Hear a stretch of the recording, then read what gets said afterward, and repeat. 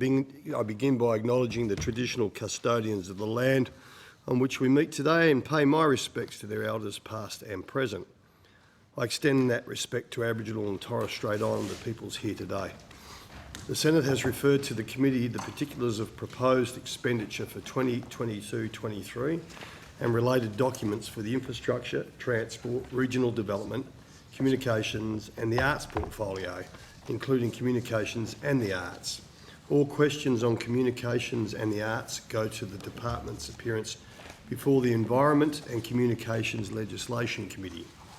The committee has before it a program listing agencies relating to matters for which senators have given notice, and the proceedings today will begin with an examination of the corporate matters within the Department of Infrastructure, Transport, Regional Development, Communications and the Arts. The committee has fixed Friday the 31st of March of this year as the date for the return of answers to questions taken on notice. Senators are encouraged to provide any written questions on notice to the committee secretariat by Friday the 3rd of March 2023. Under Standing Order 26, the committee must take all evidence in public session. This includes answers to questions on notice. I remind all witnesses that in giving evidence to the committee, they are protected by parliamentary privilege. It is unlawful for anyone to threaten or disadvantage a witness on account of evidence given to a committee, and such action may be treated by the Senate as a contempt. It is also a contempt to give false or misleading evidence. The Senate has endorsed the following test of relevance of questions at estimates hearings. Any questions going to the operations or financial positions of the departments and agencies which are seeking funds in estimates are relevant questions for the purpose of estimates hearings. I remind officers that the Senate has resolved that there are no areas in connection with the expenditure of public funds where any person has a discretion to withhold details or explanations from the Parliament or its committees unless the Parliament has expressly provided otherwise. The Senate has resolved also that an officer of a department of the Commonwealth shall not be asked to give opinions on matters of policy and shall be given reasonable opportunity to refer questions asked of the officer to superior officers or to a minister. This resolution does not preclude questions asking for explanations of policies or factual questions about when and how policies were adopted. Witnesses are reminded of the Senate order specifying the process by which a claim of public interest immunity should be raised. I incorporate the public immunity statement into the Hansard. I remind all senators that as we continue our work implementing the Set the Standard report, as Chair I will ensure that proceedings are conducted in an orderly, respectful and courteous way. An officer called to answer a question for the first time should state their full name and the capacity in which they appear. I remind witnesses who are appearing via video conference and who are not speaking to mute your microphones.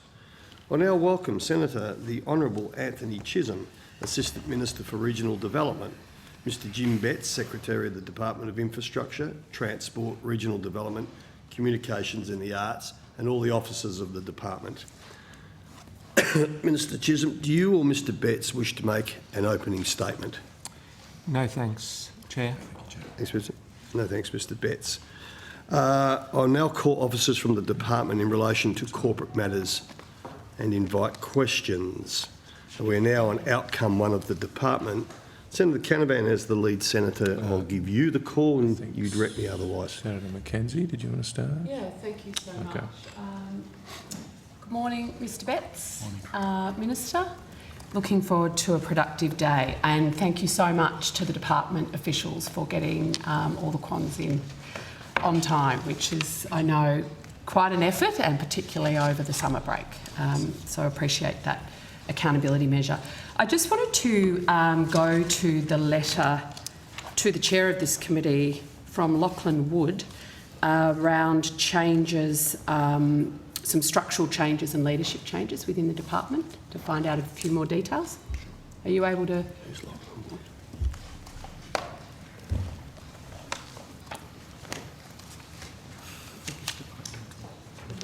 Senator Marie Bridger, Chief Operating Officer.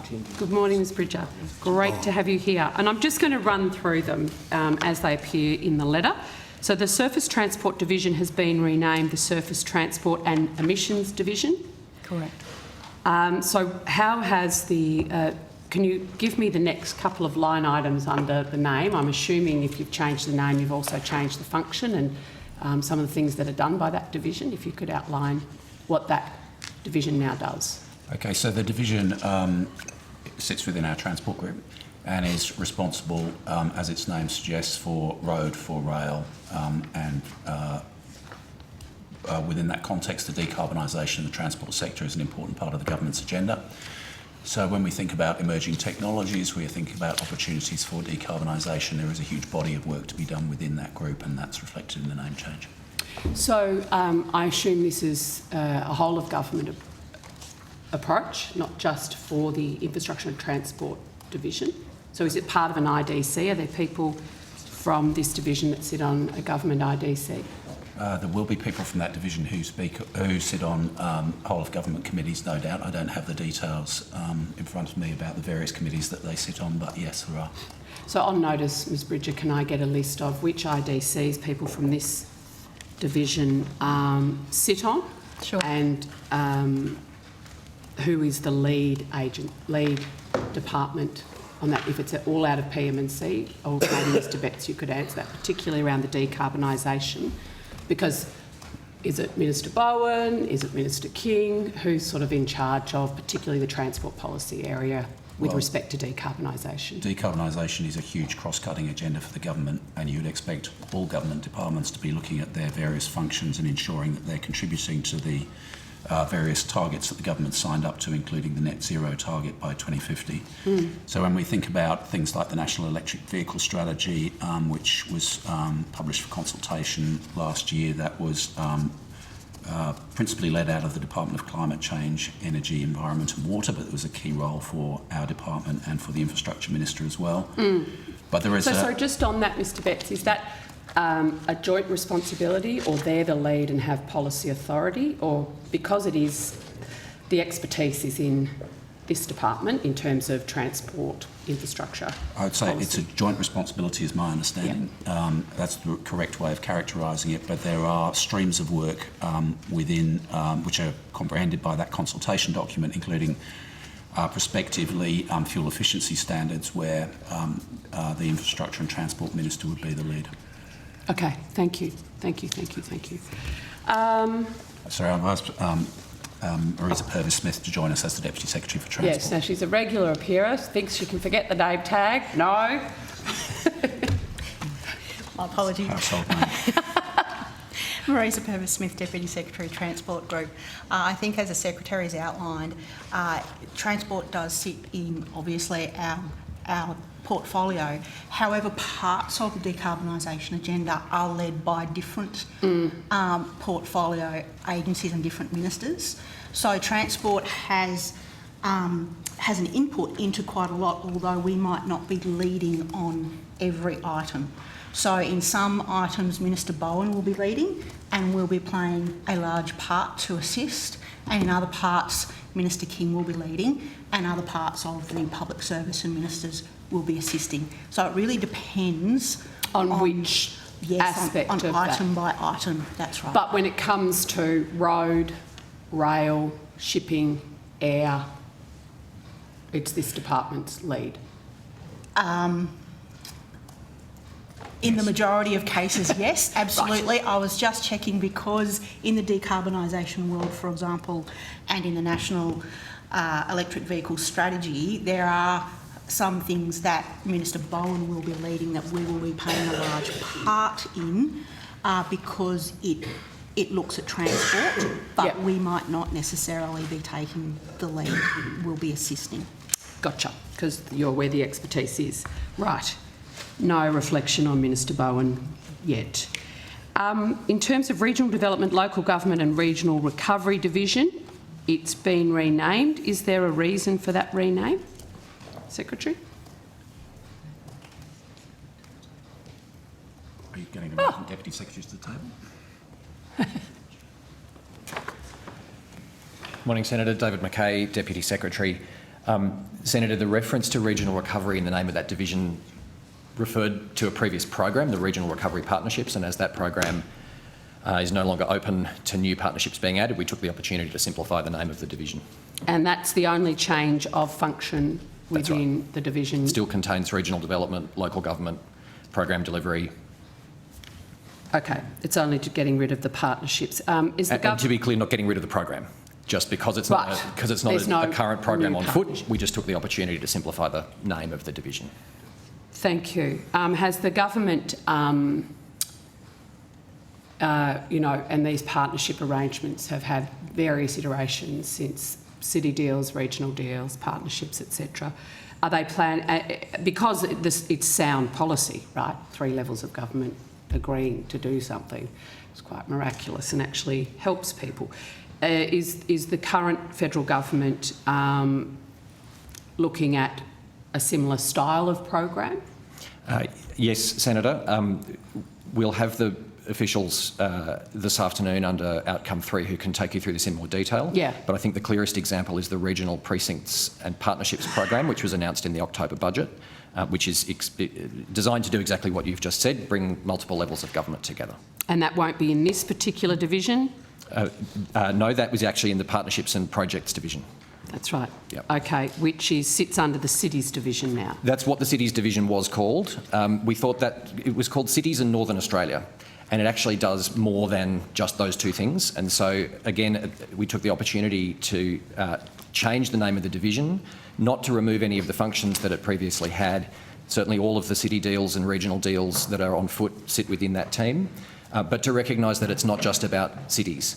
The Regional Precincts Partnerships program will be right across communities across Australia. So if we had questions for regional deals, we'll be asking them in the Partnerships and Projects That's right. division. That's right. Okay.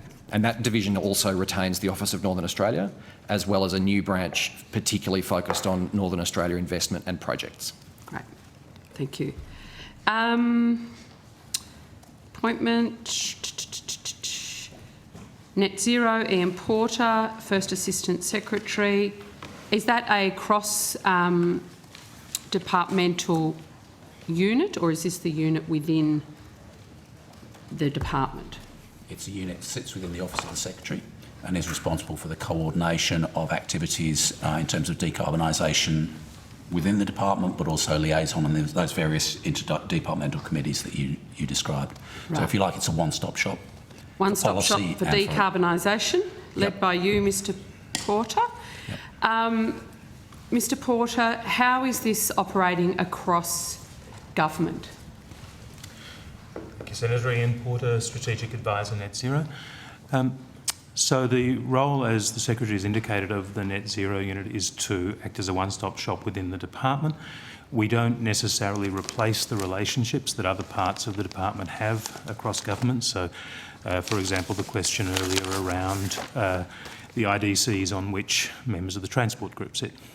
So we don't always participate in those, but we do have relationships with TQ, we have relationships with the central agencies, and we're developing our relationships with a range of stakeholders externally. Okay, thank you. The First Nations outcome, Ms Lillian Gordon. Yep. So what is the role of this particular unit within the department, Mr Betts? Okay, so Lil Gordon again sits within the Office of the Secretary. The department has various key functions in relation to outcomes for First Nations Australians. We have 3 of the target outcomes under the Closing the Gap in relation to digital connectivity, to local infrastructure and to languages. We're also working as part of the APS reform agenda to look again in the context of Closing the Gap Priority Action 3 about the way in which the department can engage more effectively and on terms of equality with Indigenous communities across Australia. And Lil Gordon, who is herself an Indigenous Australian and has extensive experience in that area as a former head of Aboriginal Affairs in New South Wales, has joined us through to the end of June at this stage to coordinate our activities in that area. And was that appointment publicised? Or like the vacancy? No, I created the position as part of the support for the APS reform agenda, and Lil Gordon was appointed by me on a non-ongoing basis into that role to set it up. Okay, in a similar way to Mr Porter was? Correct. Okay, thank you. And in terms of the reportables for Ms Gordon and that unit. Do they report against the Closing the Gap target? Is there some other document that they're working to? Yeah, so there's a position description for that role, but the principal focus, as you've rightly indicated, is the Closing the Gap outcomes, but also looking across all the different functions of the department, not just constrained by Closing the Gap targets, to ask the question, is the department pulling all the levers it can in support of better outcomes for Indigenous Australians? Okay, thank you. Congratulations, Mr McKay. Just running through the list here.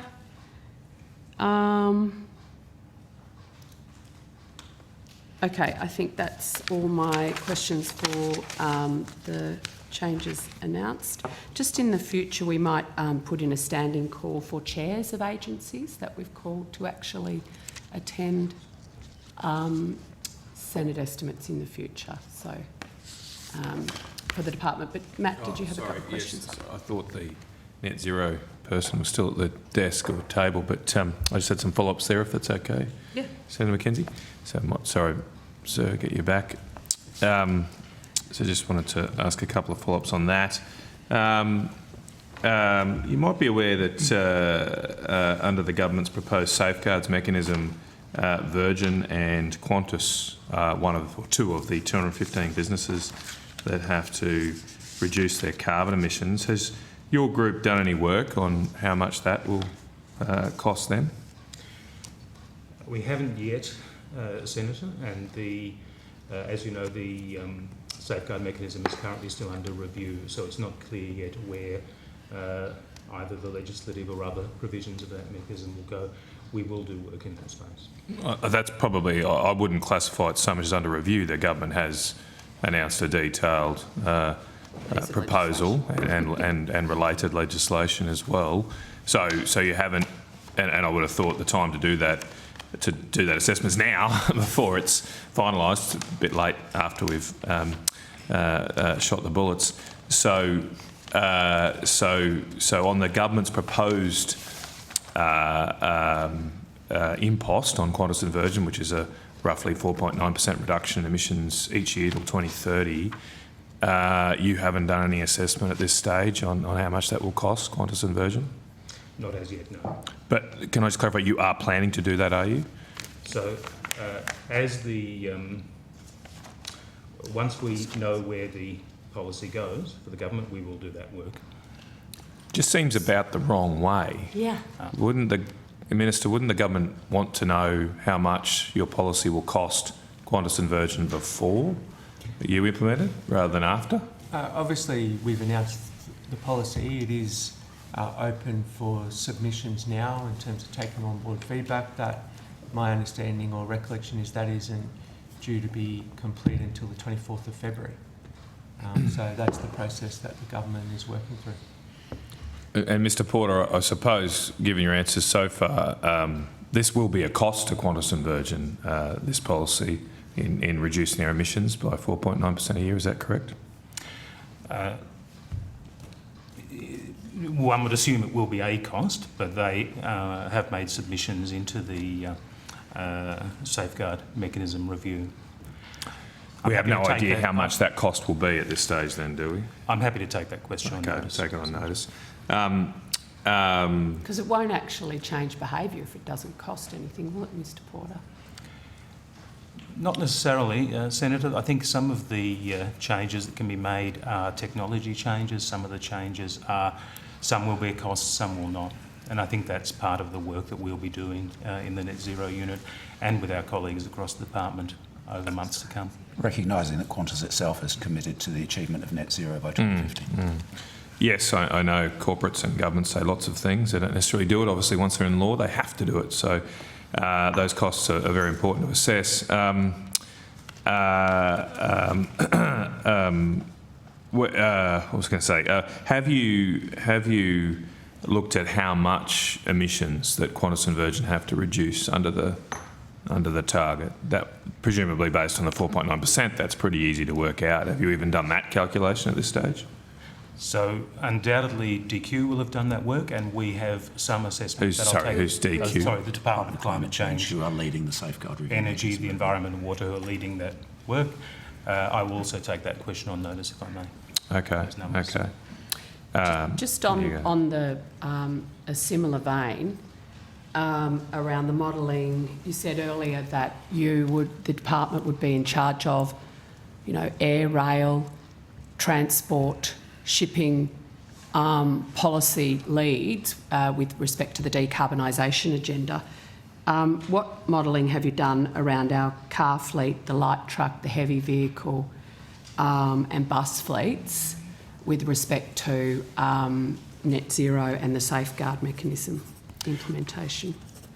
Thank you, Senator. It's probably worth just for a moment, if I may, just noting that the role of the net zero unit is to coordinate and support across the department, not to replicate the lead roles that Ms Purvis Smith's team might have in that space. So I'll defer to her on that particular question, if I may. Just going back to the... Oh, sorry. Yep, I just realised you were calling She someone might else. have your bits too. Marisa Purvis Smith, Deputy Secretary Transport Group. Senator, Department of Climate Change is the lead in terms of the safeguard mechanism. So they're doing modelling for a range of issues. We work with that department quite extensively.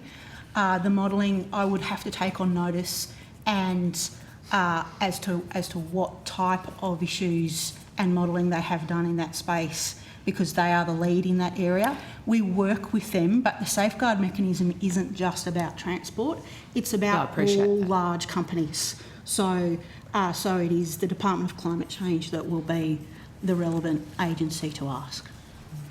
I'll have more questions after you, Matt, on this Yeah, issue. just going back to the fact, Mr Porter, you mentioned that this will of course be a cost for Qantas and Virgin. Would we expect that those costs be passed on to consumers through airfare prices? That would be speculation on my part, Senator. I think the manner in which the corporate takes that and takes it forward is really their call. But, they presumably have to. What else are they going to do? If there's an extra cost placed on a freight company, on a transport company, if oil prices go up, labour costs go up, they would generally pass those costs on, wouldn't they, Mr Porter? They would sometimes pass those costs on. I think it would be speculation to say exactly how they would. So shareholders then will get lower value or lower returns. Someone has to pay the cost. I think that's a decision for Qantas. Right. I think we can assume they do get passed on. But we don't at this stage know the government's going to do this without knowing what the cost of living impacts are on Australians. They're already suffering very greatly. This will be an additional cost. I note also in the safeguard mechanism I mentioned Qantas and Virgin, but by my sums there are 1, 2, 3, 4, 5, 6, 7, 8, 9, 10, 11, 12 different companies in transport freight, includes Pacific National, Toll Holdings, Verizon on rail. Have you done any assessment on the impact on transport costs of the government's safeguard mechanism policy? Senator, again, this would be something that is directed to the Department of Climate Change, given that the safeguard mechanism, as I said before, is not just about transport, it's about large companies. And so only, as you mentioned, only some large companies in the transport sector are included in the safeguard mechanism. So that would be a question directed to the Department of Climate Change. Yeah, okay, I'll rephrase it. You're obviously a net zero group. Have you done any assessment on how much these companies it'll cost them to get to net zero? I think that would be the corporate would be making submissions to the Department of Climate Change. But are you doing that work then to make the submissions? Are you assessing what the costs of meeting net zero for these companies? We're looking at and inputting into the safeguard mechanism and the Department of Climate Change. In terms of company by company, it becomes quite difficult because we don't have access to corporate information. You can download from the Department of Climate Change website each of these companies' annual emissions reported under the Australian Carbon Accounting Framework. They're publicly available. I can do the sums. I'm doing them right now. Looks like Qantas will be up for 70 to 100 million bucks, basically. So you can do it. It's not that hard. I'm just wondering, what does a net zero unit do? I mean, if you're not assessing the costs of transport companies getting to net zero, what's the point of you then? Why don't, I mean, the Department of Climate Change can do all this. So as you're saying, every answer sorry, Mr. Betts, I'm still talking. Every answer you've given me so far is, oh, that's a matter for the Department of Climate Change. So why have you set up a net zero unit and wasting taxpayers' dollars on these resources when you don't seem to be doing anything to assess net zero in the transport space? Okay, so the Net Zero unit was set up as recently as the back end of November last year. So it's a very new organisation and it's just been staffing up. It's 5 full-time equivalent staff, 6 staff in total, 5 full-time equivalent. So it's a small unit which is in the early stages of its work. There are multiple different streams, as we've already indicated, of work going on decarbonisation and net zero across government, including the review of the safeguard mechanism, which is being led by the Department of Climate Change. And as you correctly point out, that addresses decarbonisation pathways for some of the larger transport companies, but it's by no means an exhaustive approach to the overall sector. We also have the infrastructure sector and infrastructure construction, significant issues around embodied carbon, etc. So the Net Zero unit is a small organisation at its inception. You wouldn't expect it to be undertaking all of the work across government, including all of the modelling work. But it does help coordinate our input into multiple different streams of work. We've talked about the electric vehicle strategy.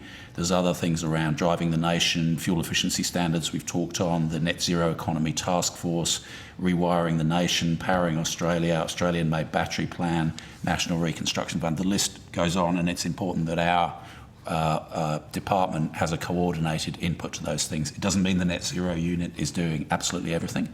And I don't buy the proposition that the only pathway to decarbonisation is huge price hikes for consumers. If, for instance, we're able to we obviously support... don't know the answer to that question, Mr. Betts, for quantitative diversion, because you're not doing the work and no one can give you the answer. Well, we will how much, hang on, how many Do you want me emissions... to answer the question or not? How many emissions, and I think the Chair, I think the minutes, the officials voluntarily departing into the scope of giving an opinion, which is, if you want to start offering opinions, we'll start asking about your opinions, Mr. Betts, but happy to stick to the normal practice. How many emissions a year does Qantas report under the Australian Carbon Accounting Framework? I think we might take that on notice. I mean, how come you do not have that answer with you? I mean, you've been working since November, what's that, 4 months, 3.5 months? I've got these figures in 2 minutes. What are you doing? How do you not have that number? How do you not have that number? It's a fair question.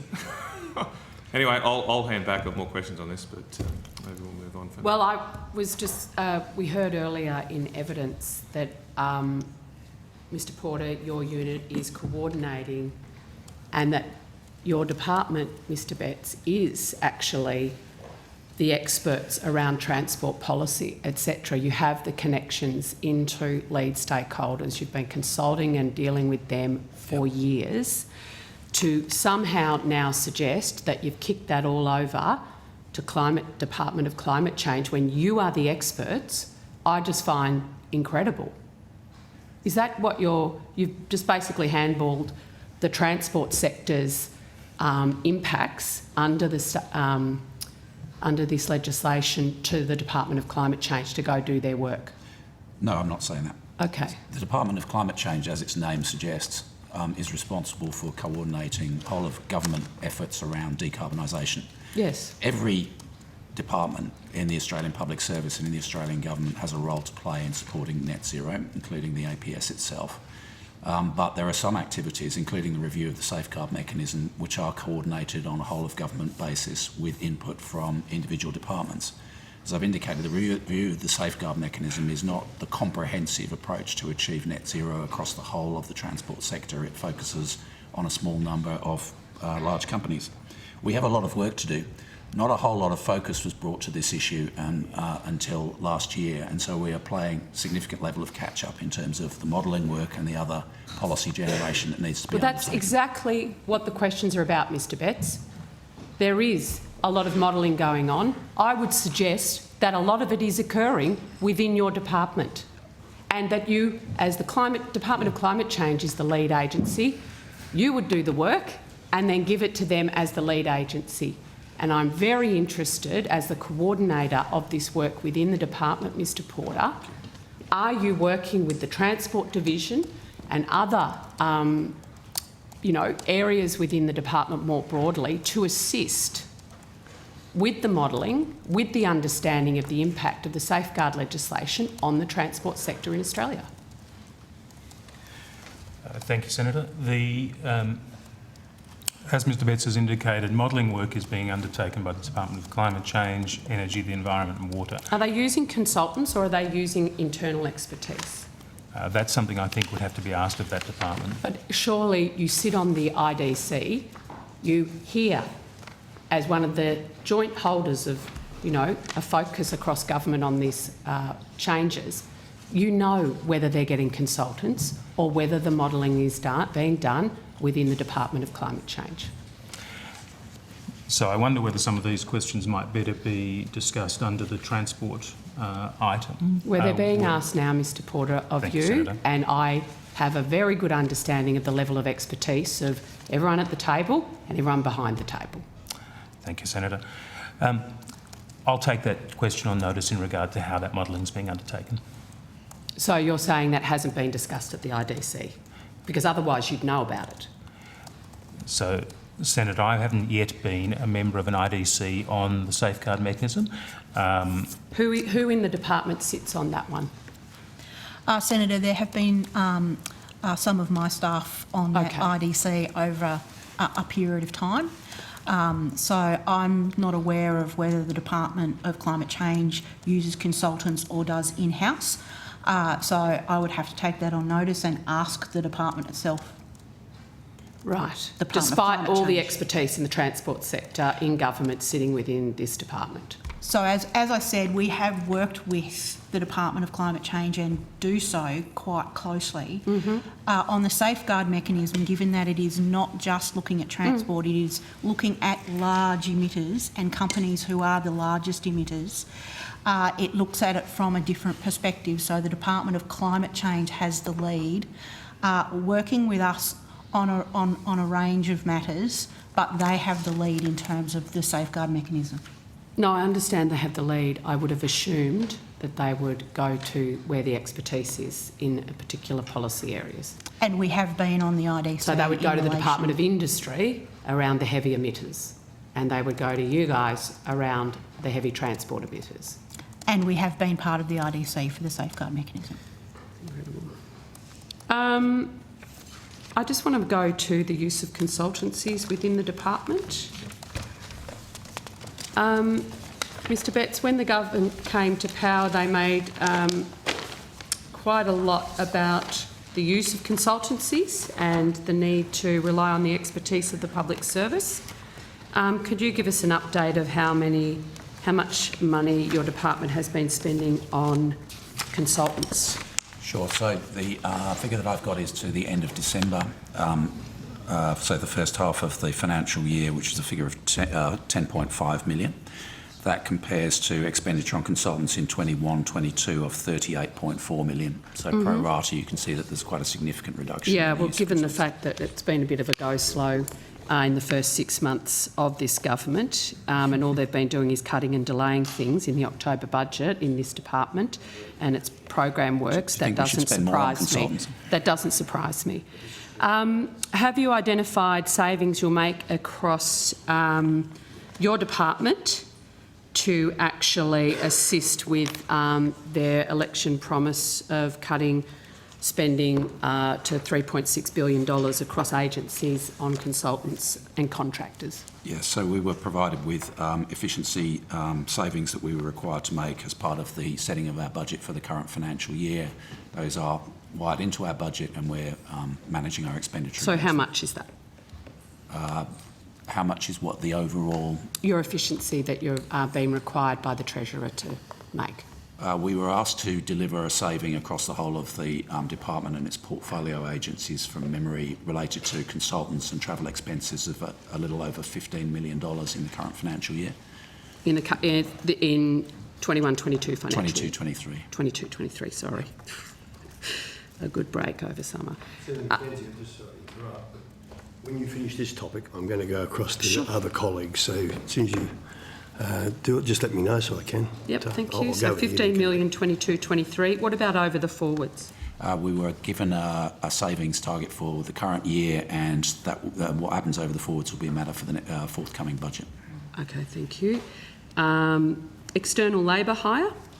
That was included within that saving, but the government has stated that it wants to reduce departments' reliance on external contractors where it makes sense to do so. So we'd expect that to be a subject for consideration in forthcoming budget as And well. you're on track to meet your $15 million savings, 22, 23. We expect to live within our means this year, yes. Advertising campaigns? How much savings have you identified you can make across the department on advertising I'll campaigns? have to dig those figures out for you. We'll try and get those for you as soon as possible. We'll do a comparison of the current financial year's expenditure to date and the previous year. I'm just happy with the current. Thank you, Ms Munro. If you could just give me a moment. Okay, no Senator, I worries. might be able to track it down for you. Thank you. Just while you're getting that the 15 million included travel, departmental travel, was that? Yeah, I mean, it was handed to us as a generic cut, Okay. but it was characterised as being a reduction in consultants and in travel expenditure, and that's where we're seeking to find those savings as a priority. Senator, I will take that on notice, but we should be able to get it back to you before lunch. Okay, thank you. And legal expenses. Have you identified any savings in legal expenses? I'm sure we have, but we'll take that on Take notice that and one we'll get on it back notice. to you this morning if we can. Can you just provide a breakdown of the funding reductions you've made in totality in each of the, so I know you've said the 15 million includes external labour hire, consultancy and travel in particular. Could I have a breakdown of what that 15 million over this financial year, how that's broken down? We'll take that one on notice as What well. is in the folders, Ms Bridger? Unfortunately, What is in the folders not if the it is not answers to what your savings questions. you've actually identified? We've got the grossed up figures, we just don't have it line by line, and like I said, we'll get those to you pretty quickly this Okay, morning. good. We want to get the information right. Yeah, I know, guessing. and So I'd let's just- appreciate that, please let us Mr check it. Betts, the right information. You haven't been informed of the expectation of savings across the department for next financial year? No, as I said, that comes through in the budget. No, I know we'll all know about it in the budget, but have you... In the budget process, I mean. Yep, okay, and we haven't got to that bit of the process yet. Can you confirm the total number of new contracts ongoing and terminating that have been issued on AusTender since the 30th of June 2022, please? I believe we do have that number, just give us a moment and we'll Awesome. get it for you. 1 out of 3? Better than nothing. I agree, Ms Bridger, and I'm looking forward to getting the others at lunchtime.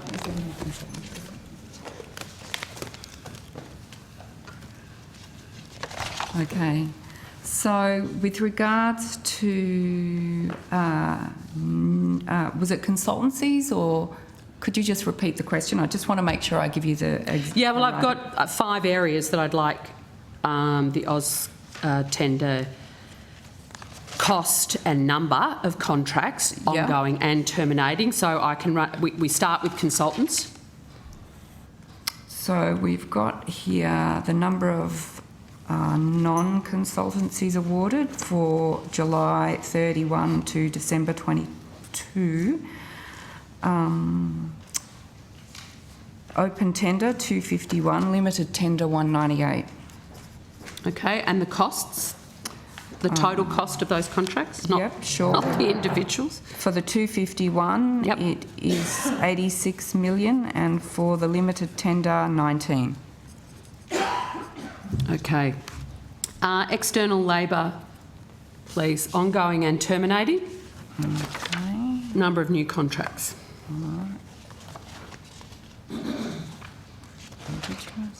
Do you have that one open here? Yes. Senator, you've got us again. We don't have that one. My apologies. We'll get that one for you later today. Okay. Advertising campaigns. It's hard to advertise if you haven't done anything, but let's see if you've got something. I might just, look, in my opening statement, I mentioned the Set the Standard report. Can we just keep it at a civil level, please? And I expect the same standard then from Mr Betts's commentary. Senator Nil for advertising. That lost me completely, but anyway. Sorry, I'm sorry. Ms. Bridger. Senator Canavan will Ms. Bridger, you have the call. follow it. It was Nil, Senator, for advertising. Neil? Yeah. Okay. And travel? Okay, travel I know has significantly, it has increased from last year because we were obviously impacted by COVID last year. Yep. So year to date, international travel, let me see, travel expenditure, total is 3.5 million. 3.5 million. Comprising 2.3 for domestic and 1.2 for international. Yep, thank you. And legal expenses. Okay, let's see if we can just give us a moment again.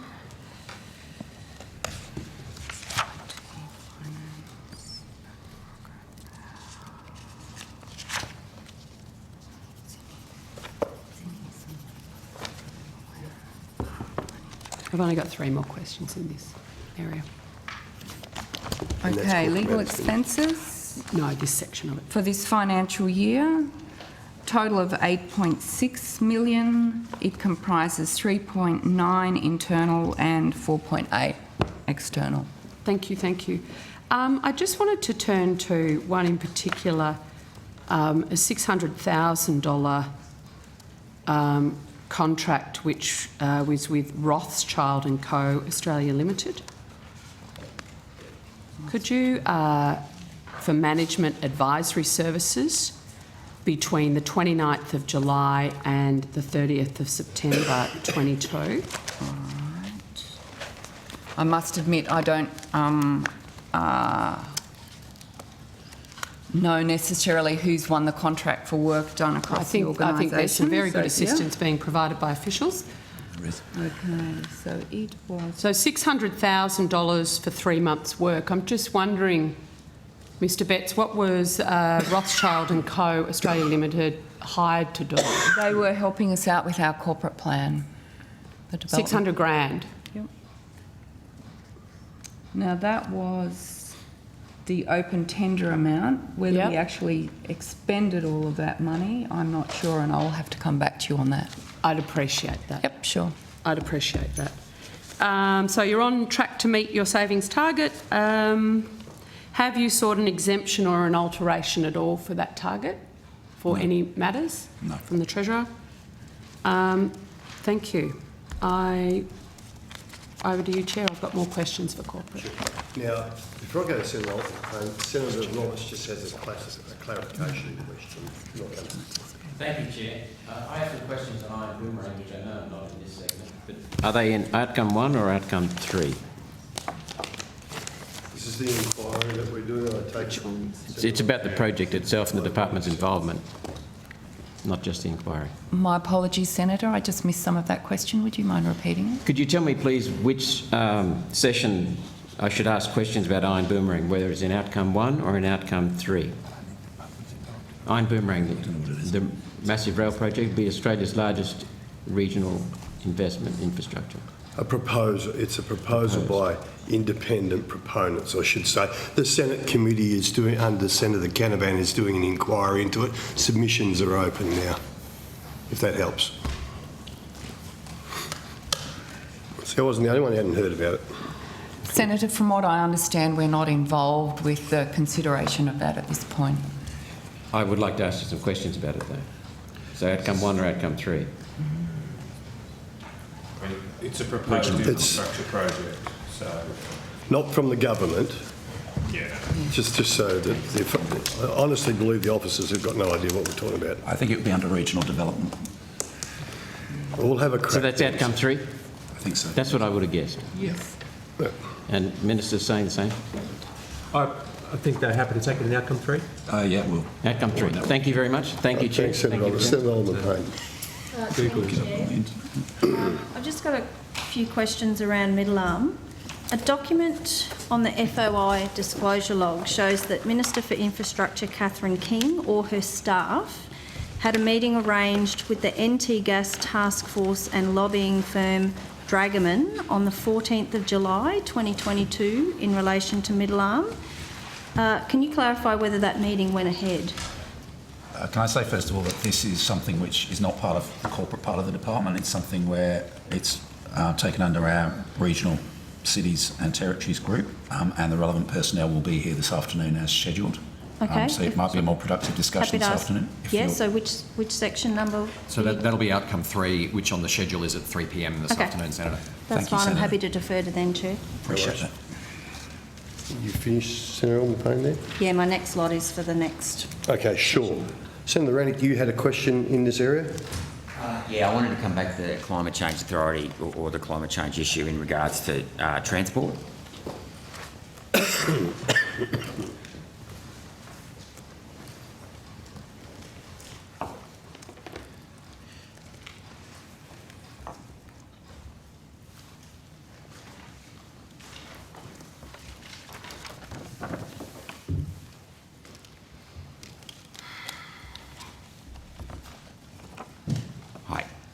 So I note that the government's going to invest $39.3 million, matched by the NRMA, to roll out 117 fast charging stations along highways across Australia.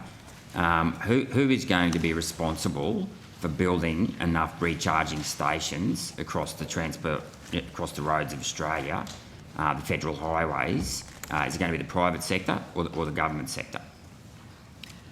Marisa Purvis-Smith, Deputy Secretary, Transport Group. Senator, I believe that question is best directed to the Department of Climate Change, as they are leading that project. Well, I know that, as we had this discussion before, they're coordinating the big picture, but this is transport. You know, we're dealing with, this is the Department of Transport as well. This is the estimates. And I think we have a right to know if we're going to start from point A, are we going to get to point B if we drive an electric car? And the Department of Climate Change is the lead for that project. So do you coordinate with the Department of Climate Change? We work with the Department of Climate Change. We work with the Department of Climate Change, Senator. The Department of Climate Change is leading that project. They are the lead on that project.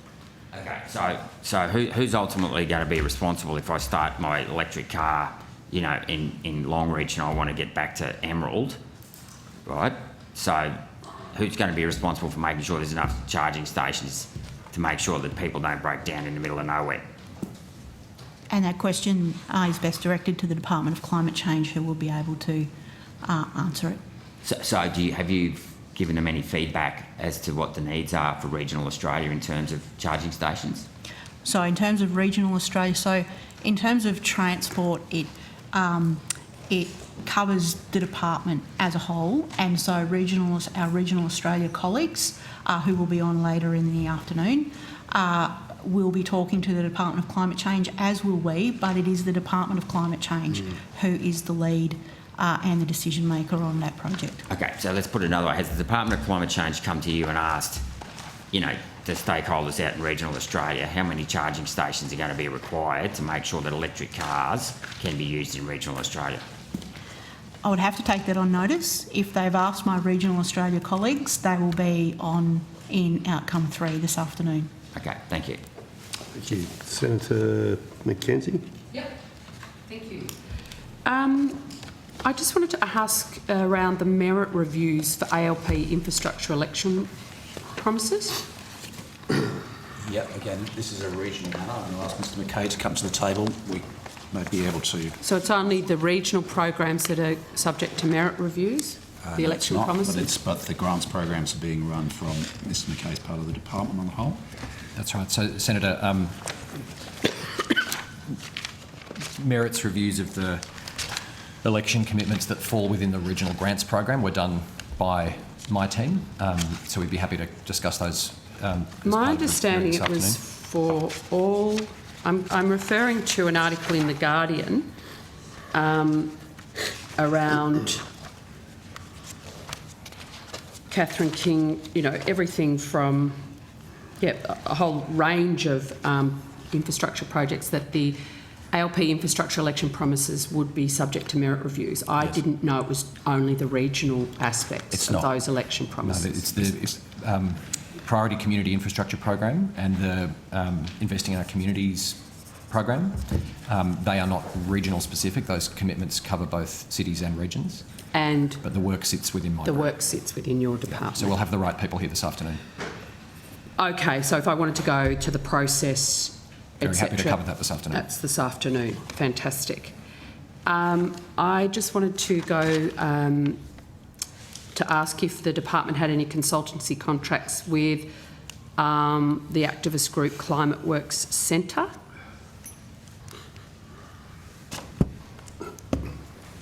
Sorry, Ms Bridges.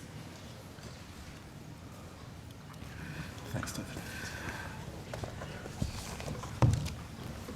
Senator, I don't believe we do, but I will take that one on notice.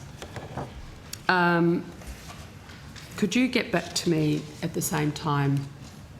Yes. Yeah, at around lunchtime. Yeah, 'cause I have some absolutely. follow-up questions. Sure, no problem. On that. I just want to ask Mr Abetz what the process is within the department and then subsequently within the Minister's office for the appointment of vacant board positions. It will depend on the entity which you're making the appointment to, and it depends on the governing legislation. Yes, about the number, etc., but typically the process you would have a scout around, you'd send, that's the process, the regular internal process I'd like to understand from the department's perspective of what the Minister gets presented with around vacant board positions. Yes, okay, so with the caveat that it's a little bit horses for courses depending on the legislation, we prepare forward looks for our ministers which indicate when board positions are likely to expire and become vacant during the course of a period sometime in advance, 6 months to a year. And we hold regular discussions with ministers about the approaches that they would like to take to filling those positions where the minister is the decision maker. In some cases, that's in the case, for instance, of government business enterprises, that would be a joint appointment between our minister and the finance minister, in the case of NBN Co or Western Sydney Airport, for instance. In most cases, we would prepare, at the minister's request, skills matrices which enable the minister to understand the type of person that we might be looking for, and we often engage recruitment firms to help us fill those positions. Are you behind on giving that forward plan to Minister King's office? That plan is is being finalised at the moment, I think. We've provided various documents in the past, but what we wanted to do was bring it together as a considered forward look so that the Minister had plenty of time to turn her mind to decisions which fell to her to make. Yeah, because they end up having to go through a cabinet process as well in the end. Usually, if they're significant appointments. Yeah, so in the incoming brief, is this something that the Minister only has in front of her now, a 6 to 12 months forward look on where the vacancies are, or is this something you've been briefing her about since June? We've been briefing her, but we on a regular basis about upcoming board appointments, but we wanted to put a little bit more structure into it so that the Minister was advised well ahead of time as to the appointments that were likely to lapse and therefore who she should be considering for replacing those lapsing positions. So those criticising the number of vacancies in many agencies, I'm just trying to get where the breakdown is, whether she wasn't advised that there were upcoming vacancies, which I'd find very surprising from the department, that it was all of a sudden a surprise. But, you know, that from June last year, she would have been having months to consider. Do you have a specific agency in mind? It's very I'm going to go to all the generically. agencies, but I'm asking about the general process because to me it seems either there's a breakdown in the department giving her timely advice, or the breakdown of the appointment is within this building, not your building. And that's where I'm trying to ascertain whether the department was giving the Minister briefs and briefings about upcoming vacancies in a timely manner, which I would assume you were doing. But I'm keen to hear if you were. And what I hear is that you really didn't start giving her forward briefings until recently when you've sort of brought it all together. No, we would be briefing the Minister and the Minister's office on a case-by-case, agency-by-agency basis as forthcoming expiries approached. What we've attempted to do in more recent times is to make that a more structured document so the Minister can see the full picture. I think from the Minister's point of view, probably the metric is not so much speed but the quality of appointments, and she is entitled to consider advice that the department puts forward and doesn't necessarily have to accept that advice. She's able to challenge that. Absolutely. Absolutely. I know that's her right. And I would support that. Just wanted to make sure the process was, as you've outlined, that she was getting timely briefings of board appointments to allow her to go through her internal processes. Yeah. All right, I think that's it for me for corporate. Okay. Any more? I just had some questions. Excuse me, Chair. Scott, my apologies. Yes. I just have a comeback to you, Senator Mackenzie, on the Rothschild question that you asked, the $600,000 question. You asked about that one, and it does go to a corporate plan, but not the department's corporate plan. It was actually analysis. You have to do that anyway regularly as part of your duties. We do. To fork out 600 grand to get you someone to help you. So it was analysis for the NBN corporate plan. So it's probably a more detailed question for comms. Yeah, the comms committee. But that was what it went to. On our line item, all it had was corporate plan. So my apologies. No, thank you. That's clarified, and a huge sigh of relief this end. Thank you. Just very quickly, how often does, Mr Betts, how often do you brief the Minister? Do you have regular meetings? Or? Minister King? Mr King, yes. I have a regular weekly meeting with Minister King, but I would say every second day. Okay, all right, thank you. That's it for me. Anyone else, any of your First Assistant Secretaries or anyone else there to advise the Minister, or just you, Mr Betts? No, it's not just me. It's the public service involves Deputy Secretaries, First Assistant Secretaries, Assistant Secretaries. So they all come up to the Minister's office? We would make decisions about who attends meetings based on the subject matter under discussion and the expertise required to brief the Minister as effectively as possible. No, I'd appreciate that, but who attends? Who attended? Depends. Who attended 2 days ago? You said every couple of days. Who attended Friday? I think the Minister was in Ballarat on Friday, but the last briefing. I don't know that she was in Ballarat. So I had a meeting with the Minister, with myself and my Chief of Staff last week. That's a regular weekly meeting. I've also been to meetings with the Minister in the last week or so, which would involve a Deputy Secretary, an Assistant Secretary and a First Assistant Secretary. So it depends on the subject matter. Okay, thank you, Mr Betts. All right, well, that concludes corporate matters. So let's move to our outcome one, improved infrastructure across Australia through investment in and coordination of transport and other infrastructure. Now, Senator Alderman Payne, I'm sorry, was your question in this area? Or was it this afternoon? No, I have questions for this section. All right, well, why don't you kick off and then we'll go around the table. Okay. I've got two lots too. One's about the Gabba and one's about Birkdale. So do you want me to ask them in two separate tranches or go through the whole lot? Mr Betts and his team, how they want to do it. Okay.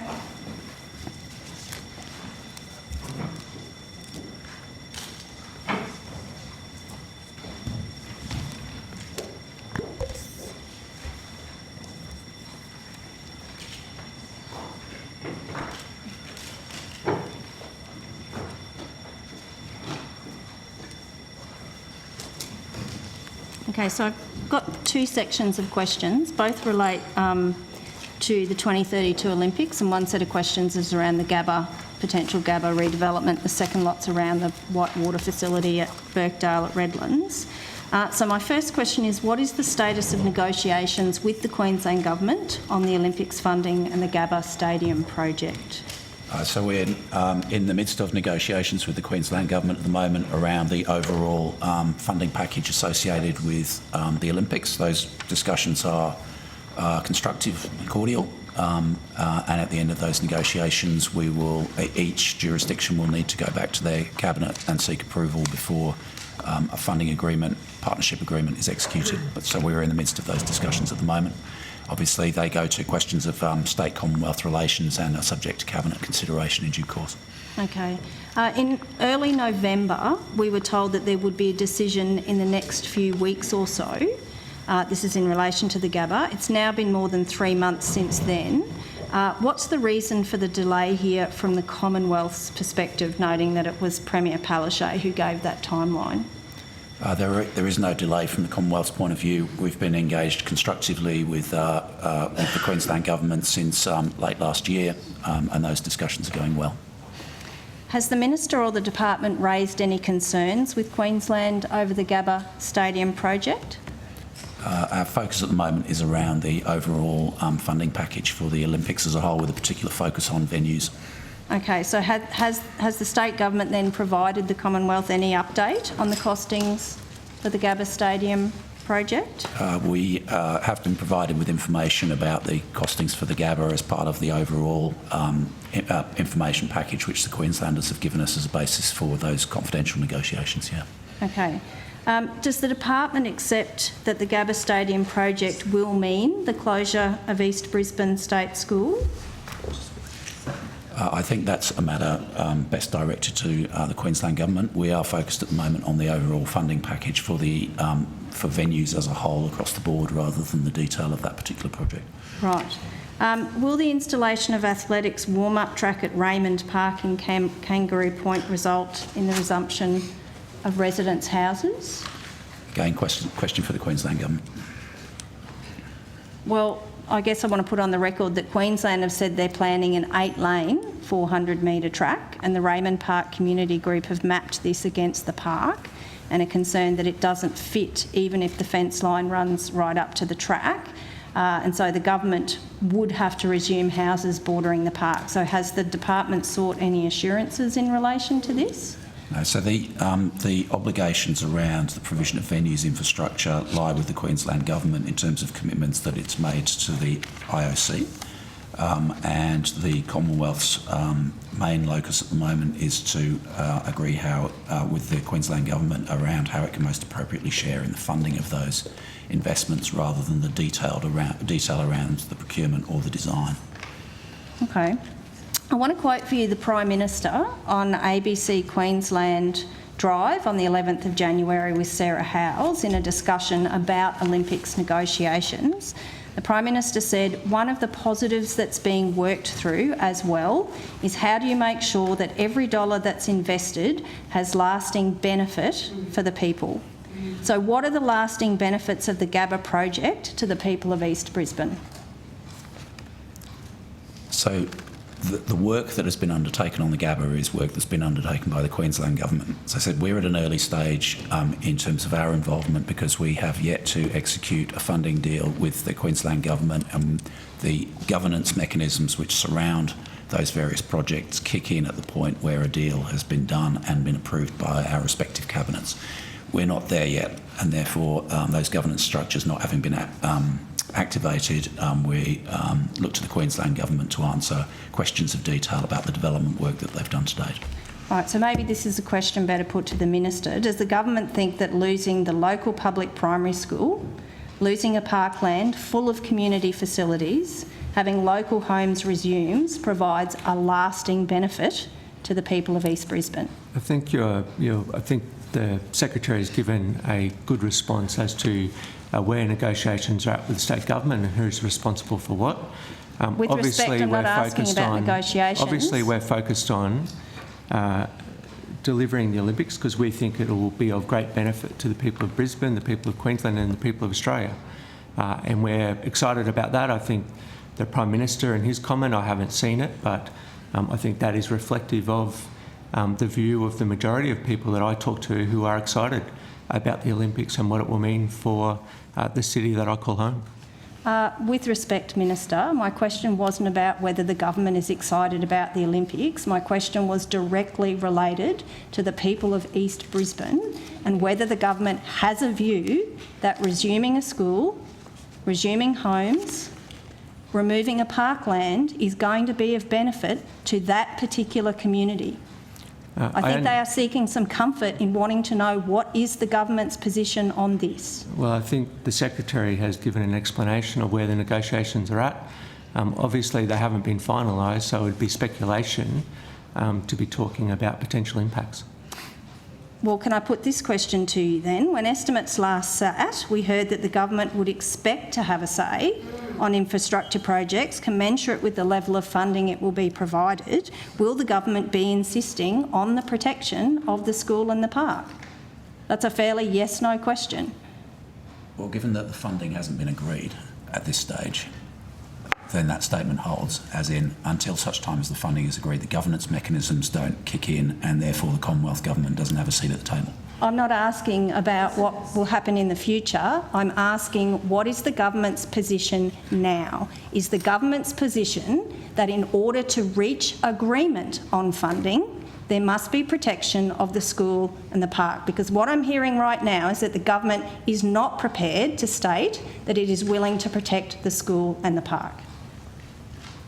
Well, I think the Secretary's given the explanation about where we're situated in terms of negotiating with the state government on funding.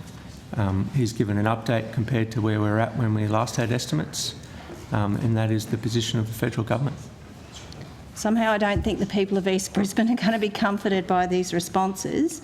It's been reported in the Brisbane Times on the 18th of January that instead of the previously agreed 50-50 Olympics funding, the Commonwealth is considering essentially allocating funding to other Olympics projects like the Brisbane Live Precinct so as not to be responsible for funding the Gabba Stadium project. Is the Commonwealth considering this? That's subject to the state, territory and Commonwealth negotiations, which I described earlier as being confidential, and to cabinet processes which have yet to take place. Is the Commonwealth trying to have its cake and eat it too, to keep on funding the Olympics but avoid the political fallout if the Gabba Stadium project goes ahead? It's very difficult for me to answer that question. What was the question, sorry? My question is the Commonwealth essentially trying to have its cake and eat it too, keep on funding the Olympics but avoid the political fallout of funding projects like the Gabba that are controversial? Very good question. I think the Secretary's given the explanation. We're committed to working with the Queensland Government to support the Olympics and the Paralympics as well. We think that it will lead to funding of important infrastructure to obviously ensure that the games are delivered on time, and I think that will be an exciting outcome for the people of Brisbane, the people of Queensland and the people of Australia as well. We've heard quite a bit, including in the Senate, when we've asked for the production of documents, that the negotiations between the Commonwealth Government and Queensland are confidential. Could you actually explain for me why the Commonwealth is keeping negotiations with the Queensland Government secret? I mean, it's not commercial in confidence, it's government to government. Why the secrecy? There's a fairly standard protocol which says that where negotiations are taking place between states and the Commonwealth, those are treated as confidential unless both parties agree that they shouldn't be. The negotiations are... Sorry, can I just... So you're saying both parties are treating it as if it's confidential, but why? My question is, why is this so secret? Well... Because it's two government organisations, obviously, which have a level of accountability to the public.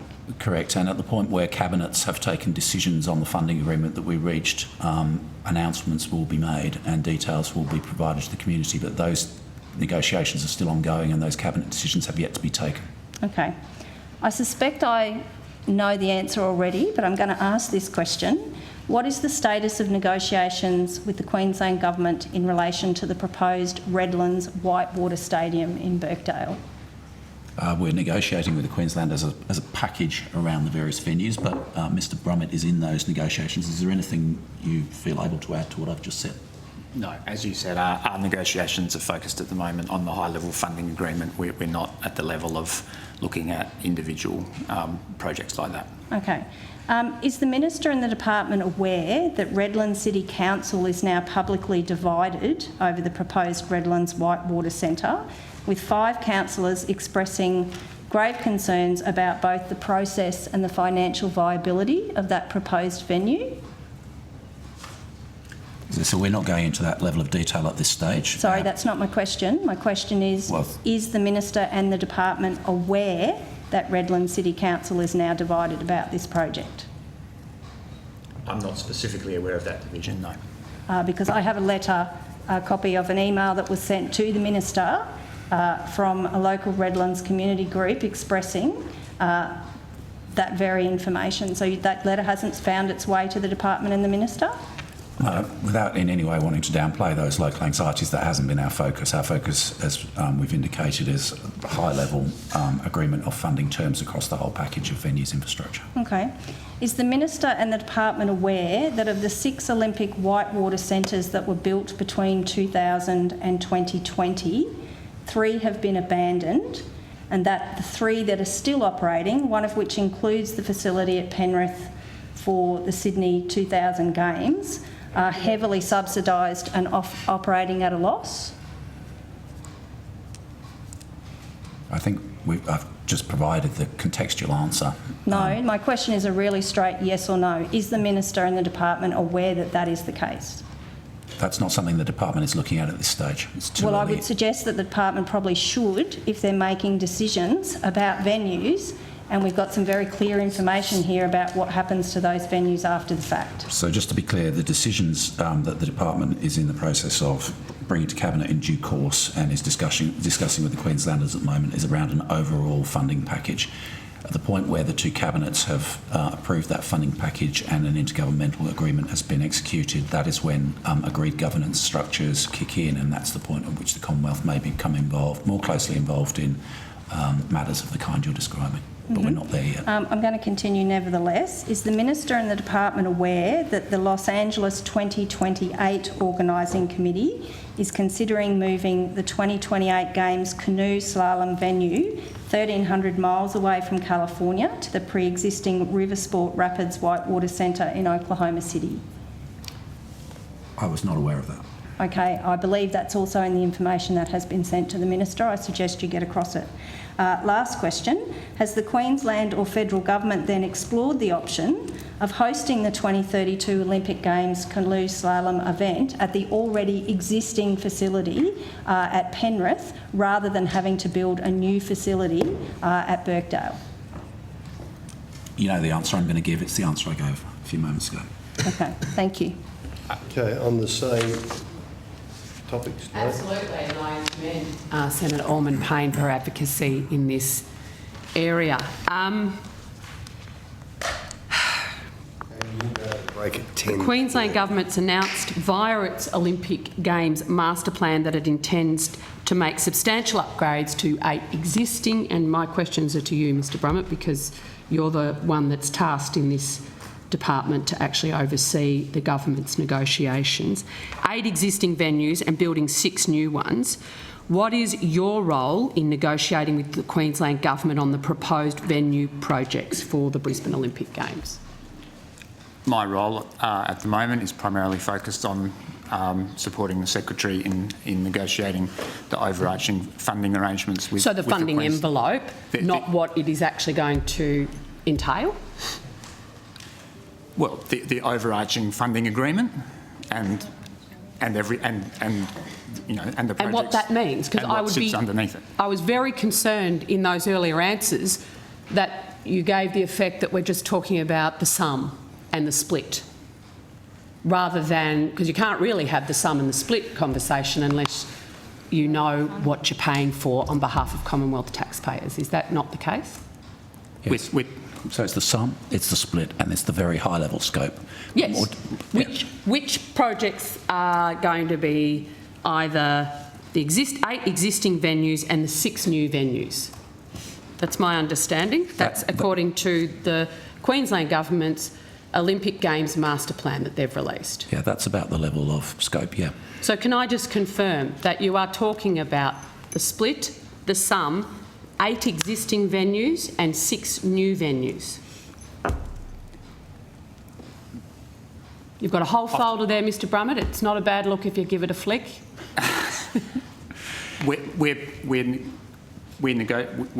The scope of the agreement will cover the overarching architecture and the list of projects that Queensland brings before us.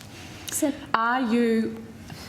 OK, I know you're not trying to be difficult, Mr Brummett. I'm not. The Queensland Government has made it very clear the venues that they think should be part of their the Brisbane Olympic. They've got 8 existing venues that are going to be zhuzhed and 6 new venues to be built, or 6 new projects. Can you confirm that, yes or no? I'd have to it sounds correct. But Yep, I'm very happy for you to take it. clarify. There'll be a schedule of venues, Senator Mackenzie. large and small, which will be part of the intergovernmental agreement which we finally strike with the Queensland Government, yes. Yes, no, I agree. But Mr Brummett was helpfully looking through his folder, Secretary, to confirm.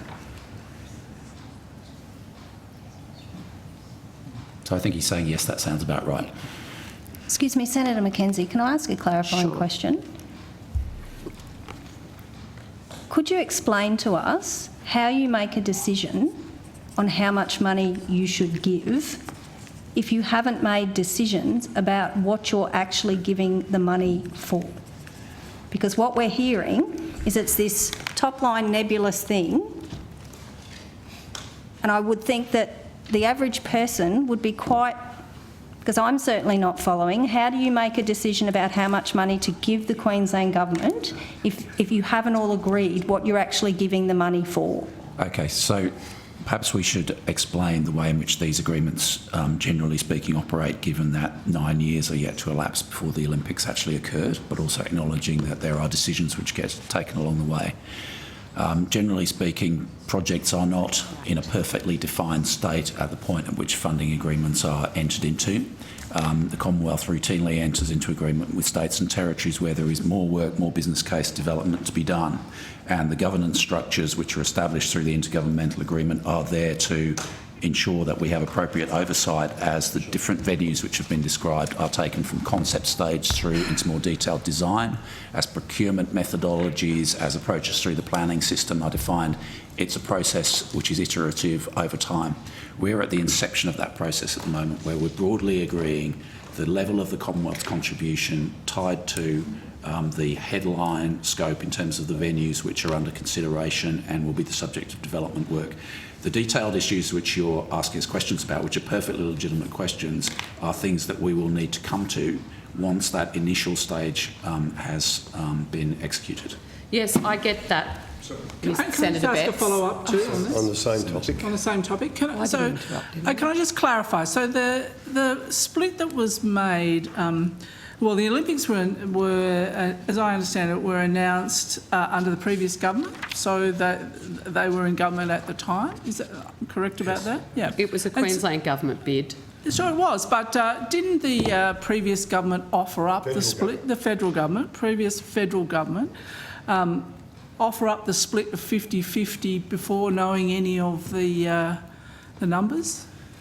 I believe there were public statements made to that effect. Absolutely. And, Thank you. And we were keen to ensure that before the current government was given any advice or recommendations on its funding contribution, that the scope, i.e. 50% of what, was more clearly defined. But it hasn't been defined in the level of precise detail that you'd expect it to be at the point where you're entering procurement. We're at a much earlier stage of development, and that's reflected in the answers that we're giving. We just don't have detailed answers to those questions at the moment, but Queenslanders have undertaken quite a lot of work. We look forward to working with them post the execution of an intergovernmental agreement when those governance structures are activated. Thank you. No, all good, all good.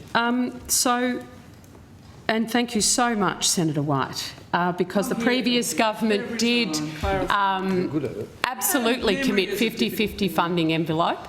The Brisbane government, the Queensland government, put forward a proposal to the IOC around what sort of projects and programs and were actually going to be part of that funding envelope, and the redevelopment of the Gabba wasn't on the proposal that the Queensland government put to the IOC, was it, Mr Brummett? I wasn't. But you know the answer to my question. I wasn't involved in the process at that time. I know that, Mr Brummett. It's quite public knowledge, and if you are our lead in these negotiations with Queensland, I assume you know very full well that the redevelopment of the Gabba was not what people what was in part of the funding proposal or the proposal that the IOC agreed to when they awarded the Olympics? Sounds like you know the answer to that question already, Senator, since you've said it's already in the public domain.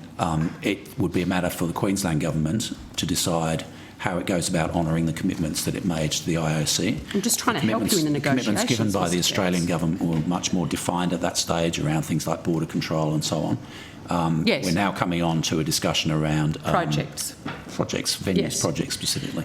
So Minister King doesn't have any role in the negotiations around games venues? Minister King has a role in terms of coordinating ministerial decision-making around games venues, but she's not obviously involved in the negotiations which are between officials at this stage. Does the Prime Minister have any Sorry, role? I should say Minister King and the Prime Minister will no doubt be having discussions with their political counterparts, but in terms of the negotiation of the intergovernmental agreement and the detail that sits behind that, that is being led by officials as a basis for presenting advice to Cabinet in due course.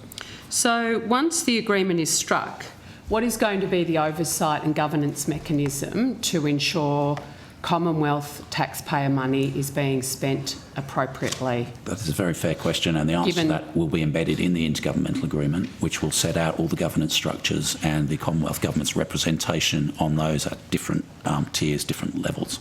So, but it's fairly familiar technology, if you like, which you'd be very familiar with from national partnership agreements for land transport. So the previous government obviously wanted a joint oversight body with both governments represented to make sure that both levels of taxpayers are funding, and the sorts of questions I think that Senator Allman-Payne rightfully raises on behalf of her communities have some level of oversight. Are you saying that that joint funding authority won't be part of the oversight mechanisms post the IGA? The IGA, which is subject to Cabinet consideration, will have embedded within it the joint governance structures which we established with the Queenslanders. The detail of those will be set out in the IGA, but our principle going into the negotiation is that our level of control through the governance mechanisms should be commensurate to with our funding contribution. And you're planning, Mr Betts, I know we have a range of funding splits on infrastructure projects, like with governments 80-20, 50-50. Is it your understanding that it is still a 50-50 contribution, federal and state, to this infrastructure? Nice try, but that is subject to that Cabinet confidentiality and ongoing negotiations between irrespective of the envelope? Well, we have to reach agreement with the Queenslanders on what the high-level scope is, what the costs associated with that scope is, and what an appropriate contribution for the Commonwealth is, rather than writing the blank cheque of saying it'll be 50% of something yet to be determined. So, Mr Brummett, the real sticking point is the scope then, isn't it?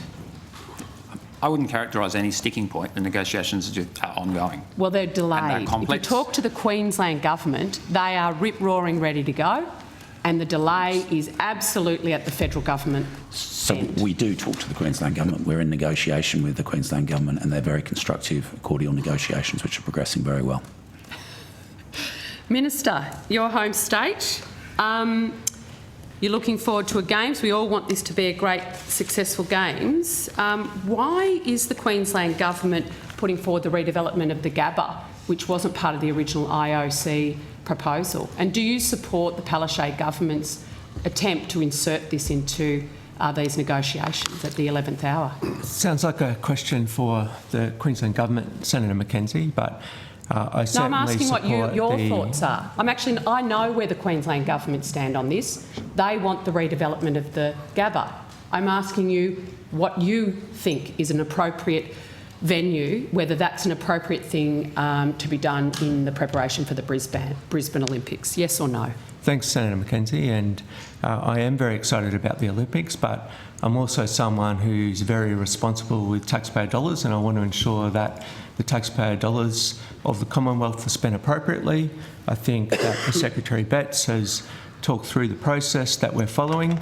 That seems very thorough and diligent to me, and I think that the Australian taxpayers would be relieved that we're treating this as seriously as we are, and want to ensure that we get a good deal for the Commonwealth.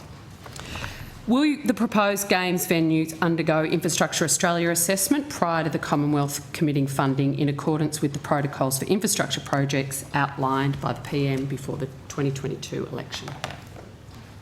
Mr Brummett? Look, Once you get an IGA, are you going to put these projects through the IA?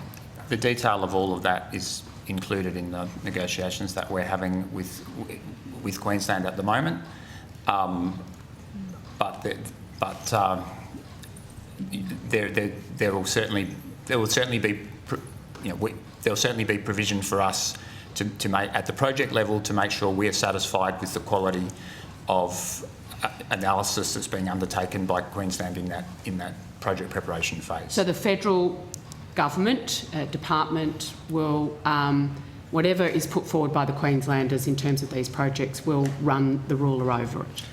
We'll be represented on those at that governance level on the projects, and as part of that, satisfy ourselves. But there won't be a separate assessment process for those projects. We will be looking outside of the joint authority or the joint arrangement. That's to be determined. So we may well, jointly with the Queenslanders, decide that some kind of external assurance would be desirable. Could be Infrastructure Australia, although social infrastructure like sports stadia doesn't generally sit within their mandate, but we would want to make sure that Commonwealth dollars were reflected in robust investment decisions supported by robust business cases.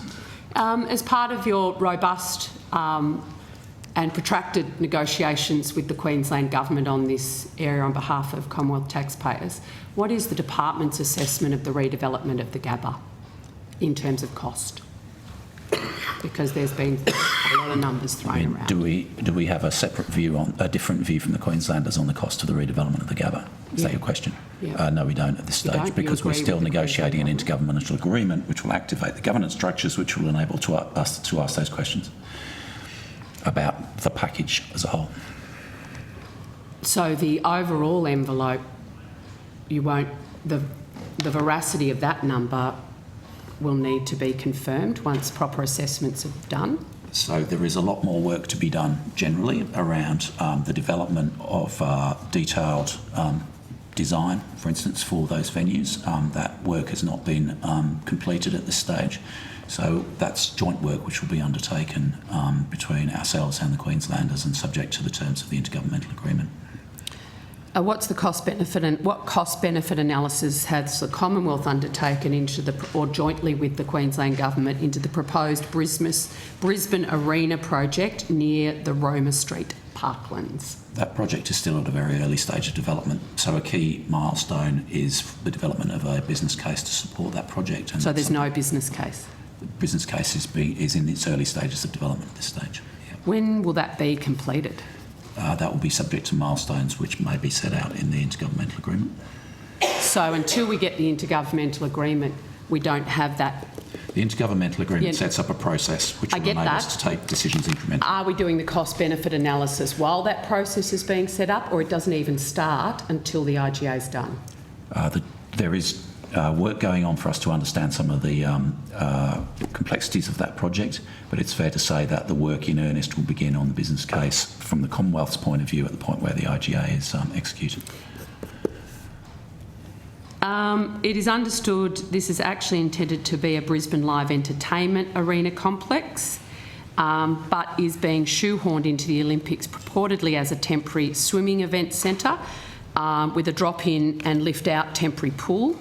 If the Commonwealth is going to be investing in sporting infrastructure for the Olympic Games, shouldn't that be, as we talked about earlier, and I think, Minister, you made these comments around legacy projects that the broader community in Brisbane and South East Queensland can access post-Olympics?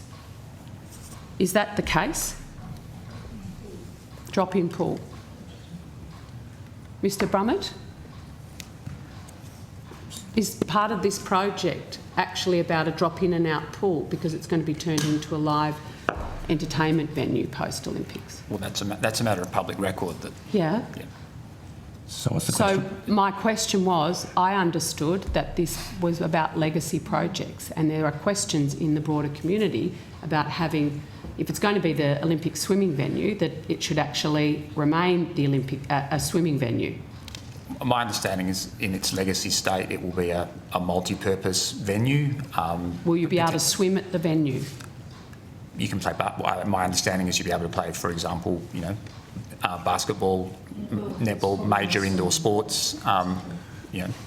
So there will be a range of legacy uses, I would imagine. So rather than dropping a pool in and out of this venue so that people can host events afterwards, why wouldn't you use the Brisbane Aquatic Centre and upgrade that to an Olympic standard? And we will make that the last question because we've got a 10:30 break. I'll return to these questions after the break. Yep. Look, I think that's getting into a level of detail that we're really not. We are, as the Secretary has said a number of times, our focus at the moment is on the overarching IGA. It's not on specific detail of individual projects. But the IGA is about specific scope and cost of specific projects and what's in the scope and what's not in the scope. What is going to be a legacy project and what isn't going to be.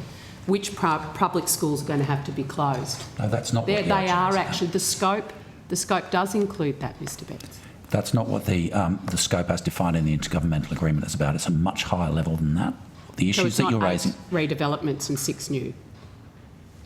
There will be a list of projects within the IGA which is covered by the funding agreement between the two jurisdictions, but there will be a power of work still to be done to get those projects ready for procurement, let alone construction. Thanks, Mr. Betts. It is 10:30, colleagues, so we will take a 15-minute break. Comment, please? Oh, my Just God. to correct the record, Senator Orman. Yes, Mr. Brown. The piece of correspondence you referred to in relation to the Whitewater Centre, that was received by the Minister, and it was replied to in the ordinary course of events that the Minister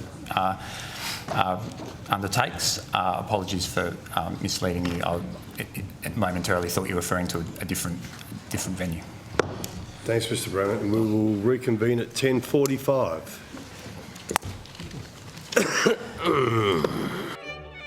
Right at the beginning, if you like. Great. We'll kick off with that now. So the most important people in the room, we're good to go, gang? Thanks very much. Welcome back, everyone. Mr. Betts, you have, or Miss Bridger has some answers. Miss Bridger, your call. Thank you very much. Senator McKenzie, a couple of answers for you. So I can confirm we don't have a contract with Climate Works, so I put that one on notice. Yep. With regards to the savings, as per a plan that we tabled 7:30, we actually didn't allocate the savings by specific type, i.e. advertising, travel, legal or external labour. What we did was we allocated the savings by group and division, and that was then worked through each of the line areas rather than attributing it to each of those specific items. You asked about advertising between 1 July and 31 Jan.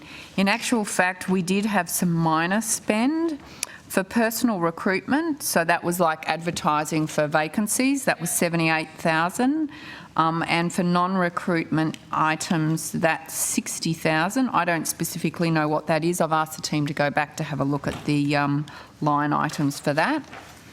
And then you also asked about contractor numbers and expenditure. So as at 31 December 2022, the department had 265 departmental contractors at a spend of 11.2 million year to date.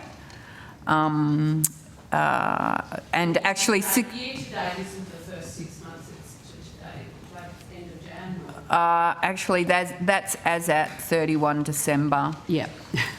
And that's actually had reduced from the 30 June figure where we had 275 departmental contractors. So 10? Yeah, reduced by 10. What was the spend change from 11.2? How expensive were the 10? That is a good question, and I don't have the spend on the 10.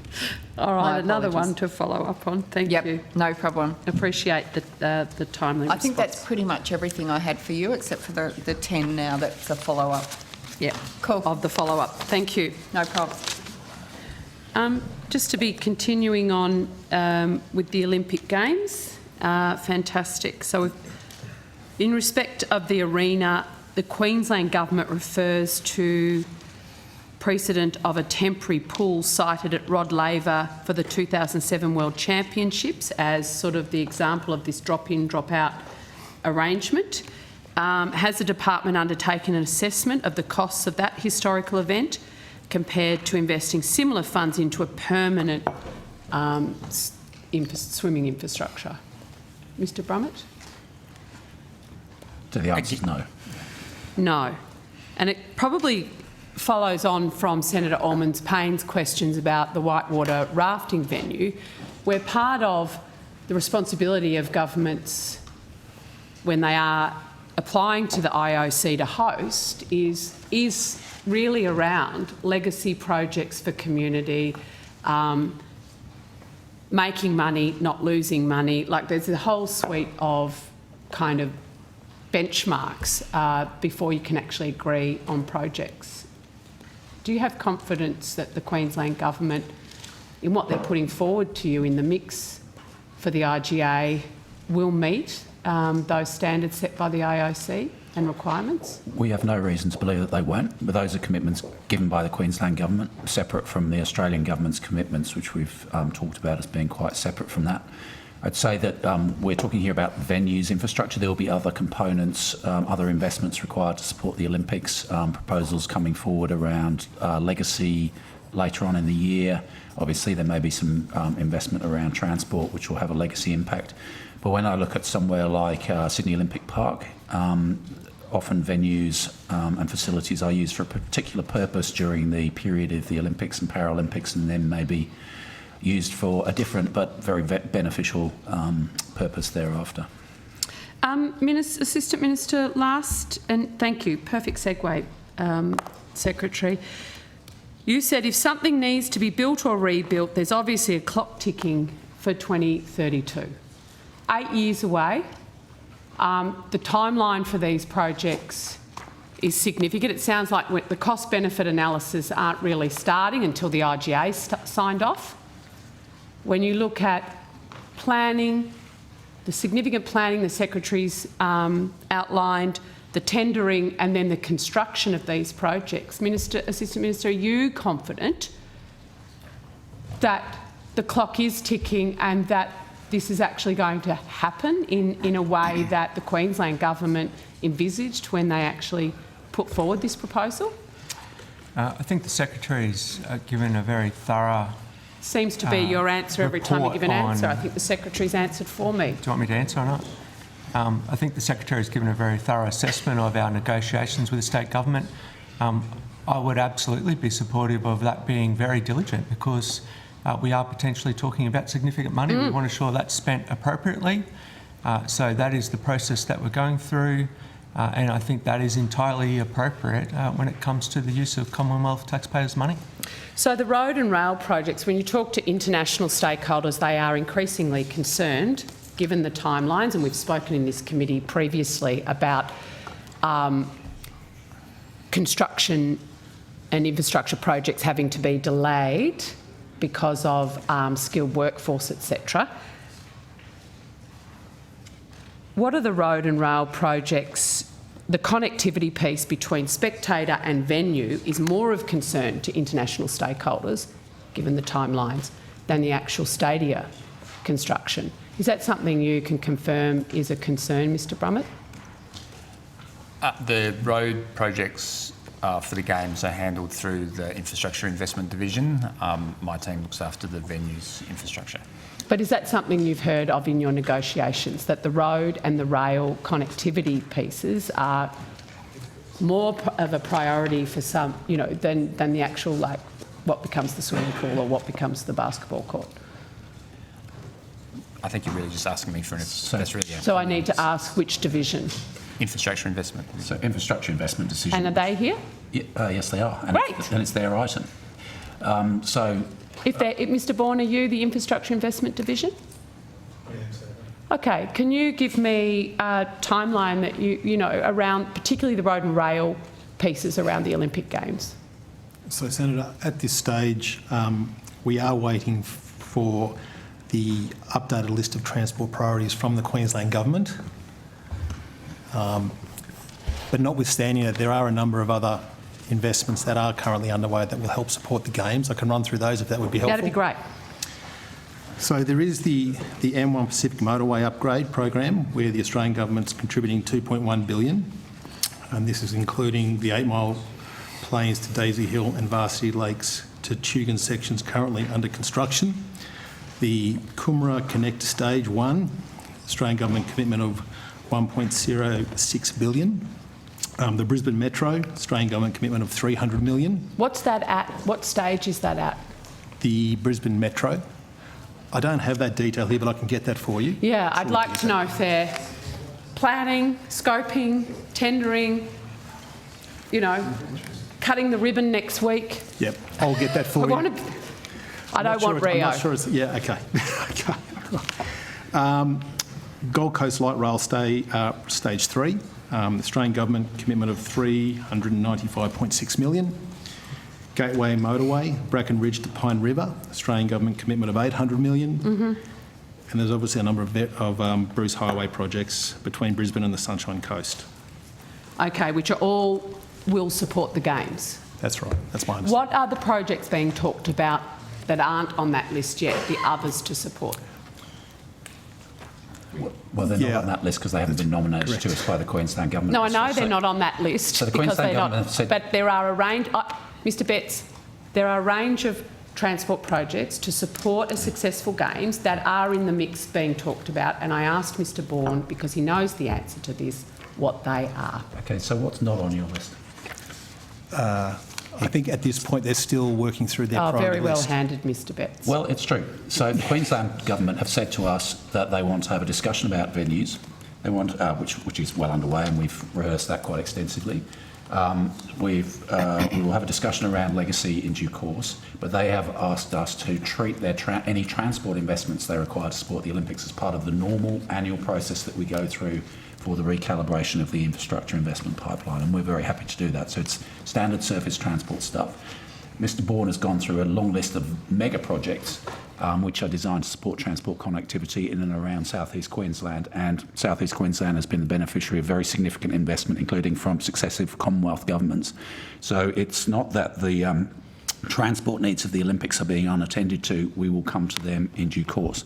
And in terms of time pressure, that time pressure around readiness for the Olympics is felt by no one more acutely than my opposite number in the Queensland Government, the Director General of the Department of State Development. He is comfortable with the timeframes in which we are operating. So, okay, he's comfortable. So, Senator Chisholm, you're not aware that any decision's been made on the stadium arrangements for the 2032 Olympics, are you? No. As a Queensland senator. Your Premier Palaszczuk said the project was locked in, despite, and I quote her with the locked in, despite concerns about the site footprint being too small and hence the closure of a public school. If your Premier thinks it's locked in, doesn't that mean that the Prime Minister is going to have to fund this? Well, I think we've gone through where we're at with discussions with the state government.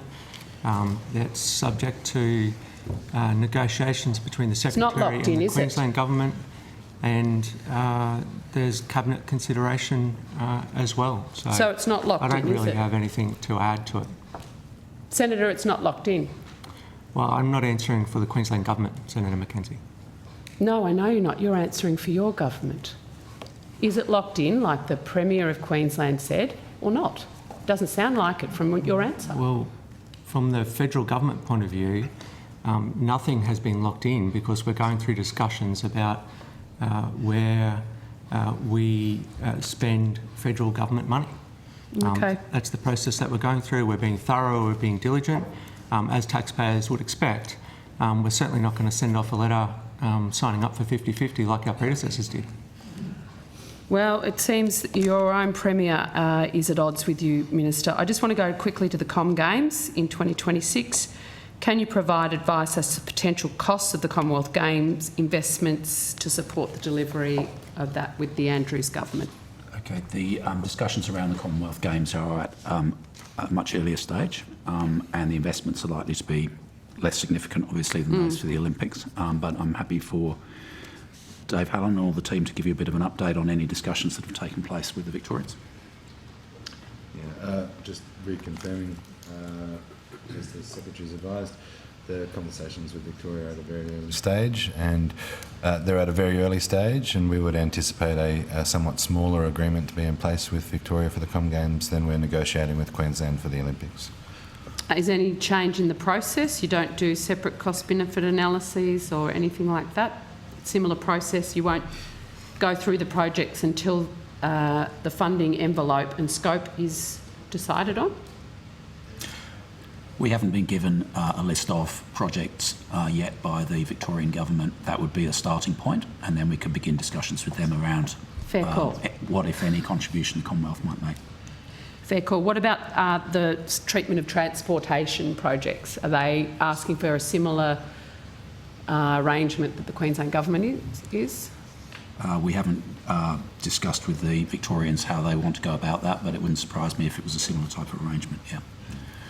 Okay, and so have any discussions been had with the Victorian Government about connectivity and transport projects to Geelong, Bendigo, Ballarat or the Latrobe Valley?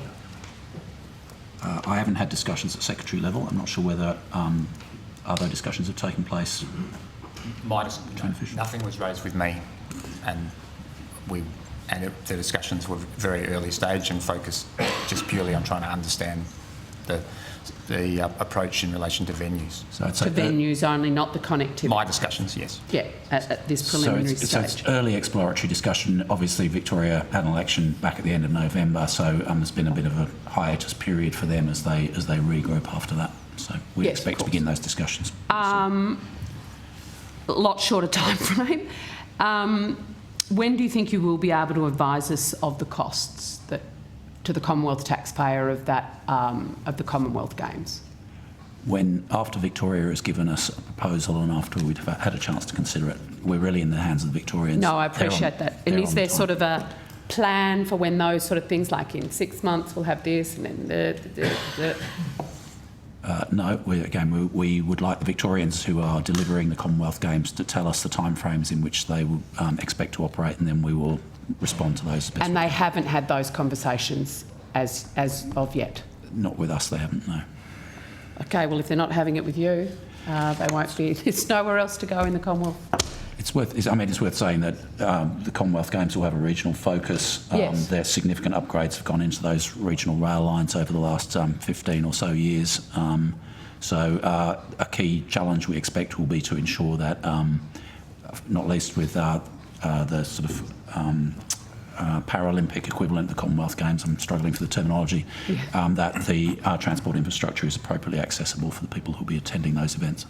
Thank you. And I had an initial conversation with Victoria, and they will be coming back. They undertook to come back to us with further information. I can't put a time frame on exactly when that will be. And that was the November chat? No, that was more recent. Oh, okay. And no timeline? You didn't say, guys, if you want it to be in the May budget, you're going to have it in by X because ERC is here. That's our cut-off line. Yeah, they understand our budget process, so they know the timelines. Right. Thank you. Does Queensland Government understand the budget timelines? Oh, yeah. I hope so. Minister, are you going to pick up the phone to Premier Palaszczuk and get her paperwork in so that Treasurer Chalmers can actually get the money flowing to these projects? So the Secretary's got it well in hand. You don't call the Premier? You haven't got her number? No, I need to catch up for a chat, Senator. Seriously, Senator Mackenzie, I do want to come across to the left side, my left side. Senator Payne. Sorry, Senator Mackenzie, we do have the answer for that question you asked before on the Brisbane Metro. Hello. Maxine Ewens, Assistant Secretary for Queensland, WA and Northern Territory.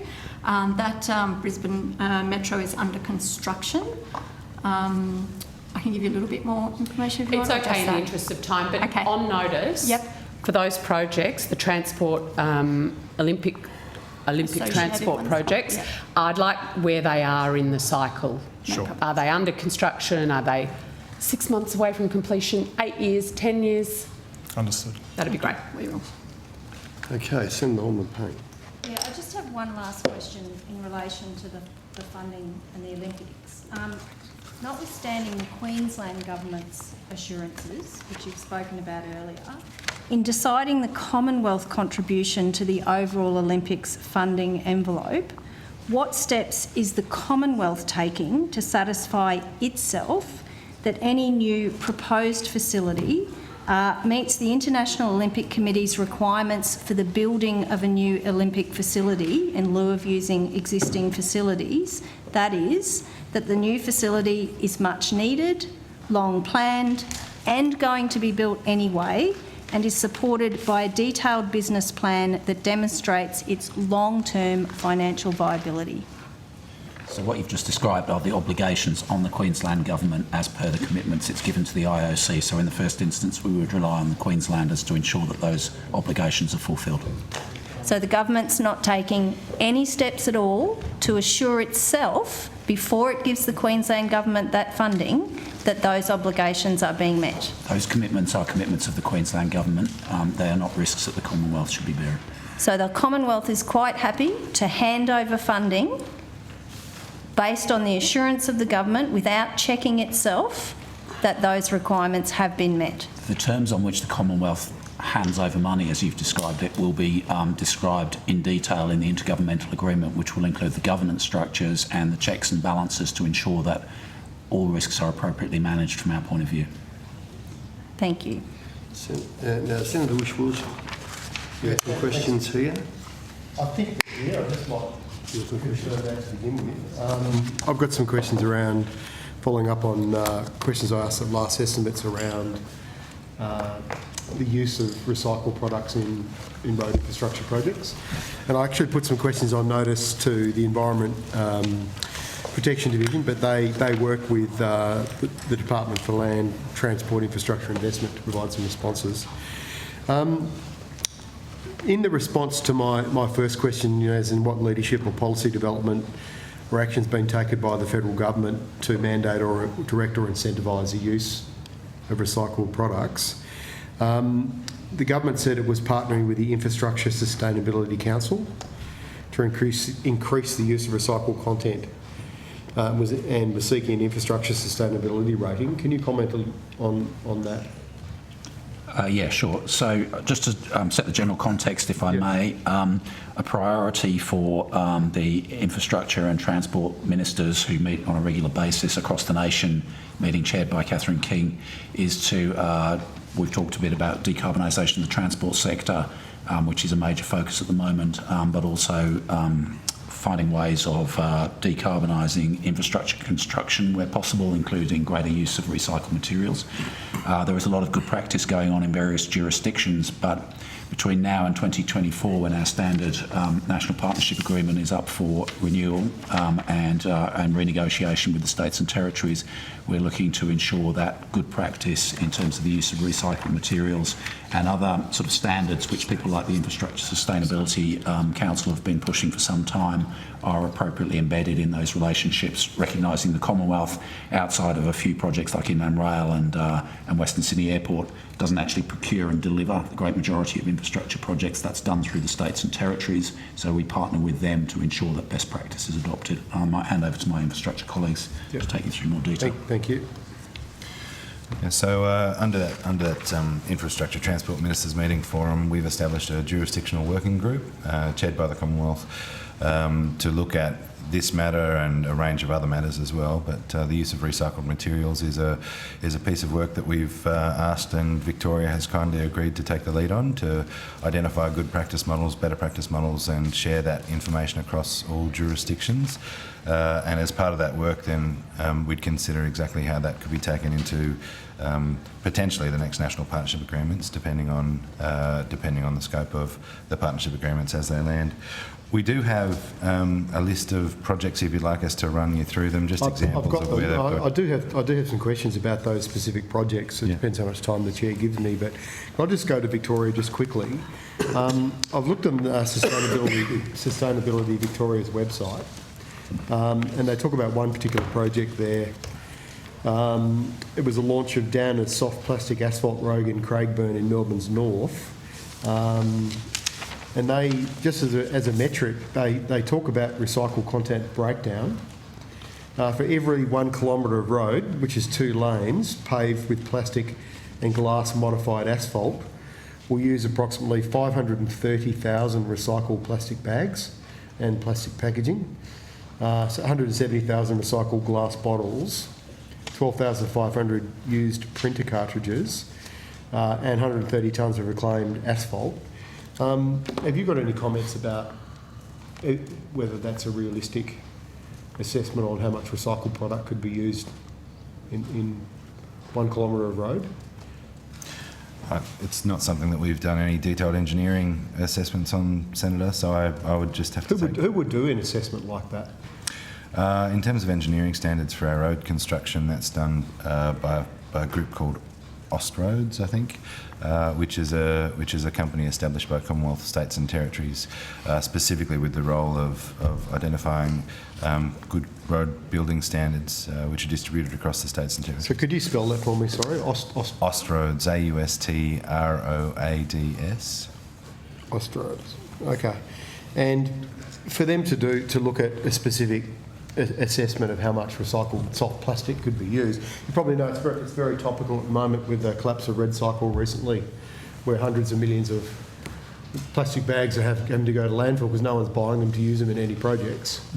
And of course the recycling industry has been asking the federal government and state governments for many years to step up and procure recycled plastics, especially for infrastructure projects. So how would Austroads? Austroads. Roads. Ausroads. Roads. Yeah. Crikey. There you go. Who would something wrong? I've still got some wax in my ear. Pennies drop. So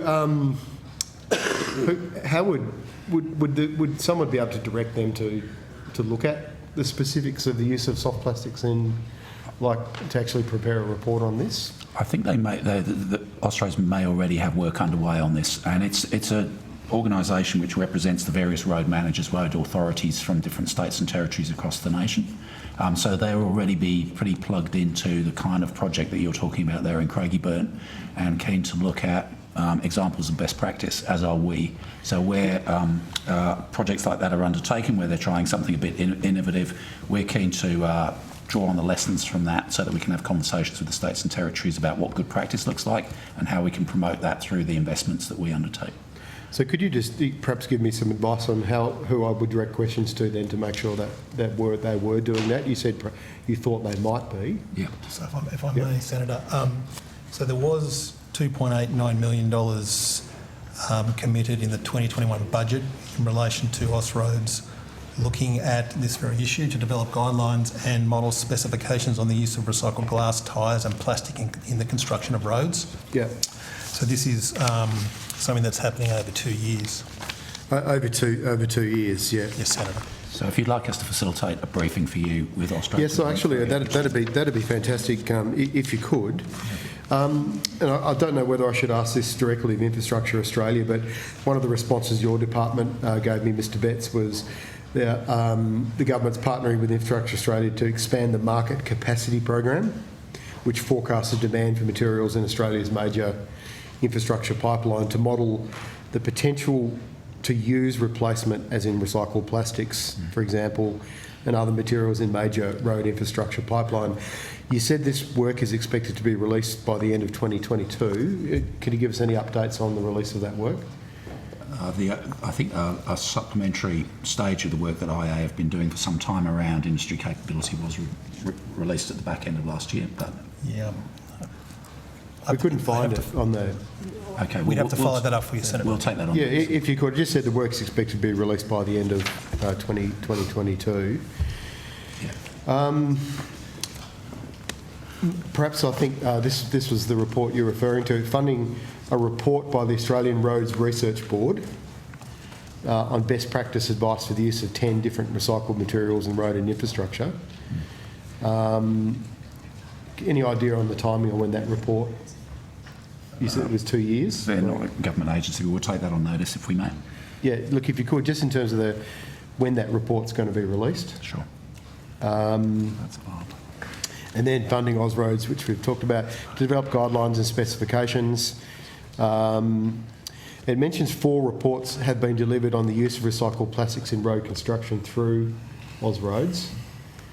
The first report was April 2021, examined the most suitable types of road grade recycled plastics for incorporation into asphalt. The second report, September 2021, detailed the development of various testing frameworks and methods to assess emissions and microplastics release. The third report was May 2022, detailing the findings for dry and wet methods of plastic incorporation into asphalt. And then there was an annex to that, or part B of that report, in October last year, investigated the mixed method of inclusion of recycled plastic into asphalt and some other points. I suppose now these reports have been released, I was interested in where we go from here. Like, how will people read them? Like, how do we incentivise state governments, for example, your partners, to read these reports and use this information now that it's been prepared?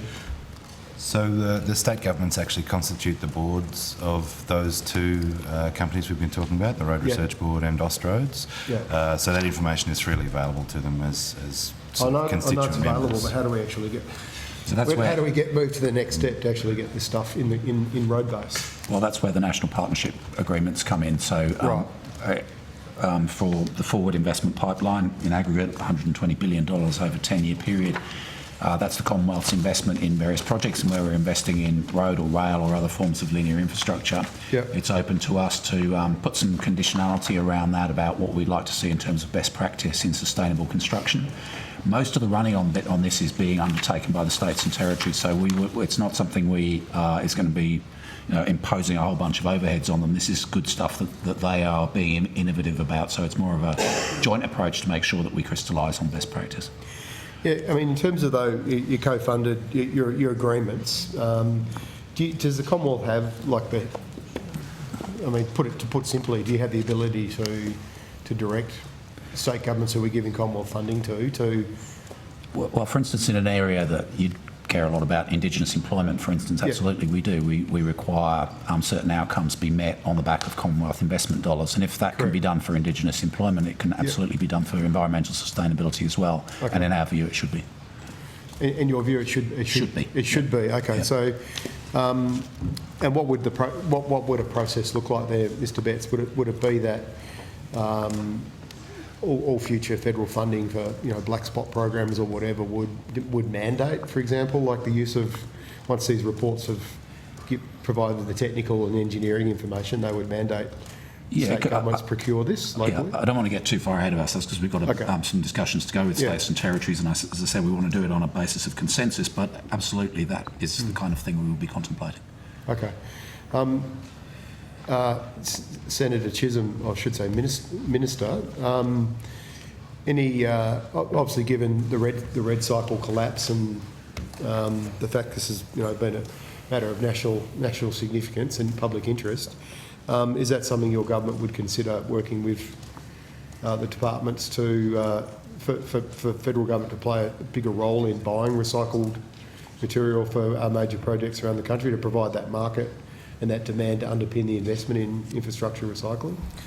Thanks, Senator Bush-Wilson. I'm happy to take it on notice and provide some more thoughtful feedback from the Minister, but I certainly understand your advocacy, and I remember you coming in and talking about it at our last estimates as well, and I understand the potential. 11 years I've been plugging away on this kind of stuff, but speaking to the recycling companies, they want to spend more money and upgrade and modernise their infrastructure, but they say if they don't have the market there, they're not going to buy this recycled plastic or these plastic bags from people like RedCycle until they know they've got a market, and they want government to maybe set the market if that works. So our expectation would be the combination of the work Infrastructure Australia and others have done to describe the national pipeline over the medium and long term of infrastructure investment, combined with having some measurable commitments or obligations within national partnership agreements between the Commonwealth and states and territories around the use of recycled materials and other forms of decarbonisation of infrastructure, provides the framework in which the private sector could invest with a degree of confidence in the recycling facilities that you're describing. Yeah, thank you, because you give me really good information with questions I noticed around multiple projects around the country that the federal government's partnering with state and territory governments. But just to pick one, for example, the Molonglo River Bridge in the ACT, it mentions, in terms of recycled material, the project will utilise a to-be-determined percentage of recycled plastics in the pavement mixture for the road construction. I'm just interested, maybe now's, I don't have time to go into detail now, but who determines that recycled percentage, for example? Is it based on the reports done by Ausroads, or is it? It would be subject to, to the extent it found its way into a national partnership agreement, it would be a negotiation between ourselves and the relevant delivery authority based on the characteristics of the project, but also a shared understanding of what good contemporary practice should look like. Okay, because clearly there's hundreds of kilometres of road being the federal government's, or thousands of kilometres probably, and based on the Victorian data there and how many plastic bags can be used per kilometre of road. I'll just read that again. That's according to them, that's 530,000 recycled plastic bags per kilometre of road, just to make up a small percentage of the asphalt. And there's a market. It might not be necessarily high value, but there's certainly a market there for these recyclers. So thank you. I'll put some more detailed questions on that. Thanks, Senator Whish-Wilson. Senator Duniam, you had your hand up earlier. Oh, sorry, Senator Payne. Excellent. All right, I've just got a couple of Tassie-related questions, and I hope I can ask them here. I wanted to start with the Macquarie Point Stadium proposal. So I understand a business case has been submitted to the Commonwealth Government. I wonder whether this department has had a look at that, where the process is at, if there is a process. We have had some discussions with the Tasmanian Government. They are looking at the stadium in Macquarie Point. Those discussions are at a fairly early stage. So has your department secretary received this business case? No, I haven't received a business case. I've received some PowerPoint material, which sort of sets out at high level what is contemplated for that location. So I had understood that Prime Minister had received a business case, and maybe that's gone to PM&C, I don't know, but you're not aware of that? No, I'm not aware of anything that I'd characterise as a business case. Sure. No, that's fine. Thank you, Secretary. And so then, from your point of view, you've got a high-level ask with a bit of promotional material, and that's it. There's no firm costings or anything like that for your department, who would ordinarily be the agency, I gather, responsible for administering funds if the Commonwealth agreed to provide funds. You've got nothing to work off yet. That's not entirely true. The Tasmanians have given us some high-level costing, but Mr McKay has joined us at the table and he's had more detailed discussions than I have. Thanks. Senator. The relevant team within the department is in the Region, Cities and Territories group, which I lead. So it might be better to come back to 3 o'clock when we reach outcome 3. Okay, all right. Well, I'll do that then. I'll try my luck on a couple of other issues, but I will thank you for endeavouring to give me some information on that. Is the Mornington roundabout commitment something that this section would look after? Yes. Okay, could I understand where that commitment is at? Senator Rob Bradley, Assistant Secretary of the Victorian Tasmanian South Australia branch. So the Mornington roundabout was a commitment made by the government as an election commitment, and was the $30 million was confirmed in the October budget. Yes. And so I presume the Tasmanian government would be responsible for planning and then executing a project. Where is that at? That's correct, Senator, and Tasmania is going through that planning process to work out what the solution will be, particular designs, and will come back to us with a proposal. Okay, any indicative timelines available? And if you need to take that on notice, that's fine. No, I should have some timelines there, Senator. Indicative, fine. And while you're looking for that, I would just ask, and it probably is something for later on, but the Cradle Mountain Cableway, is that a different part of the department that I might need to ask later? Cradle Mountain Cableway, the $30-odd million Commonwealth Government commitment to that? I'm not familiar with it. We'll check. We see it maybe the Environment Department. It's been kicking around a while, but okay, well, if someone's able to check, that'd be great. I have some feeling it was funded through the CDG, which might make it another group later on. Okay, well, I might come back on that. Is that you, Minister? Will you be at the table then? Depends on timings. Okay. Might have a Tasmanian. Oh, hello again. Do you want me to talk to you at 3 o'clock about Cradle Mountain as well? Has just suggested I need a T-shirt that says "Come back under Outcome 3." So yeah, okay, all right. I'll come back out under Outcome 3. And are we... Yeah, so the Mornington Roundabout, we're expecting at this stage the commencement of the project to be early 2024.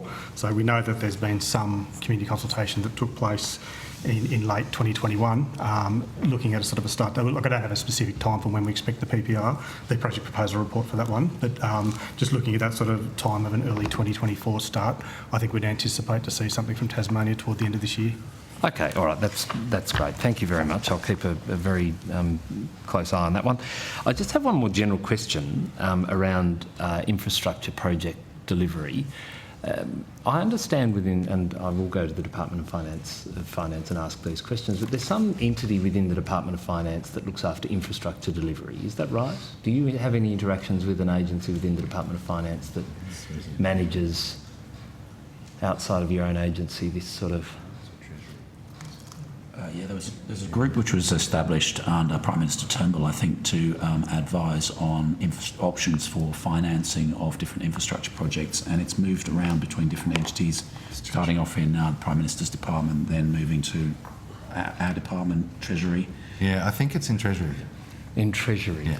I had been led to believe it was in the Department of Finance. There's an asset management group in finance that has an asset management oversight role for looking at investments, public and works, those sorts of things. Yeah. Sorry, we partner with them as shareholder partner departments for say management of the Western Sydney Airport or ARTC, things of that nature. Okay.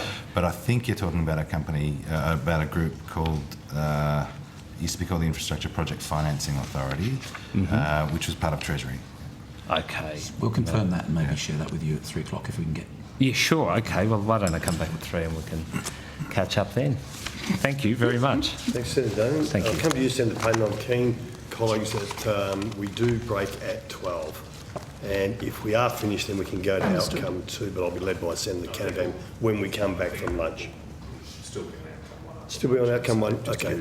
Yep. Senator Payne. Thank you, Senator Sterle. And I might just seek some advice first following from Senator Dunningham's questions. If I have specific questions in relation to New South Wales projects like the Epping Bridge upgrade or the Dunheved Road upgrade or Richmond Bridge, are they for 3 o'clock as well? No. No. Metropolitan projects. I won't say bingo for me. Thank you.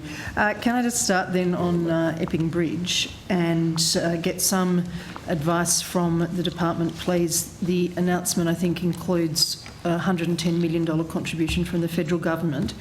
Do we have a delivery schedule for that project yet? What's the anticipated timeframe? Morning, Senator. Robin Legg, Assistant Secretary, New South Wales and ACT. I'll just get what information I have. So that was a recent announcement by the government in the context of the election. Let's see. So yes, the project's to upgrade the Epping Bridge by creating an additional westbound lane. We have started our discussions with Transport for New South Wales. At this point, they are carrying out early investigations. Actually, I believe it was a project which New South Wales had started quite a bit of planning on before the Australian government made its commitment.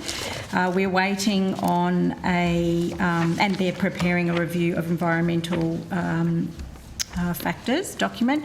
We don't have information, Senator, at this point about when we can expect the first of the project proposal reports, but we follow... PPRs? That's right, yes, PPR. Sorry, I didn't want to jump to the acronym. I thought I should spell it out, but there you go.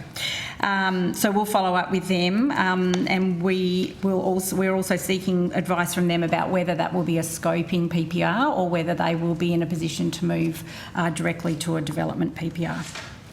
Okay, thank you. That's helpful. Is there, in the broad, a time frame? We're hoping to have this constructed by...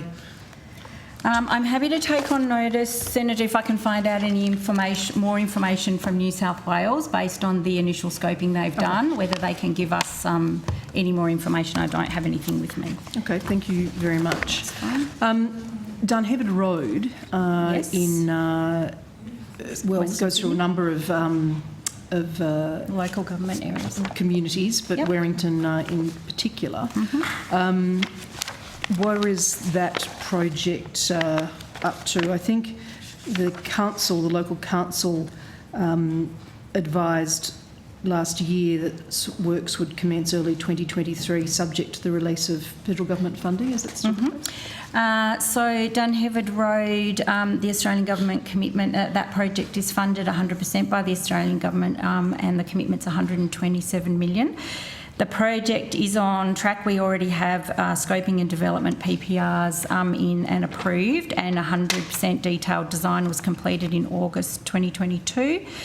Community consultation's been underway for quite a period of time. Certainly has. And we expect the delivery PPR in the coming months, so early 2023 is the latest information I have on that, Senator.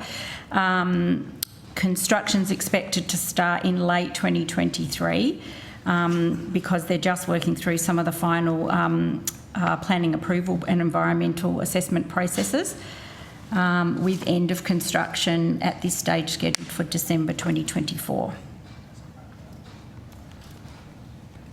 Thank you. That's helpful.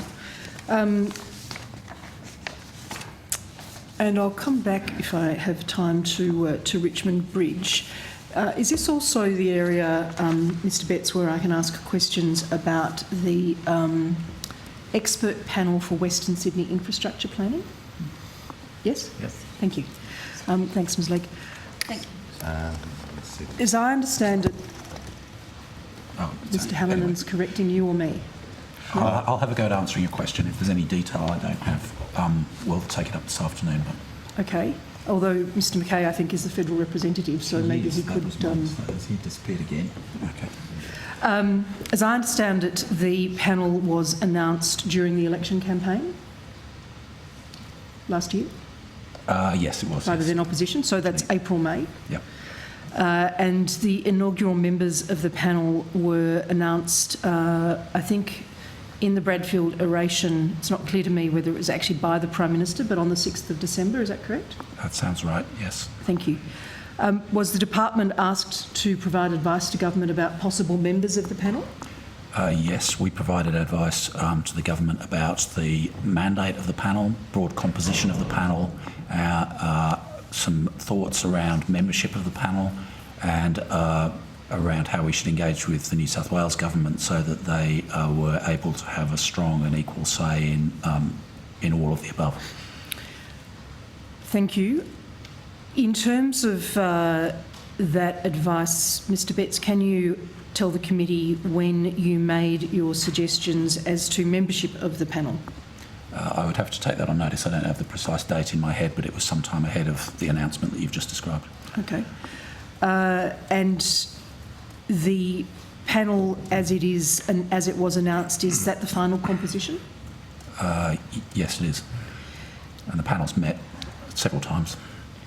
Could you provide either now or on notice details of the meetings of the panel, where they've met, how they met, whether it was in person or in COVID land by Zoom, and whether all members of the panel participated in those meetings? Yeah.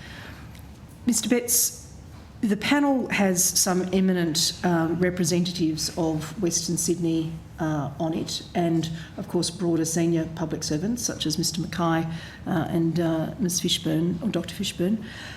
It also has representatives of Blacktown City Council, Campbelltown City Council, broad Western Sydney representatives such as David Borger, the Executive Director of Business Western Sydney, an urban planner from WSU, Dr Marks, the Western Sydney Community Forum, Ms Lawrence, President of the North West Business Chamber, which is of course based on Riverstone. But it seems to me that in a Western Sydney, which is currently the site for the development of a very important new airport, which finds itself broadly sited in Liverpool City Council and adjacent to Penrith City Council and a significant economic driver for Penrith City Council. It seems to me curious that neither Liverpool nor Penrith City Councils are represented on this panel. Did the department advocate for the representation of Liverpool or Penrith City Council areas? No, we didn't. I mean, as you know, there are between 8 and 10 councils who form part of Greater Western Sydney, all of whom would regard themselves as being prime candidates to be represented on any panel. I think the decision was taken early that with the New South Wales government that there were a couple of seats available, and the choices that were made around Blacktown and Campbelltown seemed to us to be broadly representative of Western Sydney. We could have chosen Liverpool, we could have chosen Penrith, and we would have had good representation, but there were only a couple of seats available to fill. So what made, and I have no criticism of the inclusion of Blacktown or Campbelltown, please don't misunderstand, and I wouldn't like any of my good friends in those council areas to misunderstand either.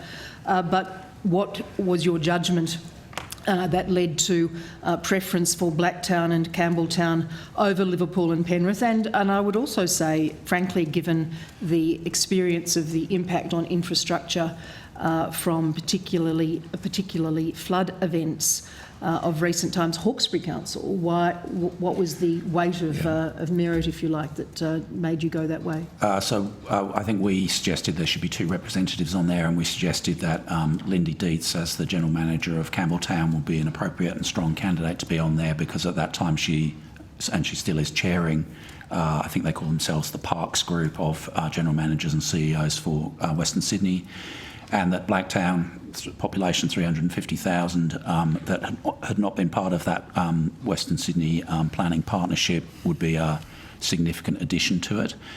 There are other forums in which those different municipalities come together at general manager level to collaborate and to identify the infrastructure and transport needs for Greater Western Sydney. So as I said, not everybody can be represented. We needed community reps, we needed government reps, business reps and local government reps. We had an embarrassment of riches in terms of the choices we could make. So I don't think there are any absolute knockdown decisive criteria that led us to select Campbelltown and Blacktown over the other municipalities there. Ultimately, the decisions were made by ministers and were made in consultation with New South Wales Government, who may have brought views to the table which I'm not aware of. And certainly, and you named Ms Dietz, she's an exceptional administrator of the Campbelltown Council, there's no question of that, and I've worked closely with her over an extended period of time. It seems to me, though, that given we worked out how to make this recipe work in the city deal arrangements, which you'd be particularly familiar with, Mr Betts, that the scope of investment across Liverpool and Penrith, and as I said, Hawkesbury, particularly in terms of their infrastructure vulnerability in flood events.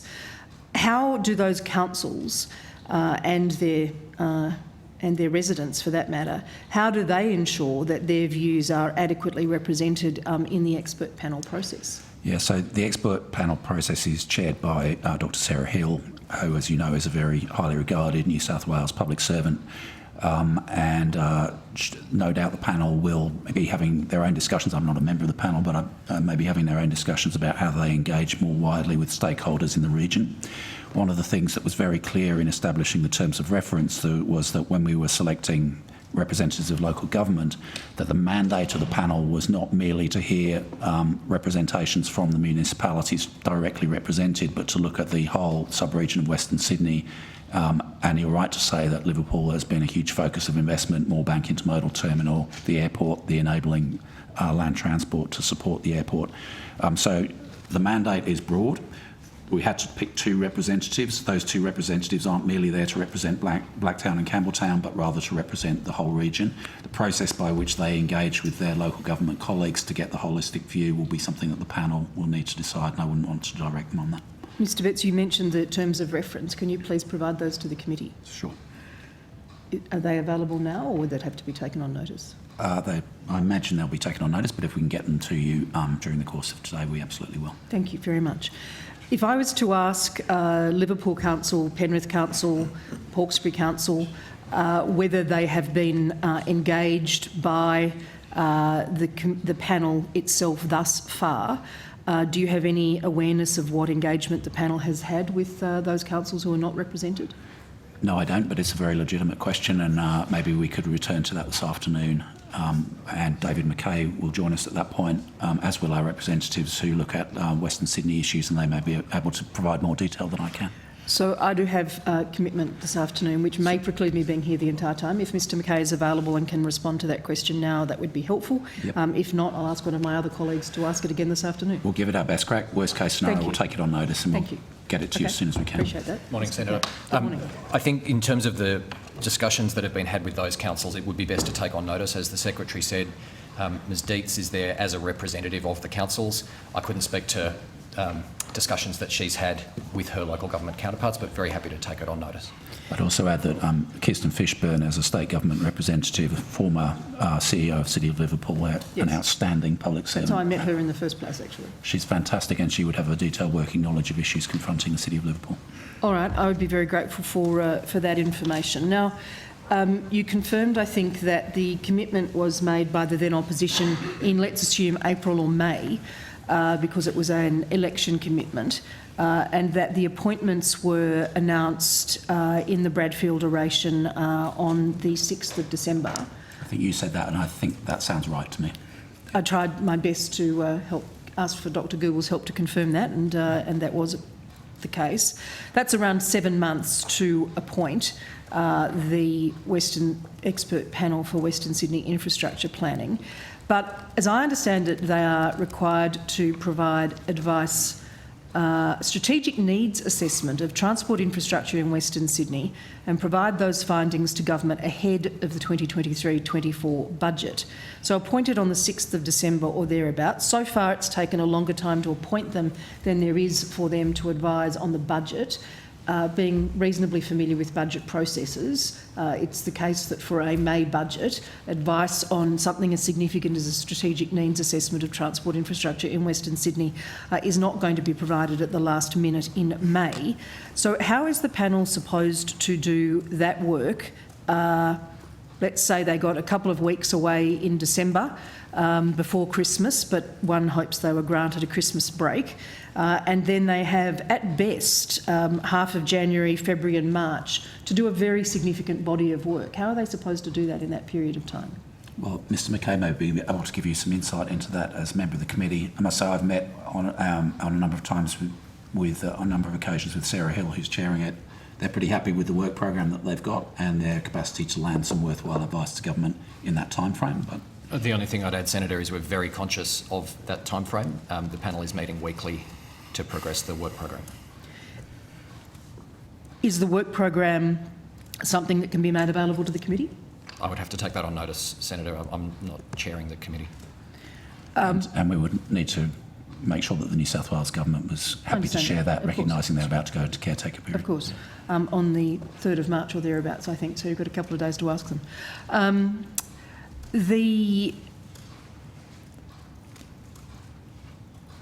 The strategic needs assessment of transport infrastructure that the panel is doing, is that meant to influence announcements? And I'm not asking you to predict anything in the budget, Mr Betts, to be clear. Is that meant to influence or guide announcements specifically that are made in relation to Western Sydney infrastructure in the Broad for this budget?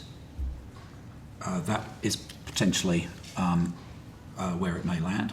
I would say that it's not so much around announcements, it's around decisions and attempting to ensure that the Commonwealth Government and the New South Wales Government, recognising that there's an election coming up in March, have a common agenda as far as the evidence allows to identify what the priority projects should be for development work over the medium and long term.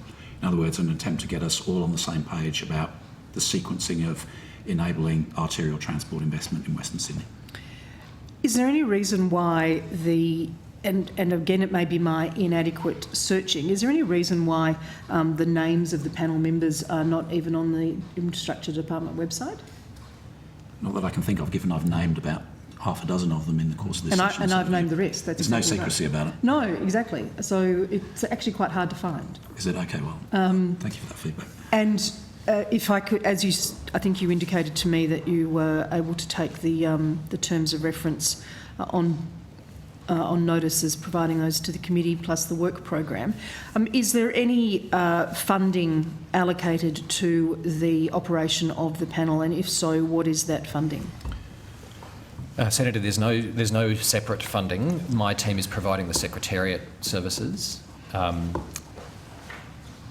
That's BAU for you, Mr McKay. That's right. So that's from within our existing resources. We haven't been separately appropriated for Secretariat. Okay. And we suspect that the same is true in New South Wales, given that I would have to Ms take that Fishburn is a Deputy Secretary Yes. within the Transport Department, Sarah Hill, CEO of Western Parkland City Authority. Yes. I'll take that part of it on notice if I may, but certainly for the department, it's public servants in the team who are doing that work.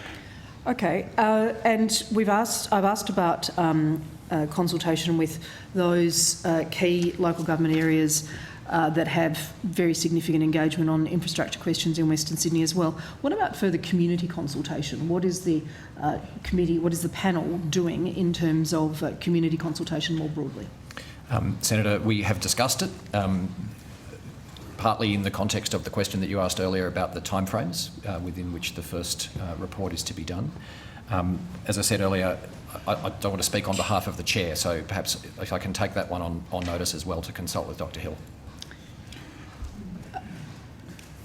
Does discussed it, Mr McKay, mean that you've had a conversation and decided not to proceed with general community consultation, or that is still something that is in prospect in what is clearly a narrowing timeframe? My recollection is it's the latter, Senator. The panel has been particularly focused in the first couple of meetings of this year on gathering data from the various agencies involved, both at the Commonwealth level, Infrastructure Australia, our research bureaus, and in the New South Wales Government from Ms Fishburn's department and others. I would like to take on notice the question of where we've landed on the consultation element, as I say, so as not to speak on behalf of the chair. So that makes it difficult unless the chair is someone who's able to appear at this committee. Is the chair someone who's able to appear at this committee? She's a state government bureaucrat, so But she's, I don't know. That is exactly the challenge I have, trying to find... It's a challenge when you try to have a partnership of equality between state government and Commonwealth, so it's a good challenge to have. That's why I like the city deal. So, yes. So, I mean, you were very free to speak to Sarah Hill. Obviously, I can't. I wouldn't discourage Only if the you New from South Wales Government lets me, Mr Betts, I suspect. Okay. Well, you would know how to deal with that I'll better phone than a I friend, would, shall I? Senator. Okay, all right, thank you very much. And if as much of those matters that have been taken on notice could be provided to the committee during deliberations today, particularly the terms of reference, that would be very helpful. Thank you, Chair. Thank you, Senator Payne. Excuse me, Chair. Senator, Yes. can we have some further information on the Epping Bridge that might be useful? If I could Thank ask you. Ms. That would be... Glenn to Sorry, Chair, do you mind? Just relay that to you. By all means. And then we'll go to Senator Duffy. Thank you, Senator. The team's just provided some information they received this week from Transport for New South Wales with a couple of key dates which might be helpful. Early notification of invitation to tender for concept design and review of environmental factors to be published was published on the New South Wales e-tendering website 15 December 2022. Invitation to tender published on New South Wales e-tendering website 23rd of January 23, with award tender likely for early to mid-April 23. Investigation and early works to commence mid to late 23. To be confirmed. Have your say community consultations on concept designs will be a stage. They don't have a date allocated for that at this stage, with award of delivery contract at this stage planned for 2025. 2025? Yeah. That's the contract awarded in 2025? For delivery. All right, for delivery by Yes. 2025. Thank you. Can I just ask, Ms League, I think you said have your say community consultations. There are a number of issues raised at the community level, including that the bridge might not effectively address the issue of congestion. And obviously many people have a view, whether it's around a new underpass or a whole new bridge being more suitable to cross the train line. Is that the sort of thing that would be addressed through that community consultation process? Yes, it would, but there would also be opportunity earlier on at any point for the community to provide any concerns they have to Transport for New South Wales. Okay. Thank you, and I'm sorry if I'm getting your name incorrect, but it's literally behind that. Sorry, Robin I didn't. Legg. I No, got it right. you said it Thank you. perfectly. And thanks, Mr Vaughan. Thank you. Thank you, Chair. Thanks, Senator Payne. Senator Brockman. Thank you, Chair. Just wanted to ask a few questions around the infrastructure recovery in the north of WA following the floods. So do we have to get someone particularly at the table, or we're happy to go with Mr Vaughan? I can give it a crack, Senator, but we have the experts here. Excellent. So obviously at the moment the highway between Broome and Derby is a single lane gravel road.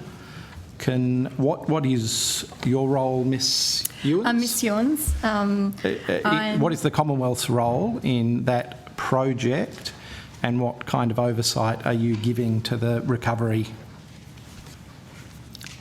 So maybe I'll go to the recovery as such. So the Western Australian Government are currently assessing a range of options to develop a temporary and permanent arrangements, not only with the Fitzroy River Bridge, but to Fitzroy Crossing. I think you mentioned a specific... Sorry, I was actually talking about the road at the moment. I am going to get to the bridge, but I'm talking about the road Broome to Derby. Broome to Darwin, yep.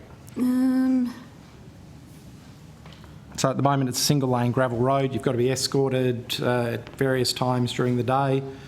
What's the expectation for the solution to that, and what is your involvement in terms of delivering that solution? So the expectation, so my involvement is really working in collaboration with the WA government and working with them and trying to understand what options they are putting in place.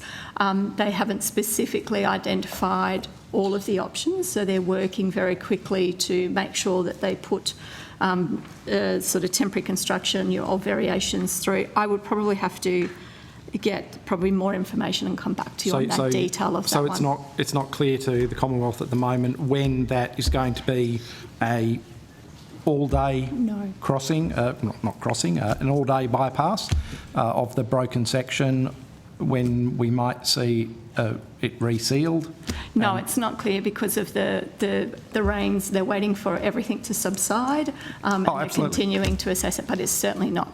But I will take that on. And in terms, again, of just that terms of the highway, yep.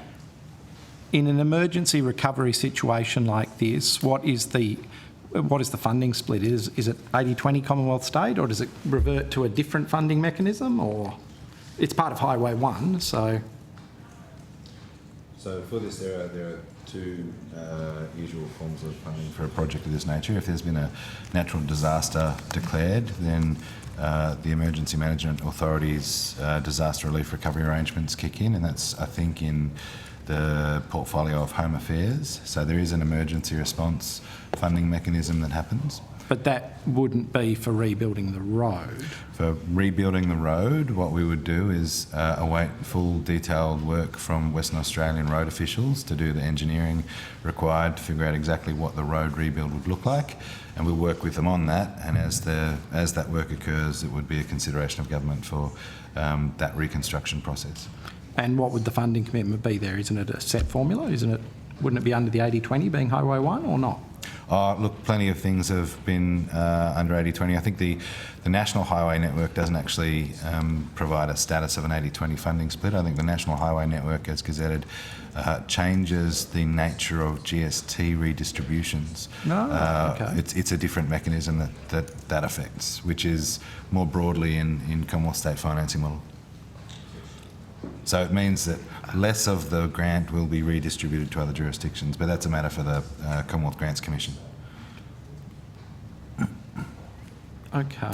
Sorry, it's a very, very complex funding system. Is that? Can I look that up somewhere? Where would I see that set out? I'm happy to ask it of you on notice, but I'm sure it's set out somewhere. So if you can point me in the right direction, I'm happy to bypass work for you. Yeah. Oh, look, I'm not sure if we've got a page that describes the GST redistribution arrangements. Well, then I might have to get you to take it on notice then. with exactly how that works for the National Highway Network. Okay, so really in terms of getting that road open again, and I'm just talking about the road, not the bridge at the moment, there's nothing the Commonwealth can do to speed the process up. Well, I think what we've done, we provided support through the ADF, among other things. So we I'm not questioning the general response. I fully accept that.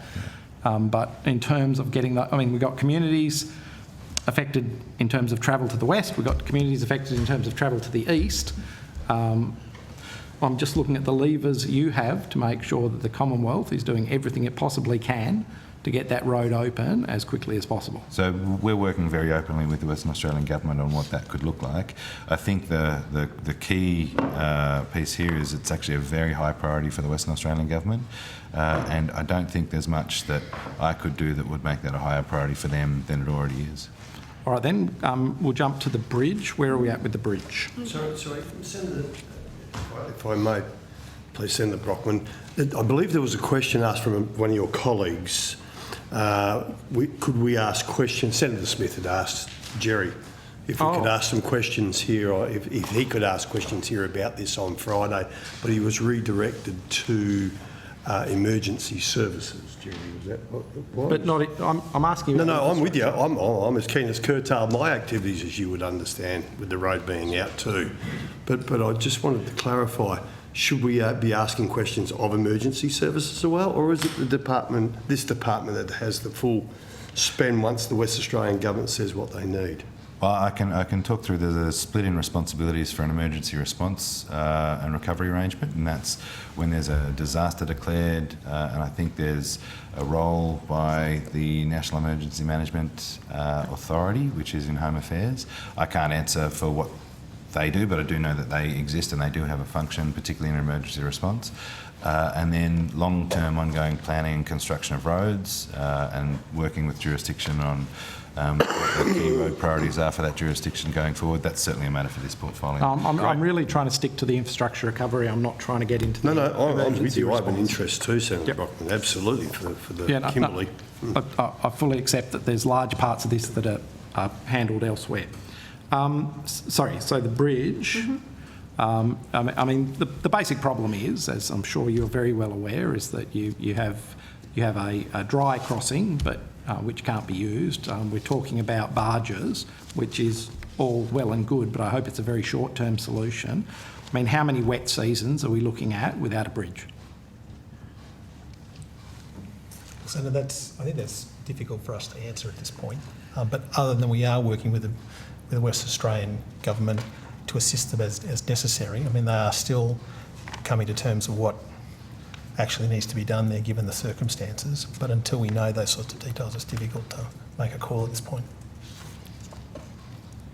So I could add, certainly from, you do mention the barge, so Main Roads WA are in the process of implementing the barge system across the river, which will be operated by tugs with a cable system and so forth.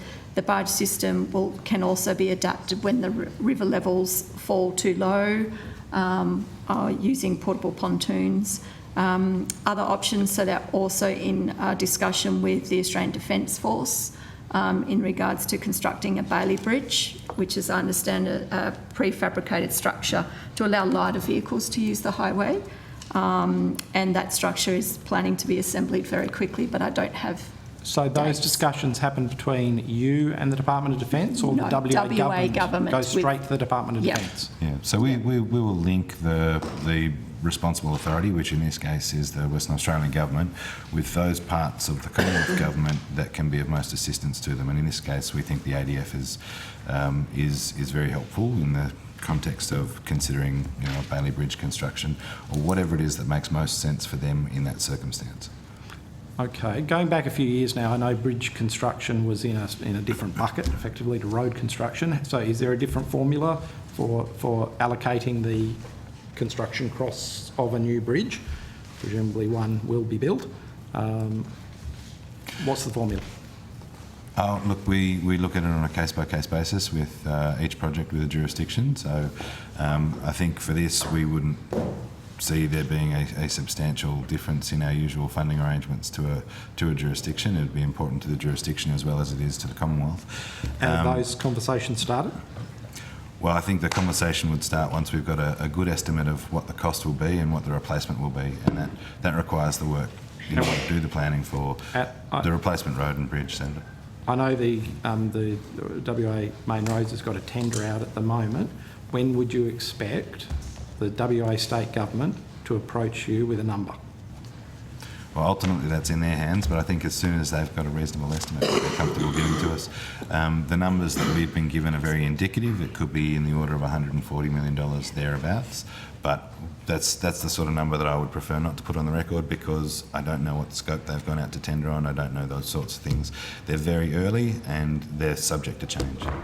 So when it comes to time frames, is that totally within the ambit of the West Australian State Government? Or if they said it's going to take 3 wet seasons or 4 wet seasons to get this bridge up and running, can you push back?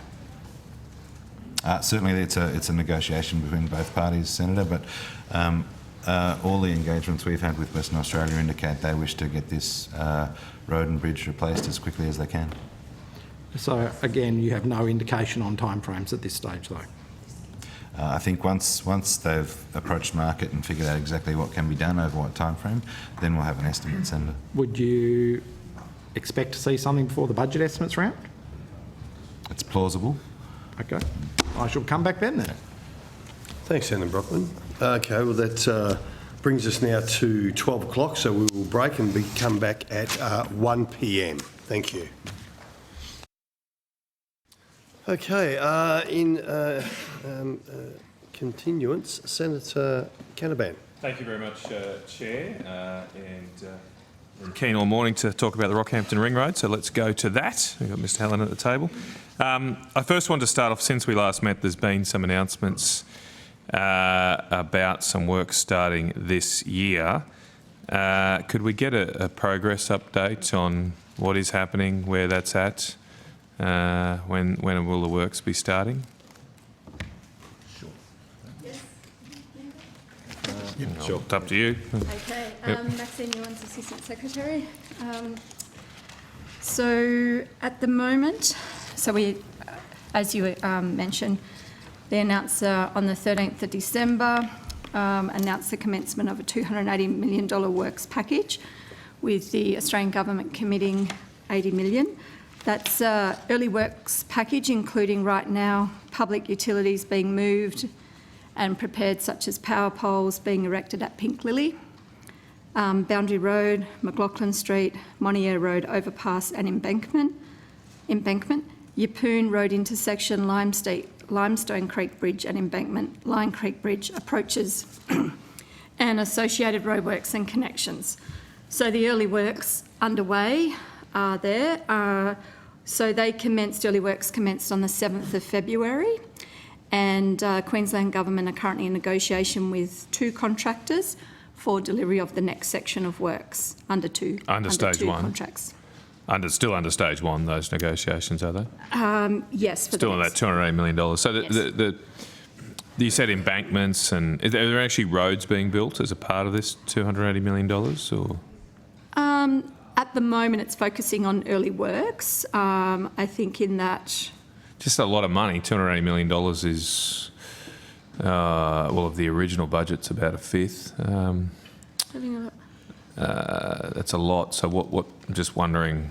So your Lime Creek Bridge approaches roadworks and connections. That's a major roadworks piece that's happening through it. I think your Poon Road intersection, Limestone Creek Bridge and embankment as well. A lot of this will be, and I'm not familiar with the precise locations. I'm sure you are. A lot of this will come through as the works where the bridges are going to be built. So earthworks and what have you. Earthworks to prepare approaches and road connections as well. Yeah, right. Okay. At the bookends of the discussions we've had. I mean, where are we at with the design of the project? So this is early works is happening. What's the ultimate design of it? Is that settled? So what I have in front of me says the detailed design has been fully completed.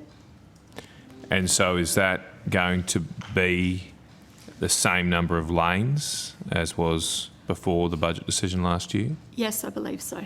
Okay. That is correct, but we do need to wait until Queensland has undertaken the negotiations they're undertaking with the tenderers to confirm all details. Okay.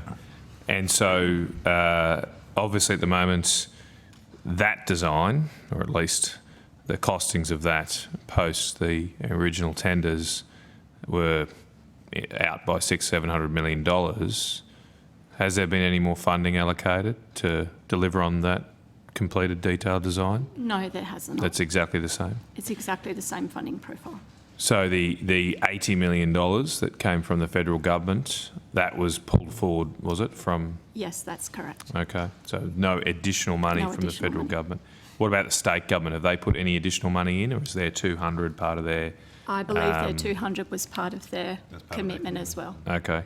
Would you be able to provide me a year-on-year breakdown here of the now presumably altered timeline? I do have the figures you gave me from the budget. They remain as they were.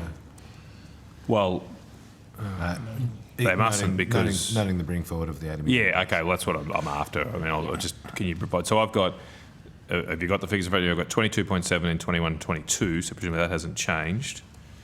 I had 34, actually no, I had 0 in 22-23. Is there anything being spent financial year 22-23 now?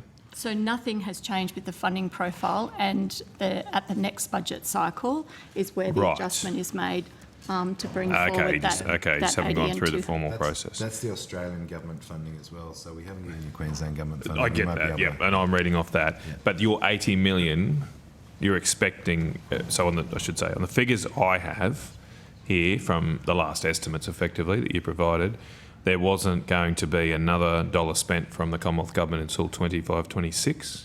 I had 31.6 there. Presumably, given the decision announced on the 13th of December, that 80 million is going to be spent, you'd think, before 25-26. Yes, we'll bring that forward. That's correct? I can assume that? Yes. Okay. Do you have any idea of what time frame that $80 million will be spent over? When will it be exhausted? Sorry, no.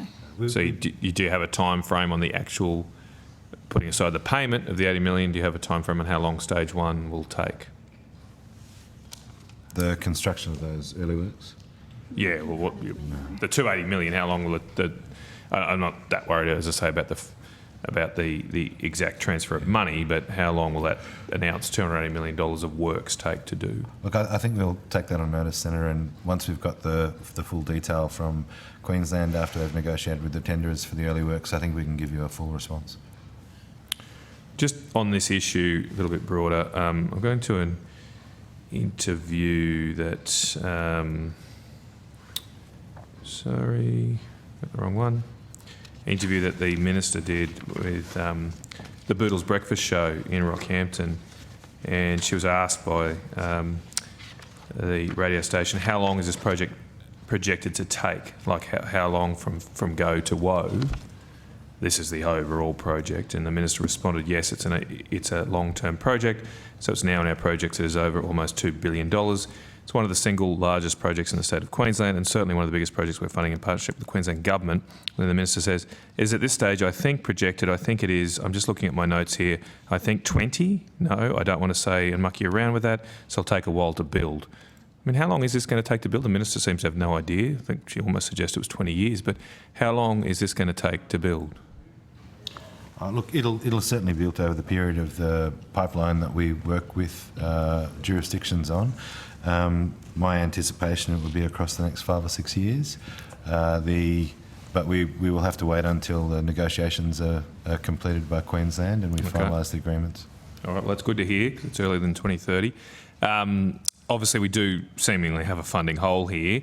What's the process here? Are there attempts to bring the costs down below the funding envelope or closer to, and/or request more funding through the ERC process? So I think that's a live question where Queensland is attempting to bring the costs of the project down somewhat.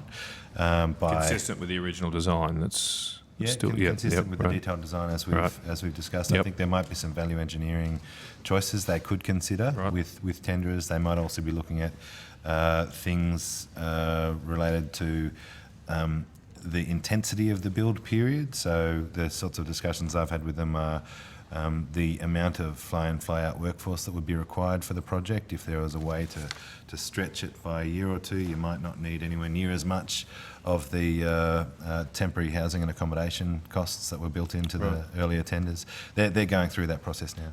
Okay. And in terms of requesting more funding, I mean, it would seem to me a giant leap in the current inflationary environment to be able to build this for the original cost, particularly given you've got a $600-700 million hole. Is there any consideration or submissions being prepared at this stage to seek more funding for this project? I would anticipate that Queensland would likely seek additional funding for the project from the So government. you're waiting for them, though, are you? You're not, we're in close consultation with them, but it is something with where the levers of control are actually sitting with the Queensland government. Okay, all right. Okay, and just in terms of engaging local contractors, I think last time I thanked you, Mr. Hallen, for coming up. There is a lot of people, as you know, very keen on this, and I think they've got a lot of ideas about how to make sure it gets built. Is the department maintaining contact with people in Rockhampton, or are you leaving all that to the Queensland government? Well, at this stage, we're letting the Queensland government work with the local community and the local tenderers, but I am in close consultation with Neil Scales, the DG in Queensland, on this, and he's indicated that he'll ask us to come up for some further work with local tenderers at some stage in the coming months. I would anticipate. Okay. Thank you, Chair. I might hand over to Senator Liddell if she's right. Thank you. Thank you. Thank you. You would be aware that the government claimed public interest immunity in relation to the Hahndorf bypass project. I'm just wondering how, last time I was here in the Senate and asked the question about where that project was at, I think the words were somewhere along the lines of it was going to continue as planned. Can I have somebody explain what you understand the project looks like now? Senator, I think we had a discussion about it at the last estimates hearing. The project is proceeding as planned. The Australian government has a $200 million commitment toward the $250 million Hahndorf project. We're expecting to receive a proposal from South Australia shortly, with the project to commence later this year. So what about the bypass part of that project? Where is that at? So the project involves 2 bypasses. Let's grab my notes on that one. One's at Verdun and the other one's at Mount Barker. They're both included in the project scope. I think they're interchanges, not bypasses. So the project's to improve the township of Hahndorf. There are 3 interchanges proposed in the scope of works. 2 of those are proceeding. They'll take 1,000 vehicles a day out of the main road of Hahndorf. So tell me what an interchange looks like, and tell me what a bypass looks like for somebody using that main street. So I'm just trying Look, the issue from the residents has been around the volume of traffic, 3,000 people in that town, $1 million visitors a year to that little town, large trucks using what is a very small road, buses either side. It is the most busiest pedestrian thoroughfare in South Australia. What does the interchange do, or those interchanges do, to reducing the amount of that traffic through the middle of Hahndorf's little main street? So they're predicted to take 1,000 vehicles a day off the main street of Hahndorf. So it provides an alternative route, Senator, with some major interchange upgrades. For cars or for the heavy vehicle transport? Heavy vehicles will be removed off that route. That's where the 1,000 number that my colleague Mr. Bradley was referring to. Because Hahndorf residents seem really confused. I mean, they were surprised enough about a project that they thought was proceeding as they'd understood, to all of a sudden it not proceeding. So I just like, what's your understanding of what's happening with that project? So I can probably start at a high level and ask my colleague to fill in the gaps. As I understand it, there was an early consultation undertaken in Hahndorf by the state authority on this. As part of that consultation, they highlighted a few different options. What was finalised through the agreement on this actual package did not include one of the options that was consulted on. It was excluded in that consultation process, and I think that's the interchange that everyone is talking about at the moment. So what's been funded is a smaller scope project than perhaps people thought might occur through that consultation earlier in the design stage of the project. Yeah, that's correct. So the options that went out to the community, I think that they went out in April 2021. They actually made it clear on those options that went out for consultation that the final decision on an interchange at the southern stage hasn't been made at that stage. South Australia in September 2022 came out with the confirmed scope of that project, and it didn't include that southern interchange. So what was consulted on previously wasn't a confirmed scope. They were options to form that community consultation to arrive at a confirmed scope. So in 2020, the federal and state governments committed $250 million, a split 80-20. So what's happening with that money that was committed? It's proceeding. What are you doing with that? So the project, with the scope that was confirmed by the South Australian Government in September 2022, is proceeding. So given that you are not doing what the public said that they wanted was the bypass, are there any savings in that? I don't think that's probably not the way I'd categorise it, Senator. So the project is the commitment was made to do township improvements for Hahndorf. It's then up to the South Australian Government to work with the community and understand what works best. And when you sort of say what the community didn't want, there's different views on both sides in respect to a southern interchange. I understand that a lot of the views there sort of talked about it's farming land, it's high environmental sensitivity, so there was a bit of pushback against that southern interchange, and I believe the community was quite divided on that. So the scope that was settled by South Australia in September 22 took in all those views and was determined to be the best solution. Now, South Australia, separate to this, understand that the Adelaide Hills is a very high growth area. They are doing further work around sort of Mount Barker and looking at what sort of future needs are going to be required in the area. So I was talking to South Australia as much as last week about this one, and they were sort of at pains to stress that this isn't a project that's done and walk away. They are looking at the continual needs for the Adelaide Hills region. Right. So in terms of the community divided, my understanding is that they were just divided on the route for a bypass, not necessarily they were divided on the bypass itself. Is that not your understanding? I mean, you would have had access to some of the community consultation. I think I think we're getting a little bit caught up in this sort of talking about interchanges and bypass. So the project was always about. The question isn't, is it a bypass or is it not a bypass? It was about, will there be 3 interchanges included in the scope of works that they went out on? And the answer that came back on that was that the solution that best meets the needs and balances all the competing pressures within the community was the scope that they announced in September 22, which included 2 interchange and didn't include the southern interchange. All right. I guess we won't know for a while, will we? Just on the Hahndorf project, last time we met, you were waiting to receive the final project proposal from South Australia. You've clearly had a meeting since Christmas. We were hoping you'd get an early Christmas present, Mr. Bradley, from Premier Malinauskas. How'd you go? Didn't get the early Christmas present, Didn't but get we're, the we're early expecting it's Christmas. not too Lump far of off. coal, sorry. No, I wouldn't describe it as that, but are expecting it fairly shortly because we are expecting construction to You commence. said that literally last time, very shortly, imminently. Expecting construction to commence this year, Senator. Yeah. Commence this year, This year. construction? Yes. In the second half of this year? Yes. Yeah. Okay. I did just want to go to the the public interest immunity claim, Mr. Betts, while we're here. We've spent a lot of wasted time in the Senate on these things.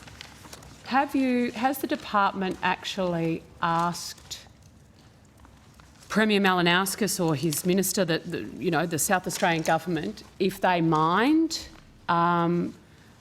you disclosing that correspondence to the Senate? So public interest immunity matters are matters for the Minister. So I don't know whether my officials have any further information to provide on that.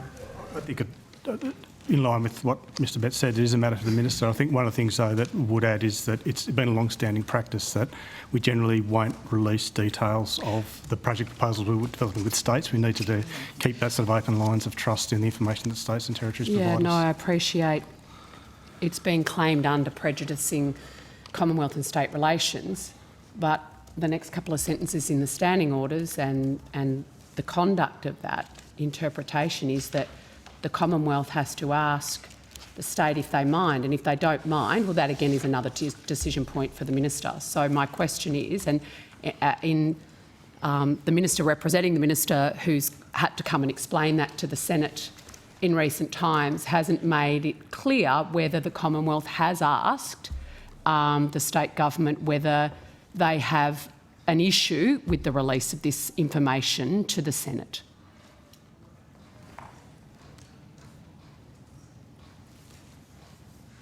Look, we can take on notice any of the communications we had with South Australia for that, Senator.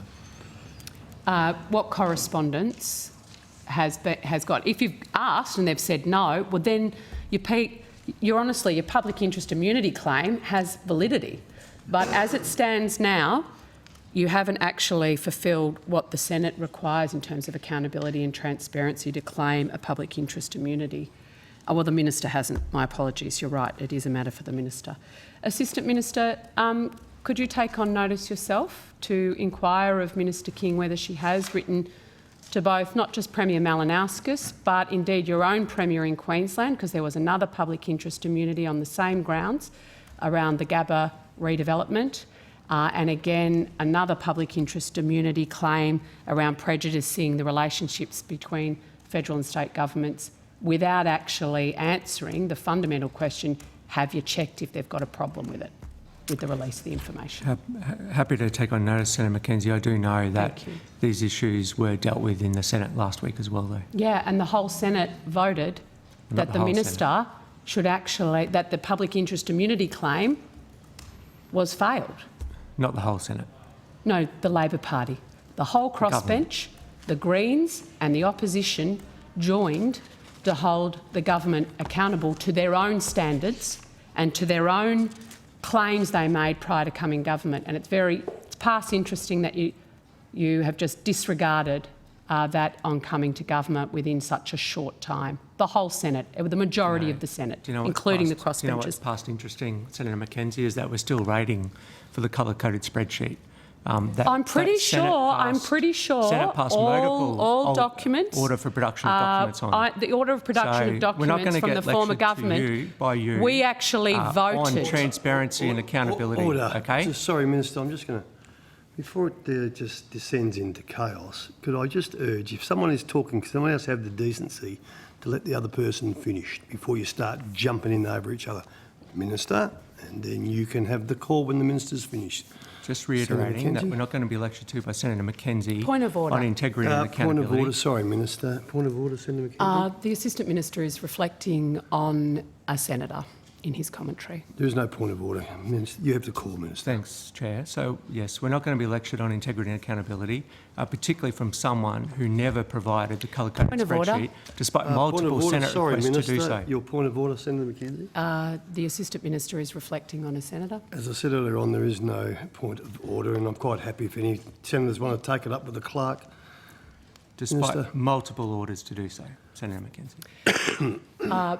I would also like to note that the now opposition regularly voted for OPDs in the Senate, something that the government refuses to do. On the Hahndorf project more generally, we're assured that the profiling hasn't changed despite not receiving your early Christmas present, Mr Bradley? It wouldn't have changed from our last estimates hearing, Senator. Okay. Do you have any other questions for South Australia? Okay. I would like to go to, are we in outcome 1 still? We are still in outcome 1. Great. Local Government New South Wales estimates the cost for repairing potholes resulting from rain and floods is around $2.5 billion. Regional New South Wales mayors have called on the federal government to match the New South Wales government's initial $500 million program for councils to fix those potholes. Have you actually offered any new funding streams to local councils to address road degradation, particularly in the face of the La Nina? Senator, that's one that we will advise government on in the context of budget considerations as part of normal course of government's decision making on priorities for spending. So prior to the May budget, so since it was elected, there's been no new funding streams to assist councils with the cost of local roads caused by winter and spring rains.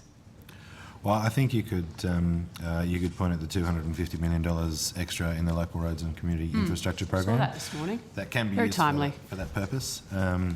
But there's certainly no new program specifically in response to the issue that you've raised. Just on the Lurkey announcement this morning, what consultation did the department receive from local councils about quarantining that additional 250 to only be able to be used for roads?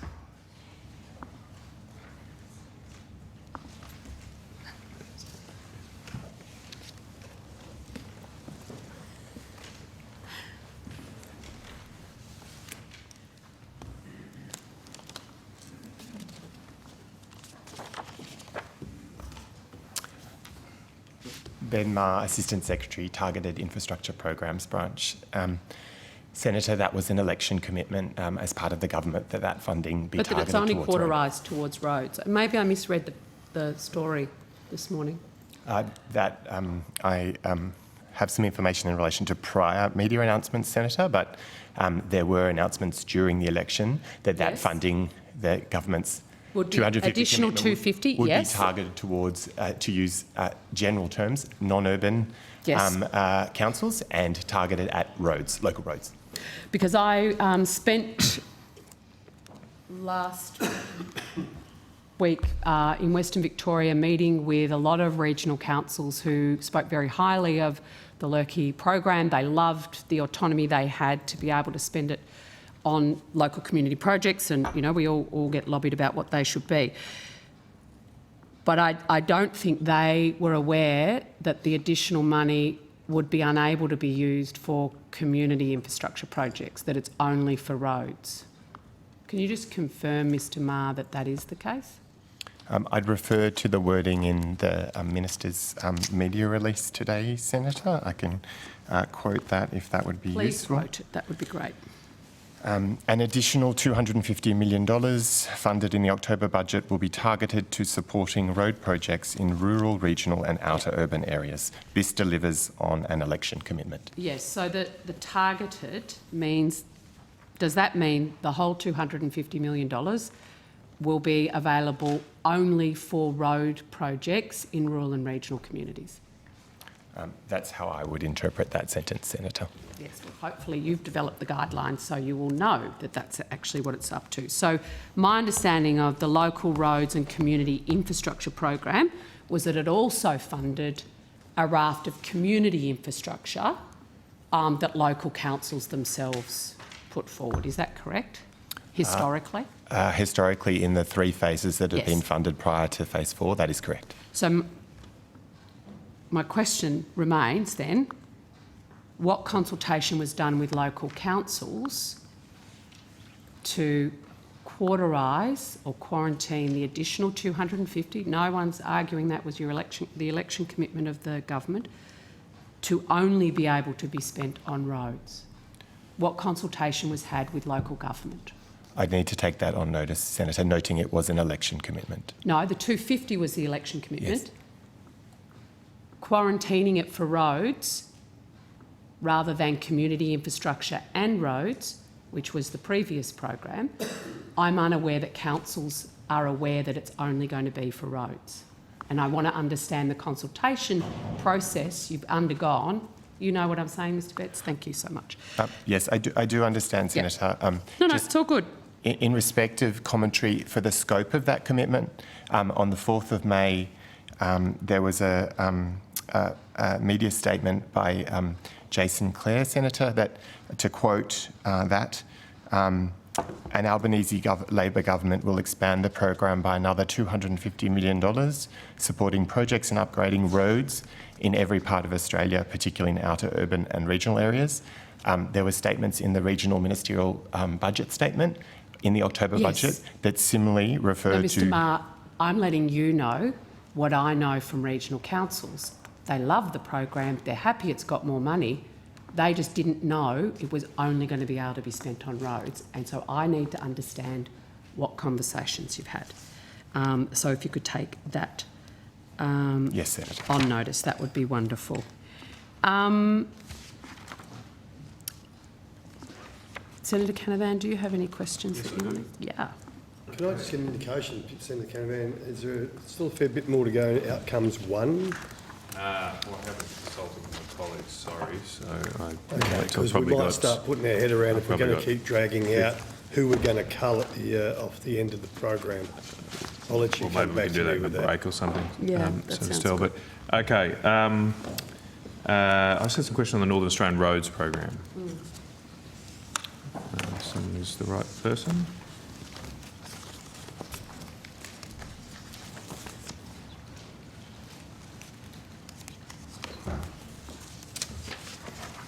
Did you want to do, Bridget, did you want to do inland rail before we let these guys go? Okay, we can do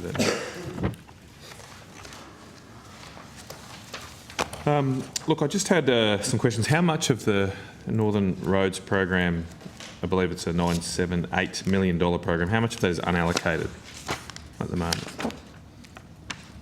to specific projects?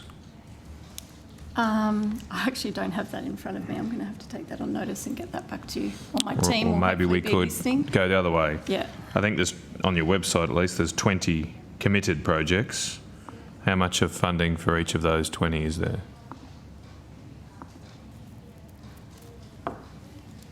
I'll have to come back. Unfortunately, my team will get that and I will come straight back to you. Okay, if you come straight, that's Sorry. a relatively simple question. I do believe there's quite a lot of unallocated funding, possibly in the order of 400. Well, if you take what's on your website, it's around $400 million, $393 million unallocated. Is there a process at the moment to select, seek applications, etc., for other roads in Northern Australia to invest that funding?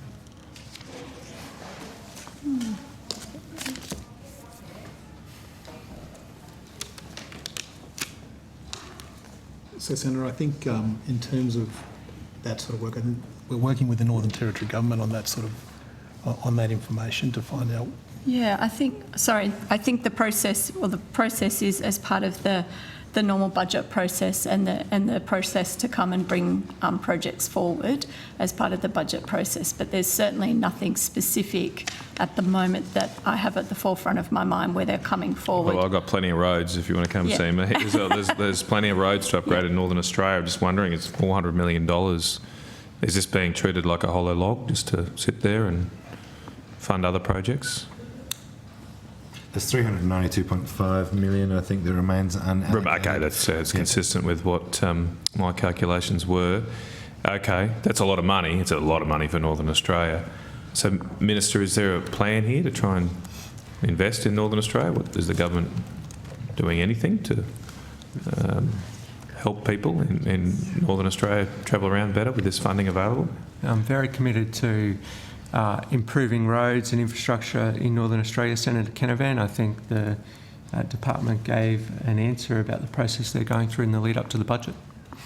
So when's this process likely to end? When are we likely to know where that money will be allocated or fund or roads upgraded? Well, Senator, we might come back to a notice with some detail on this, but the Northern Australia Road Program is part of the 10-year pipeline, and identifying projects that would commence in another few years from now is probably not front and centre of a consultation we're undertaking at this point in time, but I would anticipate well in advance of any further projects coming out of it. Have there been any proposals put forward to reallocate that funding away from the Northern Australian Roads Program? Not that I'm aware of at the moment, no. Okay, that's a no. In the context of a budget, we couldn't tell you, but yes. Okay. All right. Did you want to win the row? And I've got one more set of questions. Yeah, just on the Lurkey, the Australian Local Government Association has lauded that $250 million. And don't worry about coming back, Mr. Maher. I'm sure the officials at the table have it under control. Released a press release at the time praising the expansion of the program for better local sporting facilities. There's still more to be done, Assistant Minister, particularly in rural and regional communities. New and upgraded libraries and playgrounds and safer roads. So it is very important for me to understand if Minister King, in changing the guidelines for this program to be only available to local governments for road projects, has the peak body, and I'm sure you know the chair very well, Linda, has actually got ALGA's support for.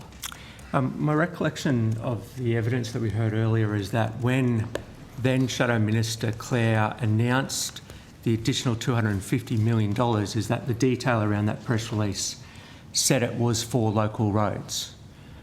So it sounds like it was clear when we made the announcement that would be the case. So I'm happy to try and get some clarity on that. Actually, the direct quote from Minister Clare was, and sorry, I'm just getting it here, was, that is why the Albanese Labor government will expand the program by another $250, supporting projects and upgrading roads. So Minister Clare, when he made the announcement for which is why when I'm on the road talking to regional councils, they'll be very surprised to know this has been quarterised only to roads, because Minister Clare himself said projects, community projects and local roads. So nice try.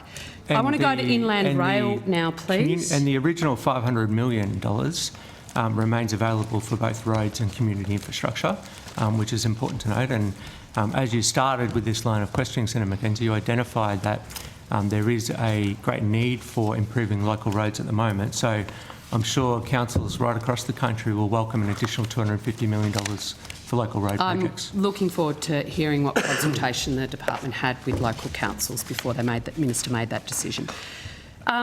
Just on the Inland Rail. Chair, may I ask before we've got a number of people coming in later on who have got flights mid-afternoon coming in from Sydney and elsewhere. If you're able to give us any guidance as to how you'd like to rearrange the agenda, that would be very helpful in terms of avoiding. And how long do you need for that? Have I got half hour so I can consult with Senator Canavan? If you come back to us in half an hour, but that would be perfect. All right, Just trying to save a bit of money. have a chat. Thanks, Mr Betts. Thank you. Just on the Inland Rail, can the department provide an update on where the SHOT review into Inland Rail is at and an estimation of when it's going to be released? Thank you, Senator. Jessica Ward, First Assistant Secretary in Major Transport and Infrastructure Projects. The SHOT review was provided to the government on the 13th of January. The government is currently considering it, and I anticipate that it will be released once they're finished considering it. Have you delivered any briefings around it to the Minister or her staff? Not at this stage, Senator. We've provided the report. And we're working through proper cabinet and government processes. Yes, absolutely. But you haven't been... Come and explain this. Dr Schott has spoken to the Minister. To the Minister. Excellent. Thank you. Post the delivery of the report. That's right. Okay. Can you tell how much the Inland Rail project's expected to cost to fully deliver? At the moment or through the review, Senator?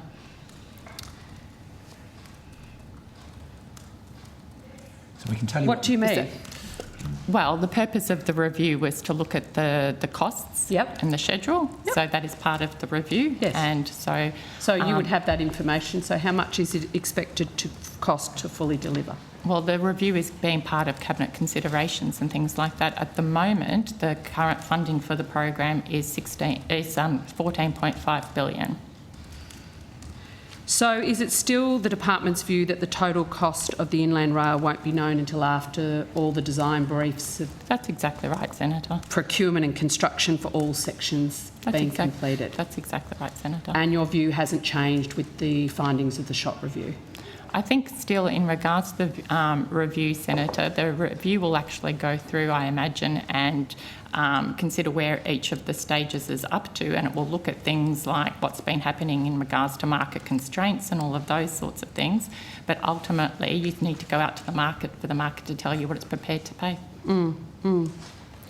Understanding that the ARTC is charged with actually delivering the project, what has been the active role of the department in maintaining an oversight of project delivery and ensuring it remains within budgets and timelines? So the role of the department is to oversee not just Inland Rail but ARTC. So we obviously provide with our joint shareholders, the Department of Finance, to make sure that when they ARTC reports to ministers that they do so in accordance with all of the governance frameworks that's been provided. So things like are they in accordance with the PGPA requirements? Are they in accordance with everything that they have to do under their annual reporting, their corporate planning requirements, and their project development and the CCF and all of those sorts of things. So we just make sure that those things are done as appropriate. So in terms of budgets and timelines of delivering this project by the ARTC? That's the responsibility of the board. The board. And do you get any information from the board or the ARTC around budgets and timelines with respect to their projects? Yes, we do. Yep. Is that quarterly? Yes, they provide a quarterly report. Yep. On project by project?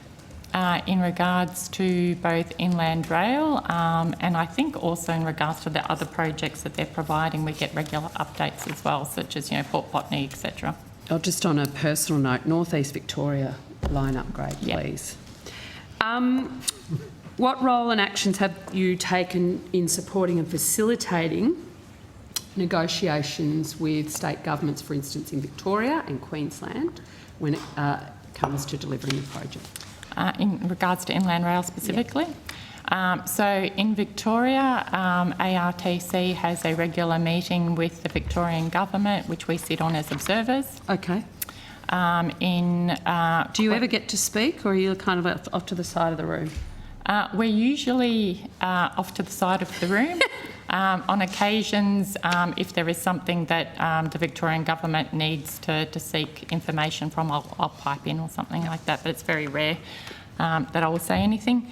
In regards to Queensland, we have a group which we are part of, which both Dave Hallinan and I sit on, which is to negotiate the development agreement with the Queensland Government. So that's about working out how the lines will be accessed and things like that in Queensland, and we participate in that. Not as an observer, but not as an observer, as an actual member. And in New South Wales, we don't have any agreements or need to be involved, though on occasions, if I go up to New South Wales, I will touch base with Transport for New South Wales or the Planning Department, just make sure that everything is on track. Okay, so have you provided previous and current ministers detailed financial advice about the Inland Rail, given that you're sitting in on these meetings? So what do you mean by detailed? So you're getting a financial report advice? on these projects quarterly into the department, and I'm particularly asking about the Inland Rail at the moment. So you're seeing how that's tracking. You're sitting in on meetings both with the Victorian and the Queensland governments about the rollout of the project. What financial advice has the department provided to both Minister King and previous ministers around the finances of this and the cost of this project? So we provide a regular report, I believe. I'll just look at my team in regards to quarterly reports. When they come in, we usually provide briefing back to the minister and the shareholder ministers. So a previous minister? All ministers, as far as I'm aware. Right. So what, if it's quarterly, what was the last financial advice around this project to Minister King? And I'm very happy for you to give me even to previous ministers. I'd have to take that on notice, Senator, in regards to the dates and things like that. No, I don't need the dates. I just need what the financial advice to Minister King and indeed probably to Minister Joyce, former Minister Joyce, about the financial status of this project. I'd still have to take that on notice. I can't remember what we've provided in briefs, Senator. Well, I don't expect you to remember it. I expect it to probably be in one of your folders or in your online material. I know we've certainly discussed there being cost risk attached to the project with all the ministers in my time in the chair, Senator. And was that ever articulated to both Minister King and previous ministers oversighting this portfolio around the level of risk or the changes in the finances or the cost of the project? We don't have cost estimates other than those that are in the budget, which Ms Hall has provided. But I think we can provide. Well, we have provided advice to the effect that there is cost risk attached to the Inland Rail project, and then we would need to go through a formal process to identify what may be a better estimate for the project than that which is available currently. As Ms Hall identified, with a project of this nature, in fact with any large project, this one itself is probably more complex than the vast bulk of projects that the Commonwealth's involved in. Each stage of the Inland Rail project, each section, is subject to environmental approvals and regulatory approvals at jurisdictional levels. The plans for the project change through those approval processes with a jurisdiction, and then when you get to the detailed planning for exactly how the railway will be constructed, again, your cost estimates would change there. So it's an iterative process to get to a final cost, but we've certainly had advice to ministers to say that the project has cost risk, and I think I've been in personal conversations with both the former DPM and with Minister King on that matter. So there seems to be concern. Obviously, the review has been commissioned as a response, and I'm just wondering why we need an independent person to review something that it sounds like the department is in conversation with states, is seeing, and the ARTC, to be well aware of the cost risk of the project and being able to update whichever minister is responsible as to the Inland Rail's financial position. I think the Minister formed a judgment on coming into government, not unreasonably, that she wanted to get an independent review across the whole project. There was clear indications of significant emerging cost risk and risk to delays, question marks around the governance of the project, and so a comprehensive review was instigated by somebody of unimpeachable integrity and expertise in Kerry Schott, and that was a perfectly reasonable call for the Minister to make. Yeah, it just sounds like, Mr Betts, that that expertise and information does actually reside within the department itself. I was just wondering, the Parks to Narromine section, can anybody update me on the economic outcomes that have been delivered as an outcome of the completion of the Parks to Narromine section of the Inland Rail? Yes, Senator, we can. I might just also ask Mr Edwards to come up as well, so just bear with me for a second.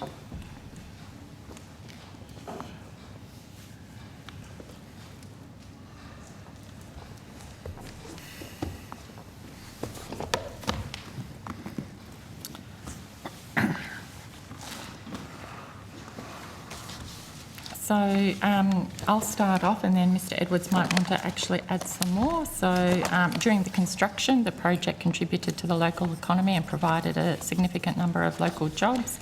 99 local businesses supplied to the P2N project, 9 of which were Indigenous businesses.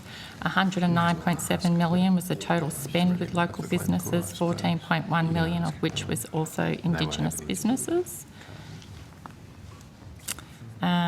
The New South Wales has also established a park special activation precinct as well.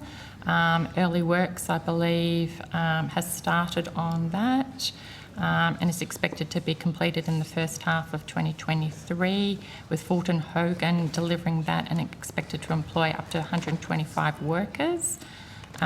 Pacific National has also invested $35 million to build their Parks Logistics Terminal with direct connections into Inland Rail. Do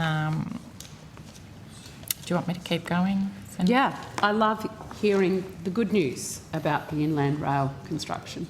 Did you want to add anything else? Yes.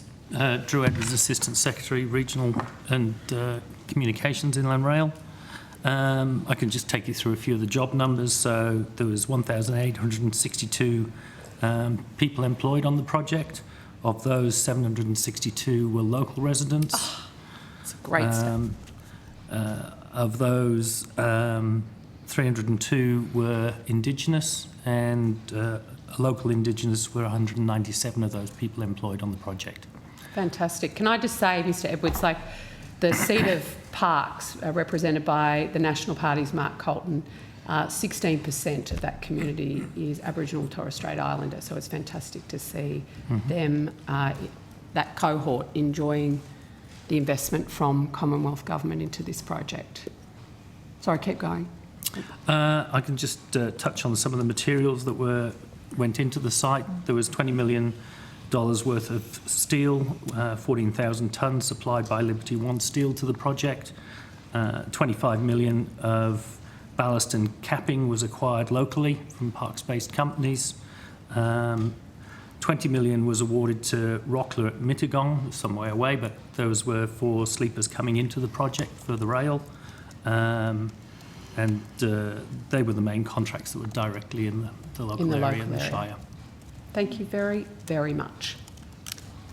Thank you, Matt. Okay, I just have some more questions just before I get to that, though. Just on the back of the Inland Rail questions, what's the latest with the choosing of the terminus or the intermodal port in Brisbane? There's been some commentary about Ebenezer or Acacia Ridge. Well, Acacia Ridge was always touted.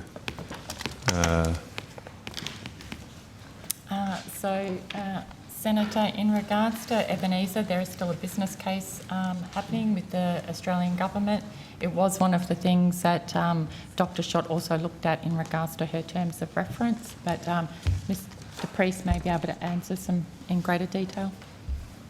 Yeah, Jason Priest, Assistant Secretary, Project Inception and Delivery. Yeah, so there's a detailed business case underway with the Queensland Government, and I think we're working towards a mid-2023 completion, which is looking at Ebenezer and Acacia Ridge. So when will the decision be made between the two? Well, that will come to kind of cabinet decision making, but hopefully later this year. Okay. That you might probably have seen proposals to have a big tunnel from Ebenezer through to the port. Is that being assessed by the Commonwealth Government at the moment? Not at the moment, so we haven't received that as a formal proposal to assess. Okay, all right. In an article where that is mentioned, in the Brisbane Times, Pains, Trains and Automobiles, there is speculation at the bottom of the article that the Inland Rail project as a whole, even before you account for the Brisbane Port issue, could be cost up to $30 billion, up from $15 billion estimate. Is there a cost blowout at the moment above the $15 billion? That's what I think that's Kerry a Schott's subject of the review review. was designed to assess, and that's currently before government at the moment. Okay, so you can't reveal. So the government did a cost reset, didn't they, in 2020? Is that right? That's right, Senator. Who did that review? I'd have to take that on notice. It was done through the Department of Finance, so I'll come back to you on that. Okay, so it was done by government officials. It was done by ARTC, and Right. then it came to the government to have a look at. Yeah. Did they get it wrong, given the need for the SHOT review? Why would we need to do another review so quickly? I think, Senator, given everything that's going on in the environment at the moment in regards to construction issues, post-COVID, all sorts of things, I think that there is a reason to relook at anything in regards to delivery and cost. Okay, thanks. Just moving on to some other things. Mr. Hallen and I mentioned before, welcome you coming up to Rockhampton. Have you travelled to other regional locations in recent months? So non-capital city. Been to Western Australia. I was up in the Pilbara. In Darwin, Ballarat. Been to Ballarat? A couple other spots. Presumably to the Ballarat to brief the minister? I did, yeah. Right, okay. How many times? To- Mr. Hallinan, has the department visited, or department officials visited Ballarat in the last 9 months? I have no idea, Senator. I can't answer for Mr. Betts? everybody in the department. I don't think we track the information at that level. I think you might. A handful of times at most we can find out from you if you like. When's the last time you went to Ballarat? A couple of weeks ago. A couple of weeks ago? Yeah. How many people go down when you went down on that trip when you went? to brief the There were minister? like 7 of us thereabouts. 7? Yeah. 7? 6, 7. That was, and was that, how long did you spend in Ballarat? Probably a half day. Half a 6 day. hours maybe. 7 people for half a day. Where did you fly through Melbourne and then drive up? Yeah, flew through Melbourne. Yeah, take on notice how much that cost. Sure. Did this get cleared by the net zero unit? That's a lot of emissions just to brief the minister, presumably. Sure, you'd agree, Senator Canavan, having ministers based in regional areas is a real plus for I the have no government. problem with that. I just think it's all about government resources, Minister, and 7, whatever it is, it seems an excessive number of people for a half-day meeting when we have technology in these things as well. Can I ask, was that at request of or were those people, the people come down at the request of the minister? It was a group that we took down for a briefing with the minister, yes. It was requested by the minister? The meeting was, the personnel attending was a matter for us. Could I just get the classification levels of all the personnel that went as well? Thank you, on notice. And how long did you meet with the minister on that trip? Oh, I couldn't tell you off the top of my head. It would have been a few Take hours. that on notice? Yeah. Thank you. And just while you're doing that, just how often departmental briefings have occurred in Ballarat since? Which is not very often. But we're happy to provide the information, but I don't have a problem with officials travelling to Yeah, I don't have a ministers problem with based it. in regional areas to brief them. And It's all a matter of balance, though. I'd be surprised if it was subject to criticism, to be honest. It's quite similar to what I used to do with Minister Hunt in the health portfolio. No one's passing judgment, we're just asking the questions. And that's one plane, so no additional emissions per public servant. Almost no emissions We could have in net terms, because if we hadn't gone, the plane still would have flown. But Can all buy offsets? Okay. I just very finally, just going back to the Rockhampton Ring Road Have there been any discussions with the Queensland Government about a threshold, or I shouldn't say threshold, a target for the engagement of local suppliers? So like a percentage target of the spend engaging local people or businesses? Look, it's certainly a priority for us with the project, but I don't know if we've got a formal target for local employment. No. That would be something that we would resolve through the Other detailed people have been watching, negotiations people from Rockhampton have been keenly watching this, and I just wanted to pass on that there's a keen, as a concern about the engagement of Tier 1s and their usual practice of screwing down suppliers down the supply chain. So anything the department could do to contract directly with local suppliers would be greatly appreciated. It's the Queensland government. Queensland government. I get that, but come back with 80% of the funding, so surely we can apply some pressure. Thank you very much, Chair. I think with that... I just sorry. have one Okay. more. Sorry. Are we done? I did say that. Just wondering if the federal government's still committed to delivering the Inland Rail as originally scoped.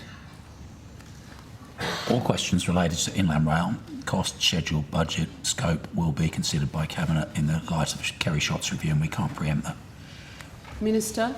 Assistant Minister, is the federal government, as the Minister herself has spoken often positively of the Inland Rail project and that the government wasn't going to cut the project, still committed to delivering the project in full? Well, what I can advise Senator Mackenzie is that the Minister has received the report. It will be released in due course along with the government response. So that is no guarantee? Well, we're considering the report and we'll respond in due course and release the report at the same time. Right, well, I'll take that as outcome 1 is finished. Yep. Okay, thank you. So, Mr Betts, if you can release the officials for outcome 1. Let's call outcome 2. Just while we're waiting for them to come, Mr Betts, I should never assume in this game, but I'm assuming when we're talking about travel arrangements, because we are an hour behind and we'll all do our best to get back on track. Were they Western Sydney Airport people? Because our Secretariat's having difficulty finding out who the... Yeah, Western Sydney Airport. I imagine Infrastructure Australia will be coming in from Sydney, and I'm not sure where ARTC are coming in from. Okay, well, we are an hour behind. Western Sydney's only a quarter, but we do have to put some thoughts around that, because I don't want to cost the taxpayers for airfares. If we could make the decision now, we're not going to get to them. So at least we know who they are. So do we know who they are? Sorry. Yes, Western Sydney Airport. Infrastructure Australia. Infrastructure Australia, my apologies. And who was the third one? Australian Rail Track Corporation. Oh, ARTC. We'll need Western Sydney as well? Okay. You need them. I understand you need them, but are we going to get to them? And Yes, out of my hands. We will. I'm asking Chair. you. Yep. All right, we're going to get to them. And if we don't, well, then we'll have a blow-up later then. Okie dokie. In that case, Mr Betts, the opposition has assured me we're going to get to everyone. Thank you, Chair. Thank you. Now... Are you kicking off? Hello, Senator White. Did you have any questions? We have the right people at the table to start off with. Senator Canavan. Okay, thank you. You? I just wanted to start with, and I will come back to this later tonight with the relevant agencies, but you might have seen some reports recently in the media that the radar system at the Rockhampton Airport is not exactly working to specifications. So I ask, noting a clear conflict of interest from me. I'm a regular person who lands at the Rockhampton Airport. Is the department aware of these issues, and have they been in discussions with, I presume, Air Services Australia about these deficiencies?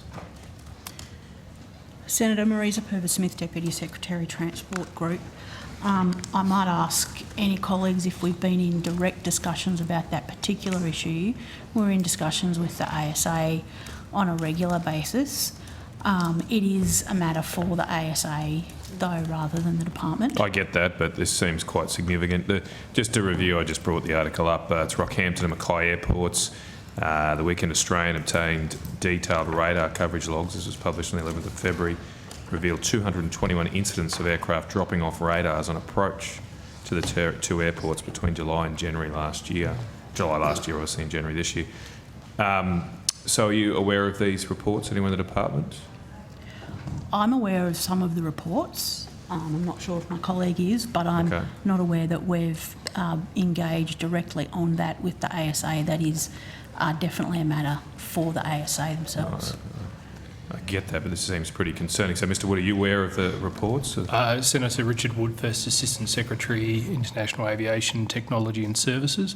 I'm not aware of a specific report relating to Rockhampton or Mackay. I'm certainly aware of media commentary and other reports around service issues to do with Air Services Australia in some parts of the country, which we engage on, noting that the formal responsibility rests with Air Services, and to the extent there's any safety issues with the Civil Aviation Safety Authority.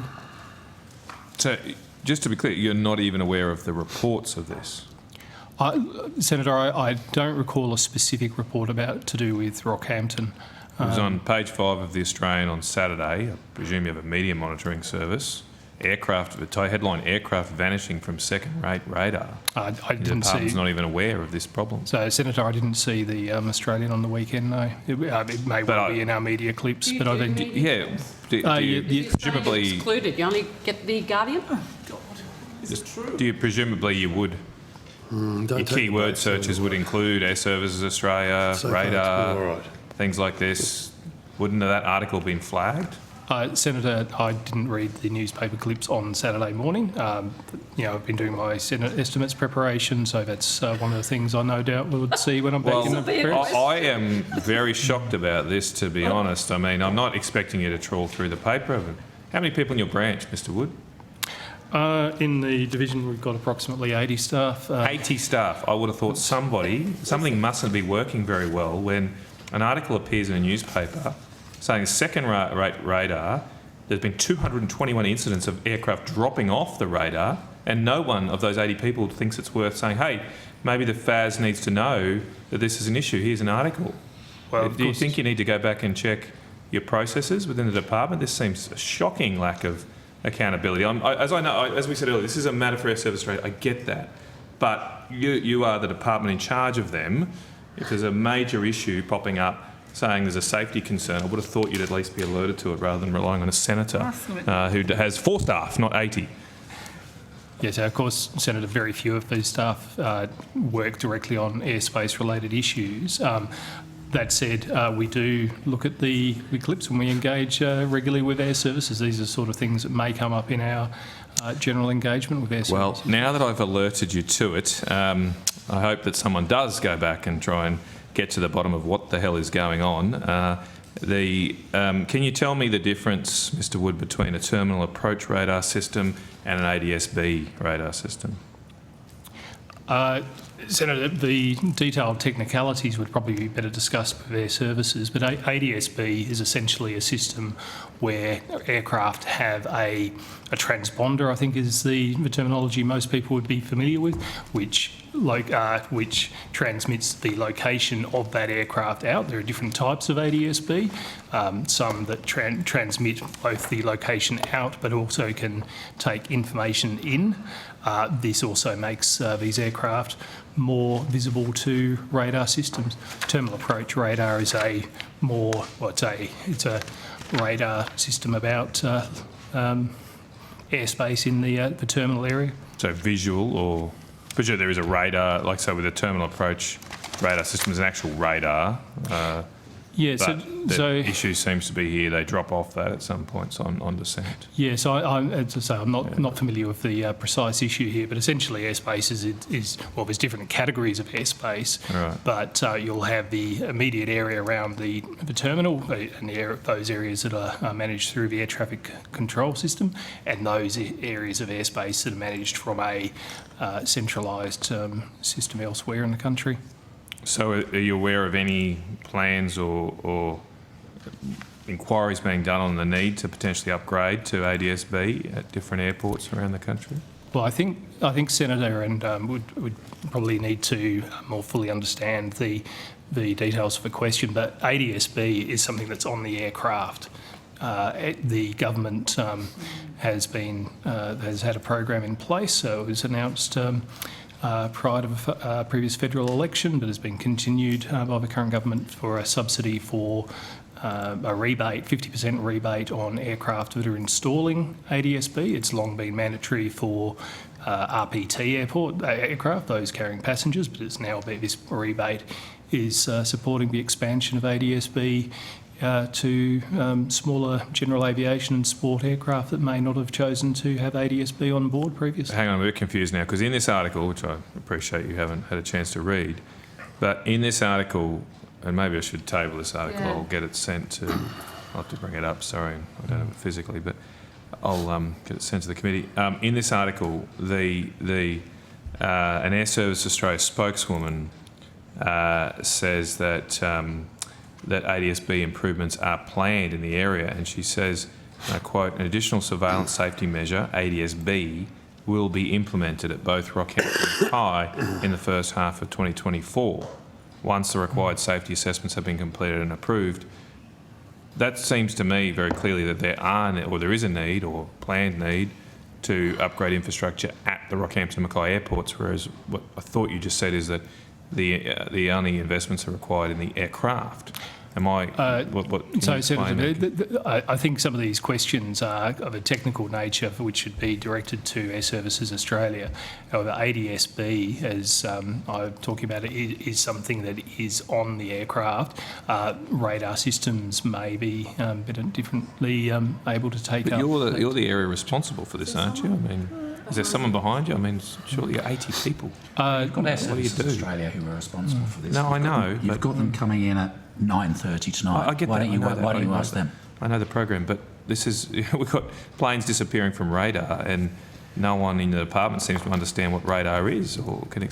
I mean, it's not that hard. It wouldn't be that hard. There's a whole government agency dedicated towards this. Well, giving up their time to come and answer I'm questions very, tonight. very underwhelmed by the lack of urgency here on this. It sounds like these upgrades aren't due to take place till early 2024, and I appreciate you don't even know that there's a problem, but perhaps if you go away and look at that, because we obviously don't want any incidents. I'll get this letter tabled, I'll get the link sent to the Secretariat, and might hand over to Senator Kent. Thank you so much. Sorry, I just need to... You're right. I think the Secretariat's looking for it right now, which will be great, and then you'll be able to have a read up, Mr. Wood.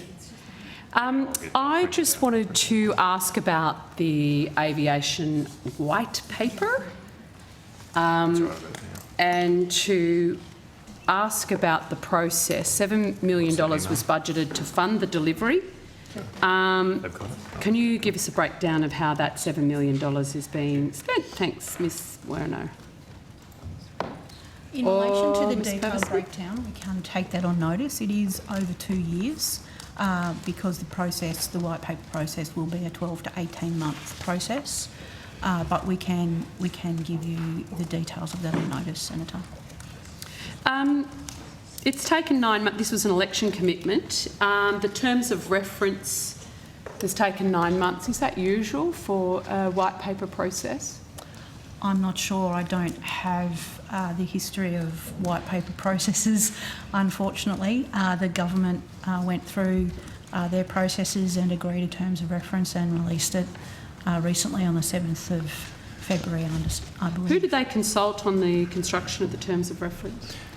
We'd been working with the government of the terms of reference. It was an election commitment, and the government made a It wasn't a separate consultation process on the terms of reference.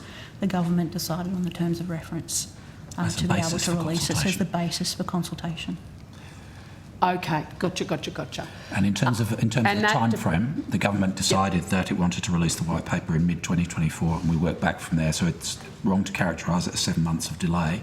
We are timing the process that will follow in order to enable us to deliver the white paper in a predetermined time frame. Working backwards. Okay. The terms of reference then were developed in the department, the terms of reference for the consultation, rather than having a discussion paper, were developed in the department and sent up to the Minister's office? Was in the department. We consulted with some other government agencies, including CASA, and as my colleague Ms Werner will be able to take you through a bit more detail. Stephanie Werner, First Assistant Secretary, Domestic Aviation and Reform Division. The initial draft terms of reference was developed by the department based on the government's election commitment. The terms of reference was then shared across the public service with PM&C, Treasury, Finance, Department of Climate Change, DFAT, Austrade, Home Affairs, Department of Industry and Defence, and portfolio agencies Air Services, CASA and ATSB for comment. The draft terms of reference were then provided to the Minister, who then sought agreement to them from the Prime Minister. So did CASA or Air Services Australia add anything to the terms of reference? Unfortunately, Senator, I don't have that level of detail with me. Okay. We can take it on. Thank you. In 2009, the then Prime Minister Rudd's National Aviation Policy White Paper, there was an article printed on the 5th of February in 2010, which I'll quote from, which said, "With dust settled after the pre-Christmas release of the paper, criticism of the document's lack of vision is bubbling to the surface from several quarters. The Australian Aviation Association Forum this week released a communique. It then labelled the white paper little more than a description of the past and present initiatives. Has the department, in developing that terms of reference, taken on board previous criticism of aviation white paper policies and consulted more broadly than, I guess, internally around the terms of reference and gone to Australian Airports Association, Australian Business Aircraft Association or the others?" Senator, I think, as Ms Werner has outlined, she outlined the internal process and who we consulted with. I think also we discuss and have meetings with the aviation sector on a very regular basis and have been talking to them about where the white paper process, about the issues that they think that they would like to see as part of our regular stakeholder engagement with the sector.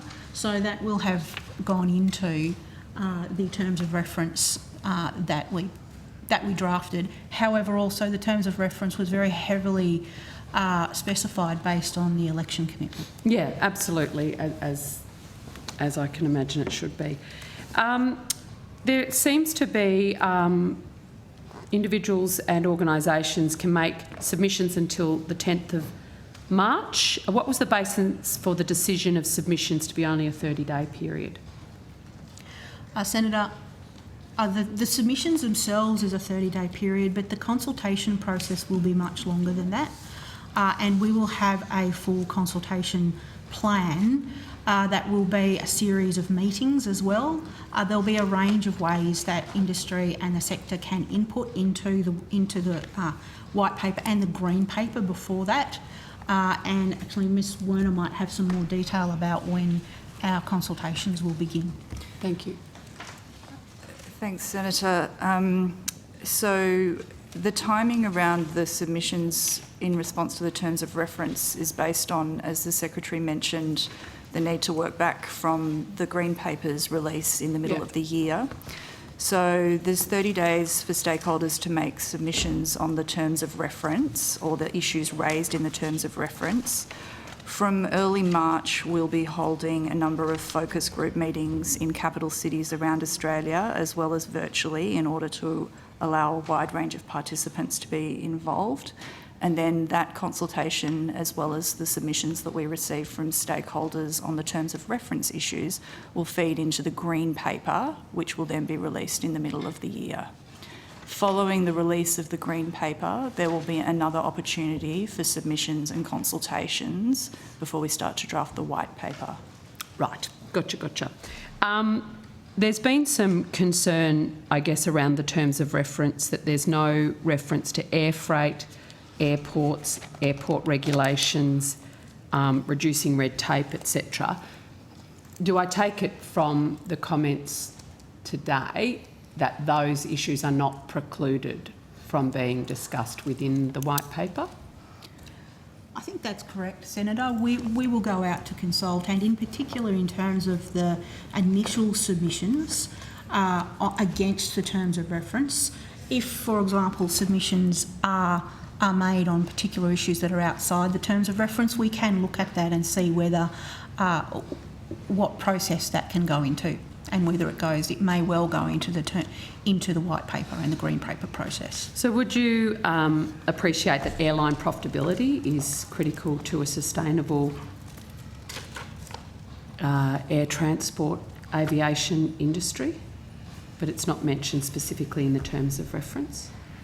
I think the terms of reference are broad enough to include those, and including things such as airport development and aircraft. So I think that it is broad enough to encompass so airport development, planning, security, the range of issues that they would like to. I'm just trying to fill in the gaps that have been raised with me about the limited nature of the terms of reference as they're.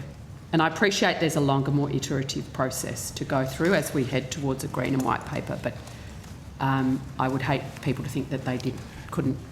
No, we would encourage people to put in submissions about the issues which are of importance to them, and then through the subsequent stages, including the Green Paper, those are able to be identified and picked up. And just confirming these terms of reference came out of the department, there was no consultant engaged to develop them? That's correct, Senator. Okay, thank you. I just wanted to go to Brisbane aircraft noise. From the department's perspective, knowing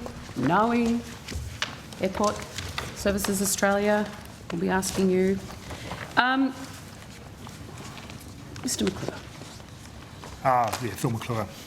Can you report on what progress has been made to establish a permanent consultative body on aircraft noise with respect to the Brisbane Airport?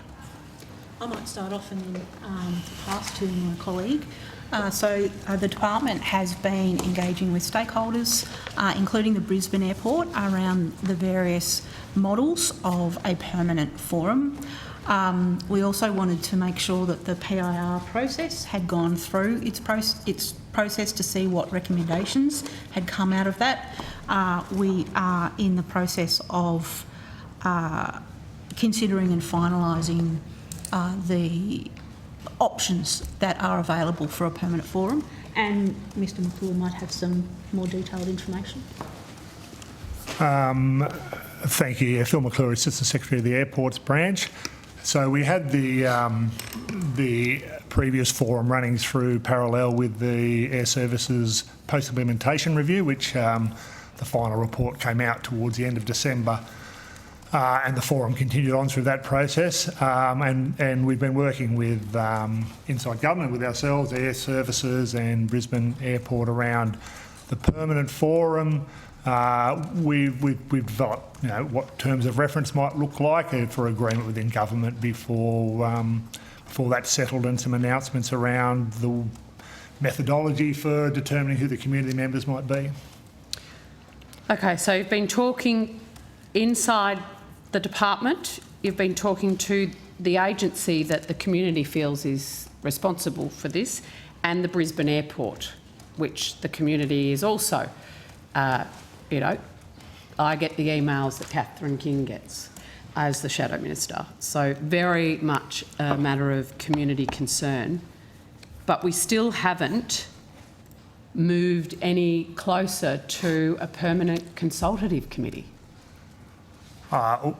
We've certainly developed options for what that committee might look like, and it's at a high level. The post-implementation review has thrown up a whole range of packages and measures that will be predominantly taken forward by Air Services Australia. So Air Services and their engagement with the new forum will be critical, which is why we're engaging with themselves. And again, Brisbane Airport will be critical to the feeding information back and forth to the community group. So we've kept those and the forum may go to.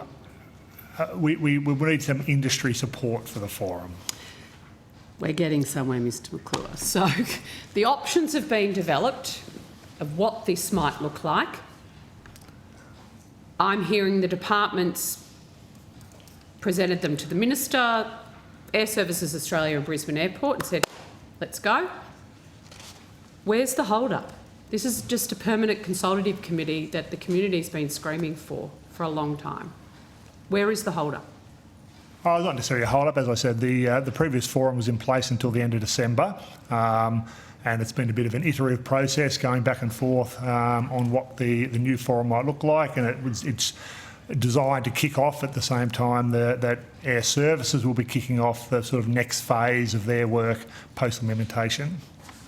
Given Air Services' well-known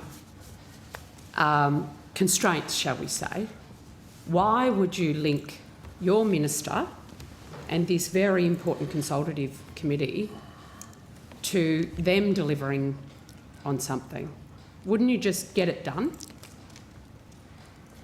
I think it's fair to say, Senator, that we have been progressing that while we've been waiting for the PIR to be released. We wanted to know what was in and what recommendations were in the PIR to make sure that the options that we were considering and looking at were consistent with what the PIR was going to be recommending. But what I'm hearing, Ms Purvis-Smith, is that you are now waiting for Air Services Australia to do something before you do what we all know needs to be done, which is a permanent consultative committee set up. I'm not sure Mr McClure said that. No, I've misunderstood that. I'm happy to be corrected. No, we're not waiting for Air Services necessarily. We're just, as I say, we've just been working within government on what that those final terms of reference will look like, and then we need to, as I say, agree an approach to the way the community members will be identified, and the committee will meet. But I guess the Air Services link is that what the community group will fundamentally be doing in the first instance is looking at the way the measures that have been identified in the post-implementation review are being delivered, and that will require engagement with Air Services. So the options for that are sitting with the Minister. You've done that work, it's up with the Minister. I think we'd say, Senator, it's an iterative process, as Mr No, McClure said. I appreciate that. So my question is, the work's been done within the department. Is the brief on the options with the Minister or not? We're engaged in regular contact with the Minister's office, revising the terms of reference or refining the terms of reference. So she doesn't have the terms of reference yet? I think that we would need to ask the Minister whether she herself has them. Okay, the brief's gone to the office. So I think, as is my Ms. Werner, question, is that we have been working with the Minister and the office in particular. It is an iterative process, refining the terms of reference, looking at the various options, and we have provided, I think we can say, briefing up to the Minister, but it is an iterative process to make sure that we and you've got to somewhere. get Brisbane Airport on board, Air Services Australia, to get it all sorted.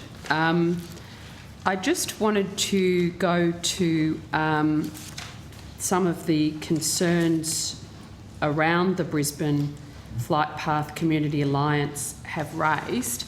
Are you aware of how exercised this community is about the noise in the flight path, and that there has been an increase in complaints over recent period? We are aware of the issues and concerns being raised by the community. Yep, and the complaints have been increasing. As you're aware, Senator, Air Services more directly monitor those complaints. We certainly saw some figures that had been presented from the previous estimates It's fair to say that with the post-implementation review just starting, and Air Service will give you more details, the flight paths have not changed since over that period. Different modes get flown in different seasons, and obviously with international coming back, the number of flights is upticking all the time, but Air Service will be more accurately be able to describe the pattern of the complaints. So I'm just wondering, there's 160, in Air Services Quan 108, 169 suburbs across Greater Brisbane are negatively affected by excessive noise pollution from the Brisbane Airport. Has the department done any detailed modelling of an assessment of property devaluation as a result of this noise pollution? I'm not aware that we've done that.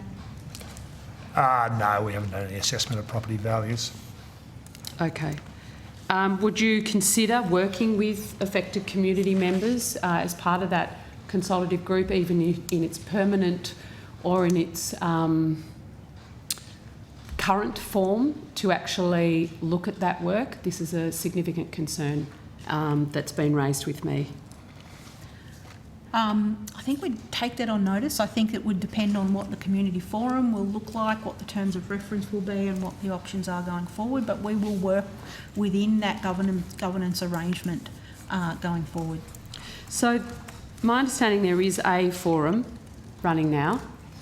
Is this something, while we're waiting for the permanent forum to be set up, that could be discussed in the current forum? No, sorry. The previous, the BAPAF as they were called, they ran basically alongside the post-implementation review period that Air Services undertook. So their final report came out around the same time that the final report. So there's no forum right now? Well, there has been an enduring community forum attached to Brisbane Airport, BACAG, which is similar to all the federal leased airports. They all have their community aviation consultation group, so that group continues on. The two specific forums that related to the PIR are now as the election commitment, but there's been, as I say, a month between those being one completing it and one getting back underway. So, but at the moment there's nothing? Well, there's as I say, there's... Other than the Brisbane Airport thing. I'm talking about your engagement with the local community. We attend and are part of that Brisbane Airport Community Aviation Consultation Group. That continues on. That continues on. As part of that group, would the department undertake to look at modelling property devaluation as part of the the noise pollution? I think we'd take that away and consider that. I mean, obviously we go to those meetings and we will consider any issues that come up with those meetings, and we will also... This has been a direct request of me on behalf of these affected communities to raise that with you and to seek your advice that you would consider doing that level of work. The Community Alliance is also wanting to ask if the department has considered establishing a compensation scheme to be made available to homeowners who've been experiencing the devaluation of their properties in excess of 10%. I'm not aware that we've been considering anything like that, Senator. Would you, I would really request that you, in your engagement in the current and future forums, look at both compensation and modelling of property devaluations, because the claims that have been put to me is that it's in excess of 10%. Same topic. And there's been a lot of concern that Minister King has refused to meet with this community. Is that correct? I've seen a press release to that, but I don't know anything more than what I've read in the press release. So that might need to be directed to the Minister. Assistant Minister, you're a resident of Brisbane. This issue would be no surprise to you, I'm sure. It was it's been a key issue for a long time. Community members are very, very exercised about the fact that the Minister had her Chief of Staff write back to them and that she could not actually meet with them in person. Were you aware of this? I wasn't aware of that, and I'm happy to take on notice and try and provide some more information about that, Thank Senator you. Mackenzie. Just if I can attempt to be helpful, at the risk of trying to be helpful. The terms of reference are currently being finalised, and I expect the Minister will have more to say shortly about the establishment. Thank you. That is very helpful in actuality. Are you still on Brisbane Airport, Senator Mackenzie? Because Senator White has some questions. Yes, of course. No, I've finished with Brisbane Airport. Okay. But, yeah. If I can go to Senator White, give you a break for a second, Senator White. Thanks. Do you know how many jobs are connected with Brisbane Airport? So both directly at the airport and also associated businesses? I'm not sure I've got that figure in front of me. There's certainly something we can find out relatively quickly, but no, I don't have that number in front of me, I'm sorry. So what I'm saying associated with, so the associated businesses, that's couriers who do deliver for transport. If you could give us the figures, both directly who is employed there, so people who would be employed directly with aircraft flights, but also those ancillary ancillary jobs, that would be really useful.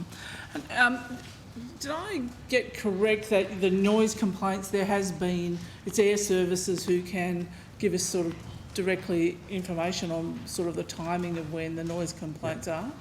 Yeah, and also you were asked a question about any work that had been done on the devaluation of property because of noise. This noise has been around for a while, hasn't it? It's, you know, there's been complaints for a number of years. Am I correct about that? I understand that's So the new runway in Brisbane opened in mid-2020, and then there's certainly an increase in noise complaints from Brisbane residents with the new flight paths being flown with the new runway. So in the lead up to the development of that new runway, did the previous federal government do any work on what the devaluation of the devaluation of properties in the vicinity would be because of the new runway and the increased air traffic? I would have to take that on notice, Senator. Could you do that? It'd be interesting to know. And the lead-up process to putting in a new runway, you can't just sort of say, I'm going to put in a new runway, do you? There's a significant amount of consultation that goes into that, including with your department. Am I correct about that? That's correct. There's a range of processes around master planning and major development project planning and approvals that has to go ahead beforehand. And also where the what the flight plans are going to be like, what the demand is like, what new airlines are going to be there.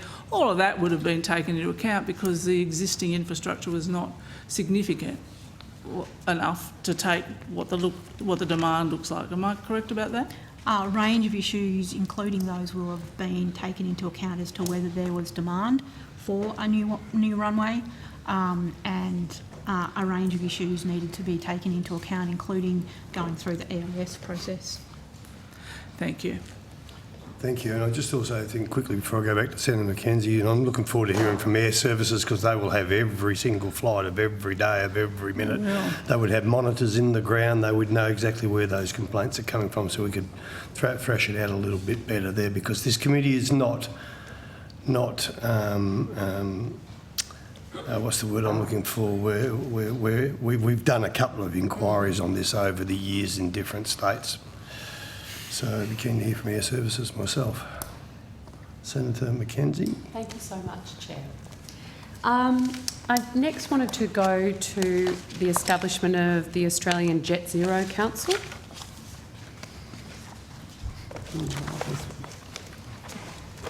On the 14th of July, the Minister announced she'd be setting up the Australian version of the UK Jet Zero Council, or the Canadian Council for Sustainable Aviation Fuels. Funding was committed in the October budget for this body. It's been 7 months since the announcement. Has the Minister established the Jet Zero Council? Senator, I might start off and then hand over to my colleagues for some more detail. The Minister has announced a Jet Zero Style Council to be announced. Each Jet Zero Style Council in other countries do something slightly different. So we've been working on the types of options that a Jet Zero Council in Australia might perform. We've been also hearing from stakeholders. The Minister also announced that she'll be holding a roundtable in order to get information and discuss with stakeholders what they would like to see a Jet Zero Council to do, the types of terms of reference, the scope of it, before then finalising on the option of what the Jet Zero Council would look like and do. So when's that roundtable? So, Senator, invitations haven't been issued for the roundtable yet, but it will be later this month. Invitations yet to come out, but it's later this month. Yes. Are we going to call it the Australian Jet Zero Council? So, Senator, the roundtable that will take place later this month is an opportunity for a range of stakeholders to have input into who should be on the Jet Zero Council and what the Jet Zero Council should work on. The roundtable later this month is not the establishment of the Jet Zero Council. It's the consultation about the Jet Zero Yes, that's Council. correct. Who should be on it? What sort of things it should talk about? What about its name? Is it just going to be the Australian Jet Zero Council? I think that, we've been calling that for 6 months. I'm not sure. It may well be the Australian Mr. Jet Vincent's Zero looking Council. keen. Ben Vincent, Domestic Policy and Programs Branch, not that keen, Senator. But, certainly the budget papers referred to a Jet Zero Style Council. I don't know that... Style Council, I'm old enough to remember that band. More Very style good. than I. I'm not sure that a final title has been settled yet, but certainly through the roundtable we're expecting a good conversation on what can be progressed through the council. Okay, so how will people nominate to join the council? I think that will be discussed at the roundtable. One of the things that have to get a balance between how many people are on the council and making it workable. So, and what the council would like to do and what it will focus on. So that will also depend on that will also drive part of the participants. So that is what the roundtable is designed to do. So isn't it going to be an open process for people to apply, or will the minister determine, or the roundtable is going to have a communique that determines? I think that is part of the discussion in the roundtable. We've been speaking to stakeholders, as you might imagine. Everybody would like to be on the council. Everyone wants to be on the Jet Zero Council. So, so the roundtable is part of the process in order to discuss with participants what they would like the council to do, and therefore who the participants should be or should include. It may not decide on the participants at the roundtable, but that discussion will input into the final form of the council.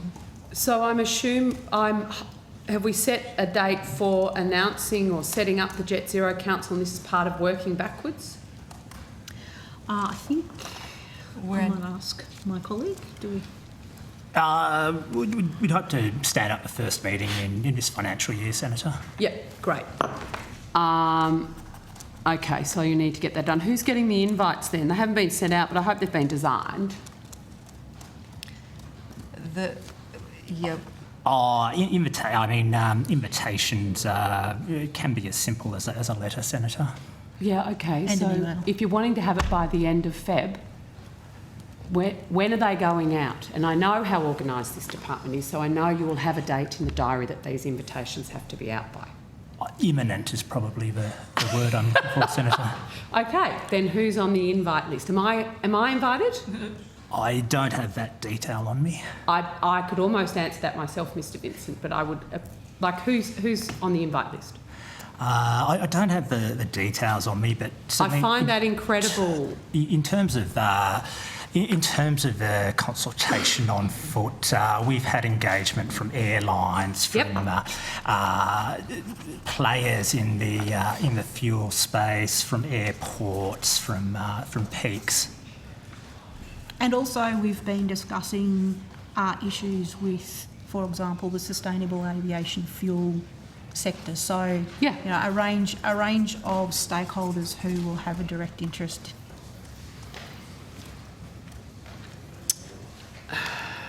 Okay, So you've been meeting with stakeholders about who's going to be on the Jet Zero Council or the round table. I've got airlines, I've got the fuel sector, I've got sustainable everything industry. Anybody else? Any?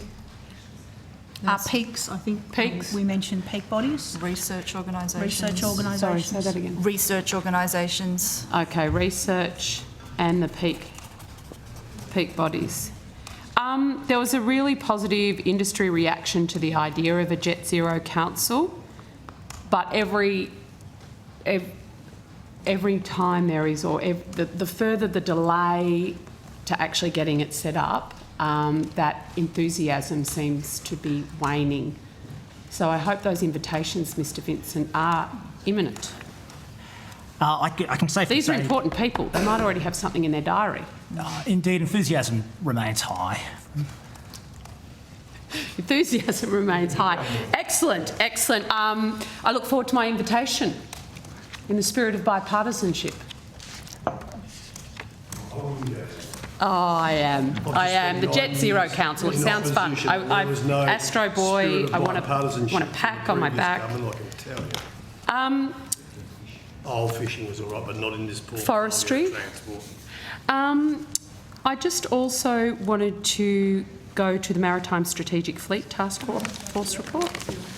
Oh, sorry. Sorry, Sorry, yep. Senator Mackenzie. Senator White just wants to have some questions on net zero as well, please. Yeah, can I just ask about that?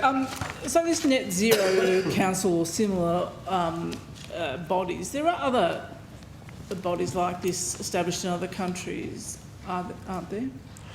Yes, that's correct, Senator. Globally, a number of nations have set up initiatives to drive the decarbonisation of aviation. And approximately when were those set up, do you know? I have some details. The United Kingdom, for instance, established the UK's Jet Zero Council in June 2020. In February 2022, the Council for Sustainable Aviation Fuels in Canada was launched, or CSAF. And New Zealand has recently, in November last year, held a meeting of a Sustainable Aviation Leadership Group. So was the UK the first, their Jet Zero Council, was that the first one in 2020 you said, is that right? Yeah, well, even as far back as 2006, the US government had launched what's known as the Commercial Aviation Alternative Fuels Initiatives, or CAFI. But yes, the UK has gone in hard on this issue.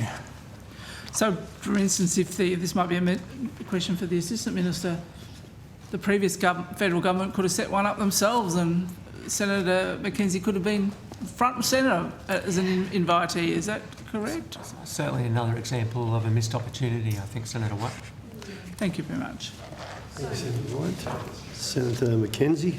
Thank you. I just wanted to go to heavy vehicle road user charge. Thank you. And I'm serious, Mr Vincent. The Albanese government is currently consulting on an in-principle position to apply an annual 6 to 10% road user charge tax on heavy vehicle operators for the next 3 years, representing an increase in fuel tax paid by 22.7% to 37.1% since the election of the Albanese government.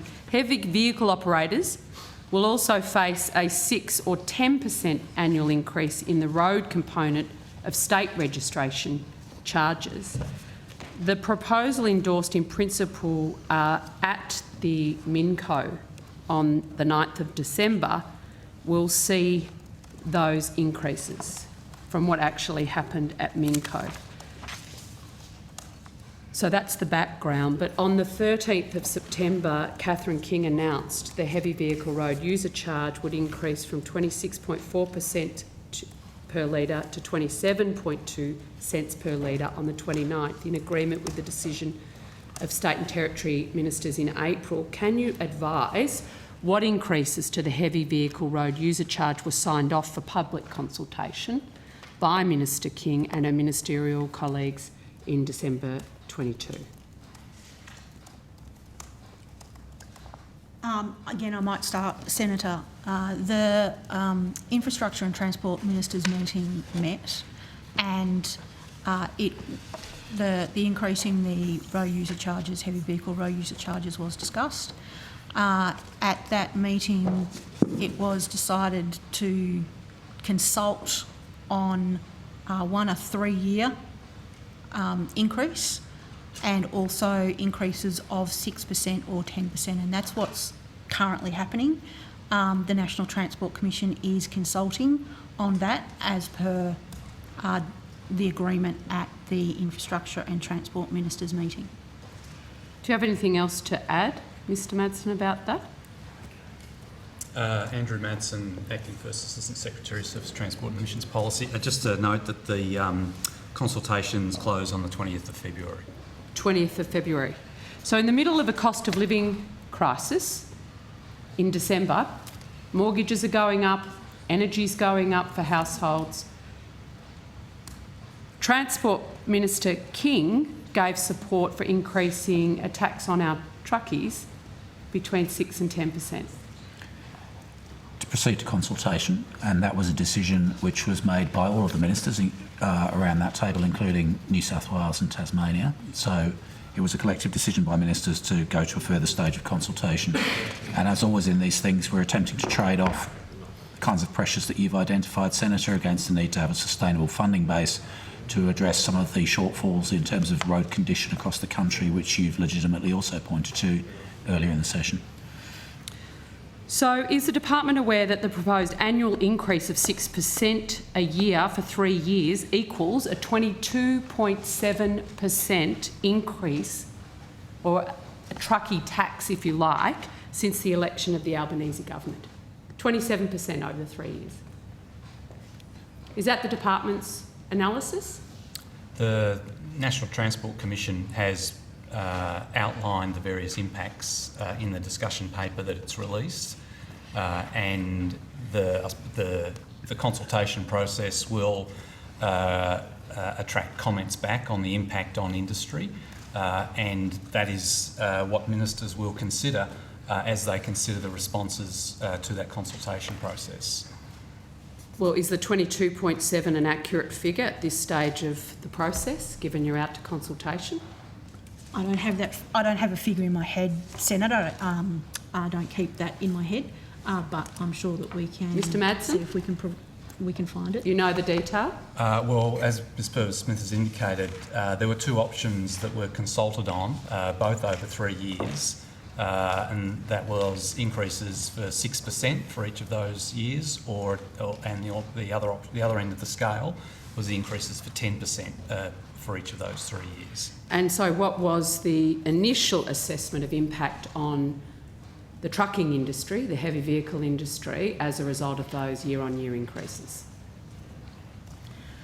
So the National Transport Commission provided a range of information and analysis to the Infrastructure Transport Ministers meeting, and it also included responses and submissions to the meeting as well, and ministers considered all of that information. Again, I don't have that at the front of my head in terms of, there was a range of detailed analysis. It wasn't just one number, Senator. Ms Stagg.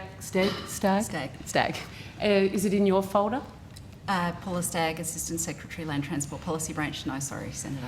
On notice, I would really appreciate understanding what the initial impact that you're obviously going out to consultation on now.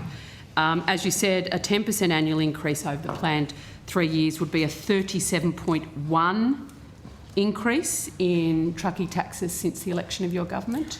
Minister, is that acceptable? I think it's important to clarify, Senator McKenzie, that the increase in September was actually a decision from Transport Ministers in April last year. Yes. So meaning that it was the former government I actually went to that in my opening around piece.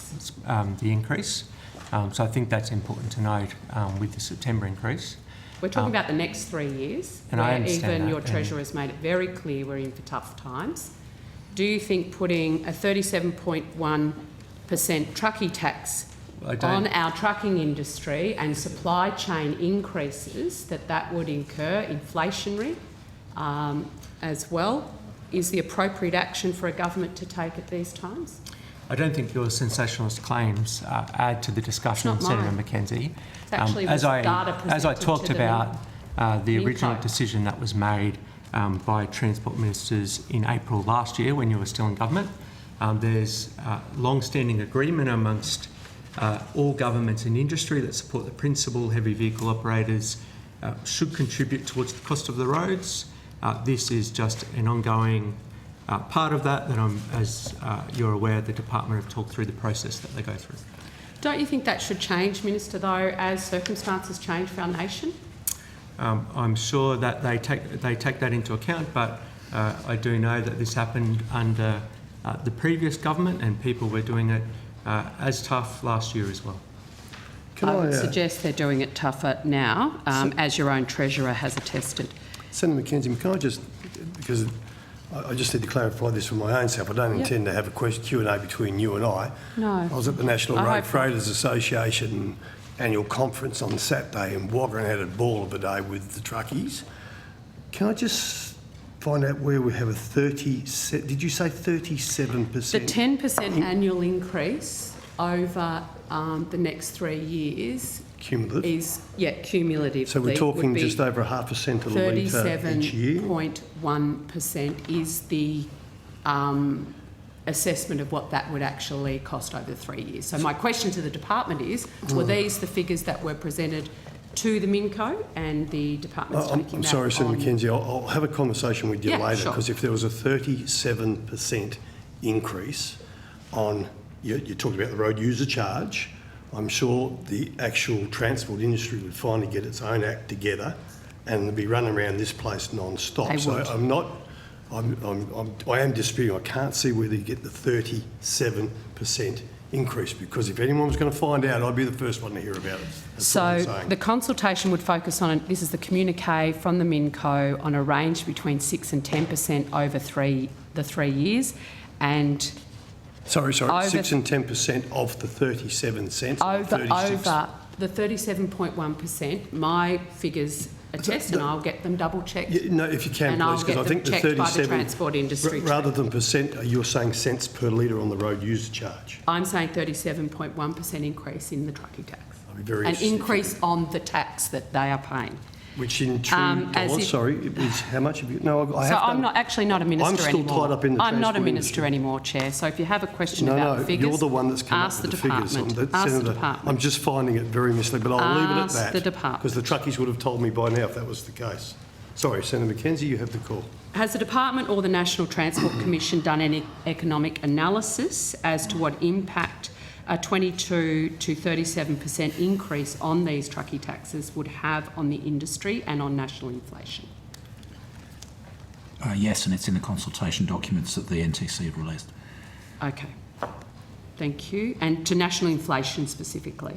The department is doing just the some work in industry? terms of the inflationary impact. We expect it to be fairly small, but we've been asked to do that work and we're doing it. Okay, thank you.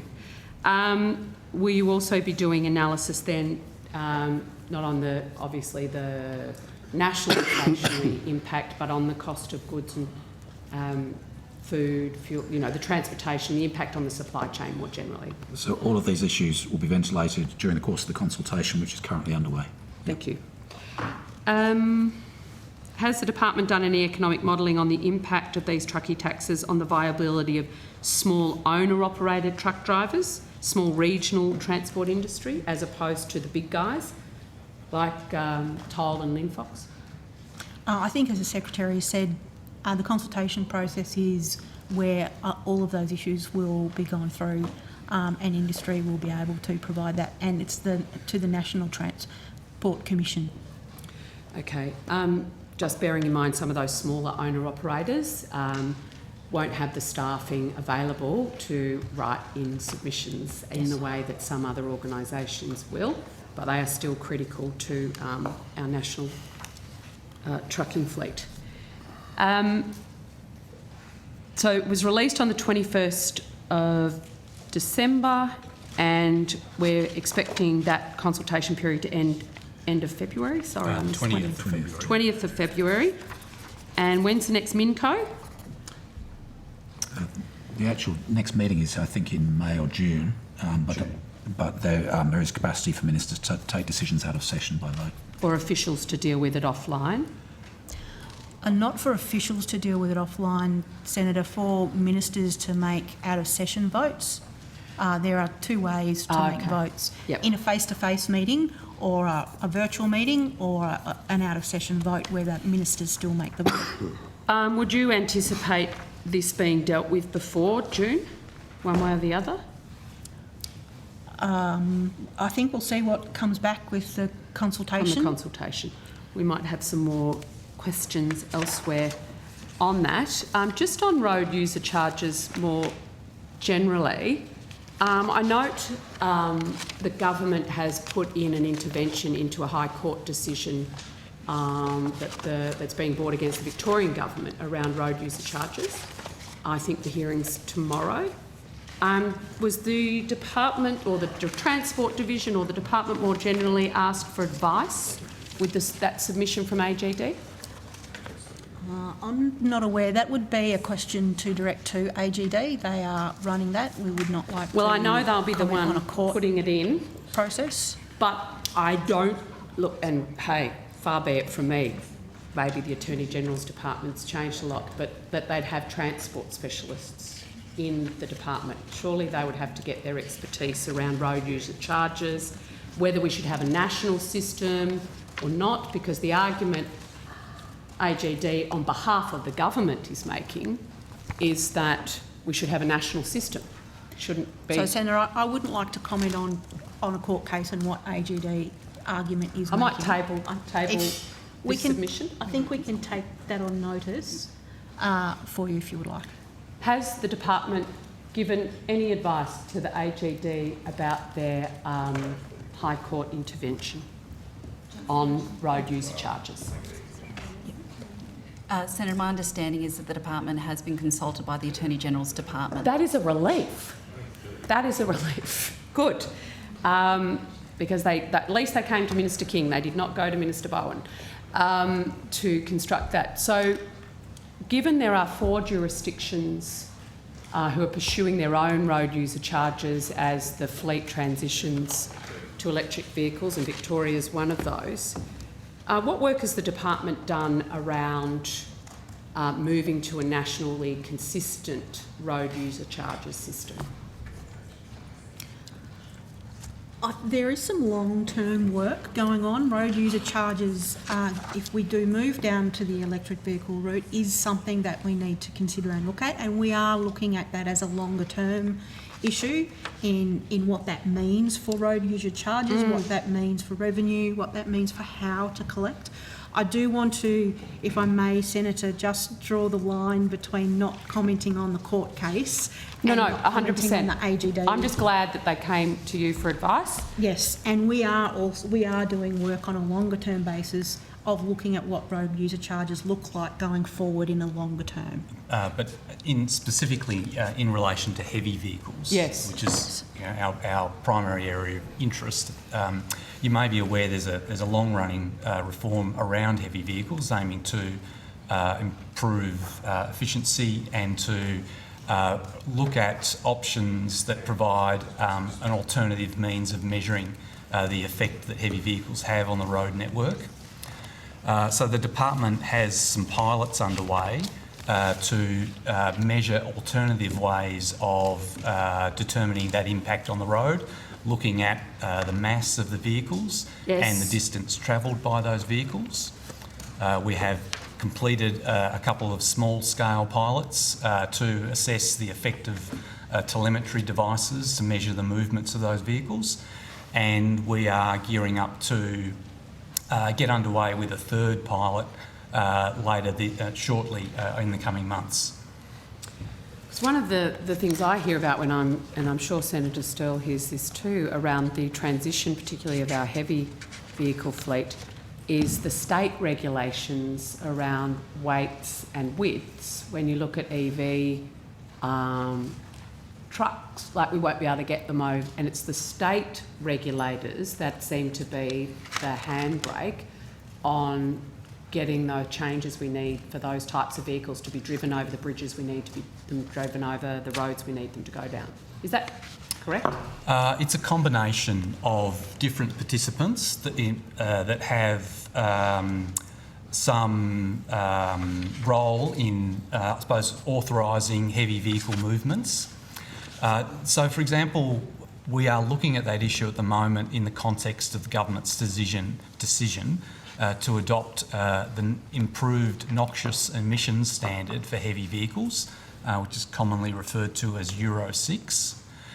And in relation, that has similar elements to it, that to introduce the standard, there will need to be some increases made to the current allowances for the width of heavy vehicles and for the mass of heavy vehicles. So, for example, in relation to those noxious emission standards, Infrastructure and Transport Ministers made a decision back in February of last year to agree to increase the width of heavy vehicles to accommodate those noxious emission standards. And there's work underway currently being coordinated by the National Transport Commission to look at the changes that would need to be made for the mass allowances for heavy vehicles. And their role there is Sorry, Senator, I'm sorry to interrupt you. Can I just come out of left field? Yeah. I'll let you finish your line of question, but can I call a 5-minute break? I know it's out of the blue. It's not in the. What's the name? But we've had. Yeah. So there's been a request if we could just have a 5. So I'll let you finish this, and then Thank you. 5 minutes if we can. Thank please. you. Do you anticipate that restricting then the access to certain roads and bridges, these weight increases? I mean, are the state engineers concerned about, or are they simultaneously changing their regulations about the weight? We would not, in terms of changing the mass and width allowances to accommodate the decision to adopt Euro 6 for heavy vehicles. Yeah. We are having, I suppose, very constructive discussions with states and territories. As I've mentioned, they have made an in-principle decision to increase the width allowance, and I suppose the detail around the mass changes are currently being worked through with the states and territories. In that case, that work's being led by the National Transport Commission.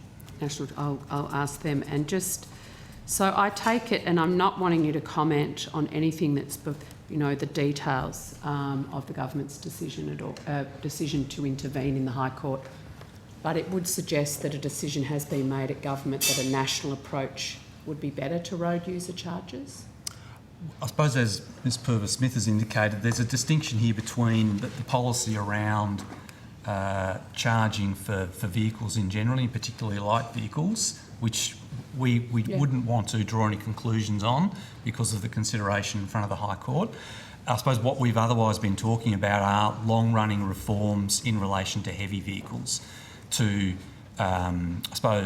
investigate alternative techniques for measuring the impact of the heavy vehicles on the road network, and also to accommodate decisions that the government has made to change the rules in relation to noxious emissions, which will require that the vehicles that meet those standards are likely to be slightly heavier and slightly wider.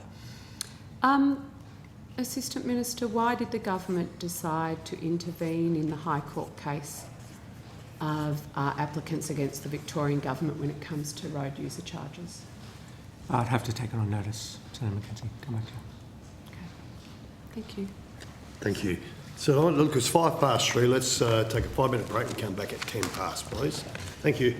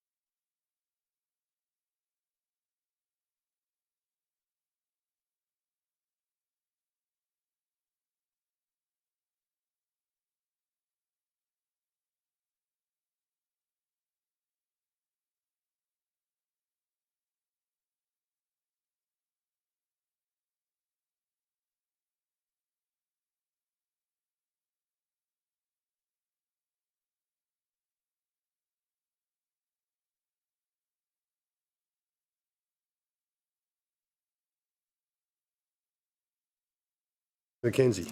Yep, I just wanted to go to the Maritime Strategic Fleet Task Force report.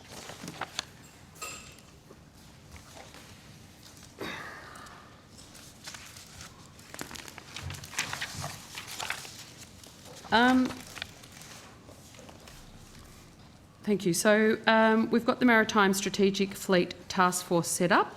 How did candidates apply to be part of the task force? Senator, are you talking about the task force itself that's being chaired by Mr John Mullen? So this is the one that was launched by Minister King on the 20th of October.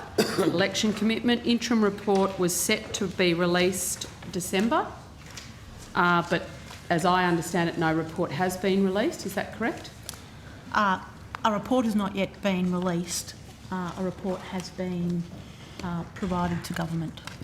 So the government has the report, but it has not released it. Reports suggest a third-party consultant was commissioned for research and has submitted its report in the last 2 weeks to the Minister's office. Is that correct? I might ask my colleague, Mr Johnson. Andrew Johnson, Assistant Secretary, Strategic Fleet Project Team. Senator, that's not correct. There was a consultant engaged to support the work of the task force, but that was the report that the consultants prepared, or the reports they prepared, just went to the task force. So they did reports that went to the task force, and then the task force did the report that went to the Minister? Yes, Senator. Thank you. How would have I gotten on the task force? Senator, the members of the task force were appointed by the Minister. Right. What was the selection process? The department provided a list of suitable candidates for the Minister's consideration that met the government's objective of having a task force comprised of representatives from the shipping industry, major charterers, unions, Australian business and defence. Okay. Was there any specific selection criteria? They were the selection criteria in terms You just of, had to be part of those industries? Yeah. You just listed. And the Minister had discretion to appoint the selection of task force members? yes, Senator. That was her decision. Were members of the task force paid? One member of the task force has been paid. Which member was that? Dr. Susan Ryan. Susan Ryan? Sarah Ryan. Sarah Ryan? Sarah Ryan, yes. Okay. When can we expect to see the interim report? That's a matter for the government to... Assistant Minister, when can we see the report that the Minister herself said would be released in December 22? I haven't got an update on when we expect it to be released. Okay, we'll keep waiting. Are we still then on track for the final report by the 30th of June, Secretary, working backwards? If we'd planned to have that interim report released by December, it's now mid-Feb. Well, the interim report was supplied to government on time before Christmas, but I'll ask Mr Johnson to give you a sense of overall time frame. Bearing in mind how you do work backwards from the end so goal. the task force has commenced work on phase 2 and we expect that to be completed on time. Phase 2 being the second part of the terms of reference after the initial report. Okay. Which agencies were consulted by the task force? The department's engaged quite a wide range of agencies across the Commonwealth, and a number of specific agencies provided direct advice to the task force on particular issues that the task force I'm here for wanted to. specifics. I would have assumed you'd consulted widely, so let's go to the specifics. Who did you consult? So in terms of who appeared in front of the task force, the Department of Defence, hang on, I'll see if I can find the specific list. The Department of Industry, Science and Resources, the Department of Climate Change, Environment, Energy, Water, the Department of Employment and Workplace Relations so far. That's it? Yep.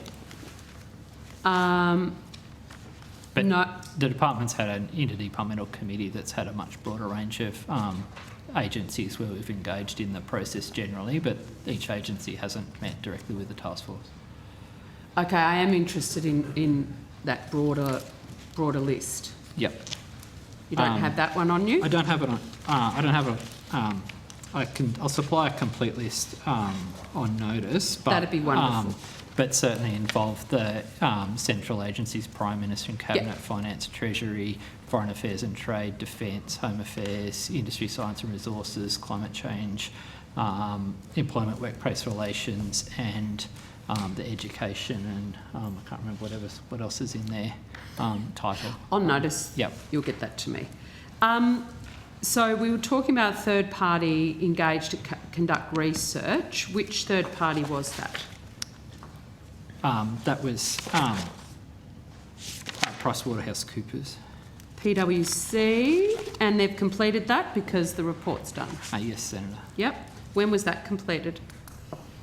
The work was completed before Christmas. Yeah. To feed into the task force's report. So what did the report say about the defence capability component? I think the report has been provided to government, Minister, and the task force hasn't been made public. And it's the task force's report to government. It's not public as yet. No, I realise it's not public. Were there any concerns raised within the report or by agencies in the consultation by the department about the defence capability component with respects to a maritime strategic fleet? That was certainly something that was considered by the task force and certainly discussed between agencies to feed into the task force's report. And bearing in mind, I will be asking the Department of Defence these questions too. So was that a positive capability or something that needed more work, or shelve it? It was a positive conversation. I think there's still more work to do both by Defence and by other agencies in working through, which is kind of the detail that the task force will get into in phase 2. So in the consultation that you've seen and you've been part of as the preparation of this report, and I understand the report itself is with government, has the defence justification for a strategic fleet been debunked or come under critique as a result of these consultations? It was certainly part of the terms of reference under phase 1 to look at the extent to which the strategic fleet could influence a number of strategic objectives, including defence. So certainly the sort of pros and cons, if you want to put it in those terms. Well, were there more pros or more cons? So it's before Cabinet at the moment. We can't comment on that, and it would be inviting Mr Johnson to express an opinion as well. Well handled, Secretary. True. Have any of the proposed scenarios for a strategic fleet been presented to the department? Don't have to go to which ones, what they entailed, but has there been a proposal for what a strategic fleet could look like in the Australian context be presented to the department? A number of stakeholders have raised various sort of solutions or scenarios where they might see some value in a strategic fleet, and certainly quite a number of the submissions that were made to the task force as part of the consultation process in phase 1 involved a number of different scenarios and options in terms of how to use a strategic fleet. Was the MUA in favour of a strategic fleet? Yes, I believe their submission was supportive of a strategic fleet. Was the Defence Department in favour of a strategic fleet? I can't remember the specific, off the top of my head, what was in their submission, but they certainly canvassed another number of ways that a strategic fleet could contribute to defence effort. How much was the consultant paid? 170,000. And how long did that work take? I can't remember specifically off the top of my head. So On notice, I want the notice, specifics. yeah. It was a number of months. And how many meetings did the consultants have? With the department? The department. And stakeholders? Yeah, I'm not... Just on notice? Yeah, I have to take that on notice then. That'd be great. The Productivity Commission inquiry report lifting productivity at Australia's container ports between Water Wharf and Warehouse says of the strategic fleet, and I quote, "On balance, the Commission does not find a need for a government-supported commercial strategic fleet. There appear to be more cost-effective ways to address the issues of maritime capacity and potential skill shortages, particularly with skilled seafarers." Has the department read the PC's report? Yes, Senator. Did the task force consider the PC's report? Yes, they certainly received briefing information on the PC report. Okay, great. Has the department considered projected costs of establishing a strategic fleet? Not specifically. That's part of the task force's work to look at the various costs and other things. So you've got a few around scenarios that have been presented. Have you started looking at any preliminary costs? No, not in that way. Certainly a number of stakeholders and others have raised elements of costs, but phase two... So what's the range? The stakeholders have indicated that an Australian vessel is between $5 and $7 million a year more expensive to operate than a foreign flag vessel. And did the stakeholders sort of put forward how much a strategic fleet, maritime strategic fleet, would cost over time? Not beyond those sorts of figures. Okay. So, yeah. All right. Did stakeholders have views about how much should be publicly funded and how much should be privately funded with their various scenarios? I don't think they really went to the sort of who pays question in their submissions from memory. They didn't care who paid? I'm not sure. They didn't really address it, I don't think. Yeah.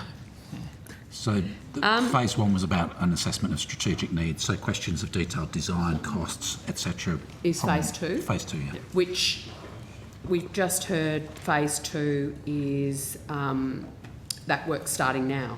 Correct, and Mr Johnson's explained that it's on course to be landed by the middle of this year. So is the department considered the impact to taxpayer of the costs required to support a strategic fleet?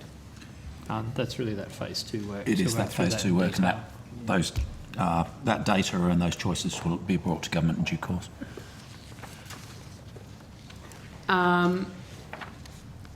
All right, I will leave it there for strategic maritime fleet. I might just have a couple of questions there, if I may, to the department. Mr Betts, I'll put it through you.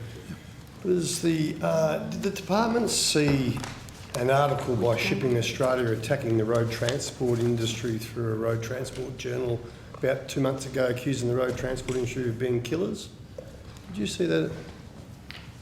Anyone see that in the department? I didn't. No. Just thought I should let you know that there was some gutless wonder that would not put their name to the report, so I'll forward that to you so you're well aware of the sort of people that we could be dealing with at Shipping Australia, while they're also encouraging wage theft of foreign seafarers. Just wanted to highlight that, thanks. Thank you. So, now, any further questions? I just wanted to table, just in respect of the discussion around the truckie tax, I'll table a document which are the official figures and let the committee know that the 37.1% figure is as a result of the fuel tax excise that was halved, adding that to the 10 over 3 years. But I've just tabled a document which are the official figures to that, the National Transport Commission, sorry. And I'm happy if the department wants to correct my figures at any time. We were using a table from the Commission itself. So if you want to rule it down from 37.1 to 36 point something, I'm very happy to have my maths corrected. It still represents an incredibly significant increase at an inopportune time. Hence the consultation. Thank you. I think I'm done in outcome 2. I've got lots of questions on notice. Very good. Well done. Okay, well, let's move to outcome 3. So, Mr. Betts, if you could release the officials, that's great. 3:30, outcome 3, that's good. Chair? Yes. Just to let you know, I just had that small block of questions that I tried to ask earlier and they told me... Yeah, no, we'll kick off with you, Senator.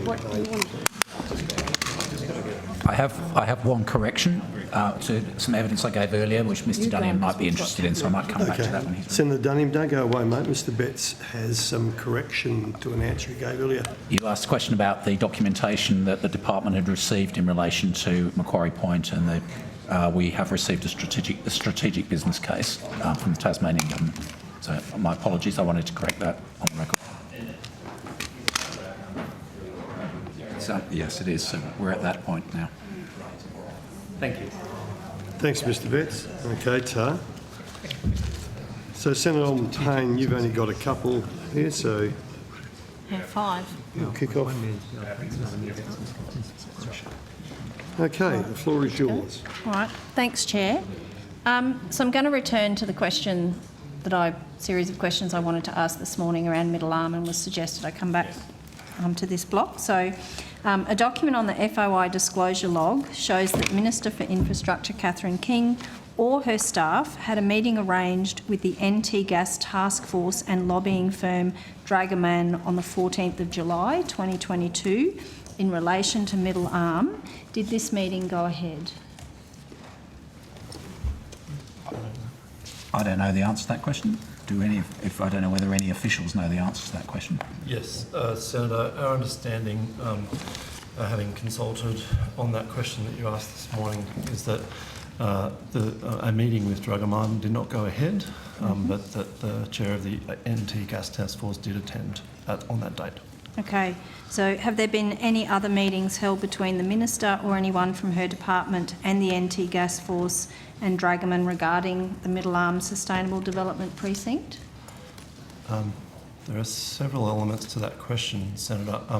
I couldn't speak for the Minister's office at this point. We would have to take that on notice in terms of the department, not with any of those corporate entities that you've referenced. But as a member of the NTG, Mr Trier has attended some meetings with the department. I can take on notice the exact dates. Okay, well maybe if I just give you the other 2 questions and that flow on from that then. If there have been, can you provide records of any meetings, and can you provide records of any correspondence between the Minister or anyone from her department and the NT Gas Task Force and or Dragoman regarding Middle Arm? We would have to take that on notice, I think, Senator. Yes, thanks. Thanks, Chair. Thanks, Senator Alden-Payne. Now, just one thing, I'm not quite sure if I mentioned earlier, I was having a crack. I think I said Shipping Australia. I apologise, it's Australian Ship Owners Association, but I'll get you that article too. Okay, thanks. My apologies to Shipping Australia. No one's bitten yet, but I think that's what I said. Senator Canavan. Thank you, Chair. I just had some questions about both the Investing in Our Community program and the Priority Community Infrastructure program. Certainly. We'll just get the right officials to the table, Senator.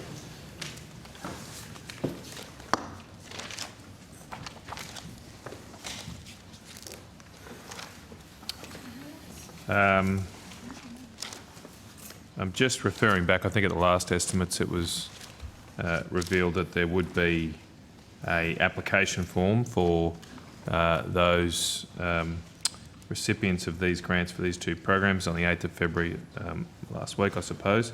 The guidelines for these programs were released. That seems like a long time. These were election commitments primarily, is my understanding. Was there a reason it took, I suppose, on 8 or 9 months to release the guidelines for these projects that were announced that long ago, at least that long ago? Well, I guess the first thing to say before I hand over to the team is that the budget was handed down in October. That's the point at which the funding became substantively available. And then there was a process through which guidelines needed to be developed and consulted upon. But I'll hand over to the team. I think that's the essence of it, Senator. Okay. When was the draft guidelines first submitted to the Minister? I don't have that in my notes, Senator, but we could take that on notice. Okay, thanks. And if you could also take on, I presume you have to take on notice, you can answer if you can, but when did the Minister sign the brief approving the finalised guidelines? We'll take that on notice. Thank you. The guidelines are quite lengthy for some of the some of these grants are only a few $100,000. They're 34 pages for the investing in our communities and 36 for the priority community infrastructure program. That's a lot. I'm told it's a lot larger than the guidelines for similar programs like Stronger Communities. Is this an increase in red tape? Has there been any assessment here of how much costs this will impose on often small community groups who are applying for these funds? Senator, I guess I'd distinguish between the application process and the paperwork, like the form that might need to be completed, and the guidelines themselves, but I'll just see if Ms Quigley or Ms Hibbert want to add to that. Janet Quigley, First Assistant Secretary, Regional Development and Local Government. The two election commitment programs have been split into under 5 million and over 5 million, and that allows us to think about the risk assessment that we would apply to both those programs. The under 5 will have less requirements but more support from the department because they generally are smaller organisations that need that level of support.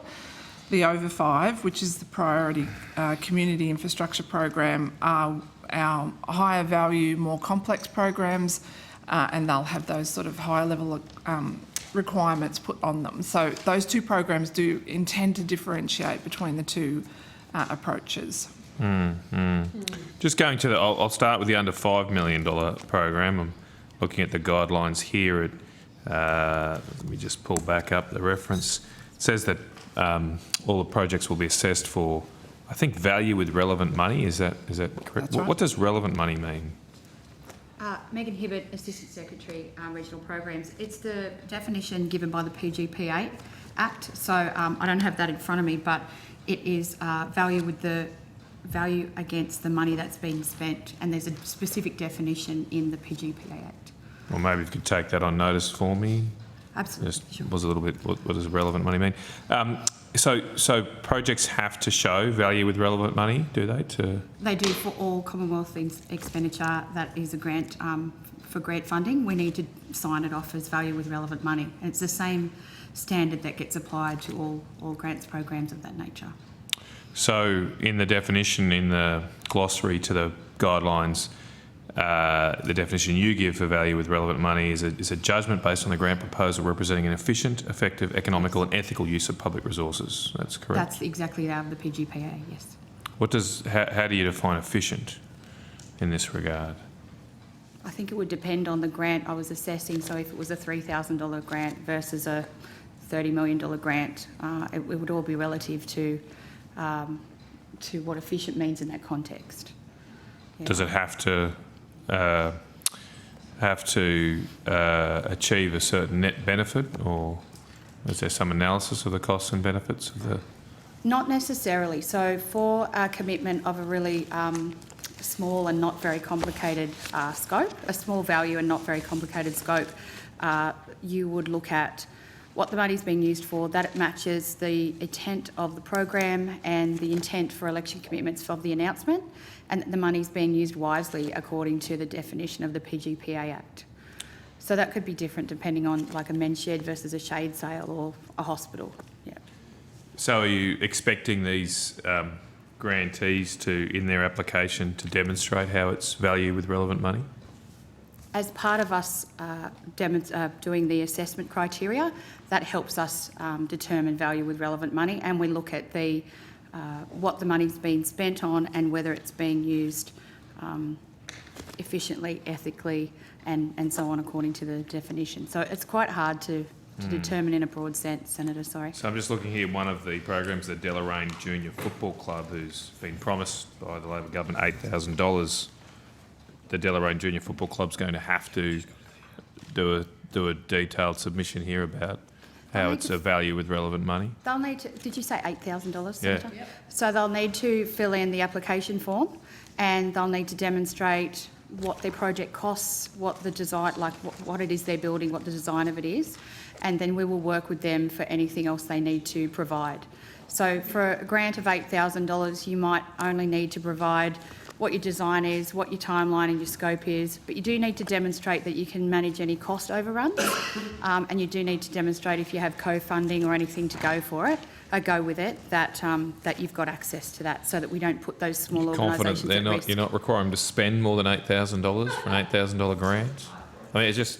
Well, you get the funds in arrears, Senator, these are, just to be clear, these are all election promises, aren't they? That's right. So these commitments are being held to the same value with relevant money standard as all other election commitments. So every time we are required to spend funds and commit relevant money under the PGPA Act, we're required to demonstrate this this level of So if the scrutiny. Deloraine Football Club doesn't demonstrate that the money or the investment is efficient, they will miss out on their $8,000 grant? According to that definition, that's true. However, I've managed 1,500 or more election commitments using the same standard over the last 3 years, and we've not had anyone not meet the standard. They've always been able to demonstrate what it is they need to, and I've not had to not recommend something for funding in that time. Right, okay. Might just turn to one specific program, one specific project, I should say. Are you aware of the commitment to invest $250,000 to complete stage 1 of the Gladstone Anzac Memorial Bowls and Citizens Club redevelopment? Have you got that one in front of you?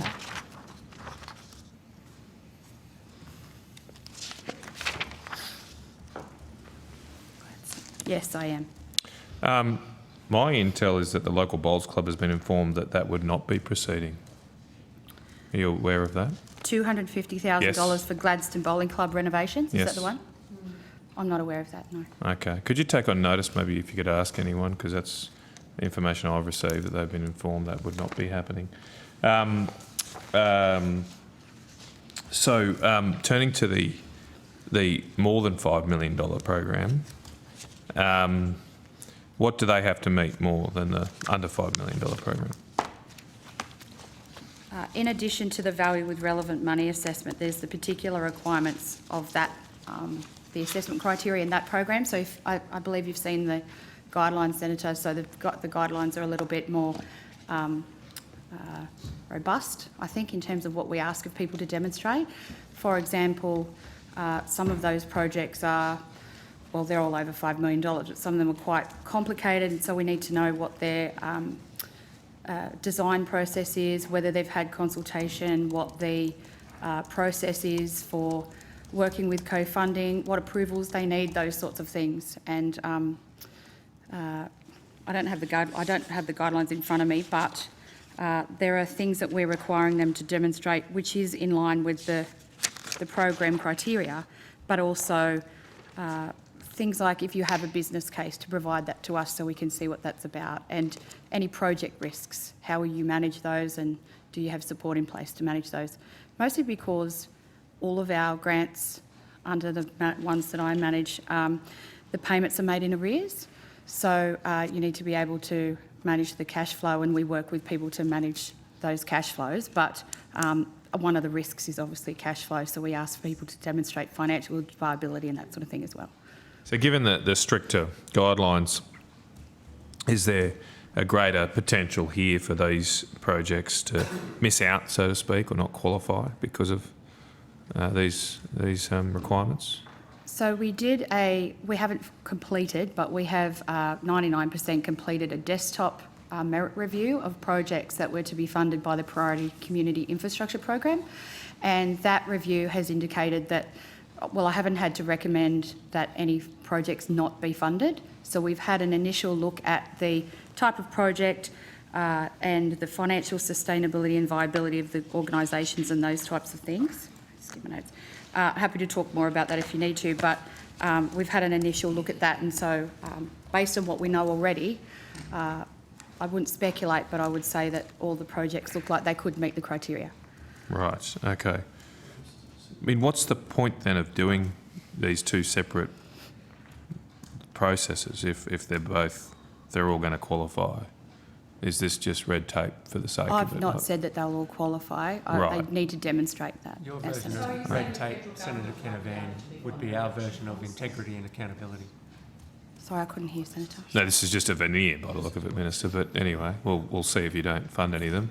And we'll hold you to account if you don't. But I imagine this is just a ticker box that will put a lot of costs on these organisations by the sound of it. I think on the point about the two different programs, as Ms Quigley was saying before, there's a different level of risk associated with the quantum for each project. Okay. Sorry, Ms Hibbert. I think the Minister interrupted us, but over to you. Can you repeat the question? I'm sorry. Well, I was the question which goes a while back, she had started to answer, was how is these extra restrictions any worth or any point? I mean, it seems to me we're imposing a lot of cost on small community organisations that will obviously need the employment of significant numbers of public servants to review, and they're all going to get ticked off anyway. so we're not what do we get? What's the value for taxpayers' money here, and for the value of the overall economy of imposing this red tape and costs on small organisations? Red tape is your characterisation. Ours is that we need to safeguard the integrity of the decision-making process and ensure that we get good value for money for taxpayer investment, not least in the light of recent audit reports. Did the Labor Party not, like, these are election commitments? I'm assuming that before either side of government makes election commitments, there's a due diligence done that the projects are worth funding. But now it seems that that is at risk. Is that right, Ms Hibbert? Like, this is a serious process. You're putting these election funding commitments through. Parties go through versus Can I just, what they do when they're in government. You've had plenty of time on this side of the table, Senator. I'm asking Ms Hibbert a question. And I'm It's Senate estimates. and I'm allowed to answer as well as the Minister representing the government here. So are you going to meet all your election commitments? That's the commitment that we've made, but we also wanted to ensure that one of the big challenges we faced coming into government was restoring integrity and accountability, which you are well aware of, Senator McKenzie. Are you reflecting on my time in government, Senator? Just saying you're well aware of the challenges that we faced. I might just encourage, as I said earlier, while we're setting the standard, can we just, one at a time, ask a question, allow someone to answer, and then you will have full reign to ask another question. Please. Thanks, Chair. Point of order. Chair. My question to the Assistant Minister was whether he was reflecting on another senator in his answer. I'd ask you and draw you to Standing Order 193, which does apply to committees where senators are not able to reflect on each other, and this particular Assistant Minister has been prolific in his reflections today against me. Well, my take on it, Senator McKenzie, is when it applies to personal or tax. I haven't heard personal or tax. I was actually reading while you two were debating each other to start with an article from Shipping Australia, so I take back my apology for them because they're just as bad as Australian ship owners. So I apologise, I did not hear it, but I did hear the Minister reflecting on the previous government. I did hear that. Yeah, so in terms of a absolutely. point of order, I'll seek consultation with the committee to see if I've missed something and come back to you. Thank you. But at this stage, I believe Senator Chisholm was answering a question for you. Thanks, Chair. And that job of restoring integrity and accountability is one we take really seriously. So if that means that the department have to do a bit of extra work, we don't apologise for that.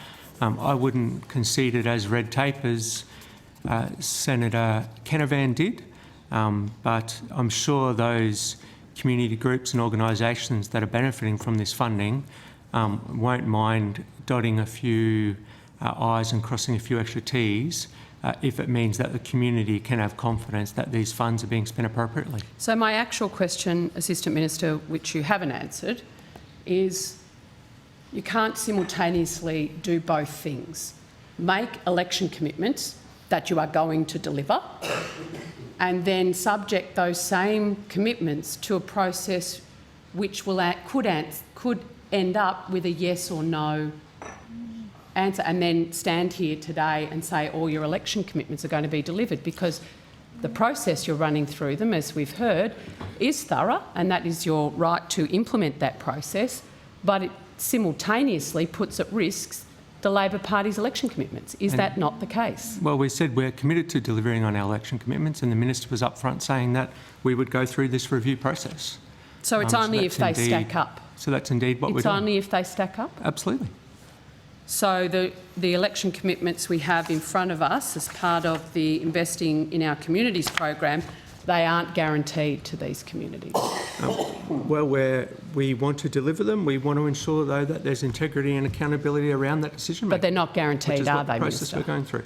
They're not guaranteed, you've just said that. We're committed to delivering them, subject the report we get Subject from the department to ensure that the community can have confidence that the money is being spent appropriately. I've just got one question on this and then I have to exit, if I may, Senator Canavan. Just in that list of projects which are now subject to, not guaranteed as a result of the election, there is a program, and I'm sure Senator Nampijinpa Price will go into details here, but Lingiari was promised, the Alice Springs Netball Association was promised $1 million for some upgrades. We made an election commitment to the Yipirinya Aboriginal School of $8.3 million for safe student accommodation. An election commitment you refused to match, which in hindsight would have seemed unwise. Assistant Minister, and this is a question to you, as part of this Invest in Communities program or other programs within the government's purvey in this area, would you consider funding the Yipirinya Aboriginal School Safe Students Accommodation project, which was a request of the principal in response to his school teaching in language, servicing town camp students from around Alice, to give them a safe place to say should they require it and to continue their studies? Thanks, Senator Mackenzie. We don't honour your election commitments. As you know, the way democracies work, we won the election, so we're committed to honour our commitments. That is what we're in the process of doing. If there's additional promises or additional information that Senator Nampijinpa Price wants to bring to our attention, I'm sure that we'd be happy to consider in the lead up to the budget. This was going to be funded under the CDG, which your minister has decried as funding projects of waste. Would you consider safe student accommodation for students attending Yipirinya Aboriginal School as wasteful spending? I'm not aware of the specific project, Senator Could Mackenzie. you take it on notice? I'd appreciate an answer. But I certainly know that that schooling is a challenge in many parts of remote and regional Australia. So I certainly understand how important it is for many communities. Can I ask, Assistant Minister, if you take that on notice and consult the Aboriginal and Torres Strait Islanders members of your caucus about whether that $8.3 million would be a wise spend of money for the government to commit to? Happy to, Senator. Thank you. Senator? Right, now Senator Roberts. Thank you, Chair. And in light of what happened this morning, I've got 10 copies I'd like to table summarising Project Iron Boomerang.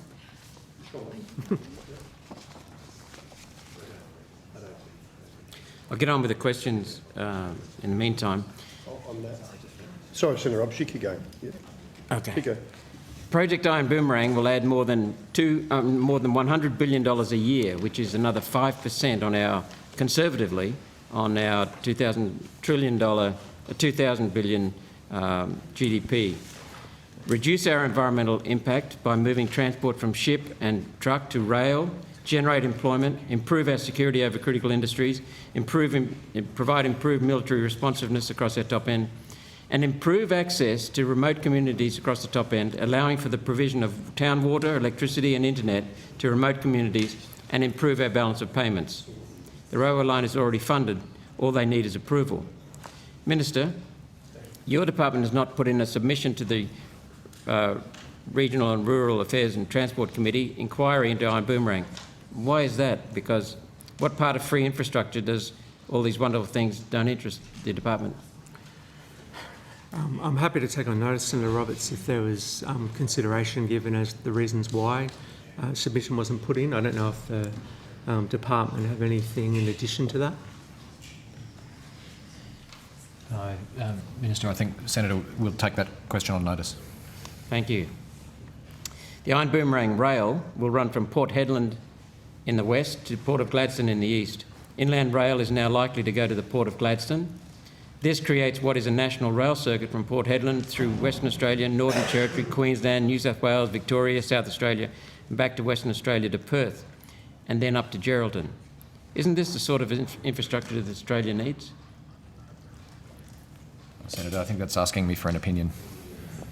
Minister, isn't this the sort of infrastructure that Australia needs? I'm just not across the particular proposal, Senator Roberts. I'd encourage you to have a look at what the summary we've just given. Happy to. And this is all privately funded, except for the rail corridor. The rail, everything else privately funded. All these benefits come to our country, providing it gets the tick. How does your department validate your own success or failure? I hear all this talk about meeting net zero targets, and yet here's a proposal that will assist Australia to do just that, and you aren't interested or don't seem to even understand that. I don't believe in net zero, but for somebody who does, this will dramatically reduce carbon dioxide from human activity. Can I just, Senator Roberts, please? Is the department aware of this private proposal? I'm just trying to make it easier for you, Senator Roberts, because I don't know. They'll answer for themselves. I'm not. It's the first I've heard about it today. Yeah. I have heard about it, Chair, in a previous role in our infrastructure investment area. Oh, right, okay. So I have heard it mentioned, but cool. it's not a project that's been proposed to the department formally. Yep, thank you. Thank you, Chair. That was worth doing. Who has this is a separate question now on another topic. Who has responsibility for the Kuranda to Cairns railway line? I'm seeing a pattern here of allowing regional infrastructure to wither on the vine, basically hollowing out the bush, moving people into cities. Are you the Department for Regional Development that doesn't develop? Perhaps I could answer the first part of the question, Senator, because I think the second part is also asking for an opinion. My recollection off the top of my head is that responsibility for the rail line that you mentioned is our infrastructure investment colleagues who appeared this morning, because it's land transport infrastructure, but I'm happy to take that part on notice and confirm where responsibility sits. If you could, please, because it seems that Kuranda to Cairns, apart from being a tourist line, is no longer a working rail line. So has your department got any interest in rail, or is that an opinion? It may actually be a question for the Queensland Government, Senator, but I will take that on notice. Minister, are you hollowing out the bush?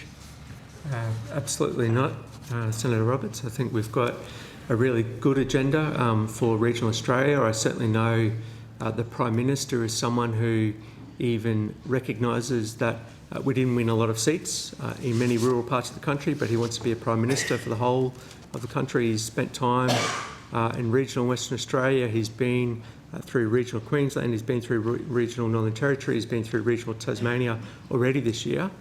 So I think you can see from the Prime Minister, the ministers and the commitment of the government that we want to ensure that we're a government for all of Australia, which means delivering for regional Australia as well. Well, he's now got an Akubra, so I guess that means he's got the ticket. So glad you approve. But it is noteworthy that he spent 4 hours in Alice Springs, kept the media away from him, so they couldn't see any gaffes. But he spent more time at the Australian Open, more time walking down Oxford Street with the gay Mardi Gras. He spent more time with Bill Gates, more time with Lindsay Fox after being shuttled to Lindsay Fox's mansion. So are these priorities? Because the bush is missing out. They're shutting down bank branches. I don't think that's an accurate reflection of the Prime Minister's work over the first part of this year, Senator Roberts. As I said, he was in regional Western Australia. I know he was through Rockhampton, Mackay, Townsville, Cairns already this year. I know he's been in regional Tasmania as well. So I think you see someone who knows it is a big country and a Prime Minister who's working and wants to work with all communities to ensure One of the first things your government did was to cancel the Rocky Ring Road project. It took a lot of protest to get it back, even on the agenda. Well, we've had a good discussion about that, and it's pleasing to say that works are underway now. And I would note that the previous government had 10 years to start the Rocky Ring Road and didn't do it. Senator Roberts.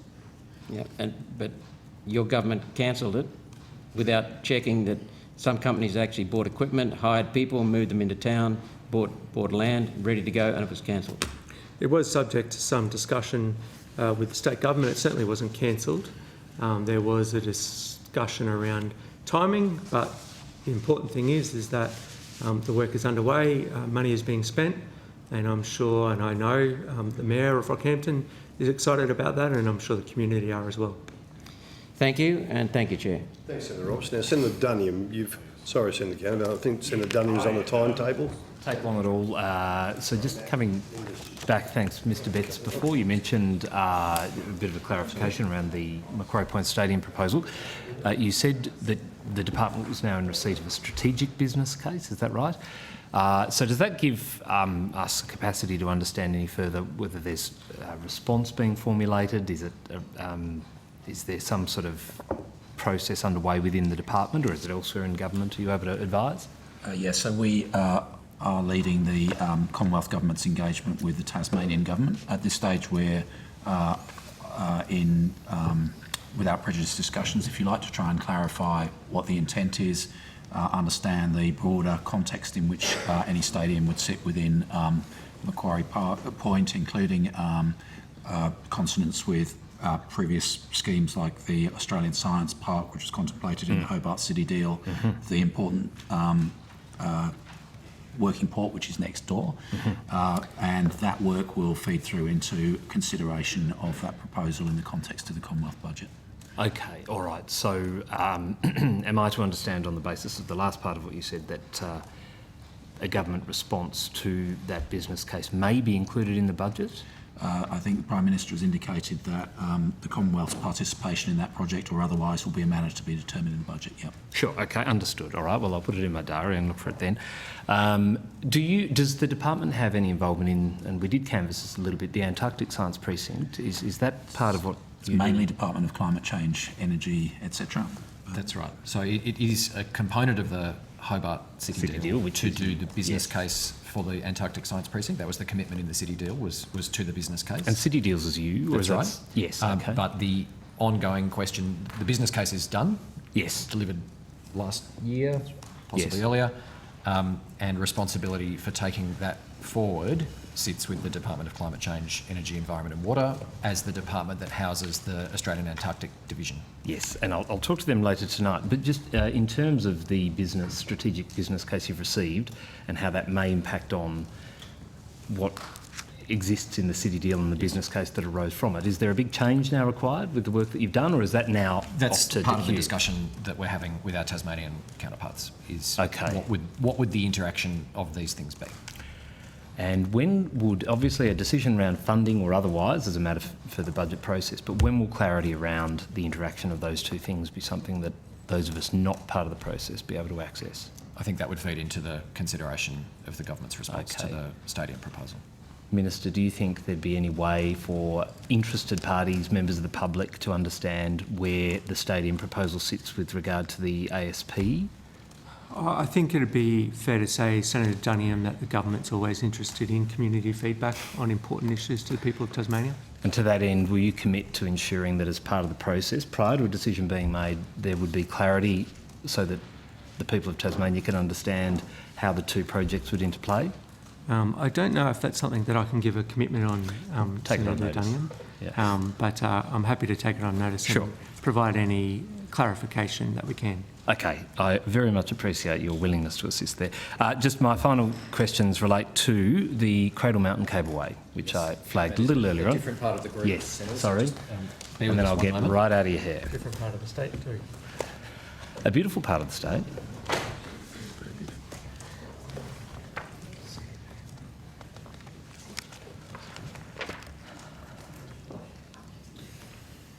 Hello again, Ms Hibbert. No, not at all. Look, my question was just going to be an update on our last round of discussions. Last time we spoke, we talked about the fact that you were awaiting a business case, an outline of approvals and pathways so you could have things properly scoped. Where are we at? Senator, we have not received the request for information back from the proponent as yet, so I believe that's the council. I don't have any update as to whether a business case has been completed, and we've not been able we haven't received the information to assess the project further. Mm-hmm. That's the only update I have for now, I'm sorry. Okay, well then I'll go straight to you, Minister. I mean, this is a pretty important part of possible offerings in the visitor economy in northern and northwestern Tasmania, a part of the state that you're familiar with. Would you, the government, be open to, because we have an April deadline, I think, is the notional deadline for the CDG projects that had been uncontracted is the term, is that right? Minister, would you be open to working with the people of Tasmania on ensuring that we don't lose this great opportunity because of the complex nature of the work? Because we've got a thing weaving its way through World Heritage areas, complex approvals, sensitive environment to manage. I'd hate to see this project fall over because we had an arbitrary timeline, understandably put in place to manage these commitments, but this is a more complex than normal project and it, I believe, will require more time. Will the government provide more time in order to make sure this thing stands up and we see the benefits of it? I'm unsure if the department have a process in place for when they are nearing the deadline. I don't know if we had evidence about that previously, but I'm certainly happy to take it on notice and provide you a more fulsome response, given your sincerity on this issue. Yes, yeah, look, it is important and I would be very keen to ensure that, and I mean, if I can just press you a little further though, I know you've taken it on notice with regard to process, but as the representative of the Minister, the people elected by the people of Australia to give effect to good policy outcomes, this is one of those, I believe. And as someone who has a link to the northern part of our state, would you lobby your colleagues to make sure that we do have that extra time? Look, I won't speculate on that, Senator Duniam. It's difficult to do that when I don't know the full challenge of what the cable car process is going through. Mm-hmm. But I'm certainly happy to take that on board and ensure I talk to Minister King about it. Okay, so I look forward to seeing those answers. I'd hate to see this project fall over because a timeline expires and a complex process hasn't been able to be completed, but I guess we'll wait to see what the answers on notice are. Thank you. Thanks, Chair. Thanks, Senator Dunham. Senator Matthew Price. Now, at 4:30 we have a planned 10-minute break, so I don't know if you need all that time. It's all yours. Thank you very much, Chair. My questions are in relation to the Barkly regional deal signed in 2019. Thank you.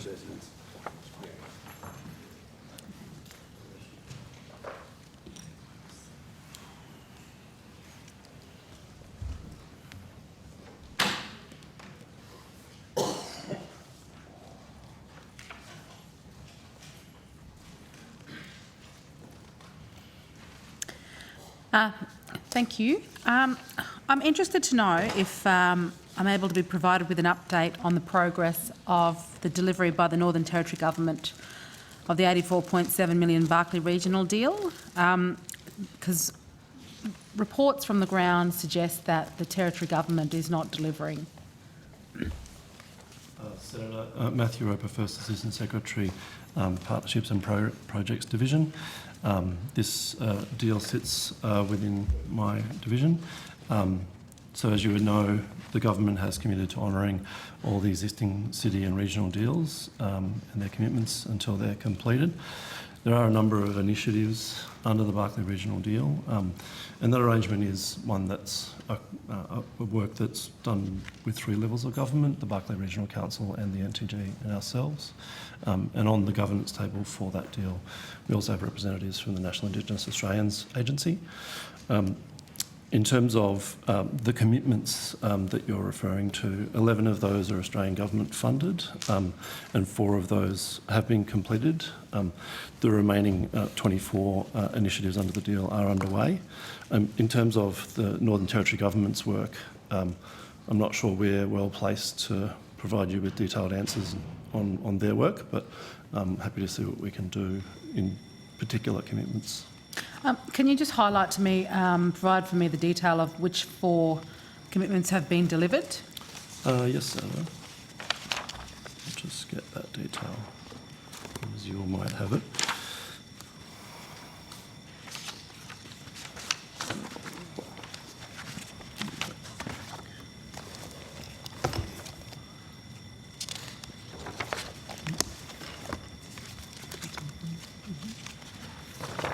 Just a moment, Senator.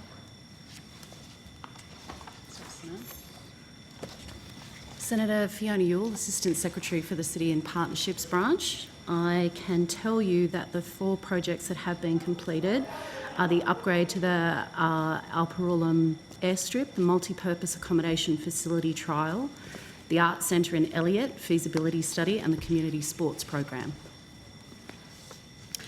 Thank you. How much of the Commonwealth Government's commitment of the $51.7 million has been spent?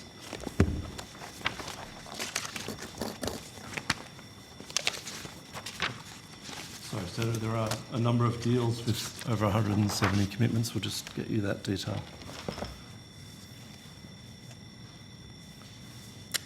To date, $12.46 million of that funding has been spent. Okay. Can you please also provide how much of the Northern Territory Government's 30 million has been spent? I don't have that in front of me, Senator, but I'll take that on notice. Take that on notice. Thank you very much. And what is the progress on the services system reform that's intended to create services mapping to ensure the hundreds of millions of dollars spending is being spent without any waste or duplication? Yes, Senator. We have made progress over the life of the deal in bringing together all of the services available to citizens in the Barkly across a range of different services. As with any data exercise, there are challenges in making sure that there are integrity and accessibility in those data sets. At the moment, we're working with the Northern Territory Government to make sure that we've captured as much of the relevant material that we can bring together, and we would expect that that will be made available through the course of this year. Can you tell us when you expect those sort of updates to be provided? I'm unable to give you an exact date today, Senator, but I'm happy to take that on notice. It is a part of our work with NTG as we try to give a holistic picture for the community about those services. Would you expect then that the funds that have been expended have been done so to provide the greatest amount of opportunity, and that they're not being duplicated so far already? I'm not quite sure what funding you're talking about, Senator, but in terms of the work on the services reform work, that's been an exercise mostly about our team working with the NT government to try and pull together all of the relevant sources of information across our governments and together with the Regional Council and put that into a format with all the necessary permissions in place that's actually usable for the citizens to work out where services might be and what services they're actually getting in their community. Thank you. I guess my concern is the hope that it's not... is the hope that it's actually working, this system is working prior to money being expended as opposed to finding out after the fact. Yes. I look forward to those updates. Can you please provide some idea around the progress of the delivery of the Youth Justice Facility? Yes, Senator. We can give you some of that information. I do believe that's another Northern Territory Government project, but we'll see what we've got.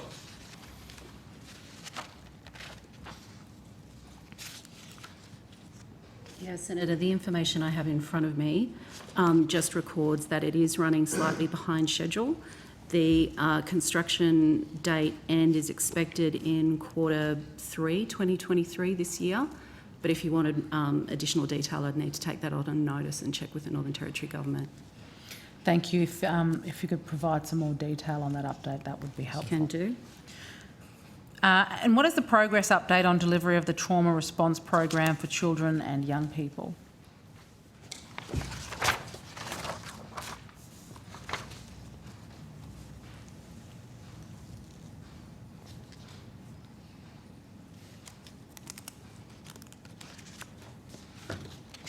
Yeah, this is another one that's Northern Territory Government led. What I have in front of me is that we don't currently have an expected construction end date for that as yet.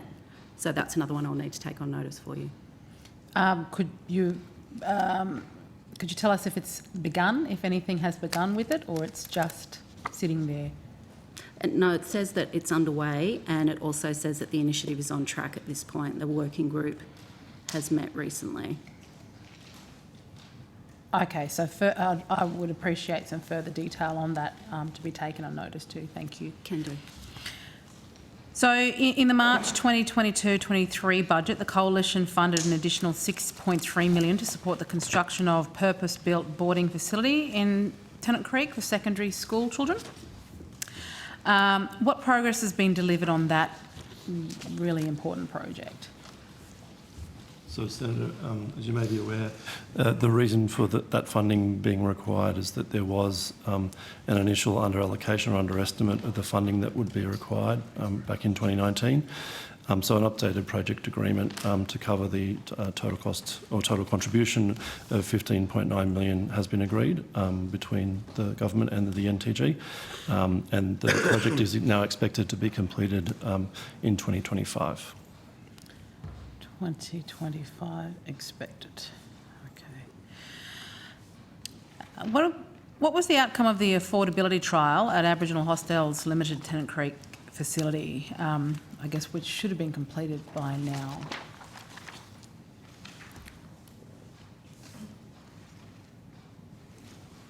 Sorry, Senator, can you just repeat the name of the project? Yeah, the affordability trial at the Aboriginal Hostels Limited.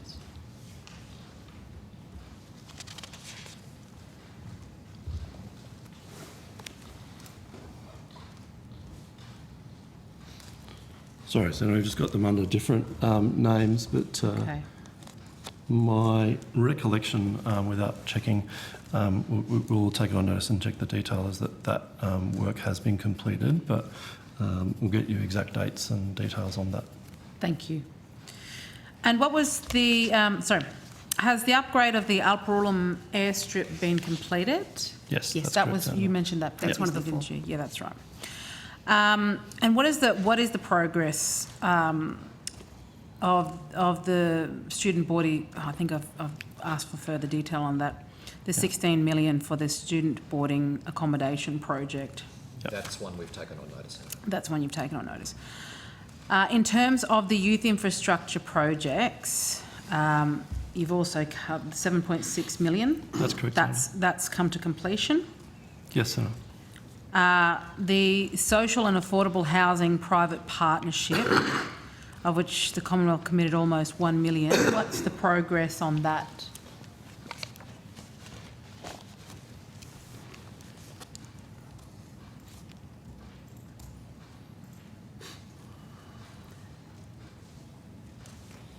Senator, it appears that we're waiting on advice from the Northern Territory Government about next steps on this particular project. So I'll need to take that on notice as well and get an update from them in addition to what I have here. Thank you. That would be in relationship to Minister for Housing, Minister Chancey Paig. Is he responsible for that particular? I think that's right. In the Northern Territory? Yeah. Yeah, Senator, we deal with the Chief Minister's Department, but they will direct us as to the correct person and provide us with that information. Thank you. What is the progress of the weather radar project, which the Commonwealth has committed $15.4 million to? That's correct, Senator. So, as you would be aware from previous hearings, this is something that the Bureau of Meteorology is responsible for, and they have gone through a quite detailed and comprehensive consultation process with traditional owners to ensure that the location of that radar is in an appropriate site. Ms. Ewell might have some further status information, but it is progressing.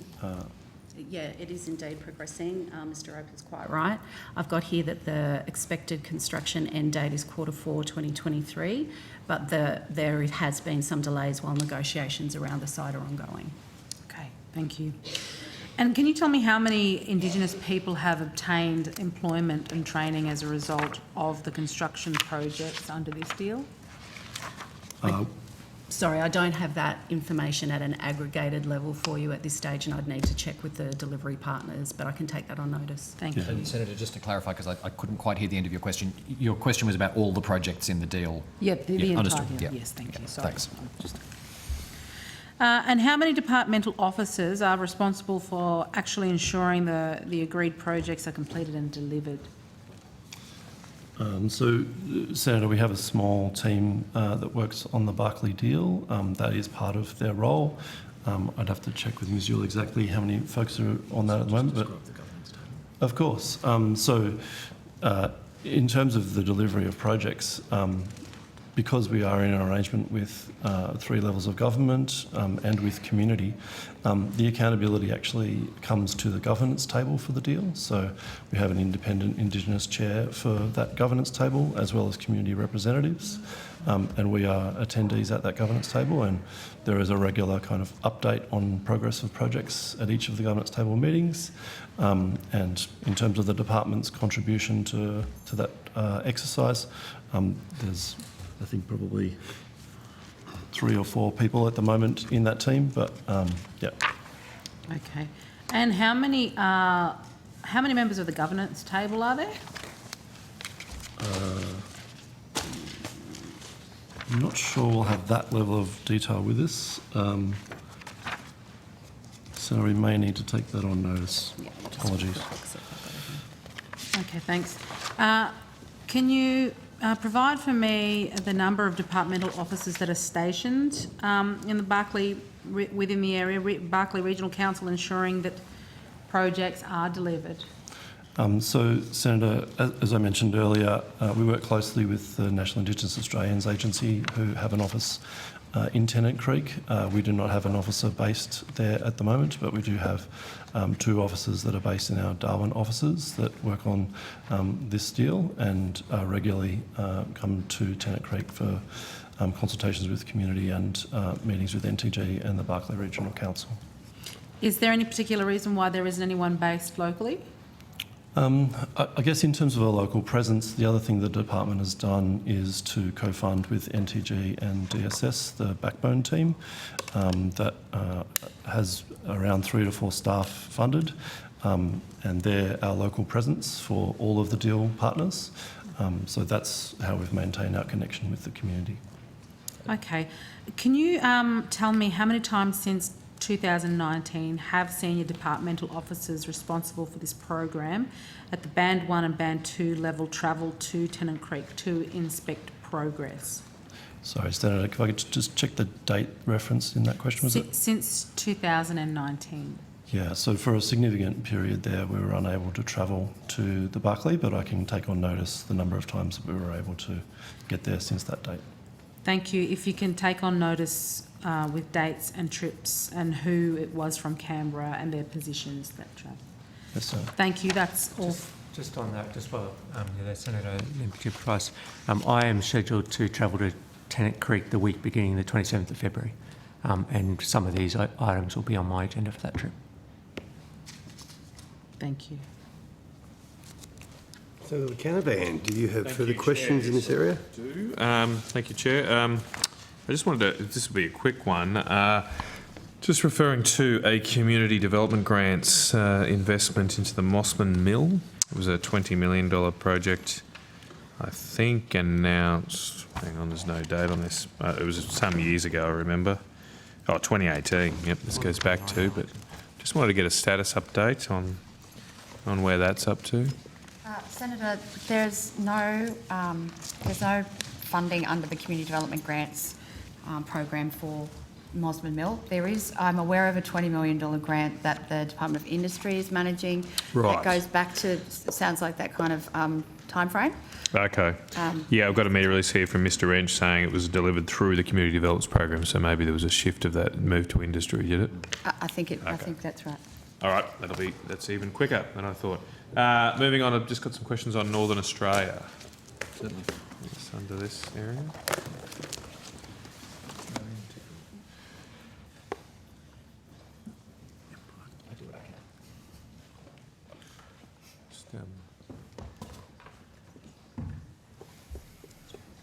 Maybe you could just bring me back up to speed. How is Northern Australia now covered within the department, and does it include the Office of Northern Australia? What do they do now? And given there's been these changes, I believe it used to be in industry, Could you just give me an update on where that's now housed? Certainly, Senator. So you're right, the Office of Northern Australia transferred from the Department of Industry to our department.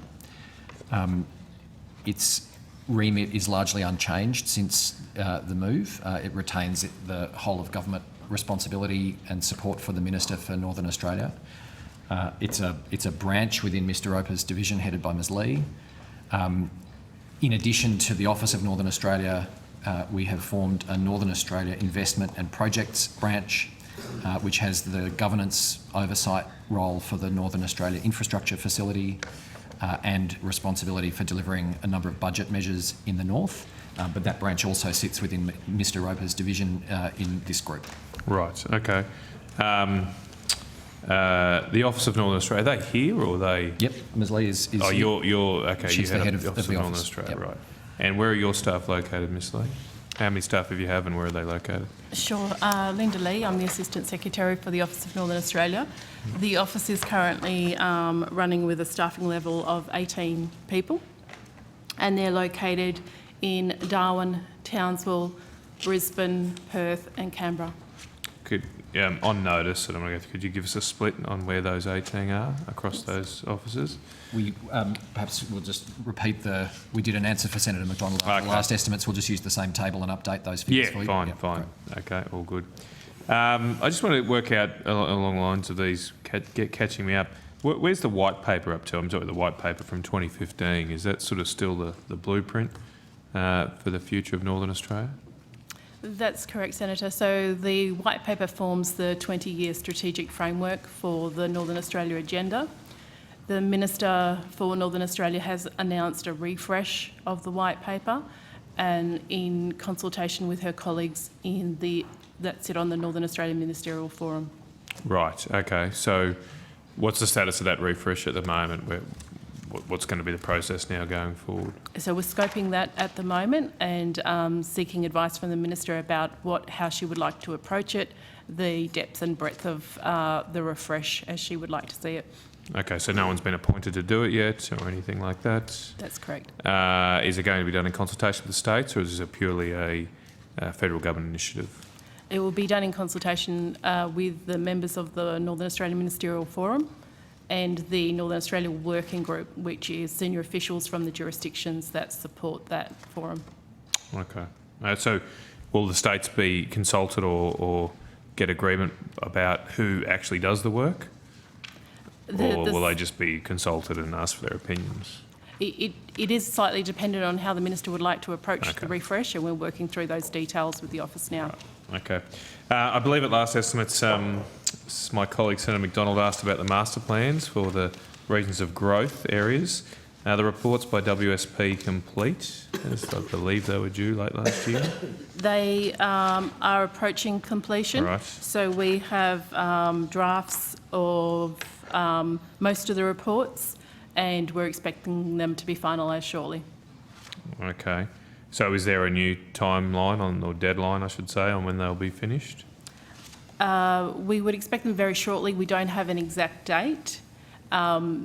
Senator McDonald has asked specifically about 3 reports relating to the 3 regions of growth. I'm going to get to that, yep. Yep, and in addition to that, there is a supply chain report as well as the drivers of growth report. But is there an actual deadline? Have you told WSP we would like these reports done by X date? No, we're working with them to have them finalised. Okay. I believe the contract with WSP was valued at $700,260, presumably from last estimates. And I'm told that as of October last year, $226,400 had been spent. What's the latest expenditure to WSP for the master planning? Sure, Senator. The current expenditure is $324,000. Right. If they're near completion, why is only less than half been paid so far? Because, Senator, we're expecting the total expenditure to only be $303,000. Right. Yeah, so Okay. it's not the full $700,000. So it's going to come in well under budget, you believe? It will come in at budget for the deliverables that we have requested. Right. So there is an element of the consultancy that won't be proceeding. Okay. What element is that not proceeding? That's the consultation with stakeholders about the regions of growth. Right, okay. Why was that dropped? Because the Minister is still considering how she might approach the Regions of Growth initiative in terms of using the information that WSP has provided in its reports, and then considering when and where to use consultation if needed. Okay, right. So maybe I'll turn to the individual areas. So just to start with, is it still the priority regions of growth? Is that still the Beetaloo Basin, Katherine to Darwin, Mount Isa to Townsville, and Broome to Kununurra? Have I got that right? Yes, Senator, except it's Broome to Kununurra to Darwin. Right. So okay, that's just one. Yep. Is it Broome to Kununurra to Darwin? Yep. And then Beetaloo, Beetaloo, okay, and then Katherine to Darwin's a separate one. Beetaloo to Katherine to Darwin. Beetaloo to Katherine to Darwin, right? And then Mount Isa to Townsville. Cool. Okay. All right. Given that the report's been delayed and then apparently we possibly go to consultation, when are we expecting actual real investments in any of these three regions of growth? Well, as I said, Senator, the Minister is realigning the agenda to this government's priorities and seeking to refresh the white paper, and future investments, I would imagine, will be dependent on what that refresh reveals. Is there specific funding allocated to each of these regions of growth at the moment in the budget? Only in the sense of the work to look at the drivers of growth and the economic analyses, which was an initiative of the previous government's. Right, so just to do these reports and an analysis, there's not actually funding allocated for investments? Not infrastructure investments. Right, not, yep, okay. Oh, we are, okay, let's break and we can continue. Okay, That's all fine. right. We're now going to break from 4:30 to 4:45. So we'll see you all back in 15 minutes. Thank you.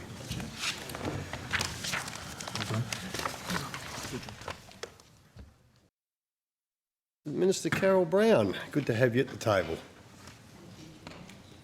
Chair, if I may, just before we start with questions. Mr McKay, of course. We took on notice from Senator Payne this morning a question about terms of reference and membership for the Western Sydney Transport Infrastructure Panel. I'll send those through to the Secretariat so they can be tabled today, and that responds to part but not all of the questions, so we'll take the balance on notice. But we've got terms of reference and membership today.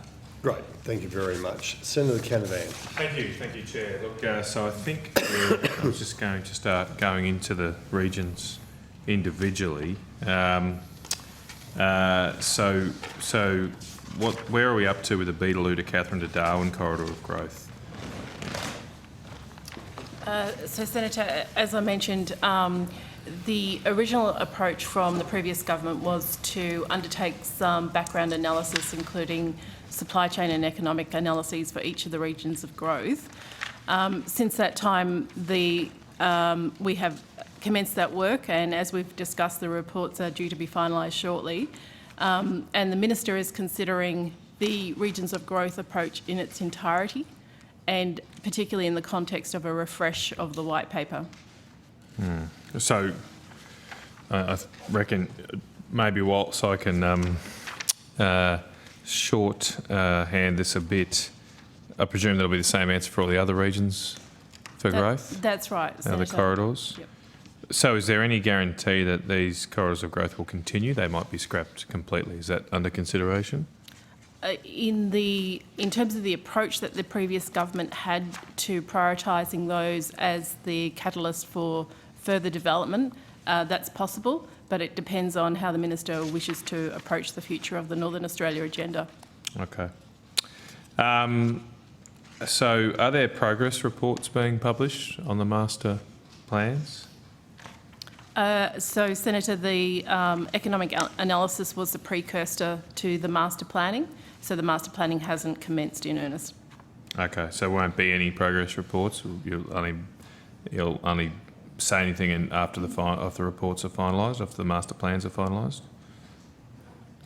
The consultants' reports, Senator, on the economic analysis, not the master plans themselves. Okay. Is the government committed to publishing the master plans once they're completed? So, Senator, the reports from the consultant will be made available, and they, as we've discussed, that provides a background social and economic analysis in each of the regions of growth. But the actual master plans themselves, that like the WSP reports that you're due to get back, are they going to be made public? So, Senator, the consultant's reports were the precursor to a master planning process which included consultation with local communities. So what we will be able to make available is the consultant's reports rather than master plans themselves. So the master plans won't be published? The work on master plans has not commenced. I'm getting really confused. So this the $300,000 that will be spent or roughly spent.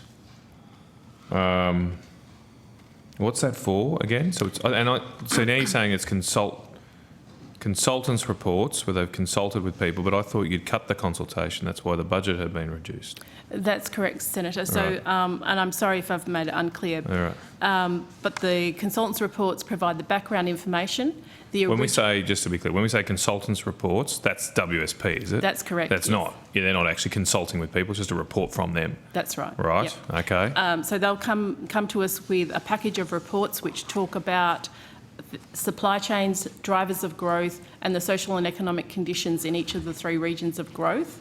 The original concept was that they would be used to undertake a master planning process based on that information and consultation with the community, and it would be a master plan that would be developed in consultation.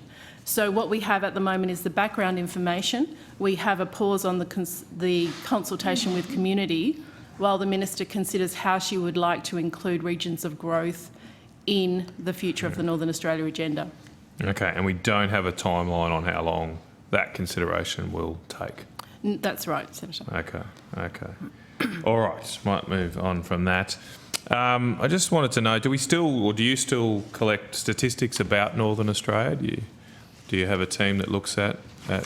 I know when the previous it was previously in industry, I think the Office of Chief Economist provided that sort of service, but are you able to still look at economic growth and other economic statistics in just Northern Australia?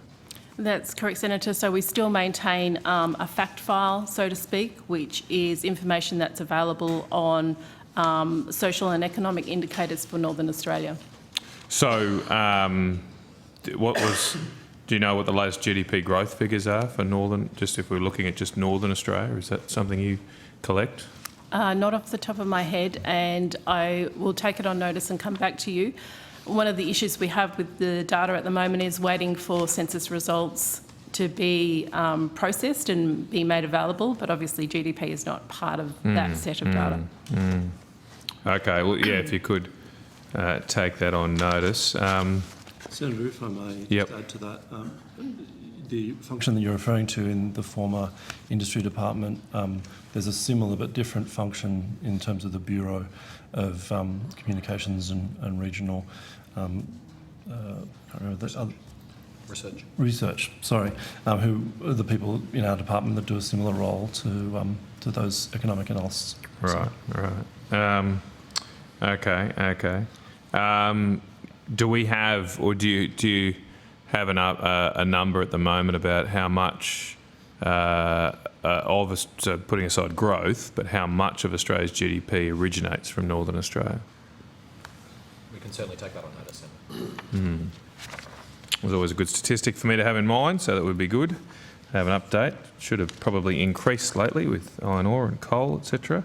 And gas, I should say as well. Can I also see, if you can do this, can you break down that contribution to GDP by agriculture, resources? I know tourism and small business would be hard, but if we could try for that as well. We can certainly take that on notice. Yeah, if you could take, thank you. Thanks very much. I just want to turn now to the Ministerial Forum. I think it was mentioned earlier. There was apparently a meeting last October. The joint communique refers to a commitment to develop the North and drive resilient and sustainable economic development. What were the actual outcomes from the forum? As you will have seen in the communique, Senator, the forum agreed to support the refresh of the white paper. The forum also agreed to a review of the Northern Australia Indigenous Development Accord, and of course it also agreed to its priorities for delivering on its objective of livable, safe, sustainable and healthy communities. I see that the sort of, when I count them up in the joint communiques, 1, 2, 3, 4, 5, 6, 7, 8 different areas. They go justice reinvestment, housing availability, migration mobility, workforce skills, digital connectivity, roads, rail and ports, water and agriculture. Is there not a concern here that this is being spread a little bit too thin? That's like a lot of areas to cover, and you've only got 18 staff. How are you covering all of those areas adequately in Northern Australia? Senator, I think the first thing I'd say is the forum represents all of the jurisdictions in the north. So it's not the expectation of the forum that Ms Lee and her team are the only people who would be addressing the priorities that were established. I think the other thing to say about that meeting is that it was the first meeting of the forum since the change of government, and so it was an opportunity to discuss shared priorities among the governments that were represented there, to frame the work that they will do over future meetings. And the forum will meet every 6 months from here on. Okay, all right. But is there any particular pieces of work that's come out of the forum? So Ms Lee mentioned too the refresh of the Northern Australia White Paper and the Indigenous Accord. That's great. Yeah. Tell me about the Indigenous Accord. What's that?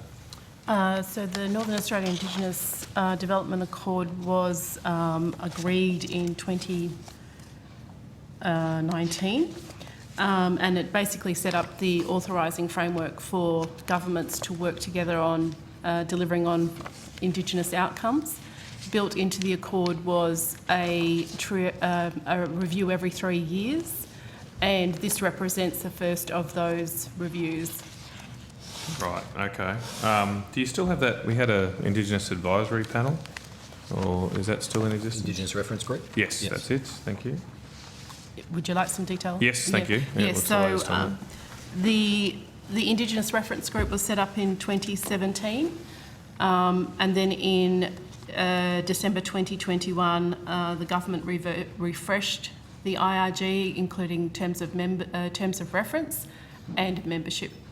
And Minister King, our current Minister for Northern Australia, has committed to continuing that Indigenous Reference Group. Okay.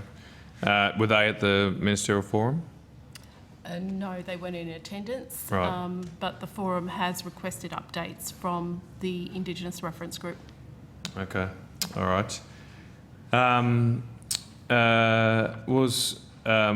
Were you, the Office of Northern Australia, Minister King, consulted on the EPBC decision not to proceed with the Marlborough coal mine, the Clive Palmer's mine there at Marlborough?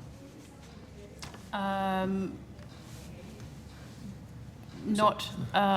would have to take that on notice, but Okay. from memory, there wasn't any specific consultation on that decision. It's just a requirement under the EPBC Act for relevant ministers to be consulted. So, Mr. Betts, do you remember any correspondence? Might not have gone to the Office of Northern Australia, but was there any correspondence from Minister Plibersek around that decision on the mine? Not that I recall, but we'll take it on notice. Okay, thank you.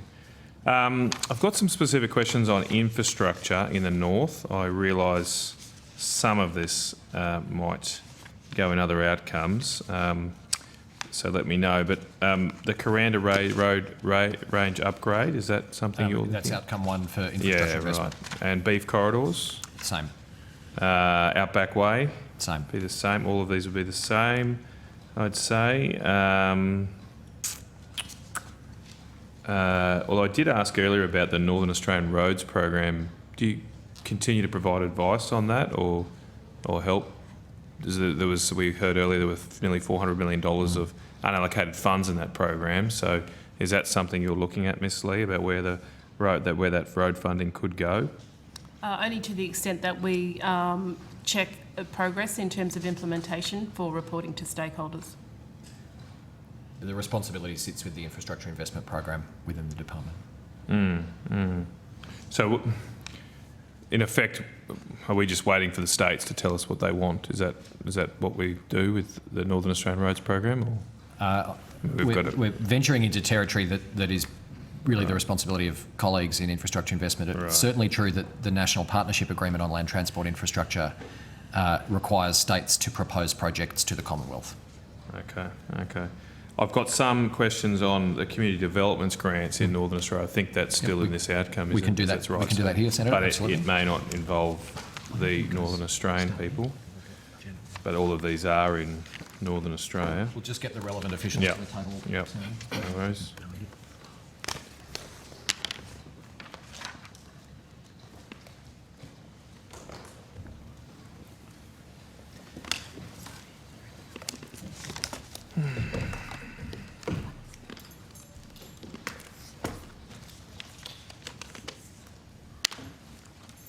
Ready to go? Okay. Senator. All right. Okay. Sorry, just let me find my place again. So these are all projects that are, I think, being invested in and investing in our communities, community priority infrastructure programs. We might just go through them one by one. The Pioneer River Fursden Creek levy. I'm sorry, looking over there, am I, Ms Hibbert? Does that remain on the list? Is that in Queensland, Senator? Mackay, Mackay Regional Council. I'll just check. Yeah, Pioneer River, just west of Mackay. Yes. Oh, sorry. It's a South Mackay levy. Sometimes I don't have the same. It's the Pioneer River Fursden Creek levy. I'd have to take that on notice, but there was a previous commitment under the Community Development Grants Program that's been moved to Priority Community Infrastructure Program. Okay. And it's $6.1 million. That's 6.1 million, that's it. Yeah, So to that's Mackay Regional Council. We've just Okay. called it something different, South Mackay Levy, Stage 1. Okay. And the Kowanyama Aboriginal Shire Council, South Mitchell Road. Is that $500,000 grant? That's still on the list.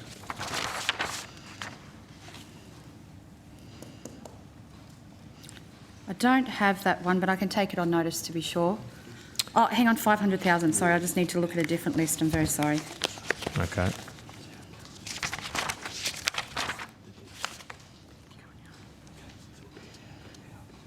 Did you say who you thought the grantee was, Senator? Kowanyama Aboriginal Shire Council. Sorry.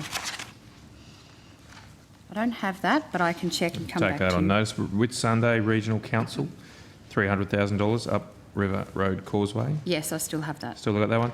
Volunteer Marine Rescue Whitsunday Incorporated.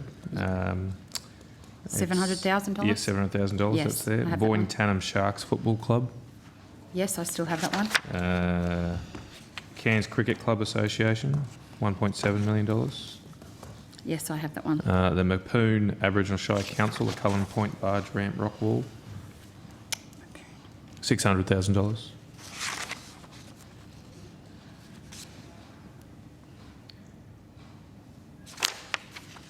I'll check on notice. I can't see Okay. that one, but that doesn't mean it's not on the list. Isaac Regional Council Nebo Showgrounds Master Plan, $2.8 million.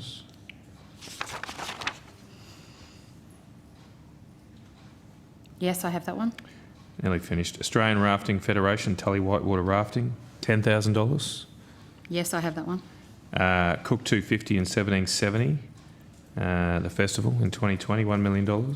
I have that one. Just to be clear, that one that we've just mentioned and the Tully Whitewater one, they're still under the Community Development Grants Okay, program. they got transferred, right, okay. Ellis Beach Surf Lifesaving Club, $3.5 million.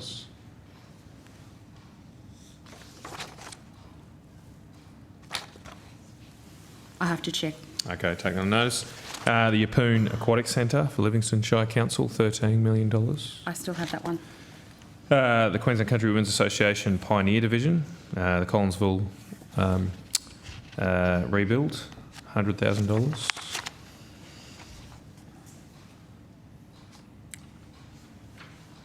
I'll check on notice just to be Okay. sure, Senator. Cool. Okay, and that's it. Thank you very much. Look, just finally, I think in answers to questions at estimates last time, that perhaps the department or the Northern Australian Division, I suppose, was having some involvement or considering the National Electric Vehicles strategy. I realise that's in the Department of Climate Change, but are you at all providing input to that strategy? Senator, as per the questions at the last hearing when that was asked, if there's something that's in a cabinet process, we will of course be involved, but beyond that, that's our main avenue for providing input. Have you provided any advice to the Minister on the National Electric Vehicle strategy? I would have to check on notice, Senator, but not that I recall. The other aspect of that may be covered by a question we took on notice this morning was our involvement in relevant interdepartmental committees. Okay. So I think a combination of those two questions will get you the information you're after. Okay, cool. I just had, actually maybe while people are there, I had some other projects that I wanted to ask about, probably similar to what I just went through. And I just need to check if some of them are repeated, but this one is, so it's probably for you, Ms Hibbert. I think it's in the same programs. There's a $600,000 commitment to the Billawheeler Valleys Rugby Soccer Club, upgrade change rooms. Is that on the list? Yes, it is. Great. There's a $2 million commitment for the Billawheeler Industrial Estate, Stage 3B. Yes, that's on your list. And a $10 million commitment for the Gladstone Regional Indoor Sports Complex.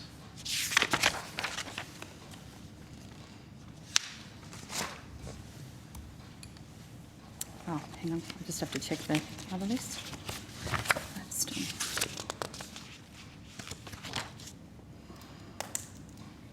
Yes, $10 million, yes, that's right. Okay, great. All right, thank you for that. That's, I think, all the projects I wanted to ask about. I just wanted to turn to RDAs, if we've got the relevant people there. We do. Actually, we'll get one more person to the table, Senator, but perhaps start the question. And yeah, okay. I just want to know, since November last year, has the Minister or any of the ministers in this portfolio had any engagement with RDA organisations? Yes, we ministers certainly have, and we've got some information on that. I'll ask Ms Natty and Ms Quigley to take this. Thank you. Thanks.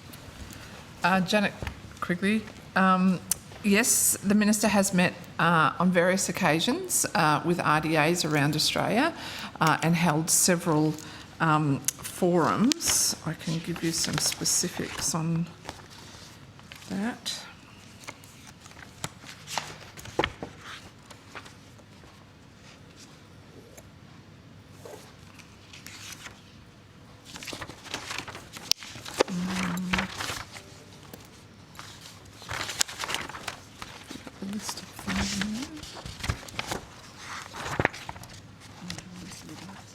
While my colleagues are checking their notes, I have notes about meetings held with the New South Wales and ACT RDAs on the 18th of August 2022 and on the 10th of February 2023. The Western Australia RDAs on the 3rd of October 2022. The Victorian RDAs on the 13th of October 2022 and the South Australian RDA representatives on the 30th of January 2023. Right. Was there any more information there? No, that's it. That's it? Okay. Has the government made any changes to the roles or functions of the RDAs? No, it hasn't. It has made a commitment to look at the function of the RDAs in terms of revitalisation, and the Minister's meetings that she's been having an opportunity for her to talk to them about the network, how things are going, and to help shape any future opportunities for us with the RDA network. Okay. Have you been requested by the Minister to provide advice on potential changes to roles or functions? We are building that through the conversations and discussions that we've had with the RDA as a part of the work that we do internally, and are working with the office in terms of looking at the current structure and what opportunities there might be. We're looking at things like their charter, their KPIs, how they're currently funded. They all operate slightly differently because they're place-based organisations, so it's getting that picture of what works well and what we'd like to continue, but also what potential there is to improve. Okay. Is there any timeline on the consideration of these changes? No, we're not. We haven't got a timeline we're working to at the moment. All right. And I heard mentioned consultation with Victorian, South Australian, Western Australian, ACT, I think New South Wales. Was Queensland on that list? Senator, it's not on the list of those consultation meetings that I've got in front of me, but I should have added that the Minister has additionally met with individual RDAs, both when those organisations have come to Canberra and when the Minister has been travelling in the region. So we could take on notice the details of meetings with RDAs in Queensland. Okay. All right. Thank you for that. And Chair, I think, just let me double check. That could be outcome 3. I might just quickly ask, and is the government committed to continuing the existence of the RDAs? Does this work at all flag a potential different model? Are you considering that? I think the government thinks they're an important mechanism that support regional activity, data, economic drivers, and is certainly committed to looking at them to make sure that they're functioning as well as they can. But it's framed in terms of revitalisation. Yep. Right, okay. But there's no guarantee that they continue at this stage, given this review? They've got funding agreements in place until 2025, so that commitment is there, but we haven't spoken to government about what happens past that timeframe. Okay, all right. Okay, well, thank you very much. I think we are done with outcome 3. Fantastic, Mr. Betts. If you could release the officers from outcome 3, and we'll now call outcome 4. Good governance in the Australian territories, including the maintenance and improvement of the laws and services for non-self-governing territories in the overarching legislative framework for the self-governing territories. And I assume, Senator Canavan, I'll come to you. Senator Rennick, do you have any questions in this area? None? Okay. Yep. Thank you. I'll wait till people settle.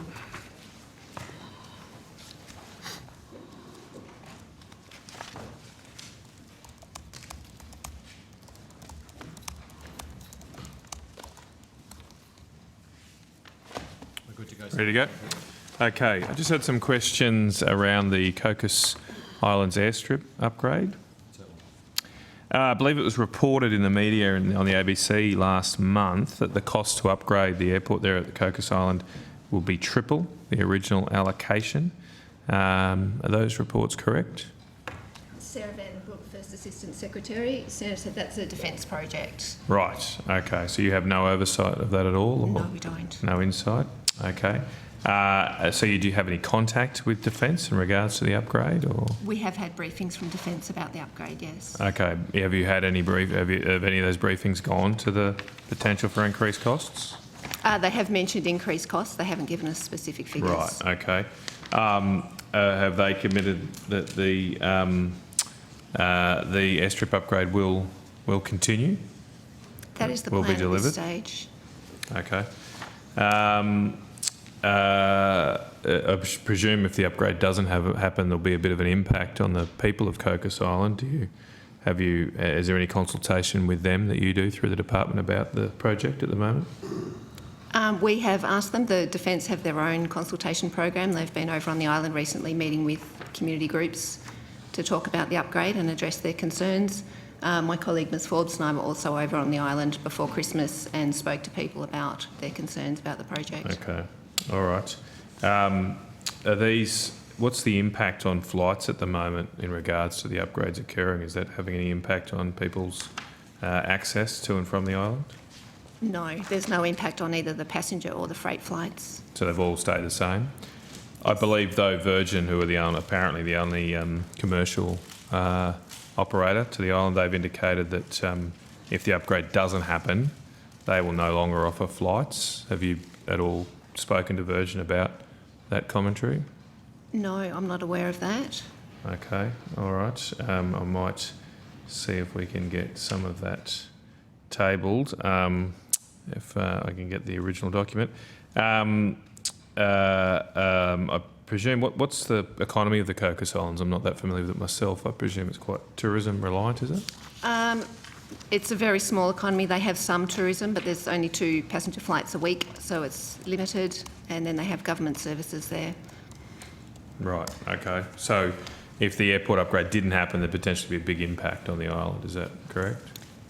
The airport is functional. I'm not aware that there would be any disruption to passenger flights. The upgrade is for defence purposes, to be able to take different planes to the island.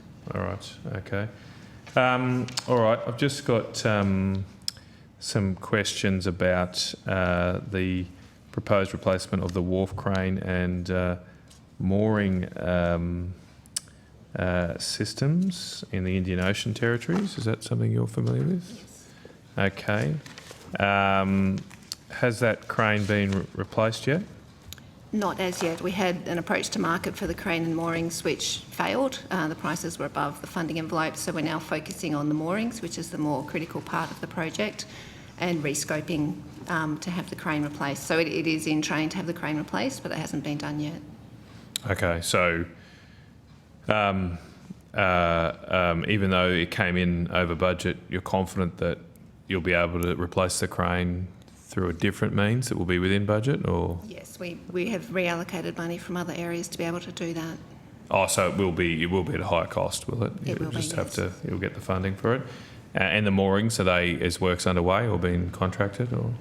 I'll defer to Ms Forbes. Do you know more specifically where that's up to? Yes, Kim Forbes, Assistant Secretary.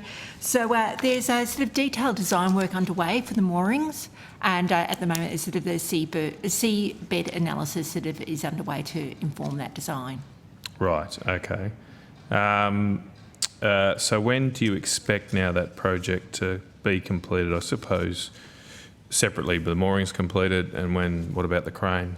So the moorings design needs to be completed first, and that will inform sort of the crane, sort of the design for the crane as well. So I refer to my colleague Jane to sort of give the timings. Jane Christie, Assistant Secretary, Mainland Territories Branch.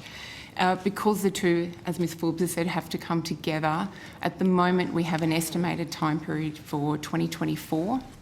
But we need to completion by 2024? Just for the moorings For the moorings, right. Okay. And we need to also factor in the issues of supply and the difficulty of resourcing that project on island. So we can't give a firm time frame just for the crane. For the moorings, and then the crane would follow. The crane is, of course, a straight purchase. It isn't as complex as the moorings. Okay, right. But we need the technical specs for where the crane fits and then how the moorings come together. So the overall project, how much is that expected to cost now? We don't have a total price yet. We need to test that with the market. What's been the budgeted amount? Previously, we were allocated, I'll just double check, 26.2 million. Right. And that was what we went to Public Works Committee for. Do you have a pricing for the moorings? I thought. No, as Ms Forbes said, we're still looking at the design. And what did the crane come in at? You said it was over, or it was above what you'd budgeted for? It was previously, but that's several years ago. Oh, when we were working through it, when we did the early costing, so I can't give you an exact price on what the crane would be at the moment. Oh, so I might have misinterpreted. Did you actually go out to tender for the crane, or was that just an estimated cost that was originally? Yes, Senator. Originally, we went out to tender for the cranes and the mooring as a complete package. Right. Okay. But unfortunately, the cost came in. We weren't able to continue. So how much did that cost come in at? What was the tender price for that? I don't know if I have that price. That one with us, we'd need to take that on notice. Okay, thank you for taking on notice. I'm just, Chair, mindful, is Senator Pocock want questions? Or? I think Senator Pocock is, I think, Norfolk Island Regional Council. That's what we've got here.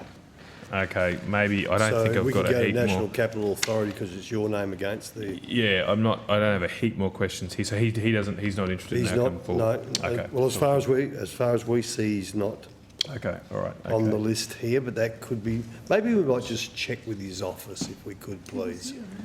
I know, but he did a Houdini. It's only Norfolk Island. Thank you, Jerry. Okay. Yeah, so we can safely move on if that is the desire. Okay. I'll just move on to policies to develop agriculture on Christmas Island and Cocos Island. I believe there's a program established to help promote diversification of the islands and agriculture. Is that correct? Yes, there is agricultural sort of trial projects on both sort of Cocos Islands and Christmas Island. Okay. So what's the status of that program? Is it being completed? They're early days of development sort of on Cocos Islands. They're just initiating their trials at the moment. Okay. So did people apply for that funding? That's correct. Okay. How many applications were received? I'd have to take that one on notice. All right. How many successful projects were successful? There's 2 successful projects on Cocos Keelings and sort of one on sort of Christmas Island.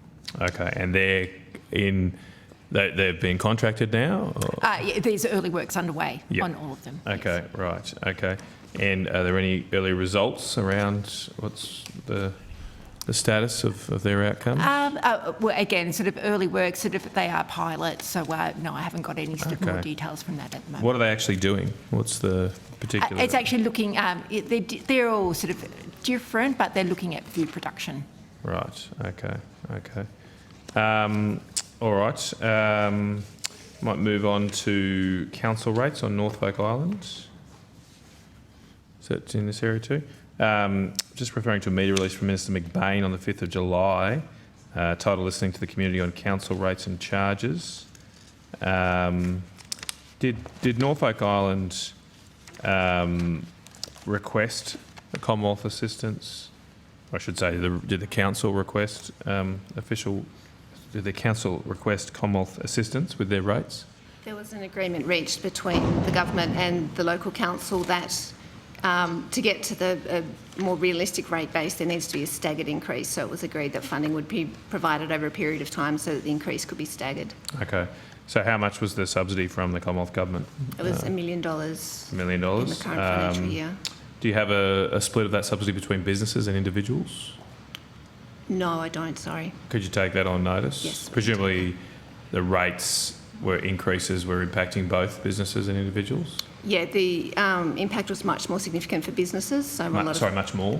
More significant Yep. for businesses. They moved from 4 rate classes to 23 rate classes to allocate more to the tourism businesses. Right. How long is the agreement for? The subsidy? Yeah. For 2 years. 2 years, okay. And as a Norfolk Island Council, are they confident that's enough, or is there an expectation they might ask for more after the 2 years? Unsure at this stage. It's the first year, so we'll need to see how it plays out next year with the community. Is there a funding agreement between the Commonwealth Government and the Norfolk Island Council in regards to this money, or any agreement? There is, yes. There's a service delivery agreement between the department and the council. Could we get a copy of that agreement on notice? Certainly, yeah. Okay. Is there any plan on phasing this assistance out as such? Does it taper in any way, or is it the same amount across the 2 years? It's the same amount across the 2 years. Okay. Right. So there'll be a similar jump in rates then in 2 years' time for businesses and individuals if there's not more funding? There will be, yes. Okay. Have other small territories approached the Commonwealth Government for similar funding? So Cocos Islands, Christmas Islands, any others? No, they haven't. Okay. All right. All right. Well, thank you very much. That's it for territories for me. Thank you very much. Thank you very much. In that case, then I'll let the officials wave them goodbye. Thank you. And we'll now call the National Capital Authority.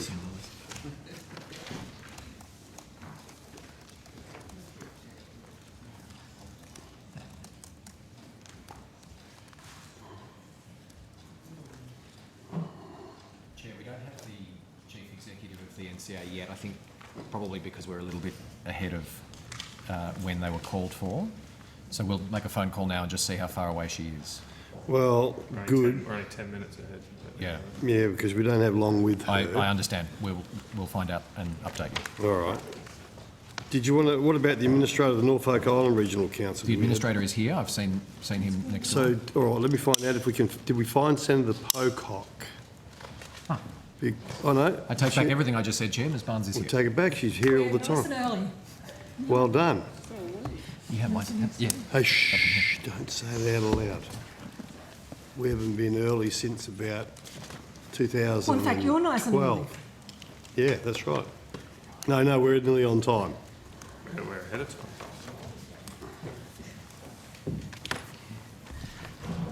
Okay, I welcome officials from the National Capital Authority and Senator Canavan.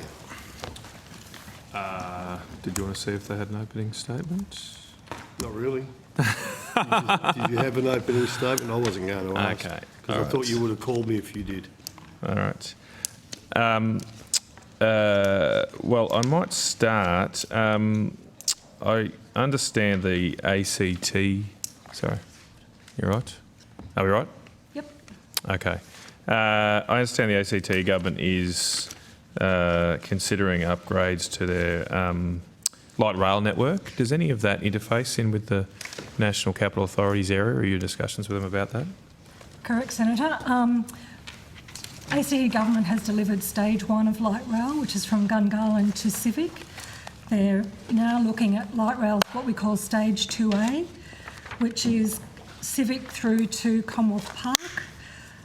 We've worked with them on a range of the issues, and we've provided works approval for early works, which is some services work. We've given them works approval to raise London Circuit, which makes Commonwealth Avenue at the same grade all the way along. And they've submitted a works approval for light rail stage 2A. We need a bit more documentation, and then mid-March we hope to go out for public consultation on that section of light rail. When we go out for public consultation, we're going to be quite clear that we're not going out to seek people's views on whether light rail is a good transport option or not. That's already been decided. We're not going out to test the cost with the community, because that's a ACT government matter. Thank you, that's what I was looking for. What we are going to do is go out and seek the community views on the treatment of the landscape, the stops, and a whole range of urban amenity issues. And as I say, that will be middle of March for about 6 weeks. So this is your consultation. It's Yes. presumably the ACT government's doing their own Yes. consultation, Because but you're managing this we're the separately. approval authority. Commonwealth Avenue actually belongs to us. Yeah, okay. And we're the approval authority, but we've been working very closely to get the best outcome for the city and also for Canberra as the national Right. capital. So I was going to ask that. So because you have a defined sort of geographic area, if you So like, do you, our from my Act memory? and our regulations define where we actually own it, yep, right. and manage the land, and also where we're the approval authority. And Okay. often the approval authority is over land that is owned by the ACT or by private people. Yep. And that usually is around the approach routes and significant areas that are critical to how the country presents the national capital. Okay.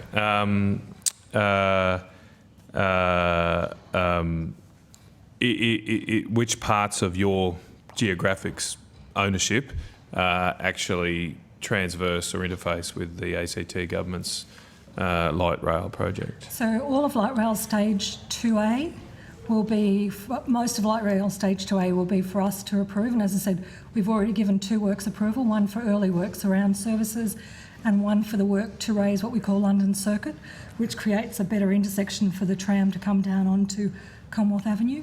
And now we're doing the first tranche, Commonwealth Avenue, London Circuit through to Commonwealth Park. Right. Light rail stage 2B is a project that takes the light rail project through to Woden. But we haven't seen any, we haven't got a works approval for that yet. And it's quite a complicated route that I know the ACT government's working on now.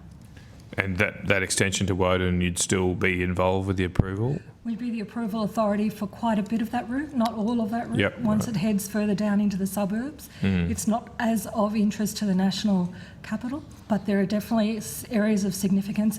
It'll come past Parliament House, it'll come behind the National Triangle, and it's areas where we've got responsibility for planning. So we'll be looking for, as I say, landscape treatments, but we won't be going into the, is this a project, is it good or bad, because that's already been decided in the main.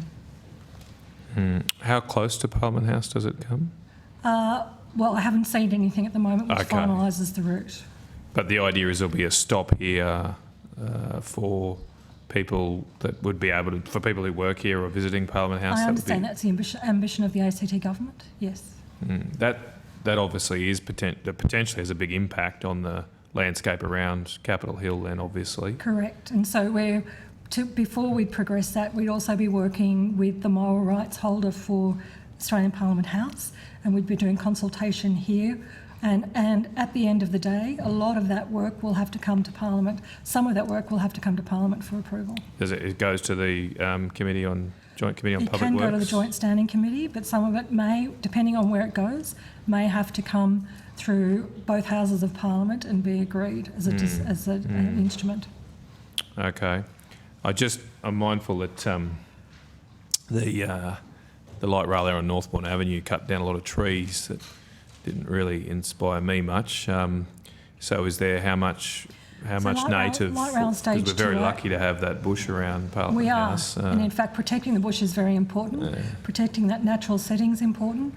Light rail stage 2A actually won't take out any trees because the part of Commonwealth Avenue north of the bridge has got grass. Yep. And in fact, I think when the project is finished, through the work we're doing with the ACT government and the work we'll do ourselves, that part of Commonwealth Avenue will be in better condition than it is now from a landscape perspective. Okay. All right. I know there's been a lot of debate about footpaths from Parliament House across to Civic before. Is there any aspect of this that will increase or help that access? So there's 2 projects at the moment, well actually 3 projects that should benefit people who want to either walk or ride bicycles or catch a scooter through to Civic. One is the works we're doing to upgrade Commonwealth Avenue Bridge, where as well as strengthening the bridge, we're looking at widening making the pedestrian access more accessible and widening the bridge so that those pedestrian walkways on either side are much safer. Will this be part of the tram project? No, this is part of our Commonwealth Bridge strengthening project. Okay. The other thing is the tram project will create a straighter road through from Commonwealth Park into the city, whereas at the moment you've got to go over and under and there isn't a direct route. Accessibility with the tram for the pedestrians will increase. So maybe just take a step back. How is the tram getting across the lake? So at the moment, there's no works approval for that. Okay, so that's still to be. Yep, but Senator in the Perkop will meantime, know a lot more about this, I'm sure. But yeah, I'm starting to get interested now. Spent a lot of time in this town, so we don't know yet. So they're potentially a new bridge, is that? So what we do know, Senator, is that even when we do the strengthening to the Commonwealth Avenue Bridge, and the Commonwealth Avenue Bridge is actually a misnomer. It's 2 very slim bridges that look like one bridge. Yep. Even when we've strengthened that bridge to the current standards of the roads that come towards it, those 2 existing bridges won't be strong enough to carry a light rail carriage or tracks. Okay. So the ACT government, and you're best to talk to them about that, but what we do know is to go across the lake, we'll need to put a new separate bridge in between those 2 slim bridges, and it will need to fit with the look and feel of those existing bridges, and that's what's being worked up at the moment. So there won't be a third bridge, so to speak, not it from will be, an aesthetic point of view. From an aesthetic point of view, we're trying to make sure that you Canberra, won't... it'll look like one bridge, effectively. Okay, all right, that's fair enough. Did I hear right that you said that... So you don't have the power to not approve what the ACT government wants to do? No, we can not approve if the design or the look and feel are inappropriate. But in terms of the choice of transport mode, that's already been settled with the ACT government and the Commonwealth. In terms of the stage 2A route where it's going, that's already been settled. I'm not going to be acting on anything where the public have their views. And there's been expression of views that they think the project is not the right transport mode and too costly.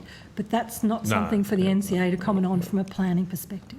But you have a role, presumably, in maintaining the national significance and character. And if the works weren't up to scratch or standard, we would work with the ACT government. But they've been doing a lot of work on the landscape and a lot of work on the urban design and a lot of work on the actual rail stops. So when they go out for public consultation, we're keen to hear what the public thinks about that. Just quickly, you mentioned scooters. They're banned from the part of this area, aren't they? No. They can't come up here, can they? I remember I'm riding one that wouldn't let me get all the way too up close. here, but in our area. So we don't manage the area around Parliament House. Okay. Right. That's Department of Parliamentary Services. Okay. Yeah. Well, I hate them. I did walk up the hill. It's good for you. All power to you if you can ban them, get rid of them. But anyway, that's just me. We regulate them so they can't go fast. In our area, they naturally slow down, and they're geospace. So But some people love them. I know, but I think they're a massive safety hazard. But anyway, I'm mindful, Senator Pocock, did you have questions for the National Capital Authority? Or? No? Okay, I've got just one. So you go. You go. Just on the new bridge, I was interested. Will there be upgraded cycling, like a dedicated cycle path on the new? So on our strengthening work, we're going to be upgrading the 2 footpaths on either side of the existing 2 bridges, and there'll be upgraded areas for bikes and for pedestrians. We've been talking with Pedal Power as to how that may be arranged in the best interest of people on the cyclists. We're getting to the stage where we're nearly ready to take some design work out to them. We've been to them once to ask for their early input. We've got some designs that are nearly ready to take to Pedal Power and the community to discuss that. But then, because that's a large project that's being funded by Commonwealth money, that whole project will come to Public Works Committee. Hopefully in a month or 2 we'll be putting that in, and that can be discussed both by the Joint Standing Committee and for public consultation. Thank you. But it'll be much better. I think the current width is 2.4 metres for that cyclists and scooters and prams and everything, and it's going to go to 5 point. So it extends to 5 metres wide? 5 metres wide, so it'll be double the width. Cool. And as I said, we've been talking to Pedal Power as to whether we have a separate bike lane or whatever, and we'll show you what's happened later. Thank you. Senator Canavan, do you have any further Yeah, I've questions? just got a few here on the board and related processes. Are there any vacancies on the National Capital Authority board? There's one vacancy at the moment. Dennis Richardson was a board member and his term finished last October, November. Okay. Since before that, there's been an independent merit-based process that the department's been running. I've had no visibility to that, Right. but the department can answer that question if you like. Okay. So there's an allocation of 5, is there, or is it possibility of 5? Legislation says 5. And you've got 4 at the moment. Correct. Okay. And the quorum for board meetings? Correct. Yep. What is the quorum, sorry? Quorum's 3, including myself. Okay, so you haven't had any issues getting quorum? No. The 4. As you say, you haven't had any oversight of that. So the department has engaged at all with the board on the appointment process? The department's been running the appointment process, and Okay. if David would like to bring you up to date on that. As was said, the department undertook a merit-based selection process for the board vacancy that included advertising and calling for candidates to apply, and a panel interview, and the report from that process is currently with the government to consider. Okay, all right. I believe, Ms Barnes, were you just recently reappointed? Today.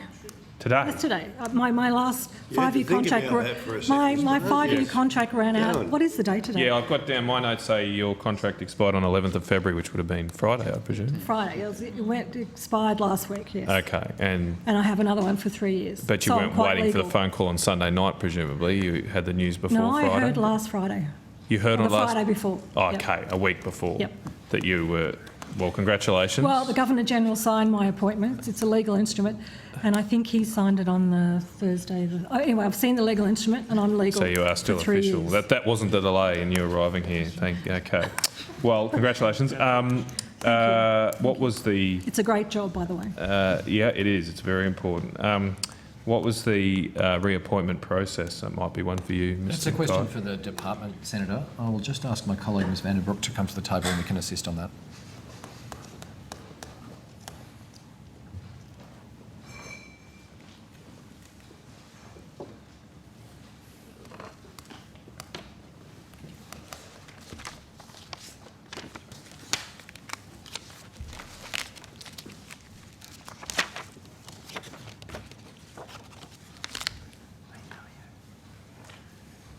Sorry, Senator, could you repeat the question, please? Oh, I was just asking what was the reappointment process for Ms Barnes? When did you open? Was there a selection process? When was that opened? Interviews, etc.? There wasn't a selection process for this one. The NCA had some significant packages of work in train, and the decision was taken that continuity of leadership would be the most efficient and effective way to make sure those pieces of work were delivered. So did the department provide advice to the minister? I'm not sure which minister here would sign off or did sign off on this reappointment. It was Minister King. Minister King. Did the department provide advice to Minister King about the reappointment? Yes, we did. When was that advice provided?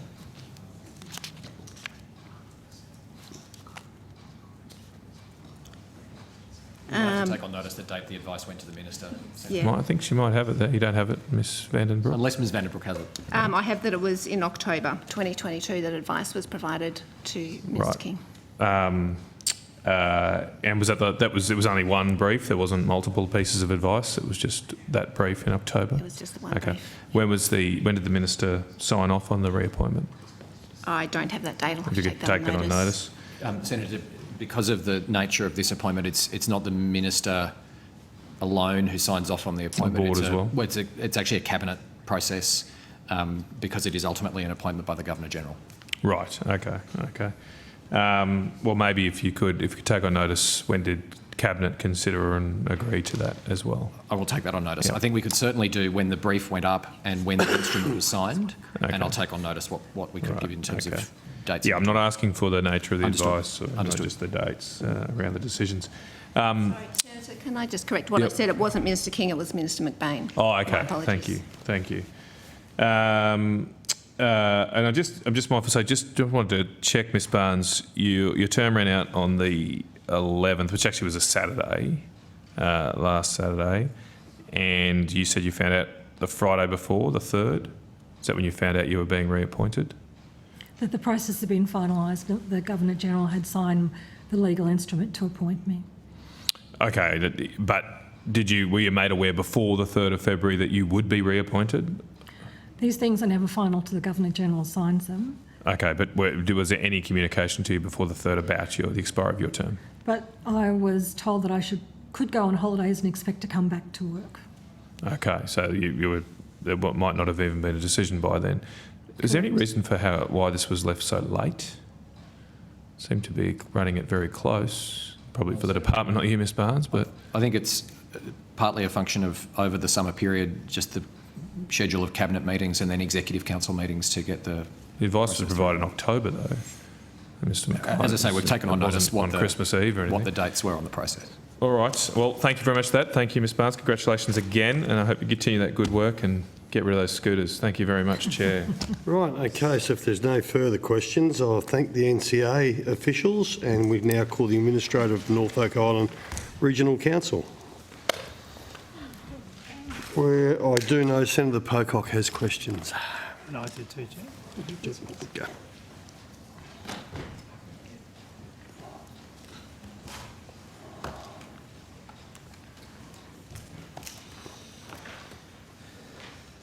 Now, because we only have 15 minutes allotted, I'm always loath to ask this, but do you have an opening statement, Mr Colrogue?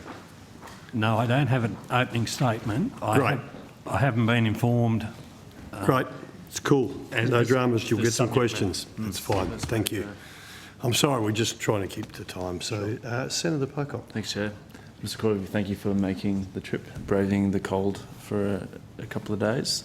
I was just interested in a broad overview of Norfolk Island's financial position as you see it at the moment. Sorry, Senator Pocock, could I ask you can we get a bit of volume, because you do speak softly. I'd hate to be on the end of you yelling at me, but no, just so we can hear the questions. Thank you. Just imagine you're in a ruck.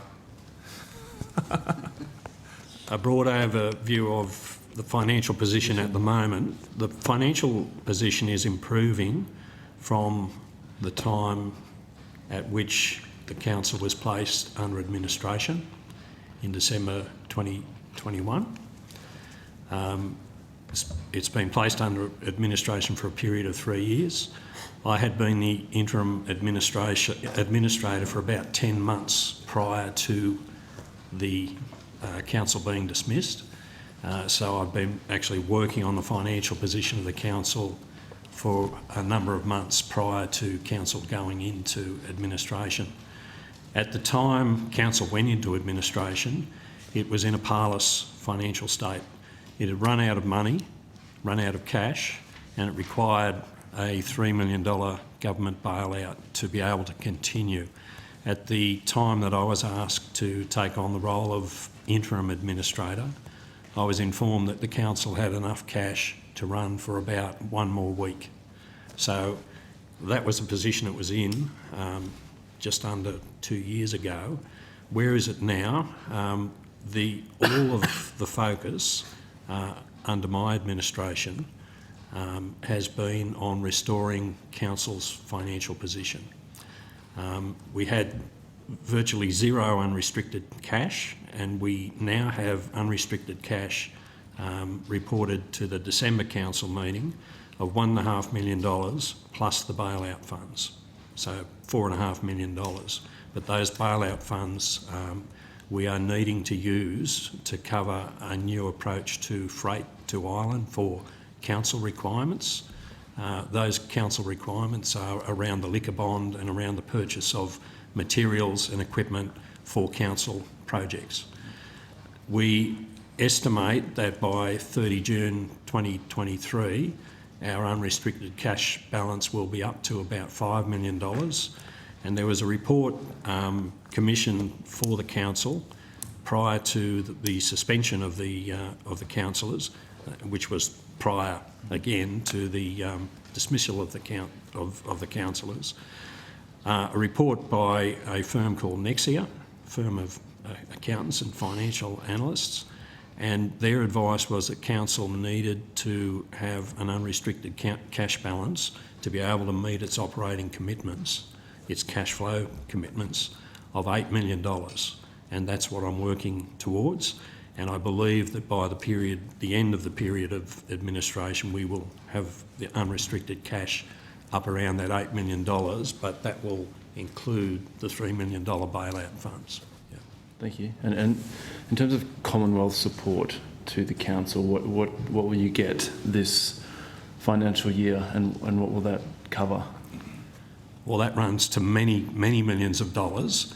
Council has a service delivery agreement with the Commonwealth, under which it provides the equivalent of Commonwealth and you know, if there was a state involved, the equivalent of what a Commonwealth and a state government would deliver. A lot of that work is done by council. I'd have to take on notice to tell you exactly what the figure is, but it runs into tens of millions of dollars. There is one specific subsidy for rates and charges, which was introduced in what is the current financial year, of $1 million, which was $800,000 towards restraining the waste management charges and $200,000 towards keeping the rate increase down from 38% to 25%. Thank you. And in your experience, is the support that the Commonwealth gives the council similar to, say, an estate council relationship in terms of funds flowing? My observation is that Commonwealth has been very generous with council. The council was formed in 2016 and its asset base was in a shocking state. One of the projects that got the council in trouble was the need to resurface the airport runway or lose its air services. That was turned out to be a $48 million project to which the Commonwealth contributed $43 million. Under the current arrangements, the financial arrangements that we're putting in place, when that runway needs to be surfaced again, probably in 15 years or so time, our financial management framework will fund the depreciation of that asset and other assets to the point that calls to the government to assist us every time something needs to be repaired or replaced will be at a minimum. At the moment, everything that needs to be renewed, which is almost our entire asset base, requires major contributions from the Commonwealth. And this is something that my experience has been largely in local government, either in New South Wales or the Northern Territory, for a short time in the Territory. And I have never seen anything like the generosity towards a council with direct injections of funds that I'm seeing from the Commonwealth. Okay, thank you. At Norfolk Island. And I'm interested to move on to some contracts and consultancy stuff. How much has the council spent on consultancies this you expect to spend this financial year? I'd have to take that on notice. It'd be easy to calculate. Okay, but great. I'd love that on notice. And then just on procurement, I saw that only contracts in excess of 150,000 are being reported in the 2021-22 annual report. Yes, there is a threshold over which contracts have to be reported. The legislation sets out the items that have to be covered in the annual report, and that's one of them. I believe for most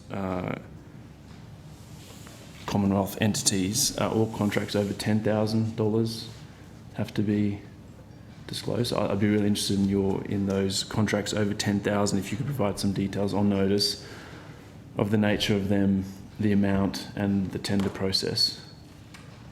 Well, I'm not aware of the Commonwealth arrangements and the $10,000 threshold that you're referring to.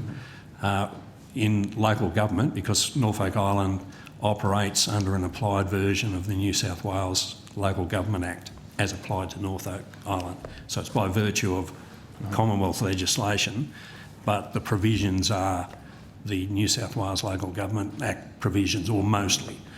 And with so Commonwealth money, though.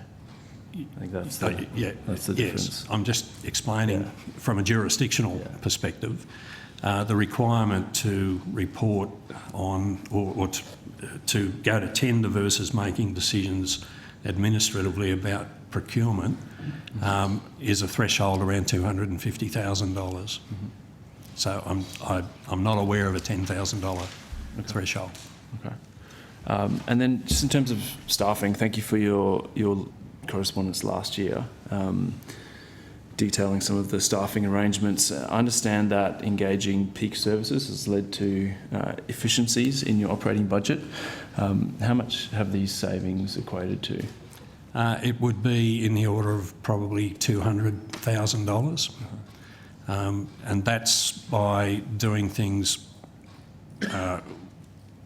through peak services, which is the commercial arm of the Local Government Association of Queensland. And they have a commercial unit that offers services which are often used by remote councils in far north Queensland where they don't have capacity. And we've been able to tap into that system, and it's delivered savings very quickly.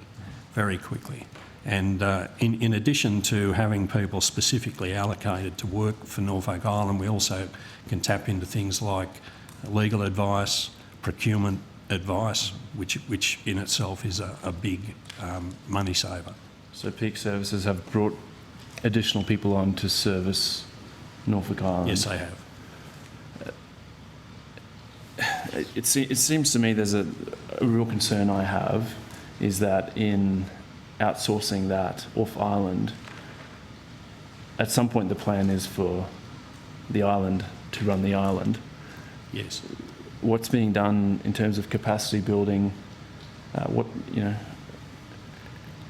This seems like a pretty short-term Well, just in relation to that, in relation to building capacity and providing jobs for islanders, and particularly training opportunities for young islanders, they have not been the major focus under my administration. They are important things, and they are things that I have delivered for other councils that I've worked for, mainly in general management roles and senior director roles. But the critical issues that we had when council went into administration was to repair a whole framework of systems and processes. And so in terms of capacity building of staff, training systems for staff and so on, I inherited a council that had major problems that needed to be fixed immediately to get it back on track.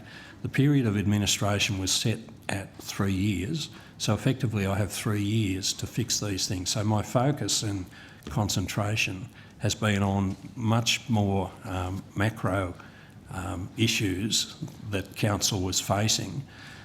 When it comes to creating opportunities for local employment, I see that as an important thing. I see that as something that council can take up when we get to the end of the period of administration. But in the meantime, there are far more pressing priorities, and I think I covered them in considerable detail in my response to you, and I'd be happy to table your correspondence to me and my correspondence back in response to the questions about that, if that's permissible. I have documents here to table. It's up to you. I don't see it as necessary, but why not?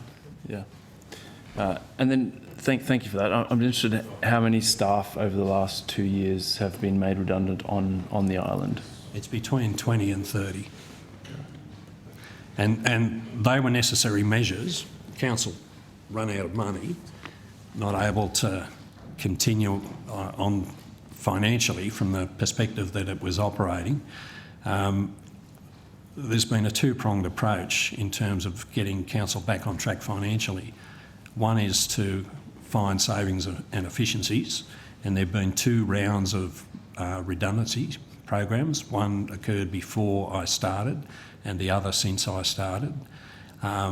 So cost savings has been one side, and addressing the revenue shortfalls that the council had, which the public inquiry that was held that led to the decision to dismiss the council remarked that the council got itself into this situation because it failed to exercise its responsibilities in terms of revenue raising measures that were open to it and available to it, but that it decided, deliberately decided not to implement, and therefore lack of money and overspending more than it earned on a workforce that it couldn't afford is what sent the council towards the edge of insolvency. Okay, thank you. And just lastly, in terms of cost savings, I'm interested if you know how much travel, accommodation and allowances are budgeted for this financial year for the council? For right across council? Yeah, given there's a lot of well, that's a figure that would be easy to provide, but I didn't come here with that committed to memory, so happy to take that on notice. Thank you. And as part of that, is there a travel policy that the council has in terms of flying economy or business or where you stay, all that sort of thing in terms of cost savings? Where I stay? Well, or other people who are coming on and off island? Well, the arrangements for my travel are encompassed in the letter of appointment that I have from the Commonwealth. So that covers my travel arrangements, and that provides that in terms of air flights, that I travel at a certain level. And there are other specifics in that appointment. In relation to the General Manager, for example, the General Manager has recognition in his contract of travelling at a certain level of travel. Below that, that's a matter for the General Manager to deal with. Under the legislation, the General Manager works for the governing body. He's the only employee of council that is appointed by and works for the governing body. Under the legislation, there's a separation of responsibilities in terms of employment arrangements. All the rest of the staff are appointed by and work for and are directed by the General Manager. So I get involved in terms of remuneration arrangements, travel benefits, those sort of things, with the General Manager in relation to his position. He deals with those same arrangements in relation to positions below his role. Mm-hmm. And I'm interested just to dig into this and just get your opinion on it.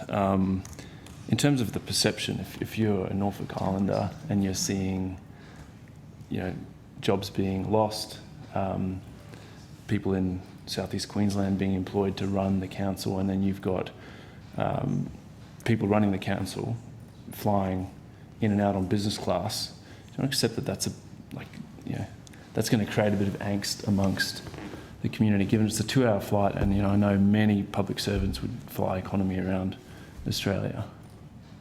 Well, perception is one thing, but nobody is taking any benefits that the contracts or the arrangements with the Commonwealth didn't apply or didn't provide. Cool. I accept that.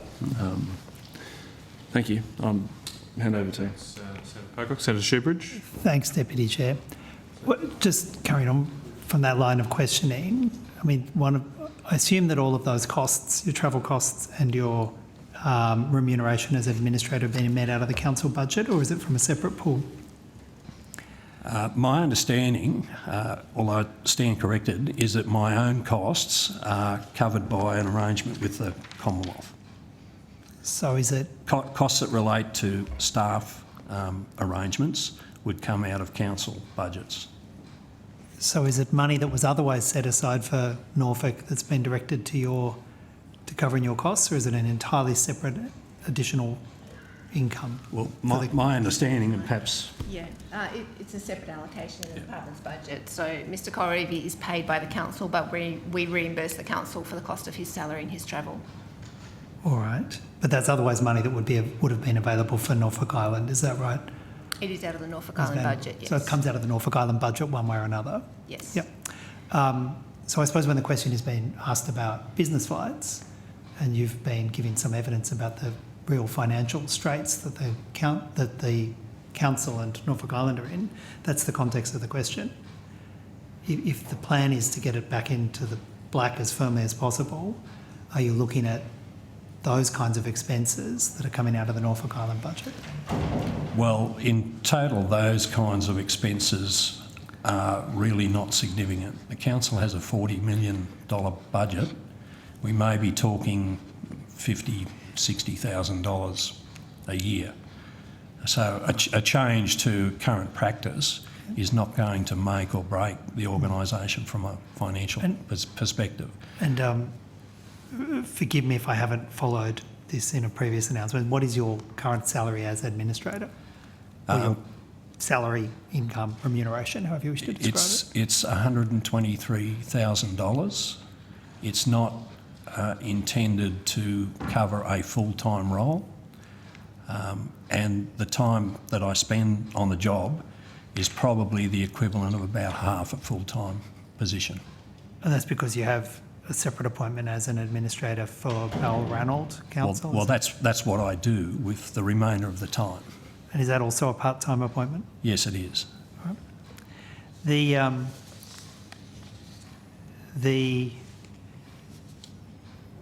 Could I ask you about the process for freight services and port facilities that's working its way through at the moment? I think the consultation report was delivered only very recently, is that right? You may be stepping into an area that is more the province of the Commonwealth than myself. Yes, Well, I'll ask Ms Vanderbroek. we ran a have your say process for written submissions, and then Minister McBain went on island to hold an open shipping forum, and the report has just recently been written. Yeah. Is, in terms of the principles that the department and the Commonwealth will be using when they consider how to deliver on that report, does the Commonwealth believe that it has a responsibility to provide core infrastructure for Norfolk Island through the Commonwealth budget, or is it the belief that it should be paid for by it should be self-sufficient from Norfolk Island's budget? What's the approach being taken?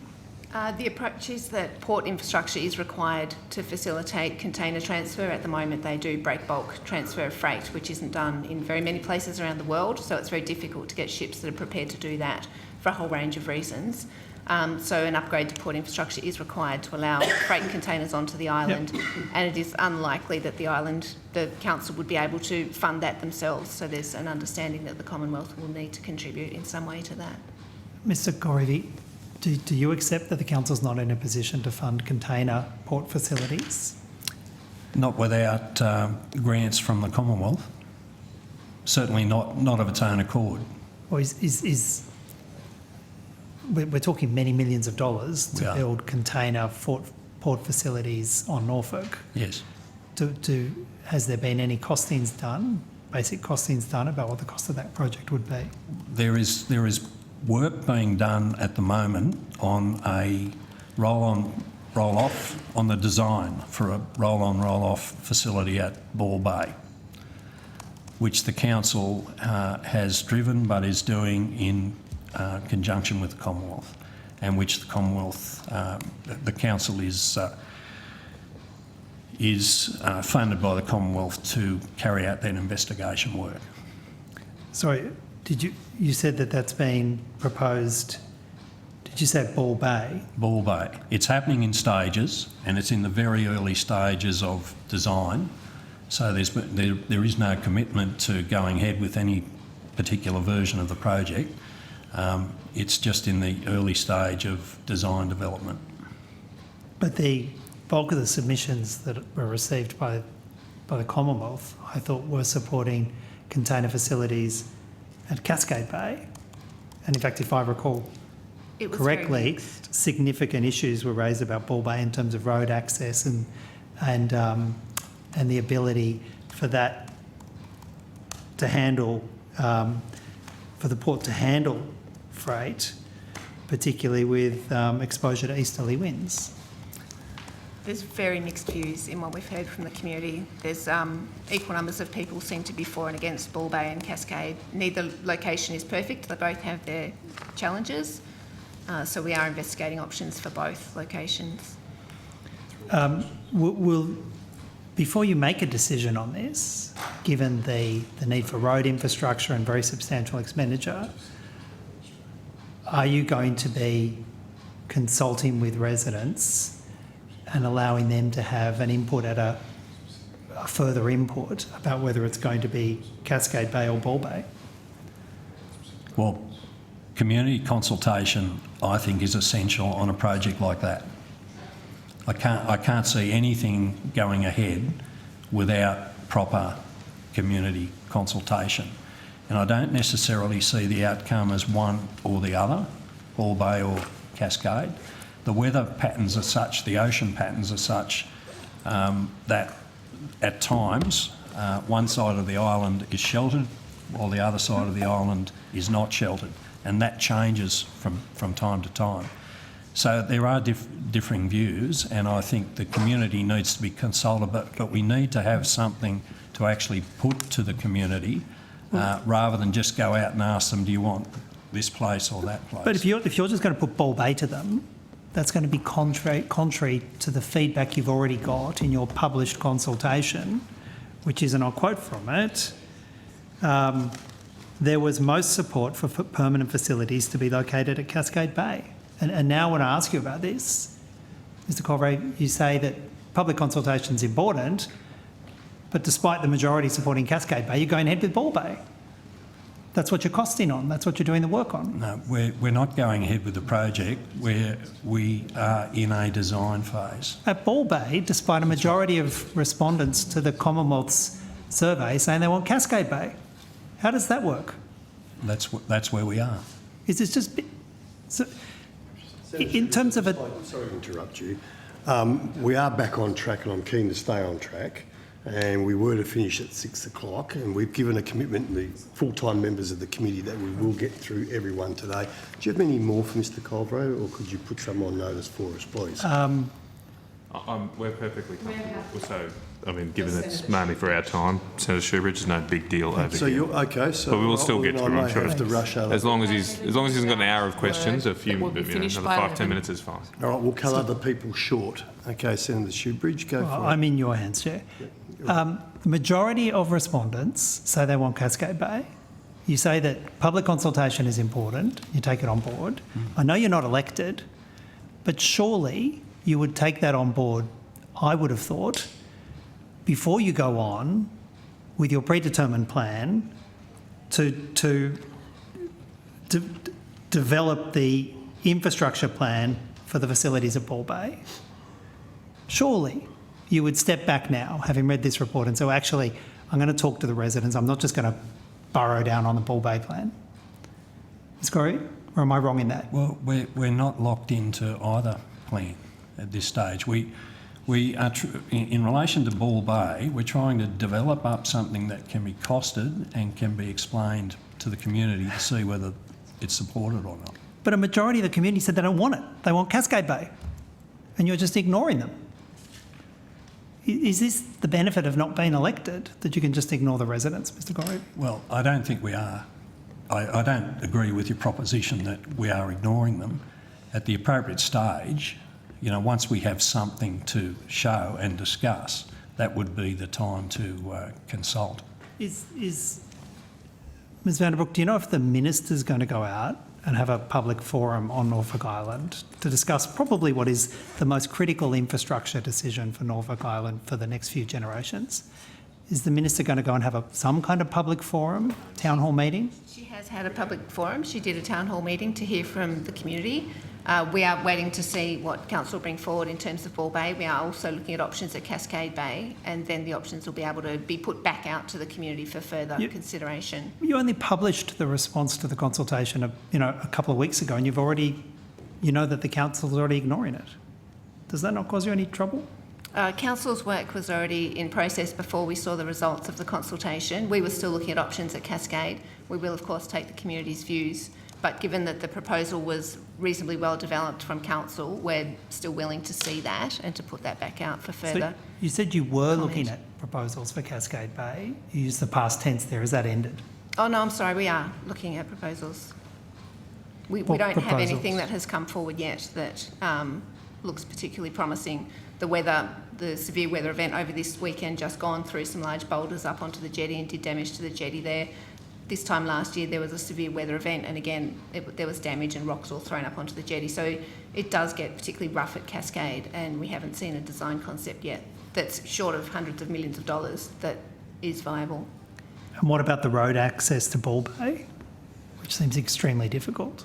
My understanding is that council previously had a temporary groin at Ball Bay, and they got significant numbers of truck movements up and down that road without any incidents.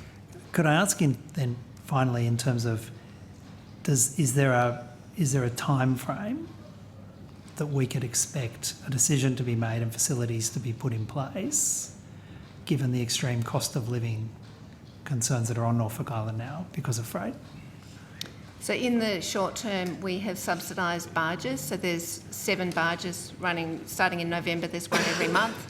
By the time we get through those 7 barges, NPDL will have a new ship commissioned, which will be able to take freight out there using their current break bulk method of getting freight onto the island. So that will give a much more regular and reliable schedule than what there has been in the last 12 or 18 months. Is there a time frame for making a decision on the container? I assume it's a container port. Everyone's of the view it will be a container port, is that right? It'll be something that facilitates container transfer onto the island. Is there a time frame for a decision making on that? That would need to be considered through the budget process, given the scale of the investment. That's all. Thanks. Thank you. If there are no further questions, then thank you very much. Senator, could I just correct, or not correct, but just amplify one of my responses? I was asked about remuneration, and I gave you the direct remuneration figure. There is a superannuation component on top of that. Thank you, Mr. Cole. Chair. Yes, sure. Sorry, just had some follow-ups from earlier questions. I believe from those questions the Australian government's giving some subsidies for rates on Norfolk Island at the moment. And rates and charges. Right, waste charges. Yeah, so $1 million apparently subsidy over 2 years. Given this doesn't taper apparently, does that just mean that the increases in rates and charges for Norfolk Island residents will climb that cliff in 2 years' time? That needs to be determined as we get further into it. There is a Joint Standing Committee inquiry into the future form of the council and future revenue raising options. The community have asked us to look at other revenue raising options because they don't want to pay rates. So we will see what comes out of that process and then determine next steps. Do you want to add anything, Mr. Colreevy? Is that what's in your budget or forward planning at the moment come 2 years' time when that $1 million ends? Discussion with the government about whether subsidy can continue beyond that, and the indications at the moment are that it can't. So the fallback would be that service levels be reduced commensurately, or that people pay more for their rates and charges. I just wanted to check, because Miss Vanderbroek, do they pay rates currently or not? They do pay rates. They do pay rates. But it's just a matter of the level. very low base of rates. Just quickly, and we might follow this up at next estimates. What's the status of things like the Commonwealth Grants Commission, FAG grants, these types of arrangements that the Commonwealth Government provides to states and local governments to help offset different cost bases. Does Norfolk Island benefit from any of those arrangements? We do, but in a slightly different way to the way councils around the other states benefit.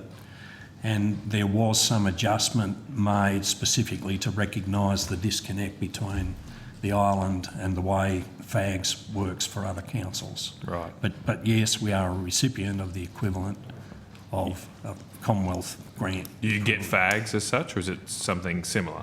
It's a payment that comes directly from our division, but it is assessed by the Commonwealth Grants Commission, and it is untied funding, the same as a financial assistance grant would be to any other council. It is significantly higher than what most other councils would get. Commonwealth Under Grants the FAG Commission, system? Yes, yeah. Okay, all right. Commonwealth Grants Commission last did an assessment in 2019 and assessed that the revenue raising capacity of the island was significantly higher than what was being realised, which is why rates needed to be looked at. They are very low compared to mainland council areas. All right. And can I just add for sure. to amplify, the major component of the rates and charges increase in what is the current financial year related to waste charges, waste management charges. The practice prior to the last couple of years had been to dispose of some of the island's waste directly into the ocean. Right. Council had received notice from the Marine Parks Authority to stop dumping waste into the ocean. And that had all occurred before I arrived. But I realised... Just to be clear, the Marine Parks Authority is a federal government agency? Yes. Right. But I realised that council had to respond to that, and we stopped dumping waste immediately, and we started stockpiling it with a view to sorting out, well, we can't dump it in the ocean. We need to stockpile it while we work out what the solution is. And part of the... When you say waste, basically this is solid waste? Not Solid just waste. sewage or Not all waste. Some waste is recycled, but it's solid waste. A lot of building materials and that sort of thing. It's just being... And car bodies and all that sort of thing was being dumped into the ocean. That has stopped, and we are implementing alternative ways of dealing with management of waste. But again, what people were paying for waste management was off a very low base because they weren't managing it in a sustainable way. Right. So the majority of the increase in rates and charges this year was to cover a significant increase in waste management charges. Would you argue that the costs of managing that waste on the island are higher than the mainland? Yes, they are, because it involves freighting the residual waste back to the mainland. Really? Oh, that's what you're doing? With some of it. We're recycling, and we're just about to implement a new process with a new contract that's just been let to manage a lot of the waste. But at the end of the day, the residual that can't be recycled has to be exported back to the mainland, and that's where a huge part of the cost lies. Does the Grants Commission take into account those higher costs for waste management? I don't know the answer. You could take that on notice, perhaps? Yep, take that on notice. Thanks. Thank you, Mr Colreevy. Very informative evidence. Senator Mackenzie? Senator Roberts. Oh, okay. Sorry. You've got questions too, Senator Mackenzie? I might have started something. No, either or. Because at 6:30 we are breaking. Yeah, that's fine. No, I think we will. We will by 6:30, before 6:30? Yeah. Not if You can you're go asking first, more Senator. questions than Senator Roberts is. Yeah, we're almost on time. We're not far off. Sorry, Senator That's right, Wilson. it's only 15 minutes. Yeah. So, Okay, Senator Roberts, you'll go. Thank you all for being here today. Oh, good. Just some background. The current shipping situation of freight to and from Norfolk Island is considered to be dangerous because of the transfer onto land from vessels. When will a multifunctional, purpose-designed wharf be provided for Norfolk Island to use and build on the western side of the island? Senator, just before you arrived, we had a discussion with Senator Shoebridge about the question of wharf facilities. And what was the answer? We've taken some elements of it on notice, and Okay. we've provided quite a bit of detail on the community consultation process, the Minister's public forum on the island, So probably just refer you to the answers that we've provided to the previous questions. Okay. Is there a backlog of freight that's around about a year long at the moment, the backlog, I understand? My colleague, Ms Vanderbroek. No, there's no backlog of freight. There's no backlog of freight? Not that I'm aware of. There is some challenges with getting cars to the island, but all other freight has been. We've heard stories from constituents saying that they've got to wait 12 months for some things. There has been a backlog. There has been significant problems over the last 12 to 18 months because the shipping has been very irregular. We have put in place monthly barges for the next 7 months, commencing from November last year, and then after that there will be a regular ship. So the backlog is largely caught up as far as I'm aware, other than some cars. Is there anything being done about the cost of living on Norfolk Island? We understand the price of a litre of milk is $3.20 when the same product costs $1.35 in the mainland. Senator, I think we answered these questions on notice about... we did. I remember that specific example. I think we have answers for you on notice to questions about cost of living on the island. So you've started the consultation process for building the wharf? Yes, we have. Okay, good. Thank you. Given that the questions were asked earlier, that's enough for me. Thanks. Okay, thanks, Senator Roberts. Thank you. Senator Mackenzie. Thank you, Chair. I have just been informed that I was going to follow up with some of Senator Canavan's questions to the department earlier around the agreement between the federal government and the council on the rates, etc. But my understanding is that has been canvassed fully. Is there anything else you'd like to add? Nothing I'd like to add, thank you. Nothing from my side. Okay, thank you. Thanks. Can I just ask, I googled and I was trying to find out the population of Norfolk Island. I think I found about 2,188. Is that correct? It's correct, as at the 2021 census. Well, that's not bad for Wikipedia. Okay. What does ChatGPT say? Chat to me BT. What's that? I'll tell you in a break. Oh, okay. Sorry, missed that one. It's not pornographic. All right. So if there are no further questions, thank you very much, Mr. Kohlrabi. I'll let you go. I know Senator Whish-Wilson has questions for Infrastructure Australia, but do other senators? Because I'm going to bring them up. Okay, so if you could leave us, thank you very much. No, let's do 10 minutes and let's not waste a minute. And then we'll 6:30 depart. We'll have an hour off for dinner. Yep, no worries. Okay, so I wouldn't text him. No.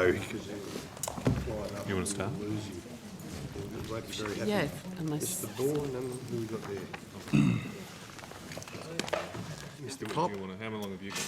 Mr. Kopp, did you want an opening statement? Adam Kopp, Acting Chief Executive. No, Senator. Fantastic. All right, well, let's go straight to questions. Who wants to go first? Sir Norman Payne, 10 minutes? Yeah, go for it. Thanks, everyone. So this is in relation to the business case around Middle Arm.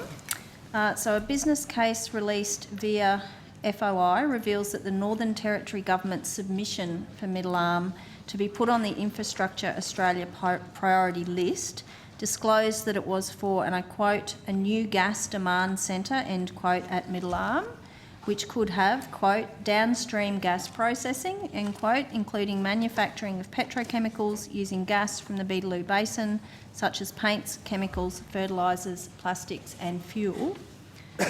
Some information is redacted from that submission. Are you able to provide us, please, with an unredacted copy of that submission? I'd have to take that on notice, Senator. So I'll endeavour to see what we can release under the Senate's framework. But so I'll take that on notice. All right, thank you. In response to question on notice 98, you said that you are working on a stage 2 business case for Middle Arm with the Northern Territory Government. Can you please tell us how far has that business case progressed and when will it be completed?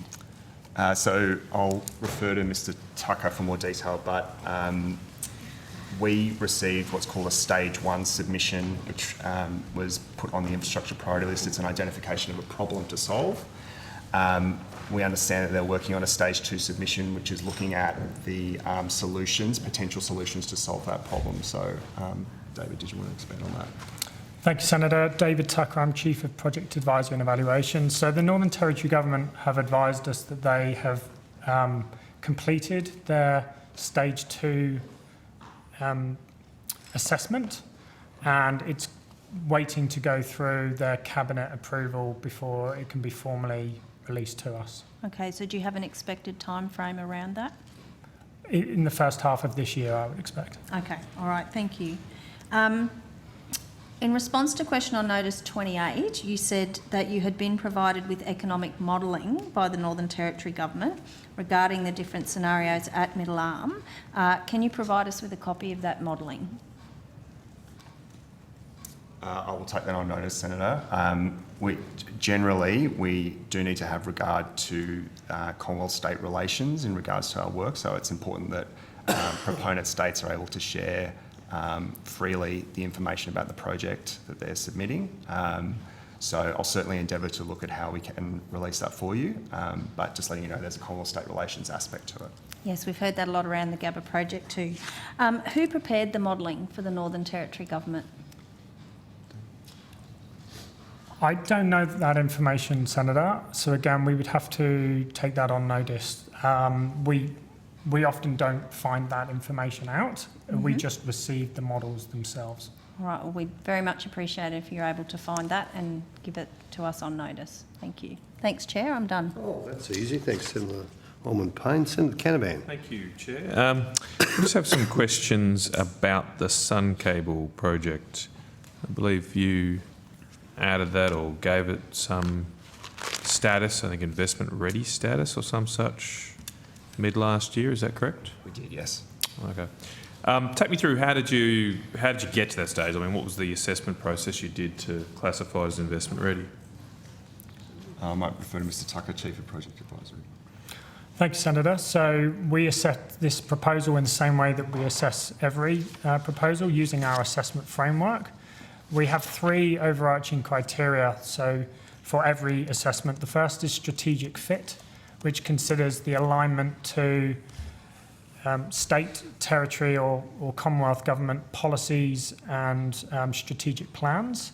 And so in this case, we recognise that the project has got major project accreditation by both the Northern Territory and the Commonwealth governments. The second criterion is around societal impact. So that firstly considers what is the problem that's trying to be addressed, or in this case, an opportunity for renewable energy, and then what is the impact of that project on the community. And in this case, our focus is on the Australian community, and particularly here in the ability to provide power to Darwin. And then our third criterion for assessment is deliverability. So that considers risk, the capability of the market to deliver, the ease of implementation, the procurement and governance that goes around it.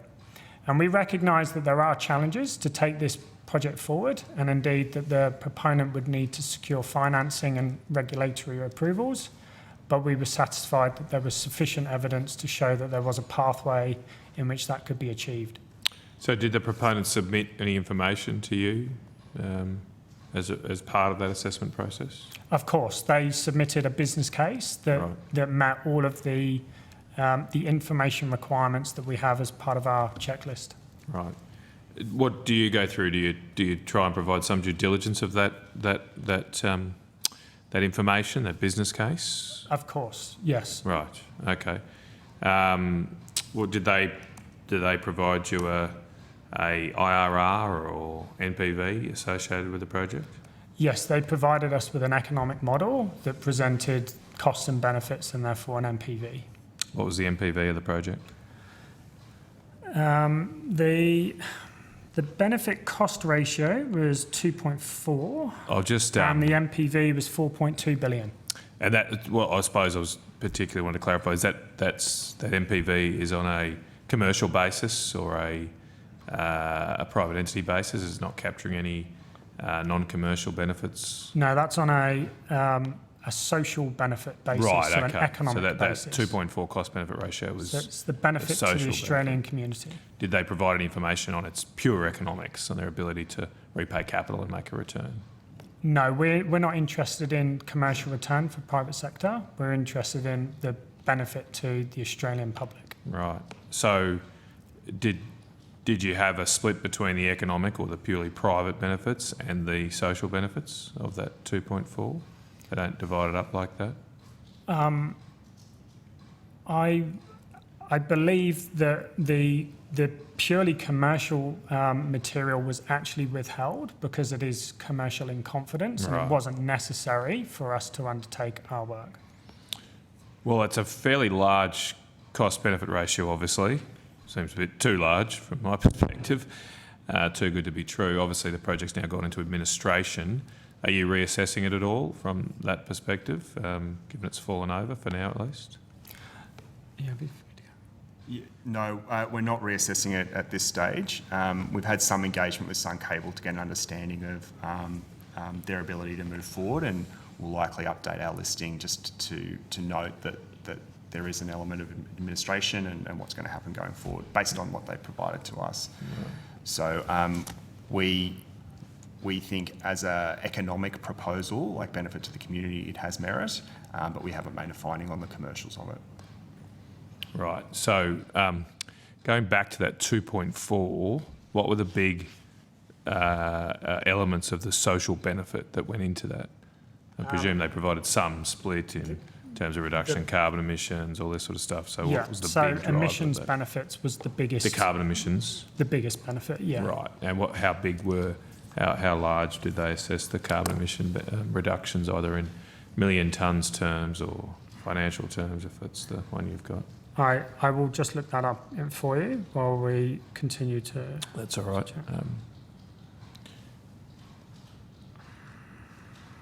And while you're doing that, I'll go to my next question. Did they look at the costs of the 12,000 hectares, the opportunity costs of not using the 12,000 hectares for other uses? No, I don't. They don't do that at all? I don't. That wasn't considered. It's a lot of land. Were there plans to clear any trees for that 12,000 hectares of solar panels? Again, I would need to, we would have conducted an assessment of the environmental impacts and Right. considered that as part of our review, but I can't recall the actual specifics. Well, if you could take on notice if they submitted any cost associated with the removal of trees or environmental landscapes, and also if you yourselves made any independent assessment of those costs. So in response to your previous question, so the largest benefit, the largest benefit was producer surplus in NPV terms, and then the second highest benefit was the avoided greenhouse gas emissions.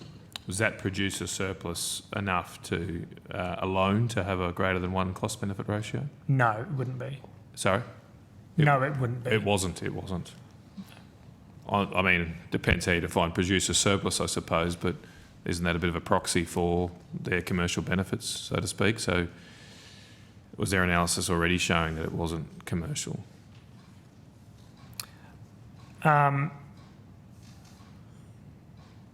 Sorry, so perhaps you can state. Well, I suppose I'm using the traditional economist definition of producer surplus, which is effectively profit. It's the difference between your marginal cost curve and the price you're getting. So that's your profit. So yeah, is that if their profit's not greater than their costs, they're presumably in the red. So our full evaluation is on our website, the same as every evaluation we do, and there's a detailed explanation there. Yes, there is an element of producer surplus for Sun Cable, but there is also energy cost savings for the Northern Territory community as well. Well, I realise we have to go to dinner, Chair, so we'll pick up at 7:30. Thank you, gentlemen. We'll have an hour break and see you back here at 7:30. Thank you. Thank you. Oh, what do you get a jacket on? Thank you very much. Welcome back, everyone. Excuse me. Questions? Senator Whish-Wilson. Thanks, Chair. My question's around the market capacity program, which you partner with the Department for Land Transport and Infrastructure Investment. I asked some questions to them earlier around looking at product, potential to use replacement, recycled and reused materials. Now, I wrote them some questions which they responded to in December, and they said they've partnered with you guys to expand this market capacity program to model the potential use of replacement, recycled and reused materials in the major road infrastructure pipeline. They said this work is expected to be released by the end of 2022. Could you just give us an update on that? Thank you, Senator. The market capacity report was released in early December 2022. Yep. It's available on our website. We had it was in the report itself, but also we had a more technical piece of work around the opportunity around recycled materials, which is also released on the website. Essentially, in the market capacity report, we outlined that the issues around market capacity in the Australian infrastructure sector are not going away. In fact, they've increased over the past year, and that there's an opportunity to improve supply of materials using recycled materials. So you could potentially replace about 27% of virgin materials with non-virgin materials, recycled materials, potentially up to 40% with more effort. And that we also need to do significantly more work on attracting more people into the sector, particularly women and people of more diverse backgrounds. Okay. In terms of that demand for 27% potential to replace virgin products with recycled or reused products, what did you base that on? Did you look at examples of where specific projects, like road projects, for example, are using recycled plastics and other products? I might refer to Mr. Steve Brogan. Yep. Hi, Steve Brogan, Acting Chief of Policy and Research. The methodology for the research was largely through engagement with industry, but also involved looking at specific projects across particular states. And the idea was to take the material breakdown that we already knew because of the market capacity system that we'd created in 2021, to take that material breakdown, focus on those materials required for roads that could be recycled, and to understand what the opportunity with today's standards is for each of those materials. What percentage of materials would currently be used for example, road projects that's come from recycled or reused products?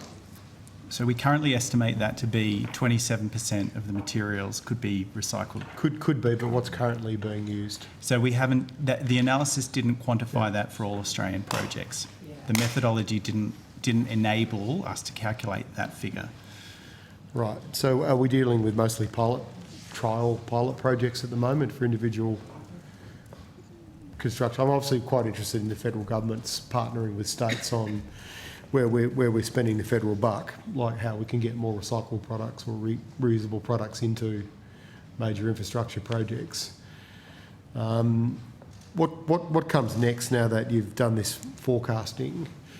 Are you recommending in any way or that more recycled products like recycled plastics are used? Where do we go from here? So absolutely. So the reason that we did the research was to raise awareness of the opportunity first and foremost, and the research itself talks about that being a critical enabler for people to understand the opportunity, for people to have awareness of the opportunity. So that part's including achieved. Politicians. Yeah. Including for everyone. And so further beyond that then, it also becomes about standards. It becomes about having good knowledge of standards for the quality of the materials in the use of building roads.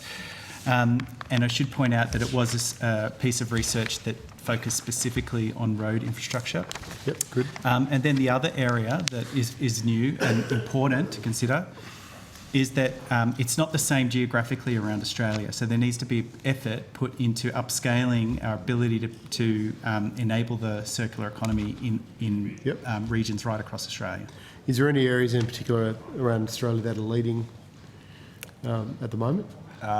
In our engagement, I think a bright light was Victoria with their Recycle Victoria policy, which has been in operation for many years. So they do have a high use of recycled materials as a result of government intervention to encourage that. It's interesting. I was in Victoria a few months ago after RedCycle collapsed, the soft plastics recycler, or they were trying to sell it to recycling infrastructure places. And I looked on the Victorian website, the Victorian State Government website, and they talked about a couple of particular projects. One being the soft plastic asphalt road in Craigburn in Melbourne's north, which is a trial market development program. And they were saying for every 1 kilometre of road, which is 2 lanes, paved with plastic and glass modified asphalt, we use approximately 530,000 recycled plastic bags, or the equivalent of plastic packaging. And it goes on to talk about how many recycled glass bottles or printer cartridges could be used. I'm just kind of stumped as to why a company that had millions of plastic bags, for example, and other packaging, wasn't able to sell those to recyclers because there was no end market for the recyclers to use that recycled product. I know, is this because this is only early days and this is a trial project and we've got that ahead of us, or is it that there's some fundamental problem in the economics of recycling these soft plastics for road base? Because that's pretty ambitious, 530,000 just for 1 kilometre of road. I mean, based on our engagement with Sustainability Victoria, they outlined that there were challenges as that policy was rolled out around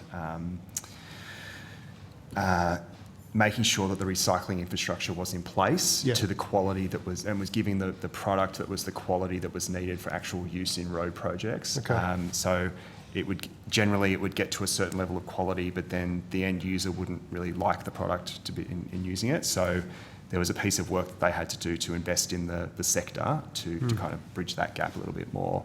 So not commenting on that in particular, but just at a broader policy sense that there is likely to be a need for further investment to bring the sector up to giving the quality of product that to specifically the modernisation of the recycling technology, for example. Yes. Okay. And is there any work going on, any R&D work going on through Plastic CRC or other investment vehicles that are looking at how to do this that you're aware of? We're not aware of that, Senator. No. Not that I'm aware of. Okay. What questions should I ask you at next estimates? Thank you. What do you reckon? Sure. Well, we'll seek to understand it further for next estimates. Great. All right. Thank you. I'll look forward to that. Thank you. Yeah, great. G'day. Hello. Gentlemen. You've got a new acting chair. We do. You do. How many meetings has your new acting chair had with the minister? One. One? When was that? 17th of January. Okay. And has the minister met with the board more generally, or just the acting chair on the 17th? Just the acting chair at this stage. Okay. And has the board met? They did on last Friday. Last Friday? Okay. In terms of the work of Infrastructure Australia, you outlined for us last time we were here a number of projects that were sitting on your books. Has there been any update to that list of projects? Yes, we're happy to go through. I mean, what are you? Let's do it. Let's do it. So we have 2 under assessment at the moment, which is Tiaro Bypass and Port of Newcastle Deepwater Terminal. I might just refer to Mr. Tucker because there are some that we're engaging on that we're just in early engagement. So sorry, can't share the names of. So this is an early stage proposal for Tiaro Bypass and the Deepwater Terminal at Newcastle? Full business case. Business case, Yeah. sorry. Tyro. Pardon? Thank you. Tyro. Tiaro. Oh, sorry, pardon. Tyro. Pardon me, Senator. I've got local knowledge beside me. We've got 8 that we're expecting in the next 6 months. Yep. And Run me, what are those 8? Mr. Tucker? I know you'll have the list there. Senator, so the list we've got is based on previous engagements with proponents, and of course, it's never guaranteed that they will come in. But the list we have... Or that the government will fund something that's not on your list. I get that. Well, some of these have a funding commitment already and others do not. So those on our list are the Lakelands Irrigation Scheme, the M1 Pacific Motorway between Daisy Hill and Logan, the Bruce Highway, Gorganga and Myrtle Creek, Doles, again, up in Queensland, the Doles Rocks Road Northern Connection.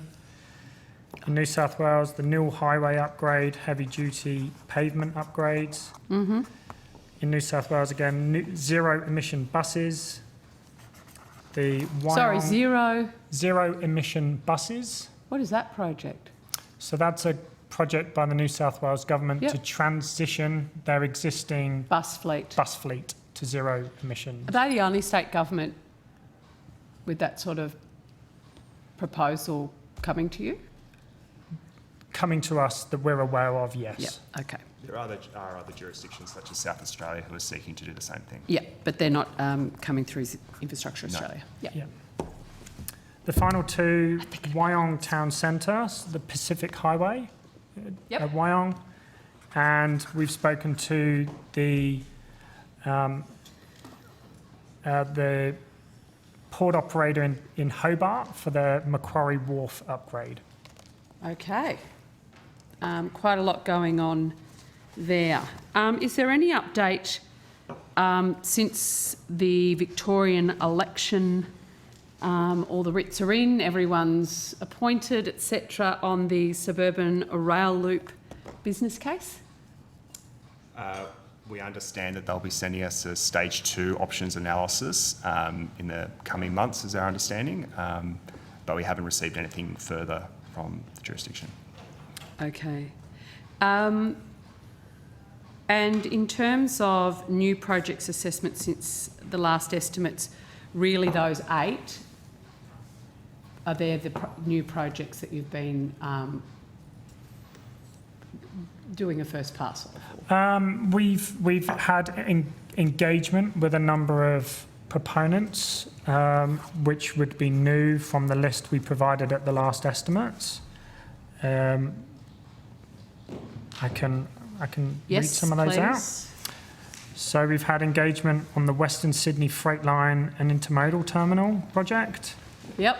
The Sydney Metro, Western Sydney Airport, Glenfield extension. The Northern Territory Logistics Hub. Where's that located? So, sorry, I said it is singular, it's plural, hubs. And that's a proposal from the Northern Territory government to look at their supply chain of logistics, primarily intermodal facilities. And that's an early stage. So it's just at this stage looking at the deficiencies rather than looking at solutions. Yep. Okay.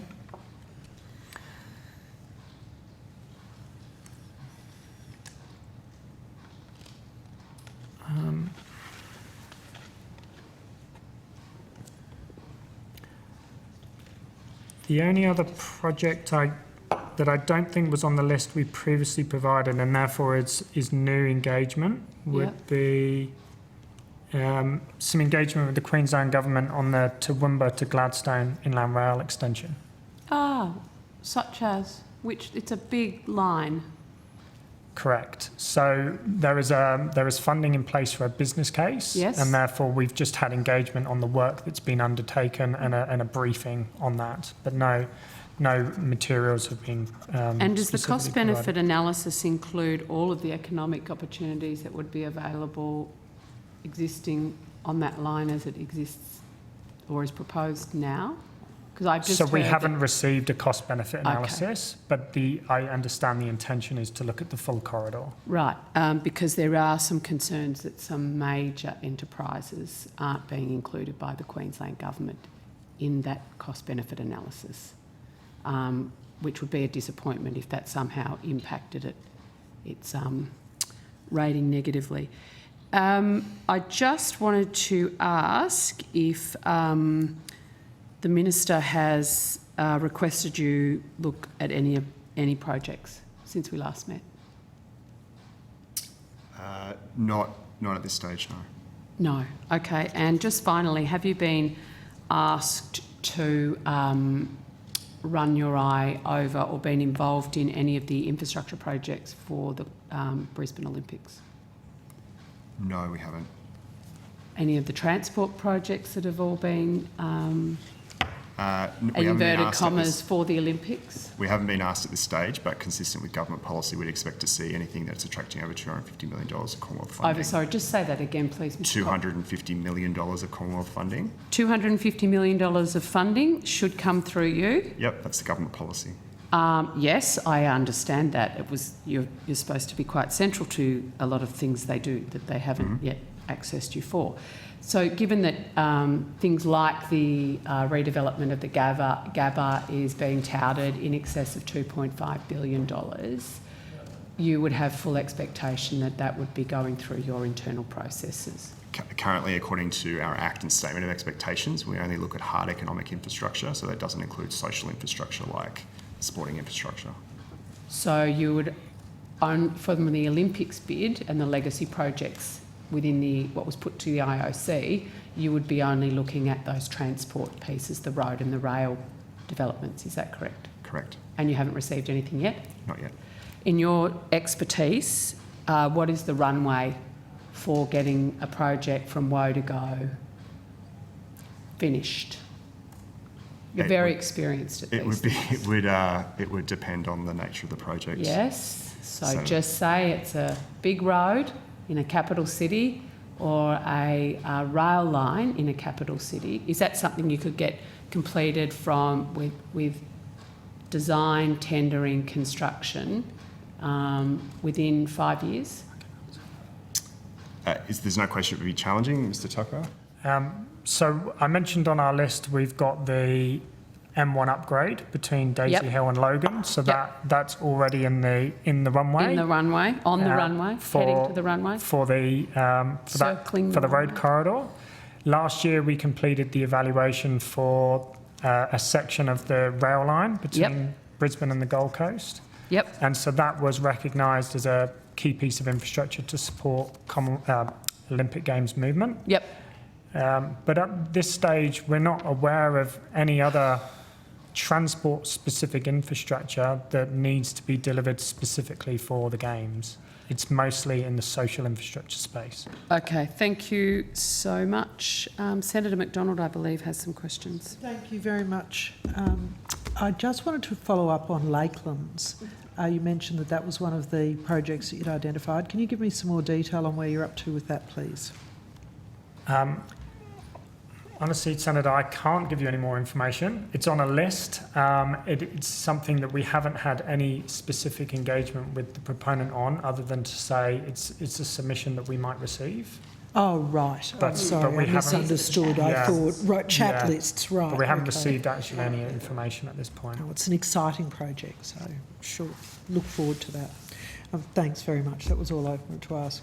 Given the IOC's, to put the bid forward, projects, they wouldn't consider them with social benefits only, that all the projects have to have a legacy aspect and not cost the hosting city money, so not to be a financial drain. There needs to be an economic benefit.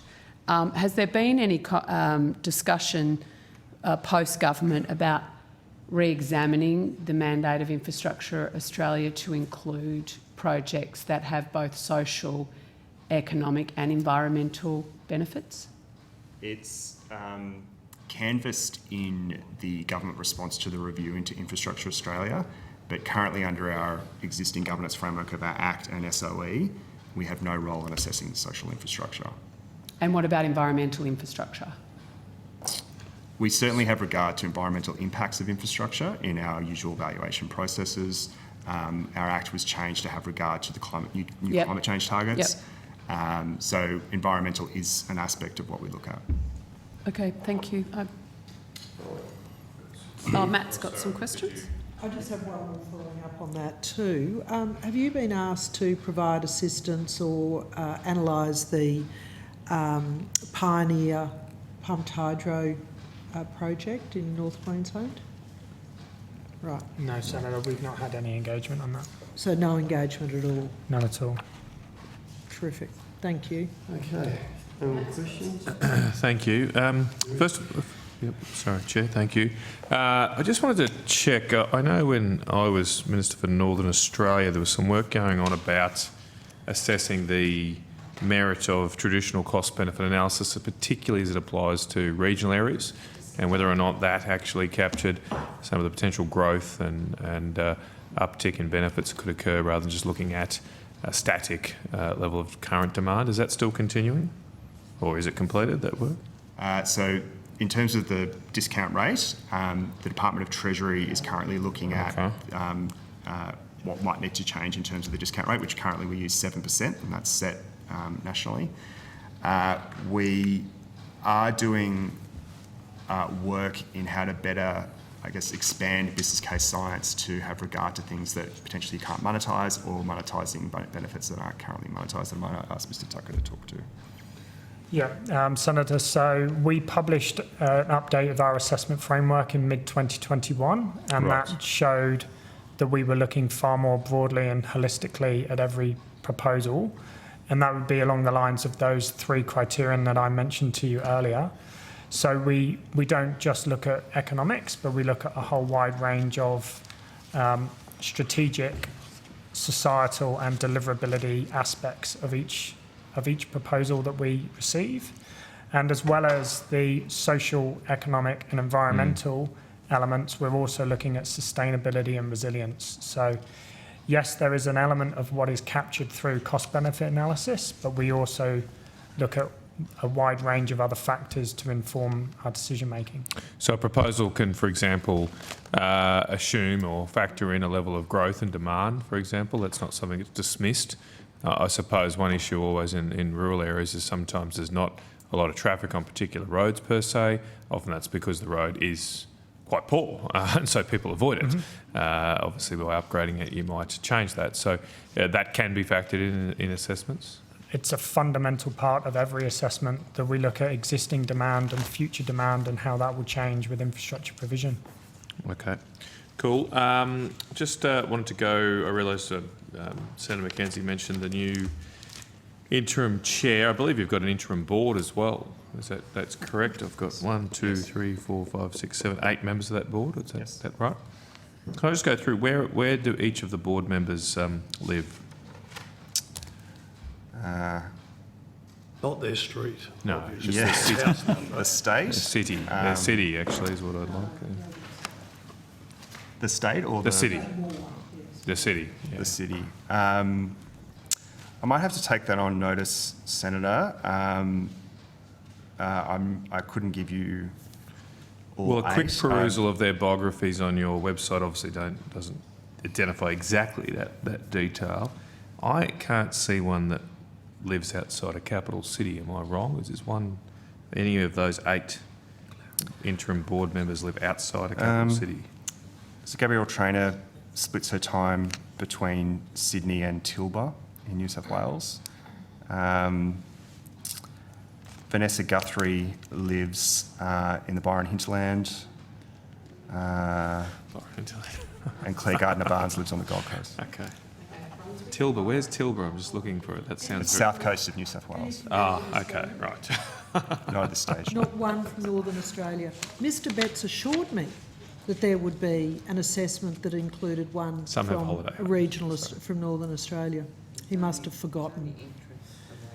Interim arrangements. Oh, well, Northern Australia's only interim too, So it Minister. sounds like... Sorry. Sounds like, Mr Copp, some of them have holiday homes. Is that correct? No, that's where they live.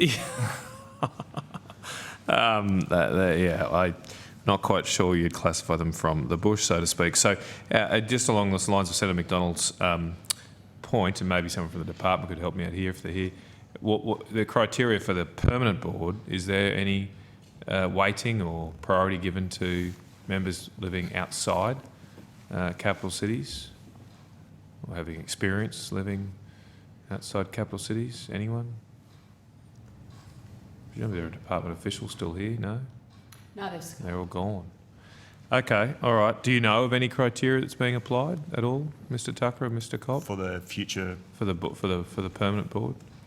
Associated with regional? The proposal under the Infrastructure Australia review is that the board would be replaced by a full-time commissioner and some deputy commissioners, and that there would be an advisory board, which would be 3 ex officio members, so members from the public service, and 3 or 4 members of the infrastructure community who have experience in that area.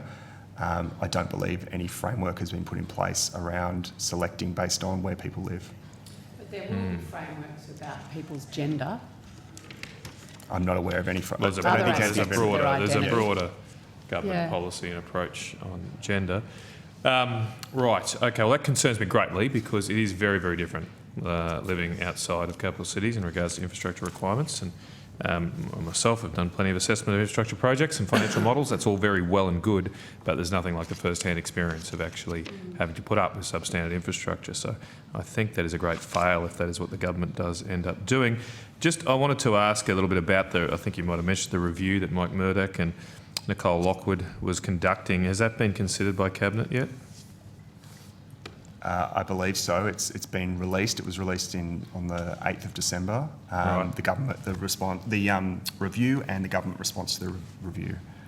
Did the government accept all the recommendations? They noted or accepted in part all of the recommendations. Right. Okay. And what are the major changes you're expecting as a result of the review? So the governance structure will shift from being a board to commissioners. And an advisory board. They've asked for some work on improving the product suite, the audits, plans, evaluations and infrastructure priority list that we have currently. They've also asked for us to do an annual statement on the performance of the infrastructure pipeline and infrastructure investments for the country. Yeah, I've seen commentary around the government wanting to sharpen the priority list or focus on national priorities. Is that sort of where you're getting at there? Will there be less assessment of individual projects? We will continue, my understanding is we'll continue to assess anything attracting over $250 million of Commonwealth funding. Sorry, 250 million. 250 million, or seeking $250 million. But they have asked for our priority list to be more focused. Right. What does that mean, more focused? How would that more focused on in practice? Areas for Australian government investment shorter. It's currently listed as about 165 proposals. So we're working through the sort of specifics of that currently. Who would decide that focus? Would you get a direction from the minister, or would that be your commissioners that would decide that? We may have high-level feedback from the minister, but it would be set by the commissioners and the staff, obviously, as well. Would work on that. Okay, all right. I just had a quick look through your. Actually, before I get to that, I noticed that under the government's climate policy, under the safeguard mechanism, our major cement producers are all targeted. They have increased costs associated with it, and meeting with some of the representatives of the cement industry, they're very, very concerned about these costs. Have you at all looked at the potential for the safeguard mechanism to increase costs for infrastructure construction? We haven't looked at that, Senator. Okay. Are you looking at, are you doing any investigations into escalating costs of infrastructure provision? Seems to be a significant risk to the pipeline right now. It is. We have a market capacity program that we report into National Cabinet on. We release reports on that yearly. Mr. Brogan would be happy to talk to it in more detail if you're interested. Thanks, Mr. Cobb. So this year's work, which will be released much later in the year, we've expressed our intent to the Minister's Office to measure the impact to changes on the pipeline of cost pressures, which now in our third year is something that we're confident that we'll be able to analyse. And the other thing that's related to your question is our intention to measure the embodied emissions profile on the materials that are used in the pipeline, and to assess the impact of using substitute materials that might have lower emissions and the associated cost impact of that. Okay, that'll be very interesting. Thank you for that. Do you have the work you've done so far or released publicly, do you have a an estimate for what is the annual increase in costs in building infrastructure for the last period that you have? For the surveys, which is by talking to industry, over 100 representatives, averages out for non-labour, so materials used in projects, at 24% increase in 12 months. And what period is that precisely? So from mid-2021 to mid-2022. It was 24, was it 20.4? 24%. 24%. Okay, and that's non-labour. Non-labour. Do you measure labour as well? Or? Not for the wages increase. Yeah, okay. No. Okay. It's very significant. Look, finally, I just was going through your website earlier and I looking at all the media releases and stuff that you put up there. It seems to me that a lot of your media releases you put up have nothing to do with infrastructure. I'm just picking one out here. You put up on your news website on the Infrastructure Australia on the 27th of January. Government convenes National Roundtable for Online Dating Safety. The important issue goes on to say the roundtable is looking at different groups like Tinder, OkCupid, Bumble, Grindr. What is that doing on your website? What has that got to do with? I'm not sure. What website are you on? It's on your website. Infrastructure. Yeah. It's under your news. Infrastructureaustralia.gov.au. Yeah, Infrastructure Australia, yeah. .gov.au. Yeah. That's what I found earlier. It doesn't, that media release is not on your website, but it links to it. Yeah, I'm happy for you to take it on notice and come back to us. Thank you, Senator. All right, thank you, Chair. Okay, all right. Well, thank you, gentlemen. And we will now call Northern Australia Infrastructure Facility.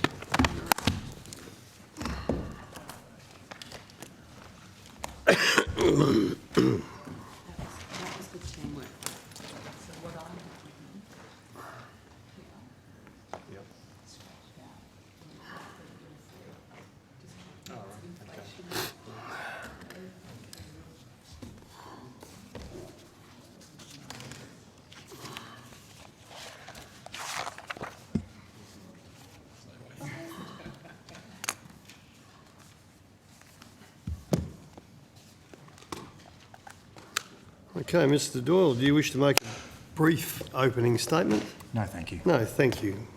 Questions? Susie's.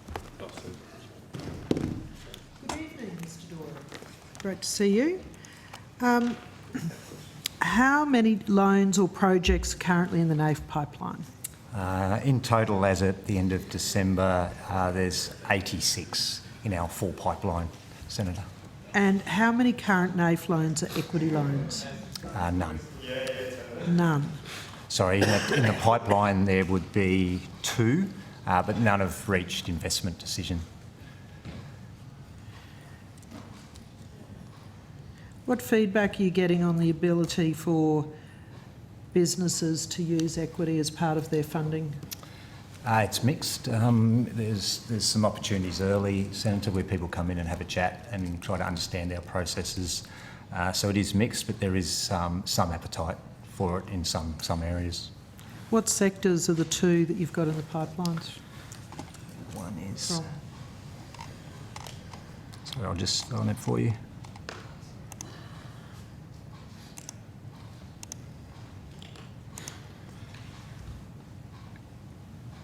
One's in financing opportunities and the other one is aquaculture. Are all projects progressing well within the investment guidelines? Yeah, I think so. So we've, in the last 6 months, we've put 4 investment decisions through at $491 million. And there's another since July, I think 6 strategic assessments worth $670 million. I think, as you'd be aware, the pipeline, we count a pipeline as an active inquiry. It's something that we've started to talk to a proponent around, done a non-disclosure. We're just getting a high-level feel. The strategic assessment phase is when it goes to the board for the first time, and then the due diligence phase, which is quite comprehensive before it gets to an investment decision. For what reasons do you mostly see that loans or projects don't proceed once they've got to that investment decision gateway? Yeah, it's typically, Senator, when we get to the due diligence, it's then very mixed around Is there an offtake agreement? Is the risk profile too great? So some of the proponents, are they able to put some equity in themselves so we don't take the whole risk? Costs, definitely an issue. When you get to strategic assessment phase, proponents might think the cost is X, and then when they go and do some more work and get to investment stage, they find out it's X plus. So they're probably the main reasons that we might drop some projects out, or some projects drop off between strategic assessment and investment decision phase. Are there any NAIF loans in default? No. Excellent. How many project investment decisions have been made since May last year? Since May, I know since June, Minister, Senator, there's 4. So I have Yangibana Rare Earths project in WA. Yes. Additional money for Perdaman Urea project. Yes. Heritage Mineral Mount Morgan facility. And there's one more, is there? And there's Pilbara Minerals P680 expansion. They're the 4 that make up 491 million that have been through the investment decision and ministerial consideration period. On average, how many project investment decisions are you making in a year? So for the last 3 years, happy to give you the individual numbers. For the last 3 years, we're averaging around 9 investment decisions at around $1 billion of NAIF loan. So after 6 months, we're roughly on track for that again. We've done 4 at 491 million. At the last estimates, there was one Rewiring the Nation application for NAIF funding, which at that time was undergoing due diligence. How many Rewiring the Nation loan applications have now been approved? Nothing's changed, and that one was in early in our pipeline, the one that was discussed at last estimates. So it's still just the one in the Yes, pipeline, it it hasn't progressed Yes. past that, okay. The NAIF annual report tabled in Parliament on the 26th of October last year forecast that investment decisions would generate $12.7 billion of public benefit to the Northern Australia economy and would support 4,777 jobs. How and when does NAIF measure these benefits? So the public benefits are calculated before it goes to investment decision, Senator. So once that's done, that's a forecast that goes through the due diligence. The proponent will engage a third party independently. NAIF will run its own public benefit analysis and then cross-check against the independent. So when it gets to investment decision, that's when the public benefit is measured. So for example, the latest figures are investment decisions totalling around $4 billion, and it's $14.8 billion of public benefit estimate at this stage. Oh, that's, okay, so that's increased since your last report. That's on the back of those 4 investment decisions that have been made that you mentioned. So the public benefit's calculated on top of what was there previously. I mean, that's really demonstrating the worthwhileness of the Northern Australia NAIF facility, isn't it? It's terrific. More recently, the NAIF December 2022 newsletter forecast a $29 billion injection into the Northern Australia economy and 14,800 jobs. So is that right? Because that's now less than the 14 billion that you've just spoken about. Yeah, so what happened there? So I think the 29 billion is the 29 billion, sorry, is the ratio of our public benefit to the investment decision. Sorry. Right. The 14.8 would have been, sorry, that number is incorrect, what I gave you before. The 14.8 is that's reached financial close. Right. It's 29 billion for the 4 billion of investment decisions. So it's a ratio of roughly 7.5 public benefit dollars per every $1 of NAIF value. That's what it's running at the moment. How does that compare with other financing entities like Clean Energy Fund or I honestly, I'm not sure, I don't know. Sorry, I'm not sure if they measure the public benefit the same as us. Could the department would know that, wouldn't they? I could ask the department to take that on notice after.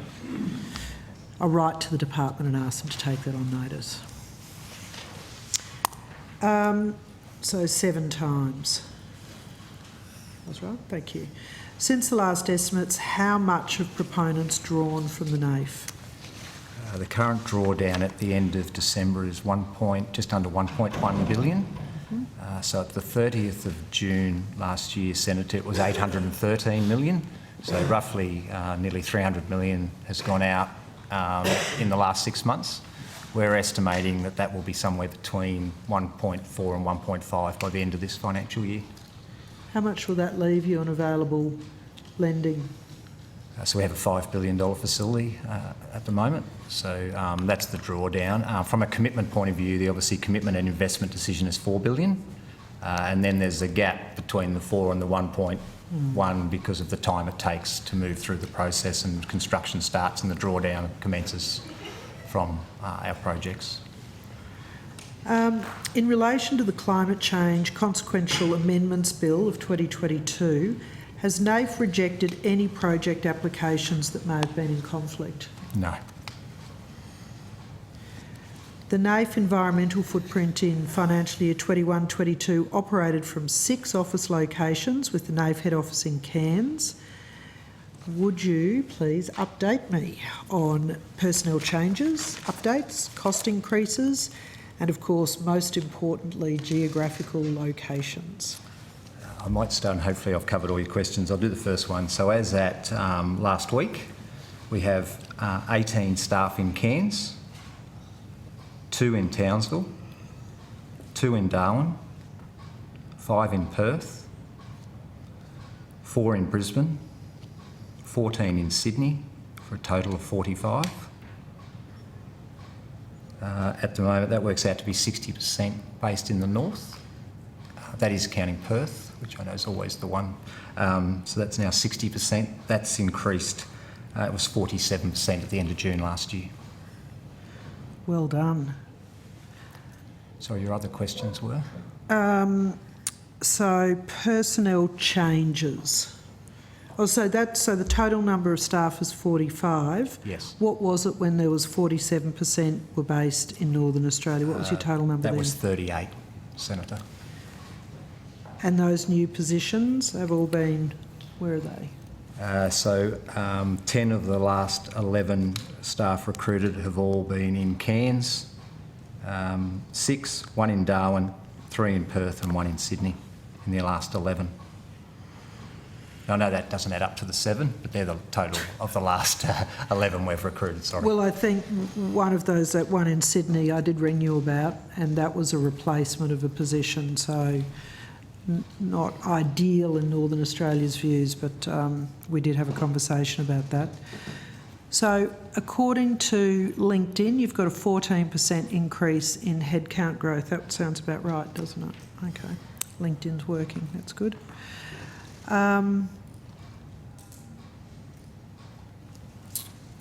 All right.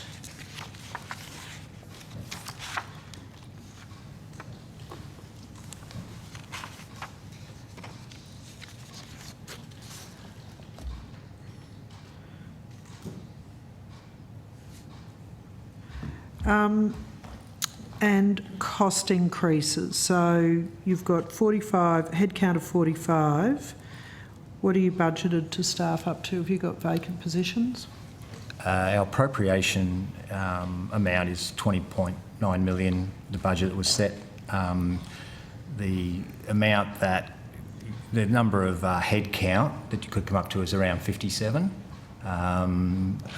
That was dependent on and assumed what equity and direct lending and everything else would be. I think right now, I think the 45 is getting very close to probably being the right number of people to what we're doing. Maybe there's a couple of areas. Our portfolio management side now, Senator, because we've now got 22 loans have reached financial close, 10 projects are complete. So that side of monitoring projects as they're getting constructed to make sure our interests are looked after is a growing part of our business now, as you'd expect. Yeah, terrific. I think that's all my questions for Naif. Yep, sure. Senator Canavan, you've got a couple. Thank you. Can I just get an update on the Kidston project? Has any money been provided? Or any funds been drawn down, I should say? Yes, at the end of December, it was, I think, 326 million has been drawn down, I think, Senator. Okay. And so how far advanced is the project at the moment? So from a construction point of view, it's between 50 and 60% through. Okay, all right. And have they got off-take agreements signed? What was that, sorry? Are there off-take agreements in place? Yes, they have. Okay. And could you give me an update on Kimberley Cotton as well? Yes, Kimberley Cotton was I think a $34 million loan. Let's just check that for you.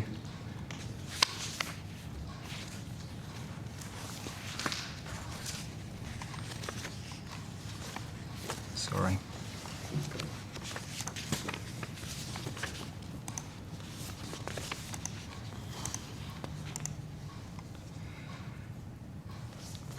Yeah, sorry, $34 million loan, $47 million project value. That project has reached contractual close, Senator. So what that means is after investment decision, we've reached now contractually agreement. So it's now just, it won't be too far away from financial close where when you reach that, they can commence drawdown. Okay. Is there any proposals before you for a cotton gin in the Northern Territory? Not in our pipeline at the moment, no. Okay.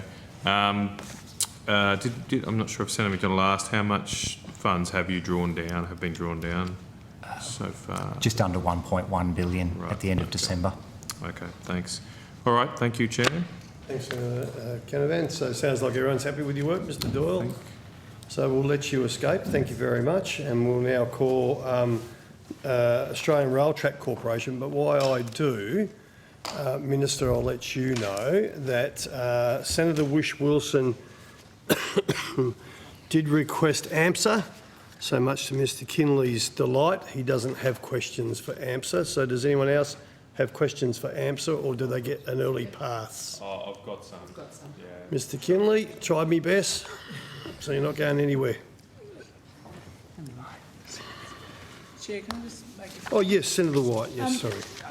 I think when there was a discussion with Infrastructure Australia, there was comments made about the website and what was on the website. I think Senator Canavan might have confused the department's website, infrastructure.gov.au, which contains all the media releases for everything, including the communications portfolio, with Infrastructure Australia's website, which is handily infrastructureaustralia.gov.au.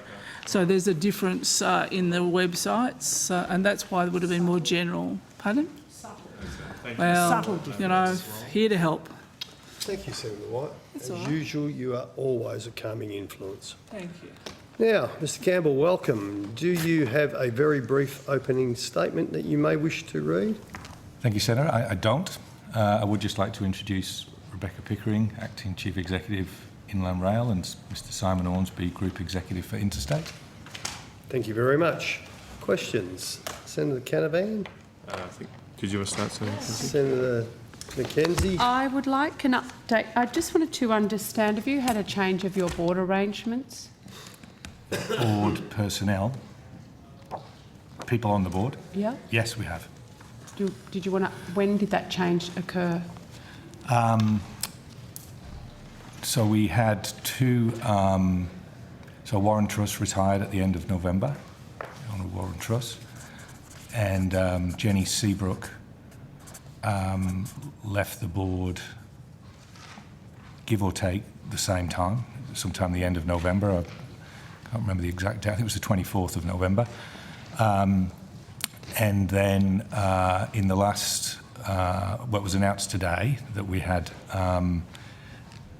Peter Duncan is now our chair, and we have another director, Colette Burke, who's replaced, well, they're the two replacements. Peter and Colette have replaced Warren and Jenny.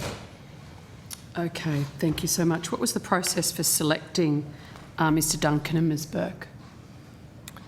Well, the government did the selection. We, from an ARTC perspective, were asked earlier in the year to provide a skills matrix for our board. Yep. And we did, which showed, obviously, skills of directors that were remaining on the board and ones that were leaving. And my understanding is that the department / government used that to make sure they got the recruitment right. So we try and get the right skills balance. Did you provide any advice to the Minister or the department around names that would be useful for the board? We provided some names earlier on in the year. I just can't recall whether that was to the previous government or the new government. I just have to take that on notice. For Earlier the exact, this year? If it was early in 2023. Sorry, no, in 2022. I'm pretty sure it wasn't My apologies. My apologies. No, it was at some point during mid-2022, we suggested some names that might be appropriate. After that, I think the new government minister asked for the skills matrix, and then they used that for the recruitment process, as I understand it. Okay, Assistant Minister, do you have can you advise us of the internal process the government went through once they received the skills matrix? I haven't got that information to hand, but I can Take provide that on notice. I'd you. appreciate that. Thank you. I'd like an update on track recovery options following the various flooding events that we've had around the country. Thanks, Senator. I'm pleased to report that all of our track is currently back in service. Simon, did you want to just give the latest update from the previous estimate, which was really the Broken Hill line? So, Senator, last time we were here, it was in November, we had closure of the line from Cootamundra to Parkes to Broken Hill.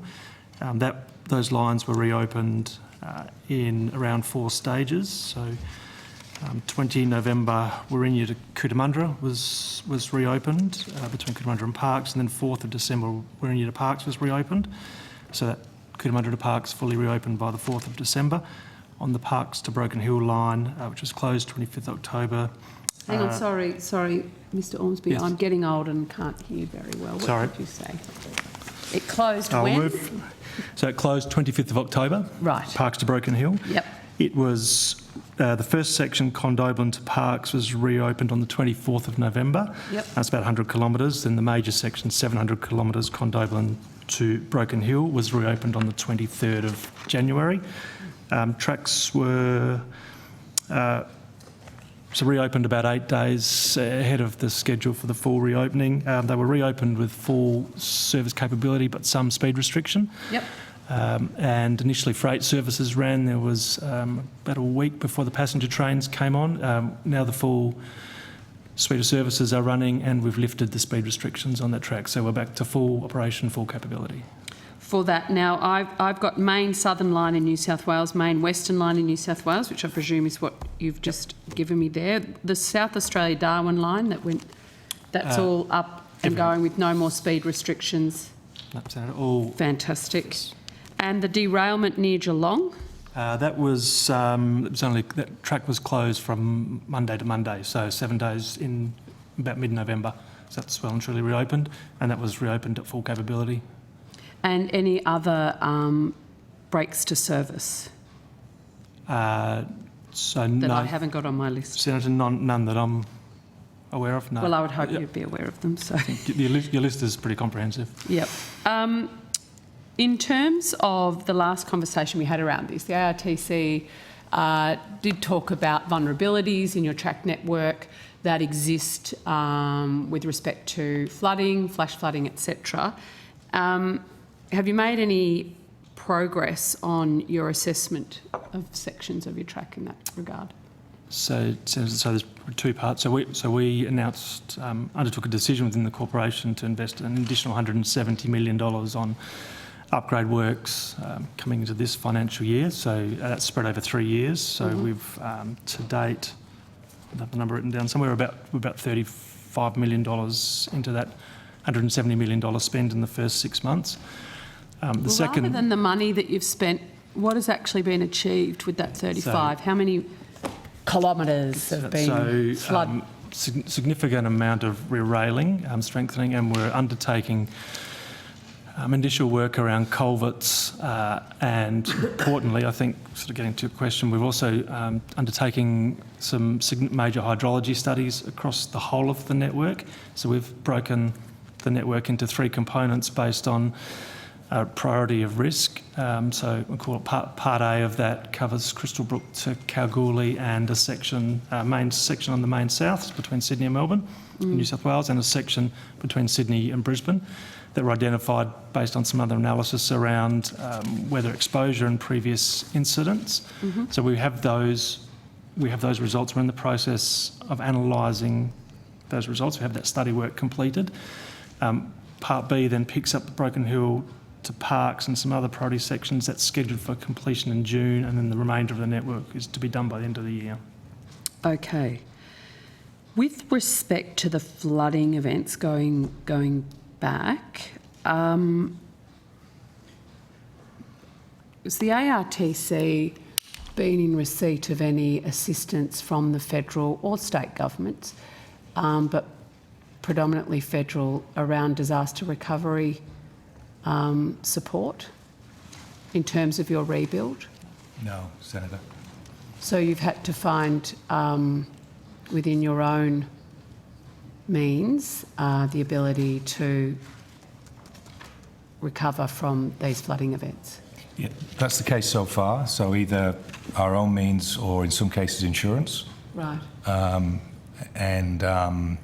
But as my colleague Simon just explained, we're undertaking these large flood studies, and it's our view that the work to come out of that will point towards potential greater investment to build significantly more resilience into the network than the 170 million that we've earmarked. But until we've done the work, we haven't actually made the request. So that won't be a part of this year's budget consideration? No, Senator.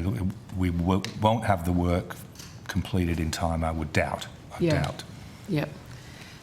And so has there been any request of the Transport Minister, of Minister King or Minister Watt for assistance in reconstruction post-flooding events? No, Senator, we've made no request. Okay. Last estimates, I queried whether your team had been able to provide an estimate of cost to the freight supply chain of significant sections of the track being out of commission due to those flooding events.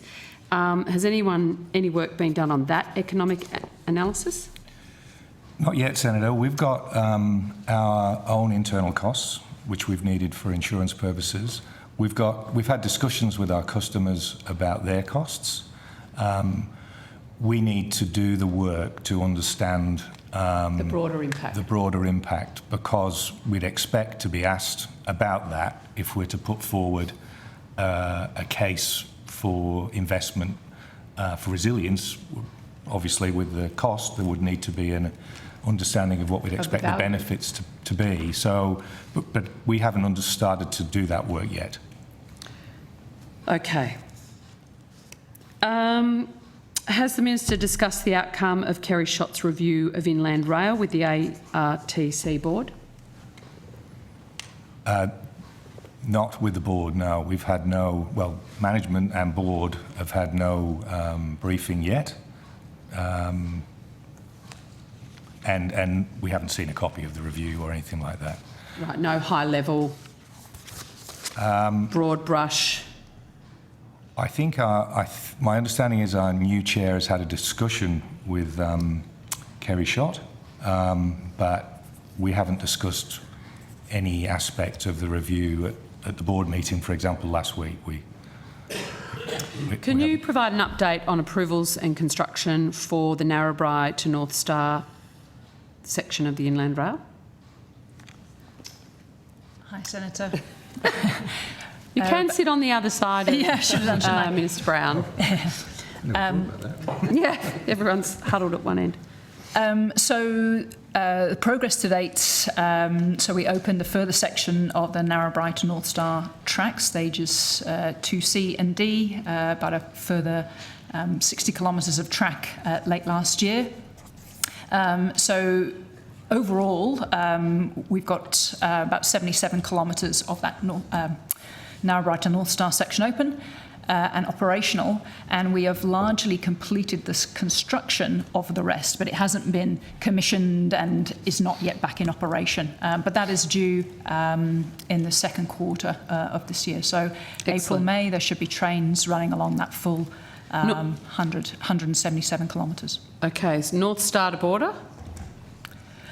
The North Star to Border project is awaiting an EIS approval from the New South Wales Government, and then it will be considered by the Commonwealth Department of Environment.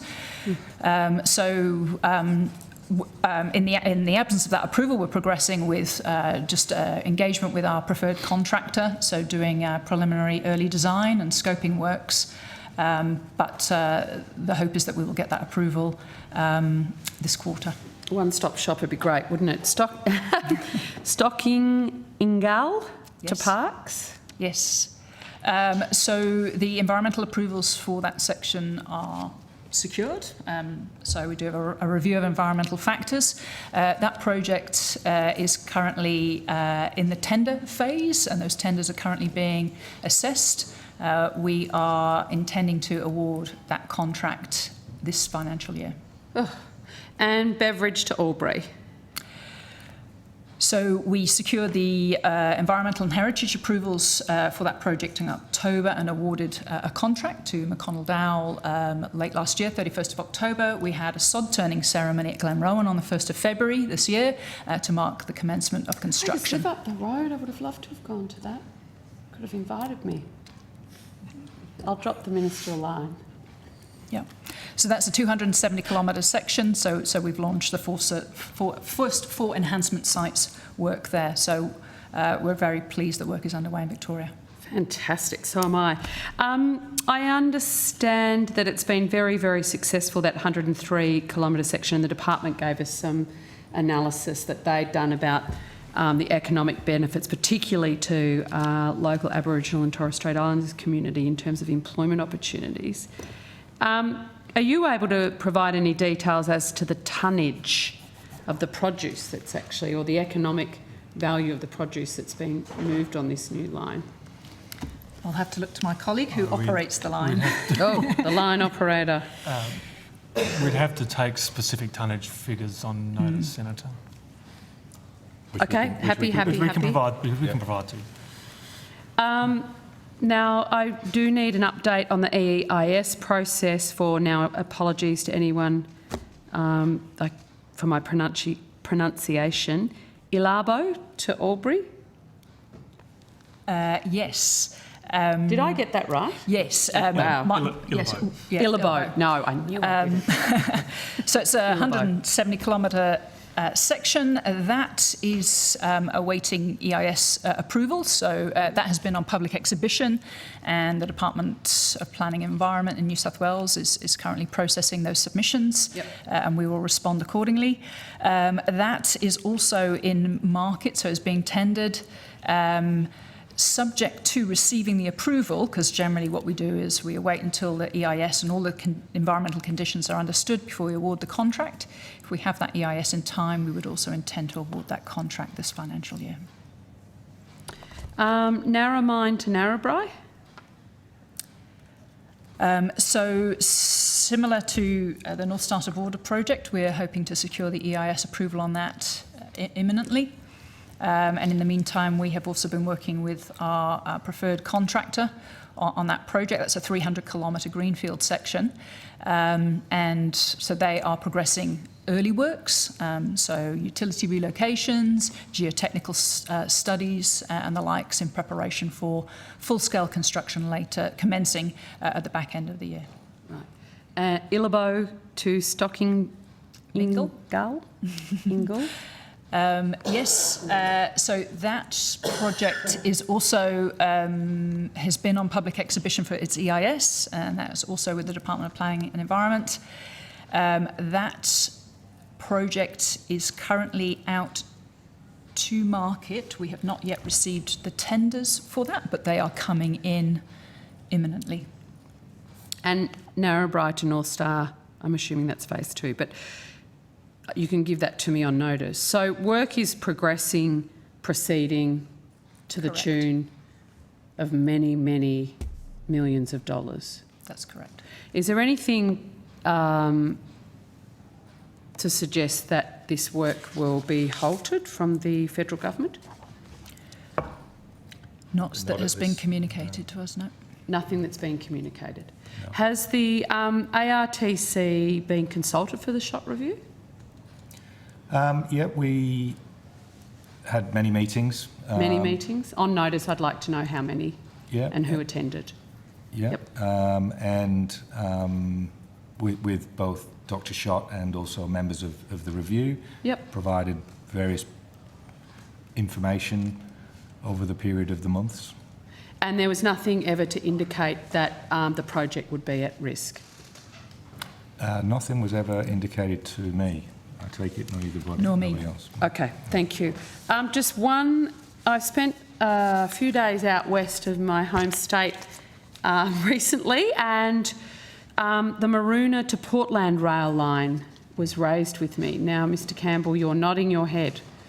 Yes. So I won't need to dig very far for you to tell me what the issues are and what you're going to do to fix them. So the Maroona Portland line is a lightly trafficked line, which is largely unrenovated, and we have undertaken work to produce a business case, which is now with government for a significant upgrade of that line. Which government? Well, it's with the shareholder ministers. Well, it's with the department. Yeah, so I don't Shareholder know. departments?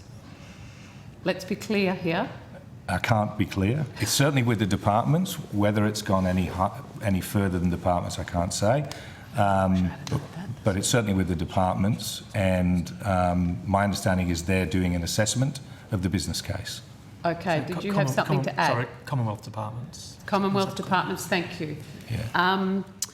Much appreciated. So it's sitting with the department to actually look at investing in that line. The business case is with the department. They're doing an analysis. Because it's been put to me that the rail line's only operating at 40 kilometres an hour at maximum safe speed. They've had a bumper harvest in the west for the last couple of years. And they see the business case funding of approximately $150 million would provide a track fully converted to meet the modern standard and the freight task, and an 80-kilometre speed limit. Is that your understanding? Did you want to talk to?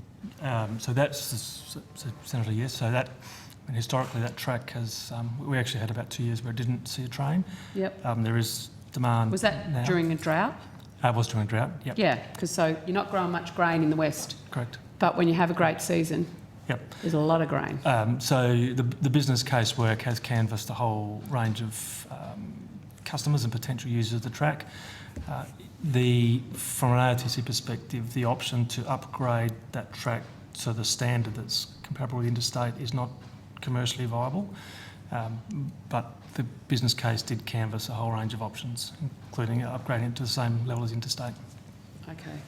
Just on the shot review, Mr Campbell, was the board interviewed by Kerry Schott?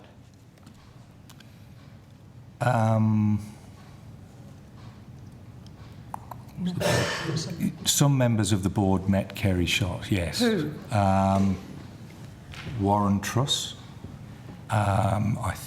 David Saxelby. I think those two. I don't think any of the other board members, I did, but I don't think any of the other board members did. Were they invited to? I don't think so. I think the view was that between Warren and David, myself, we would be able to give the information that Dr. Schott needed. Okay, sorry, I've just got a hot off the press question from my hardworking team. What was the outcome of the independent international panel of expert of flood studies of the Inland Rail in Queensland? Thank you, Senator. So the panel report was released in or around October last year. There had been extensive, actually multiple years worth of consultation and work by the panel. and by ARTC and our hydrology advisors. Off the top of my head, I can't exactly remember the exact number of recommendations, but ARTC has committed to adopt all of them, and there were no major findings in regards to the report.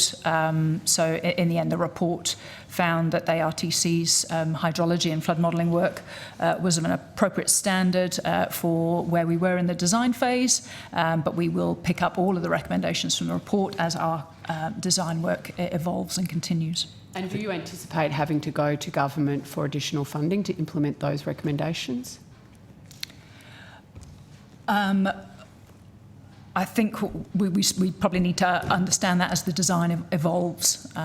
It's not clear at this point that there would be, the level of cost implication of that. And the review of Inland Rail has been handed down. What is ARTC doing to implement those recommendations? Senator, do you mean the Senate inquiry or the Dr. Schott's review? Yeah, at this point, we haven't had a briefing or a copy of Dr. Schott's review. Okay. Once we do, then obviously we'll review it. Yep. Okay. I think if I could just add, I think it was 6 findings. 6 findings, thank that the flood. Going back to the flood panel, I think it was 6 recommendations that they came up with. All of which you've accepted to implement. Fully implemented. Thank you. No further questions from me. Okay, if there's no further questions altogether, no. Senator Canavan. Just quickly ask, does ARTC have any involvement in the review of the Inland Rail to Gladstone proposal? Or specifically the assessment of that's ongoing at the moment? So we are observers on a working group. Right. But not sort of direct party to it. But I understand that we've not been actually requested to provide any information into that work at this point. Okay, all right. You're not aware of when that work is due to complete? No, I don't. Okay, all right. Thanks, Chair. Thank you. All right, Mr. Campbell, thank you very much, you and your team. We now call National Faster Rail Authority. Do you want to ask a question? Thank you, Senator.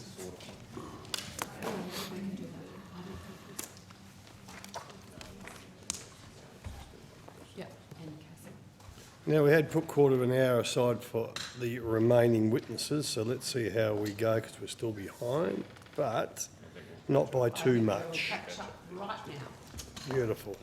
Fantastic.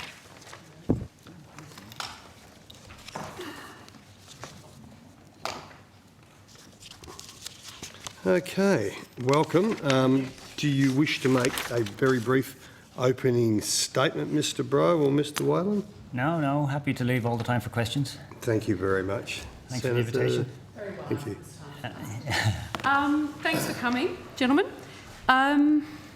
What are the tasks and functions of the National Faster Rail Agency during this period of transition to the High Speed Rail Authority? Okay, so our functions are basically the same as the functions that were set out from the start in the Governor-General's letter. So it's to progress the faster rail projects, to progress the business cases, progress the planning, work with the states.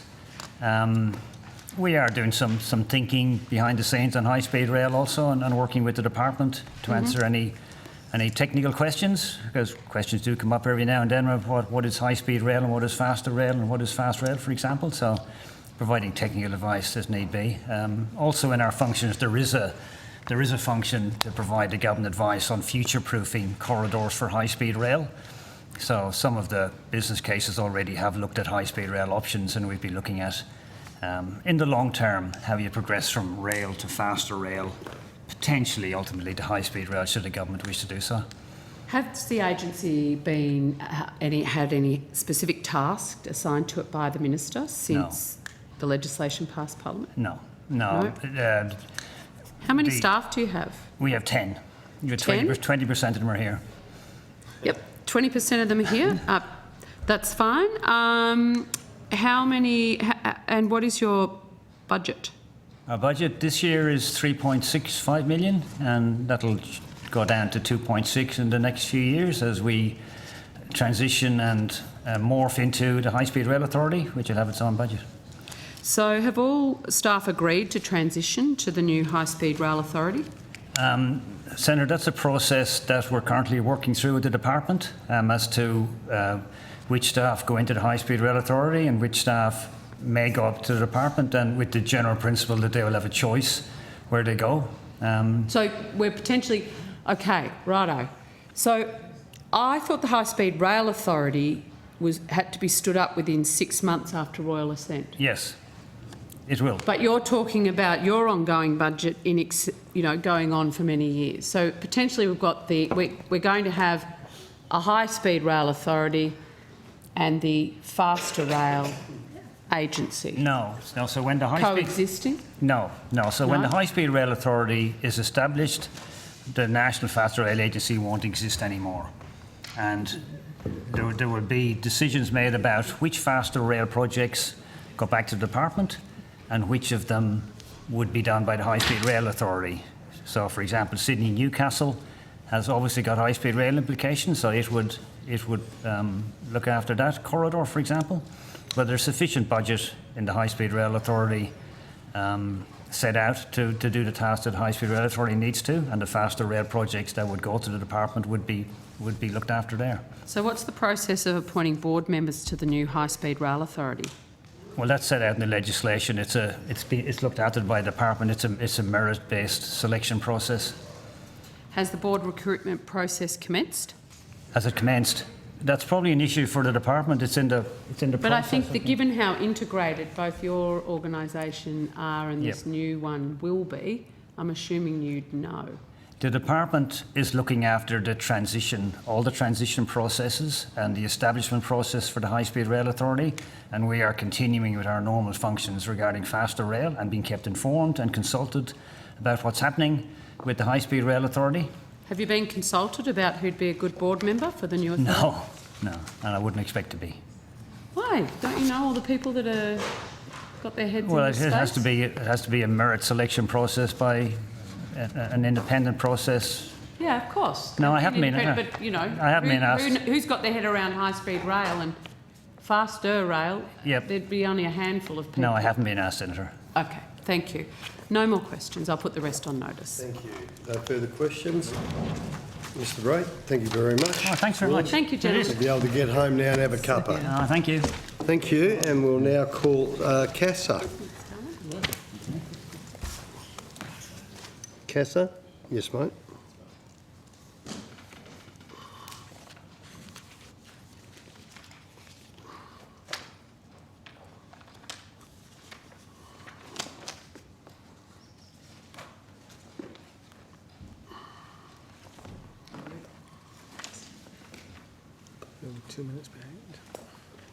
It's all right, mate. We'll see how we go, eh?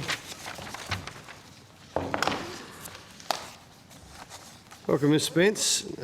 Do you wish to make a very brief opening statement or straight to questions? Straight to questions, thanks, Senator. Thank you very much. Senator Antic, you have a question. Thank you, Chair. I'm just interested if you could just guide me through a couple of things. CASA's role in the health and well-being of pilots and flight crew. Are there health screenings done for crew? Yeah, Senator, we went through this in some detail at our last hearings, but what I might do is ask the head of our stakeholder engagement division, who looks after the AVMAD area in CASA. Thank you. To Mr. Marcellier. Oh, yeah, it is, do you? Yeah. No, Malcolm's gone. All right, I'll make this quick. Yeah. Anyway. Sorry. Yeah. Good evening, Senator. Andreas Marcellier, Executive Manager for the Stakeholder Engagement Division. So your question was around health and wellbeing for pilots. Mm-hmm. So all pilots are required to have a medical certificate that can either be on an annual basis or a longer period, depending on the licence they hold. So through that process, they would see a doctor, their doctor typically, to go through those kind of issues. Have you seen any uptick in cardiac-related incidents over the last 2 or 3 years? Not anything significant, Senator, no. Nothing significant. Are you able to, perhaps this is just easy to, given that this has already been done, to put on notice, but are you able to give me a statistical breakdown for each month during the period 1 January 2018 to 9 January 2023 of the number of medical incidents, episodes or other emergencies suffered by any commercial pilots or commercial flight crew in Australia or international? So I can look at data that's been reported to us, in terms of other events, they'd be reported to the ATSB, but certainly I can look at what data we have. There we go. Thank you, Chair. Senator Brockman, anyone else have any questions of? Thank you. Thank you so much. Welcome, Casa. Are you able to confirm the number of board members that you are supposed to have? Thanks, Senator. We've actually got a full complement, so that's, I'm just trying to think, it's the chair, we've got, I think, five board members and myself. So and the there are Director of Aviation Safety? That's me, the Director of Aviation Safety. So you are one in the same? One, yep, I am. Okay. So there are currently no vacancies on the CASA board? That's correct, Senator. We just recently had a board member appointed a week or so ago. A week or so ago? Yeah. So what is the process for selecting those board members? We actually went through a selection process within the organisation, or through the board, having gone through our sort of skills matrix, identified where the areas we considered were gaps, used a recruitment search agency to identify potential candidates. There was an interview process involving the chair, and on the basis of that we wrote to the Minister recommending someone who actually would meet those skills. And when did you write to the Minister? Senator, I'd have to take that on notice. It was sort of maybe sure November you've got last. your Coro register there. I don't actually have it in front of me, but unfortunately I can tell you it was sort of October or November. October, November. But happy to take that on notice, Senator. With a recommendation. And when did the Minister inform you of her decision? In the last 2 weeks. Is there any? Was there any explanation for the delay? Just working through the normal processes. I think there's always a gap between meetings and because it's a significant appointment, so it goes through a cabinet process, and there's the gap in meetings between the end of December and the start of the new year. And also the vacancy only came into effect on the 31st of December. Oh, okay. Yep. What is the quorum for your board meetings? A simple majority. Simple majority? Majority, yeah. So that's 4. 5, 6, 7. So that's 4. 7, I think. Yeah, so 4. Okay. Has there been any meeting of the board when there was no quorum able to be achieved? No, Senator. Or certainly not since I've been there, Senator. Or where quorum's been lost on an issue due to members absenting themselves due to a conflict of interest? No, Senator. What about on the board committees, the probity committees, as a result of Ms Hardman's term expiring? Ms Hardman wasn't actually a member of the 2 subcommittees of the boards that we've got, so our Board Audit and Risk Committee and our People and Culture Subcommittee. So, there was no issues around quorums, and Ms Hardman wasn't a member. So there's no vacancies on the board committees? That's correct. Yep. Oh, sorry, Senator. We've got an ability to appoint an extra person to our People and Culture Subcommittee, but that would be an independent member, so not one of the board members, but it's got a quorum to operate in the absence of that. And have you got an independent member? Yes, we do. Thanks. And who's Senator. that? That's Linda Spur. Okay, thank you. So in terms of managing the appointments process, it's CASA per se, and then you put a recommendation up to the Minister? In this case, we wrote to the Minister, and my understanding is the Minister would have sought advice from the department, and the department would have provided advice around our proposal. Yep, and then off it goes into government. Why wasn't the expiring director's term extended? Did they retire? I think there was a desire to, as with all boards, try to get a mix between continuity and new new people on the board, the skills, the very strong skills that Ms Hardman brought. We have another board member who's got a similar background in governance, and so it's really trying to address that skills mix that we require on the board. So the expiring director's term, could have it been extended? Oh, well, Senator, that would have been a matter for government. That would have been an alternative option that could have been considered. Did the director seek to retire? Hand in the resignation prior to the term expiring? No, it had just been a long-standing conversation that we've been having at the board that when Ms Hardman's term expired, we'd be looking for someone with a different skill set to make sure that we had the right balance on the board. Yep. Just turning to other matters, we've seen unidentified flying objects reported. We've had spy balloons shot down in Allies airspace. I'm just wondering if CAS has updated advice to civil aviation in this country, if you've looked at if similar things could occur in this country, and what would be our response?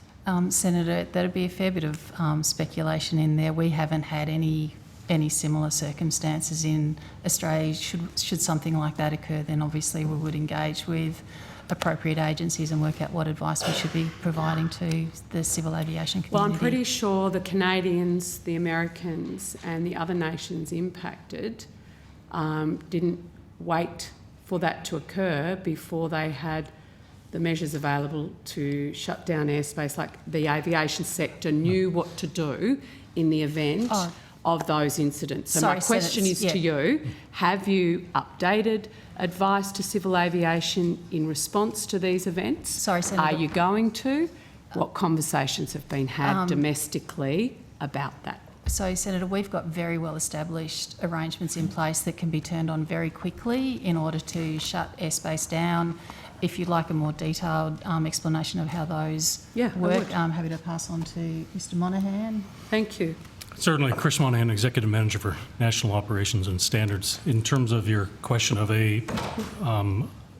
something in the sky that's unannounced, as soon as it's detected, the coordination starts. Civil aviation understands if they see something that is unexpected, there's a process to report that, and it'll eventually work its way through air services, and eventually, if it's...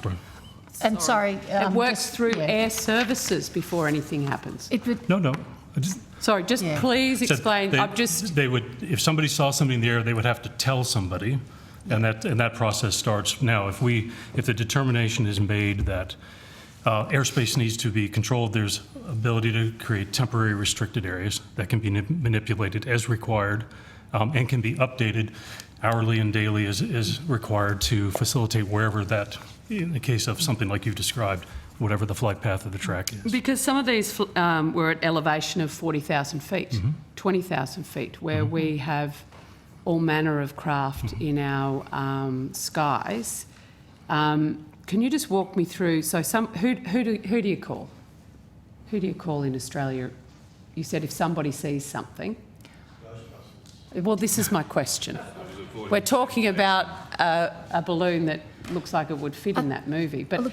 I think, Senator, there'll be multiple avenues. They might report it to. Please walk me through. I want to be really clear about the process, please, because I'm told there's a process. It's all in hand. What is it?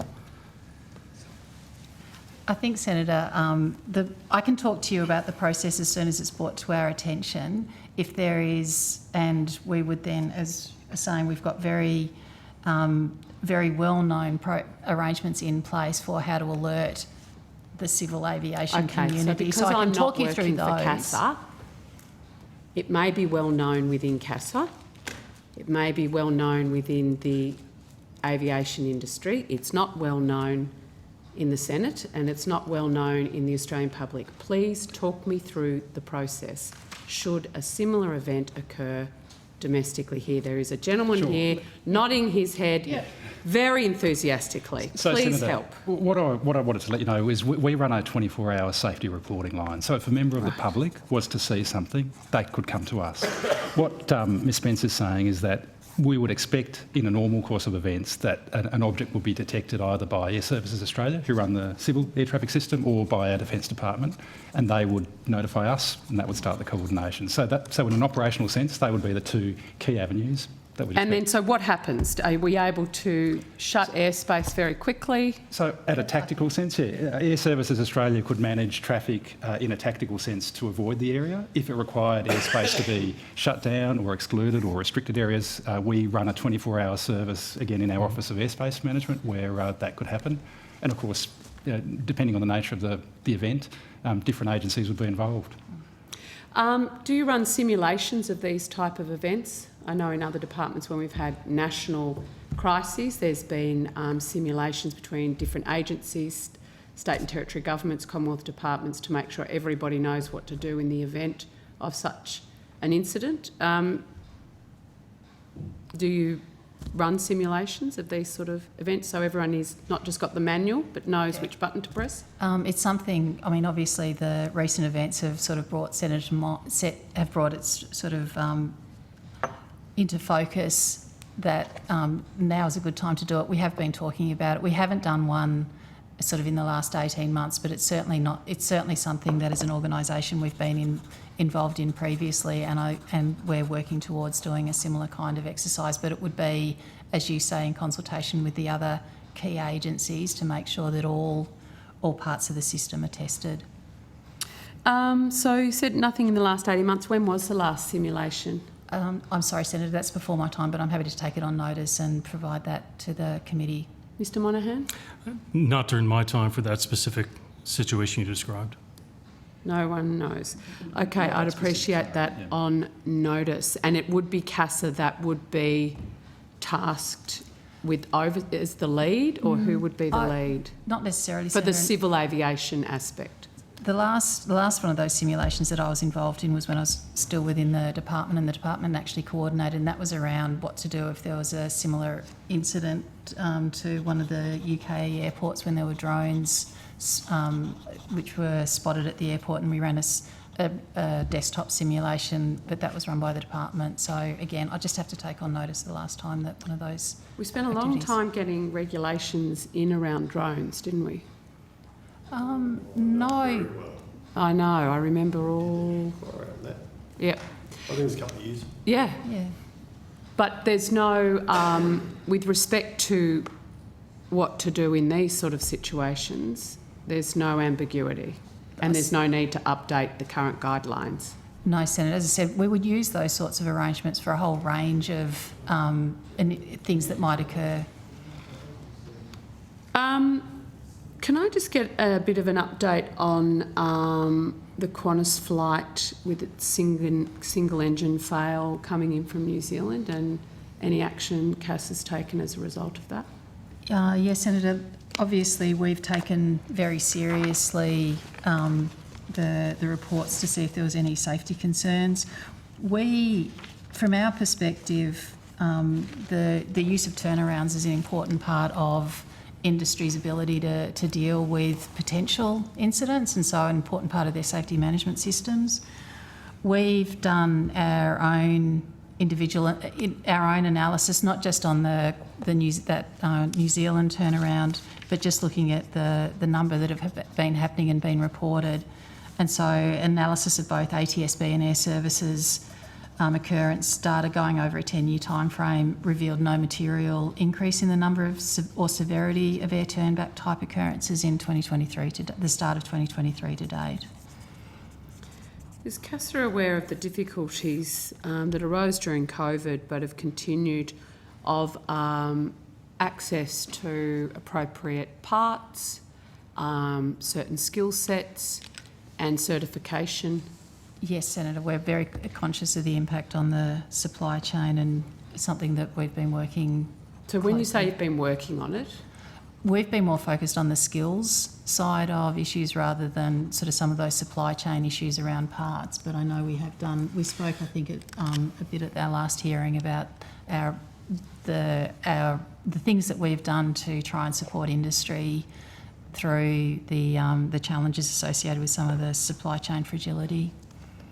So, have any concerns been raised with you about the quality and strength of the maintenance work that's been done by our domestic air fleet?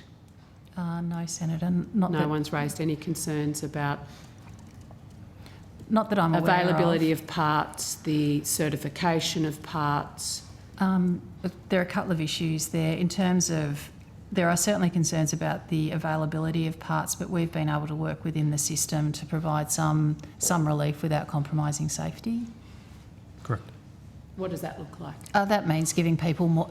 Most parts, there's a set period of time that you'd have to replace them. We would do, based on a risk assessment, provide some relief in terms of if it's normally every 500 hours, you might say every 1,000 hours. You wouldn't do it without some kind of analysis and risk assessment, but they're the sorts of things that we've got in our power to look at. Well, given we operate some of the safest airlines in the world in this country, the risk analysis, I suggest, would be very positive. Which is how we've been able to do regulatory relief. But can I understand how, is that an exemption granted? Does an airline have to apply to you for an exemption? That'd be the normal approach, yes. Just talk me through that. Yes, process. Senator, typically a operator comes into an issue with obtaining a part will quite often work with the original equipment manufacturer who designed the aircraft to look at that particular part, and they do their analysis as well to say how well does that part function. Can it have, for lack of a better term, an extended life or extended inspections between it? And we work in concert and evaluate that along, and do our own risk assessment to try to provide relief that is temporary in nature. It's not typically a particularly long-term until they can get the parts in place to restore themselves to the normal cycle. Got it. Okay. How much relief has been given? How many parts have been relieved? Senator, I think I'd have to take on notice whether we can even, how we would manage that kind of request. I'd hope there's a process. Yeah. It's just whether it's how you'd actually provide advice on what exemptions we've actually, and approvals we've provided in that space. But I'd have to take it on notice. I don't have that in front of me. So just to be very clear, Ms Spence, so you don't get back to the office and say it's too much resource to be. I'm understanding that the airlines have to apply to CASA for a specific exemption for either the type of part or whatever that happens to be. Right? So I'm getting nods. Let Hansard reflect the nods. So that application for exemption, for extension, for relief must all be collated somewhere. So I don't anticipate you are to be unable to answer that question. And the only thing, Senator, it won't just be airlines. It'll be smaller operators as well. But we will respond to that on notice. Thank you. Yeah. Smaller operators can apply for exemptions as well. How small? Anyone who's got an aircraft because all aircraft is going to have the same issues around replacement of parts after certain hours. Again, there will be, private owners would also have to go through a process to get relief from replacing parts. And everyone's had supply chain issues. The information that Senator Mackenzie has requested, could we have that broken down by I think we should be able to do sector? that, yes. Yeah. That'd be great. Yeah, or at least size of aircraft. Whether it's an international, whether it's an international part or one that's flown domestically, I think would be useful, because there is a lot of mythology around the recycling of parts. Senator, we'll pull together. Are you aware of information that? I'm not, Senator. Mr Monaghan, are you aware of that? If your question is concerns about the authenticity of parts, yes, that's a supply chain concern. It's well noted, and that's why parts coming from the original equipment manufacturers and tracking of all that, and that forms a process that every operator has to comply with, both either the airline operator or the maintenance organization that provides those parts, to make sure they don't have either a grey market or one that is not authentic at all. And thank you. I look forward to the answer. Right, I know there's a Brockman? couple of other Senator, questions too. Sorry. Senator White just wanted to clarify something, and then Senator Roberts is waiting patiently too.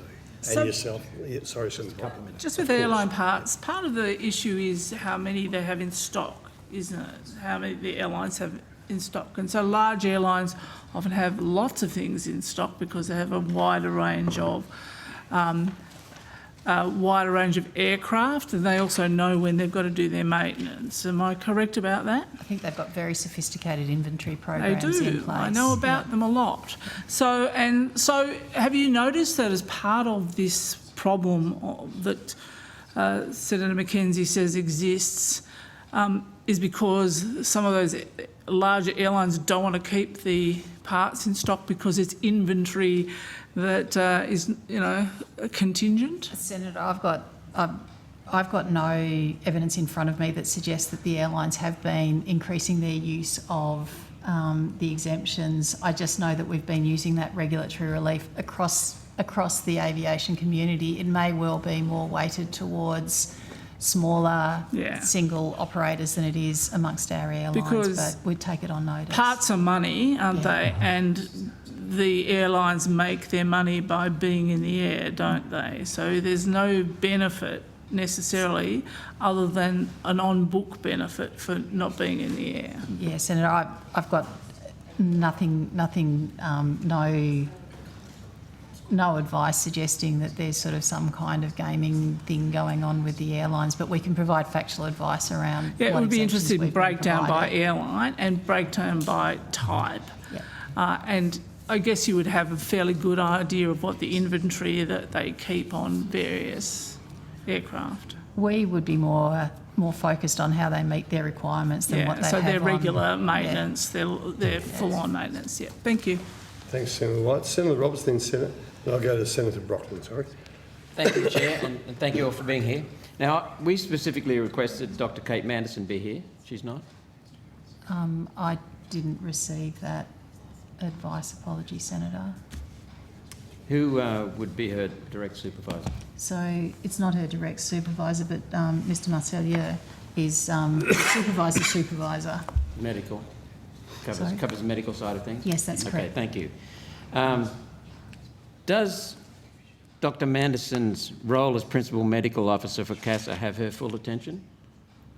I'm sorry, Senator, what? Does Dr. Manderson's role as Principal Medical Officer for CASA have her full attention?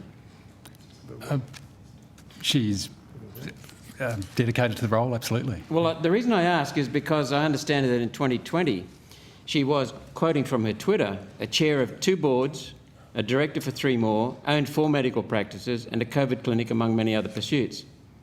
What's her current status in terms of chair and directorships of other boards? Senator, I would get the detail on notice. I do know that she is involved in quite busy. Some other aspects, but she's absolutely dedicated to CASA, and we're very satisfied with the time we get from her. Could you also find out, please, on notice, does she still own and operate the 4 medical practices and the COVID clinic? My understanding is that she has an interest in some medical practices, but doesn't actively work in those. Does she administer, or does she supervise people or employ people who administer COVID injections through those medical practices and COVID clinic? Senator, I'd have to get the detail for you on notice. If the answer is yes, then she's received money from the government. Senator, for as doing so. Mr. Marcellier said, we'll take that on notice. Right. Well, the question is, if she has received money from the government or her businesses received money from the government, has she declared that conflict of interest? So, Senator, Dr. Manderson, when she joined CASA, went through the normal conflict of interest declaration processes that we have, and we have in place arrangements to manage those potential conflicts.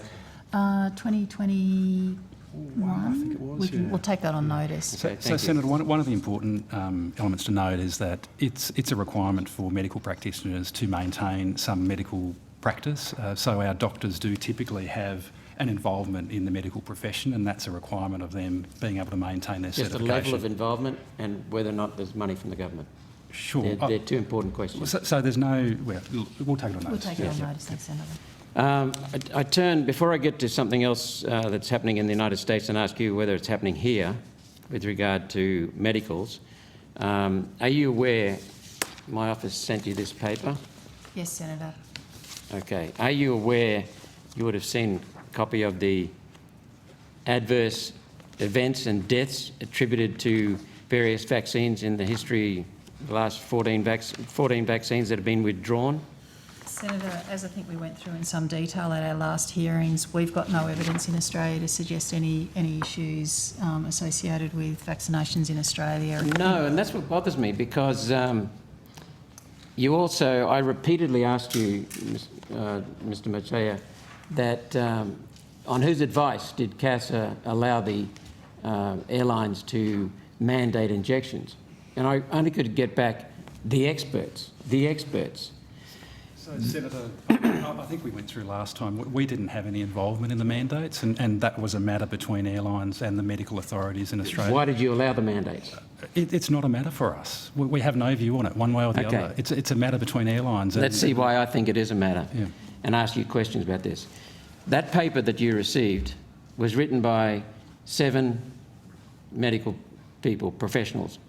Dr. Philip Altman has got 40 years working with the TGA as a consultant and with Big Pharma. He worked for Big Pharma under contract. James Rowe, similarly, 40 years professional experience, including manufacturing practices. Wendy Hoy, one of Australia's most esteemed medical professors, plus 4 others. They document how alarmed they are at the fact that the COVID injections bypassed normal testing procedures in the United States. They did not get tested in this country. Are you aware of that? So, Senator, our interest is aviation safety, and as Ms Spence said, we have seen nothing about COVID vaccinations that would cause us any concern about aviation safety. The matters you're talking about are not matters for CASA. They are matters for health authorities, and we do not get involved in those matters. So let's turn to pilots. Because a lot of pilots are now complaining. And in America, a number of pilots, 1,000 at Southwest Airlines, I've been told by law in America, have been stood down for medical reasons because they cannot pass their medical examinations to continue as a pilot. Senator, we're not seeing the same in Australia. Sorry? We're not seeing the same in Australia, Senator. Okay, well, that's not what some pilots are telling us. So let's have a look at the... I understand that the Designated Aviation Medical Examiner's Handbook contains a limit specified by CASA for systolic and diastolic blood pressures and EKG parameters. The United States FAA has recently changed their acceptable limits in terms of EKG parameters. Is CASA considering any changes to systolic, diastolic or EKG parameter limits? Senator, we have parameters around heart conditions and heart health. We've made some good changes probably 6 months ago that have adopted a risk model that's developed in New Zealand around cardiac risk. I'm not aware of what the changes are that you're referring to in the United States. So you're not aware on the basis of the FAA's change? I'm not aware of what that change is, no. We'll take that on notice, Senator, and review if there's anything in there for Australia that we need to act on as well. So you haven't made any changes in the last 3 years? We have made changes to cardiac risk assessment. As I mentioned, we've adopted a New Zealand-based risk model, which we think assesses cardiac risk much more effectively than what we've used before, and it involves some of the matters that you're talking about. Does CASA recognise that severe cardiac conditions such as myocarditis and pericarditis are known adverse events attributed to COVID vaccines? Just a yes or no is sufficient. So, Senator, we are aware that they are generally associated with patients that have had COVID or recovering from COVID, as well as vaccines, but it's a much more common condition for somebody that has had COVID from the data than from the vaccine. These are now known to be associated with the COVID injections. And with COVID too, Senator Roberts. With COVID, yes, absolutely. Yeah. Was CASA a participant in any consultation with the airlines before they enacted blanket vaccine mandates on their pilots? No, Senator, as I said, we have no involvement in that and no interest in that. Given significant adverse events and reactions are a potential outcome of COVID vaccination, why wasn't CASA consulted? Because these adverse events were actually stipulated by some of the manufacturers. Senator, we've got no evidence of adverse effects in pilots in Australia. We have no reports of adverse effects from COVID vaccinations in Australia. Can I just say, Senator Roberts, that you did touch on this last time, and Senator Antic has had a few questions today, and I think Senator Rennick. I don't know if Ms Spence can make it any more clear that your line of question... Well, let's change then, Chair. Yeah, sure. Okay, thank you. I'll go to a separate issue then. It relates to a pilot by the name of Matt Arnold. He discovered he had kidney stones in February 2022. He did the right thing and notified CASA. Matt had 6 rounds of laser surgery to remove the kidney stones, which was 3 more rounds than his urologist felt comfortable with recommending. The extra surgeries were completed to satisfy CASA's arbitrary ruling that there be absolutely no retained stones. At the end of the 6 surgeries, Matt still had some minor retained stones, which is common apparently. His urologist certified they were stable and extremely unlikely to pose any risk. The only way to completely remove the minor stones is by percutaneous nephrolithotomy surgery, considered so high risk that Matt's urologist refused to recommend it given the stability of the minor stones and the risk-benefit of the operation. Despite this, CASA refuses to reinstate Matt's Class 1 medical clearance, effectively ending his flying career. How can this be considered a reasonable reaction, and why is CASA refusing to respect the opinion of a qualified urologist?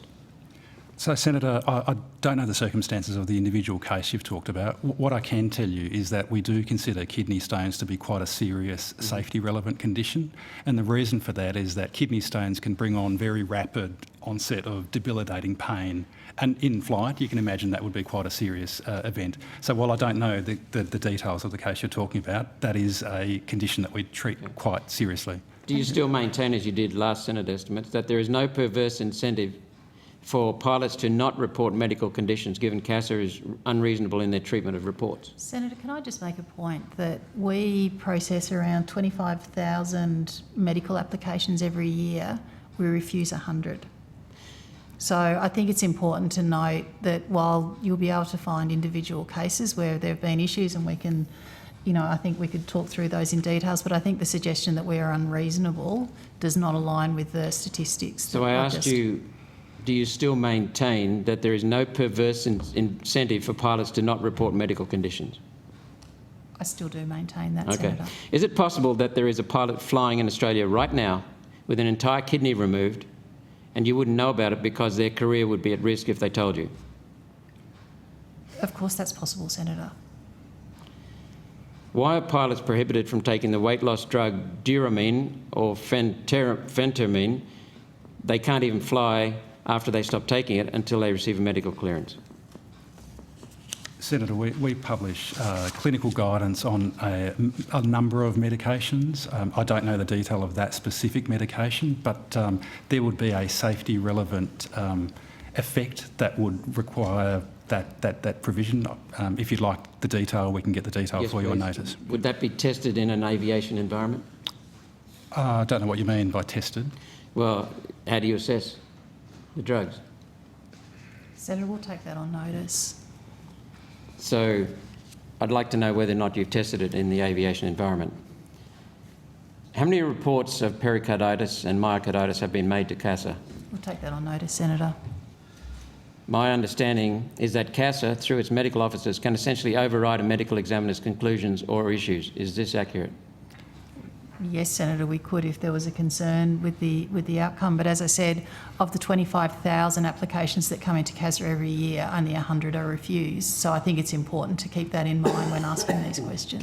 Can you, in addition to that, could you tell me on notice what the cases were related to? The 100 that were refused? Yes, please. We'll take that on notice, noting Yeah. we'd have to maintain privacy considerations as well for the individuals. Absolutely. Yep. Thank you, Chair.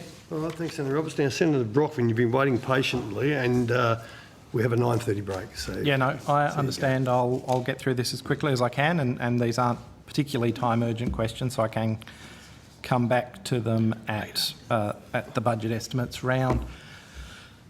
Ms Spence, does CASA keep track of, I guess, the general, not health in Senator Roberts' terms, but the general health of the GA sector? Like, do you monitor how the GA sector is going, number of pilots, number of charter operators in Australia? Do you track those sort of details? We do, obviously, because we issue licences, so we would have, we've got visibility of all licence holders, all approvals that are provided, depending on what type of operation you are, what type of operation it is.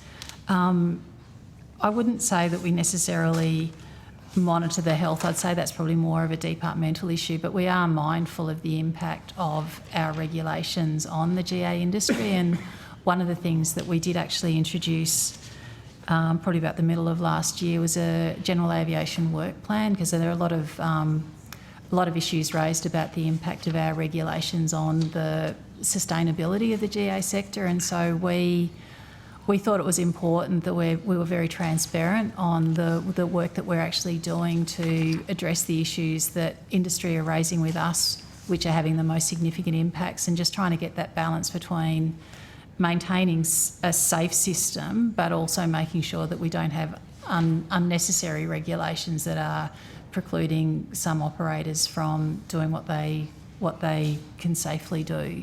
So we actually have a GA work plan that's published, which sets out what our commitment to various actions are and the timeframes for delivery, and we acknowledge if we miss timeframes, and we're also open to industry saying something that's more important to them is not on the list, and we have a conversation about what that might be. And I say this with all due respect, and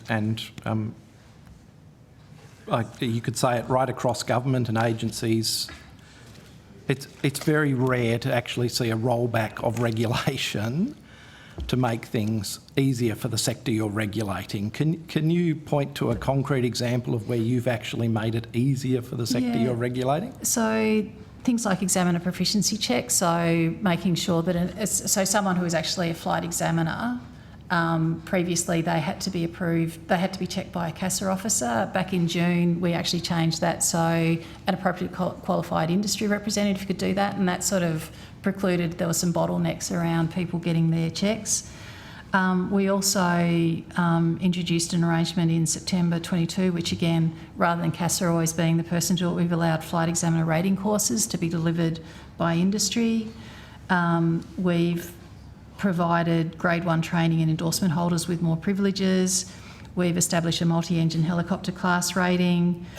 One of the big things, we removed the mandatory requirement for Cessna aircraft to be maintained according to the supplemental inspection documents. We removed the stall speed limit for lightweight aeroplanes that can be administered by an approved self-administering aviation organisation. And we also finalised an air display administration and procedure advisory circular and protocol. And these are all issues that industry had raised with us, and they're all areas where we have reduced the regulatory, I won't call it burden, but arrangements, and open it up for industry to do more. Well, I absolutely, I accept those are real changes that may have benefited some in the sector, but I do hear, as I travel particularly regionally in Western Australia, the constant pressure that the GA sector and private pilots feel they're under from the regulator. And I'll give you just one example, and it touches on, in a very different way, some of the issues Senator Roberts was raising. 6-7 years ago, I know I was on RRAT around 5 years ago. I know, it's good to be back. No, it's nice Chair. to have you back. We were looking at that point, the situation in the US, where they had gone to a different self-assessment model for private pilots, where private pilots could self-assess on their health. It brought a lot of private pilots back into the system. Yep. I know the sector here has been asking CASA to look at this, and we went down a different path. Australia went down a different path. I shouldn't say we, that's the royal we. You've talked about some of the areas where you feel you've made a real difference with regulatory reform. This is one that's been adopted in another country, a much larger jurisdiction, I would argue, with probably much more complex airspace requirements than Australia. You might disagree with me on that, but that would be my sense. It seems to have worked there. It's largely been lauded as a positive change with no safety downside. I understand the UK has gone down a similar sort of model. So why hasn't Australia adopted that? So we've just, so again, the reform to our medical clearance processes is actually on our General Aviation Work Plan. We completed a consultation towards the end of last year, and we're working through options around what we can actually do, both within our own powers and also potential regulatory change. So I'll ask Mr Marcelli to give a bit more detail if that would be helpful. The Chair's really keen on me finishing in 1 minute, so I don't want chapter and verse. I'm happy for that to be taken on notice. But is that one of the options on the table?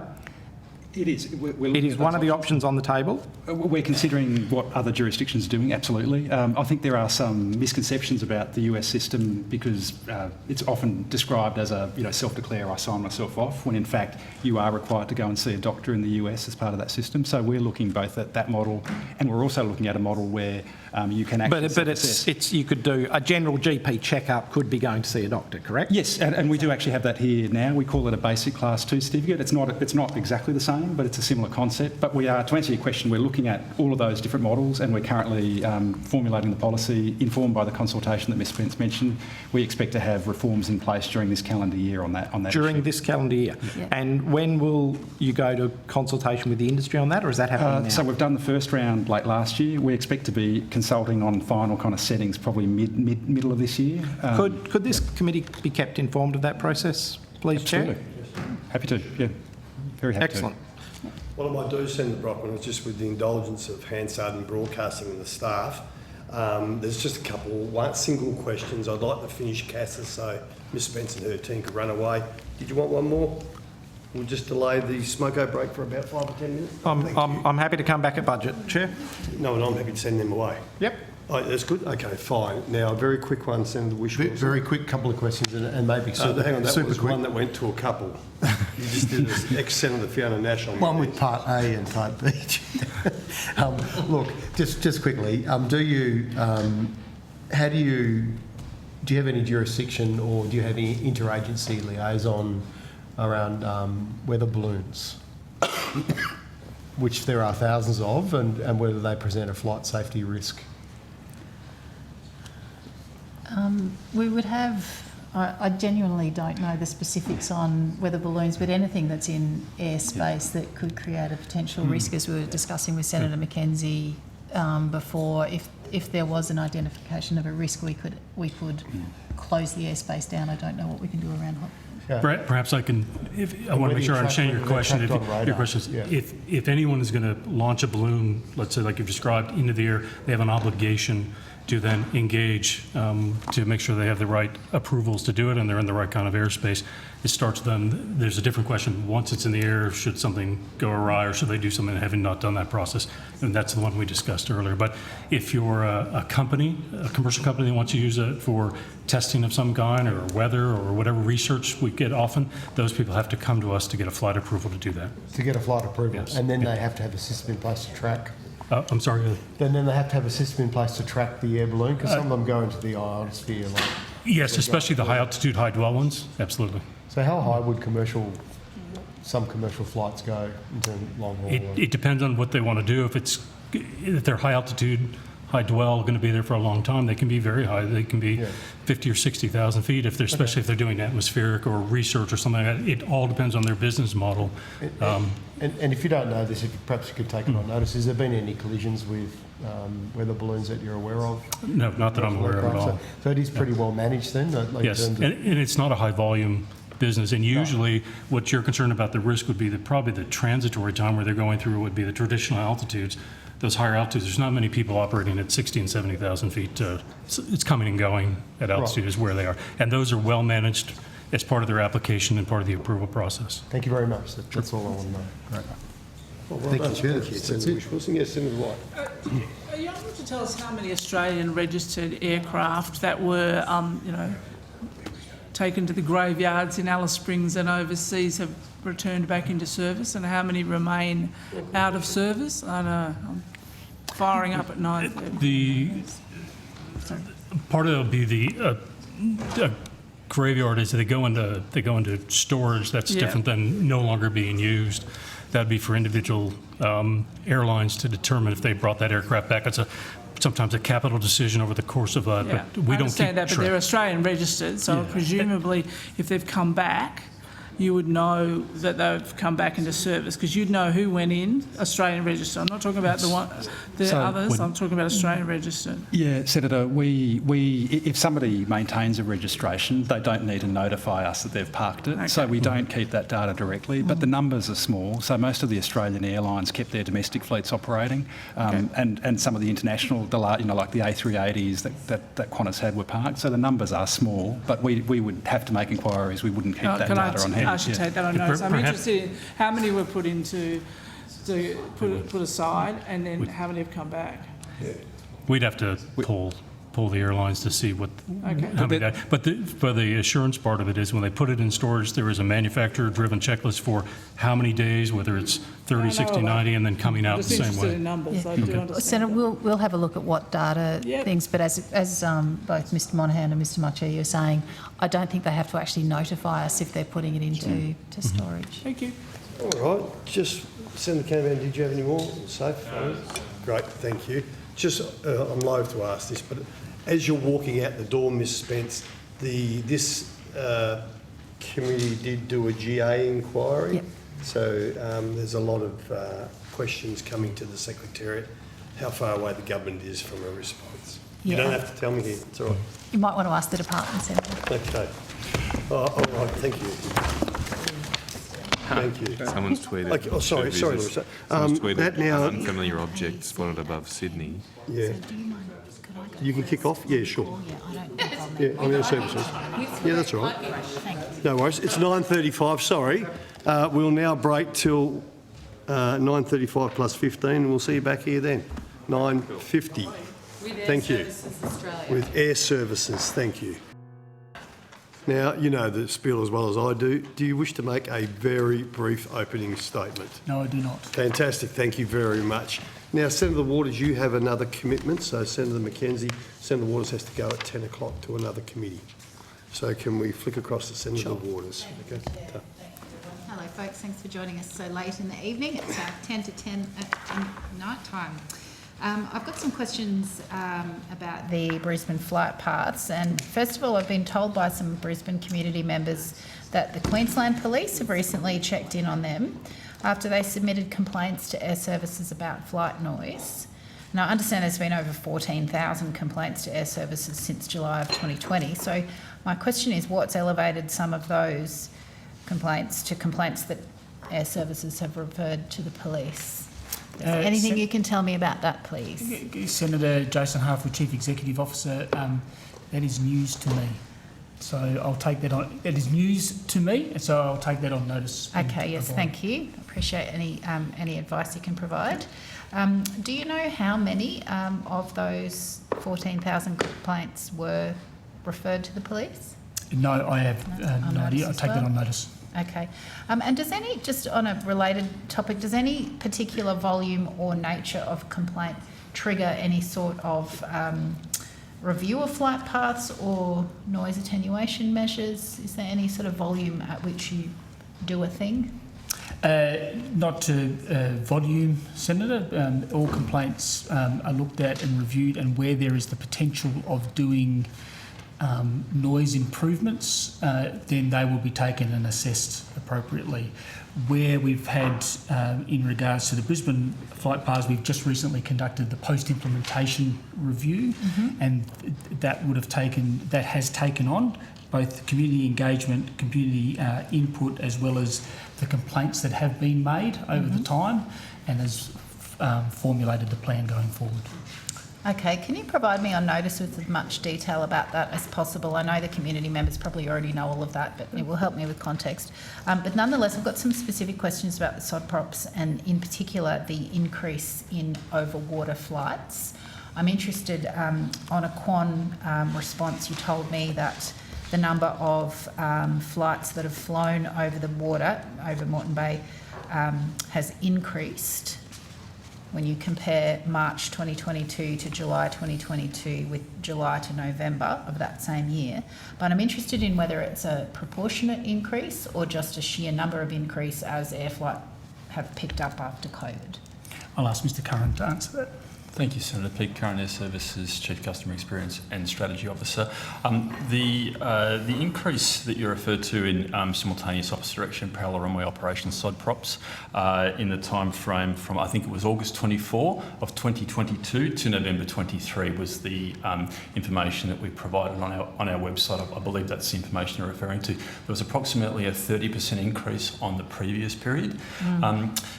During the same time frame, as in from August last year to November last year, there was an increase of around just under 3% of traffic. So there's not a direct correlation in terms of traffic increasing by the same magnitude that we increased the amount of SOD props. However, I think we should also understand that that's just at a total level of traffic for the airport, and that you need to go a little deeper into the data to understand actually what happened there. Primarily what we believe happened was that we extended the number of hours that we were making SOD props available for, and consequently more aircraft were able to operate over the bay. So it was a good outcome in terms of noise outcomes for the community. It'd be difficult to correlate it to anything other than the extension of hours. Okay, thank you. And just for clarity's sake, was that an increase in the proportion of flights going over the bay, or just an increase in the sheer numbers of flights? It is an increase in the proportion of flights going over the bay. Traffic increased only a small amount during that same period. Okay, all right. Thanks for that clarification. Can I ask, when flights are redirected over water under SOD props, whether that's for policy reasons to reduce noise, or whether that's when weather conditions make the over-water flight paths a safer option? So we can only operate SOD props when weather conditions permit us to do so safely. So that is the opening condition for us to use it. Whenever that's the case, and we can do so, we do so at certain times of the day, and that is namely, I think between it's night time. I think I'm correct to say 10 p.m. until 6 a.m. on a nighttime basis, and we've extended that trial on weekends to go from 6 a.m. to 8 a.m. and more recently from 6 a.m. to 10 a.m. We also have extended it in the weekends from 8 p.m. until 10 p.m. So whenever weather conditions permit for us to operate safely in those timeframes, we use SOD props. Okay, and so that's the policy reason, is that the weather makes it safe to go over the bay, or are you doing it for noise reduction reasons? Perhaps I'm not fully understanding the question. The environment must be that we can safely operate over the bay. When those conditions exist in those hours, our preferred mode is to operate over the bay, is the policy to operate over the bay in those hours. Okay, all right, thank you. Can I ask now about income from levies? I understand that you levy charges to aircrafts operating in our airspace. How much income do you generate from aircraft operating in and out of Brisbane Airport? Senator Paul Logan, Chief Financial Officer. I don't have the specific numbers for Brisbane. In total, Air Services collects about $1 billion a year across 29 locations. But certainly we can get that information for you. Okay, yeah, if you could take that on notice for me. Sorry, can you tell me again? $1 billion a year across 19 sites, did you say? 29. 29, okay. And has the introduction of the trial extension of SOD props hours, which you've just taken me through, thank you, since Feb, resulted in any reduced levy income to Air Services? Not that I'm aware of that's related to that, Senator. Okay, is that something that you might expect, or you wouldn't expect that? No, we wouldn't expect that to impact, Senator. Okay. And if you can either provide me right now or perhaps on notice the monthly income generated from aircraft operations at Brisbane Airport since January 2021, that would be very helpful. Yeah, we certainly can, Senator. Maybe just for context, our charges are levied based on the tonnes landed of the aircraft and per flight. So it's the numbers of flights and the weight of the aircraft that are landed that generate those kinds of levies. The type of operation that's being used coming into an airport don't affect the revenue associated with landings at those airports. So the fact that the aircraft's come in and landed is the basis of the charge rather than the type of operation. Okay, yep, thank you, that's clear. And lastly, can you please provide me or the committee with a copy of the federal government's 50-year lease agreement with Brisbane Airport Corporation Group? Senator, we can't provide that. You'd have to seek that either from the department or Brisbane Airport. We don't have any access to that. Oh, I see, because they've been stonewalling the community for years on that request. Do you have a copy of it? No, we do not. Okay. Minister? All right, sorry. Minister, I'm after a copy of the federal government's 50-year lease agreement with the Brisbane Airport Corporation Group. Oh, And I was hoping to get a I'd copy have of to take that. that on notice.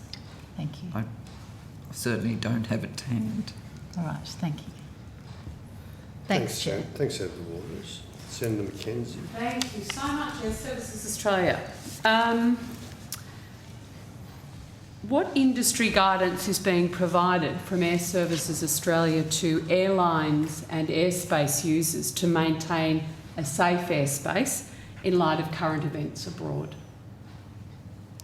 Senator, can I get are you in regard to the shooting down of the balloon over the United States and North America? Of the spy balloon, yes. And not just in the United States, in Canada, and also additionally 3 unidentified flying objects also being apparent in airspace.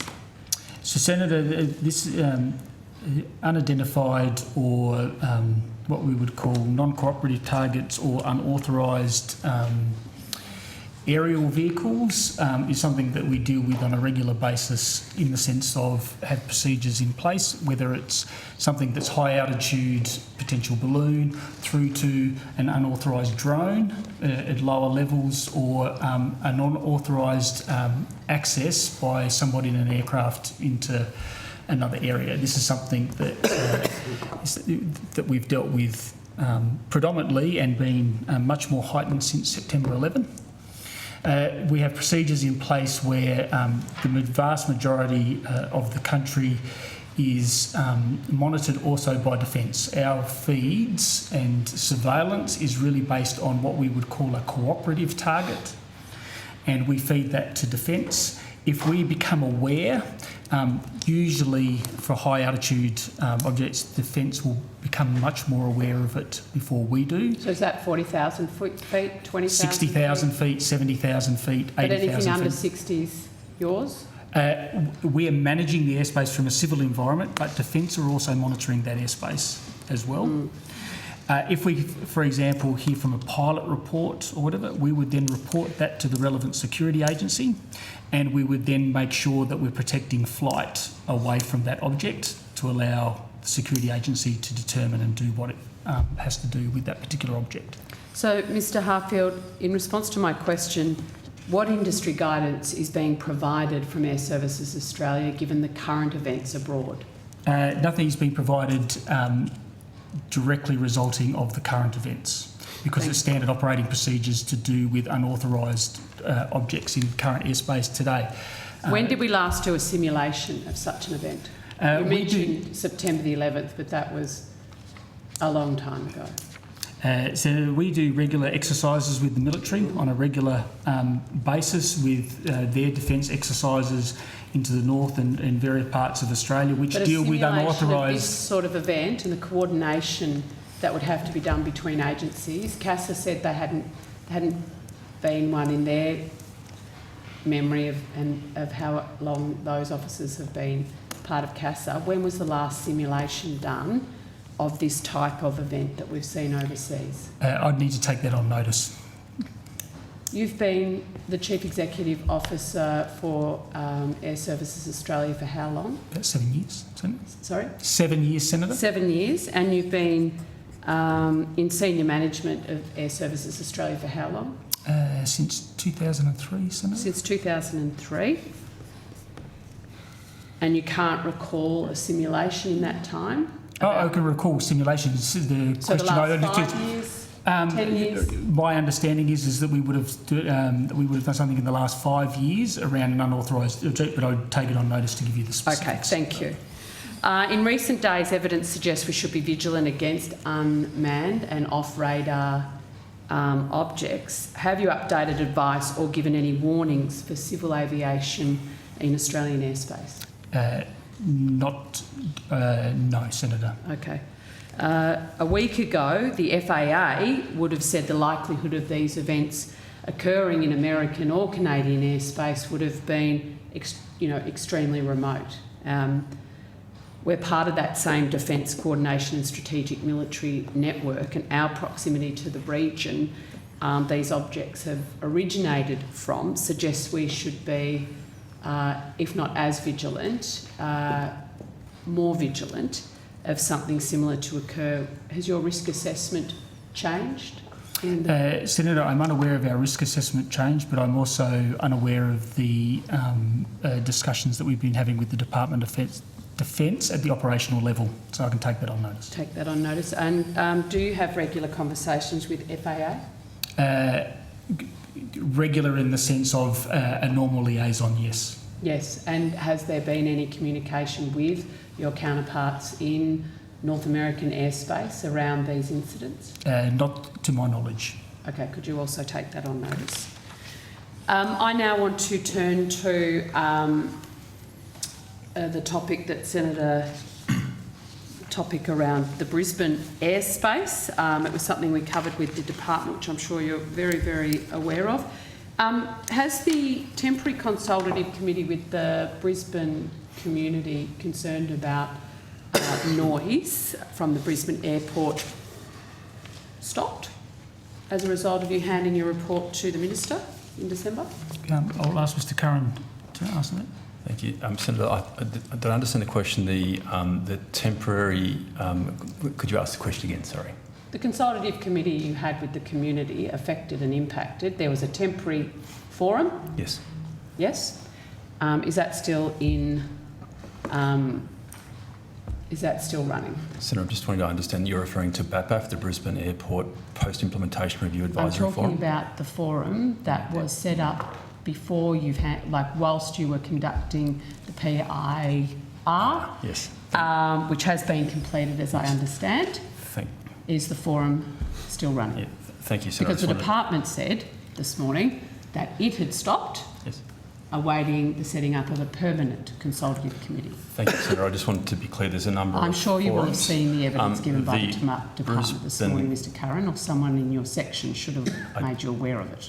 I did, Senator, thank you. Right. The Brisbane Airport Post Implementation Review Advisory Forum that was set up in September of 2021, I believe handed in its final report in December of last year and is no longer stood up in its place, or not in its place, but continuing by way of a community forum is the BACAG forum, which I believe was also mentioned this morning by the department.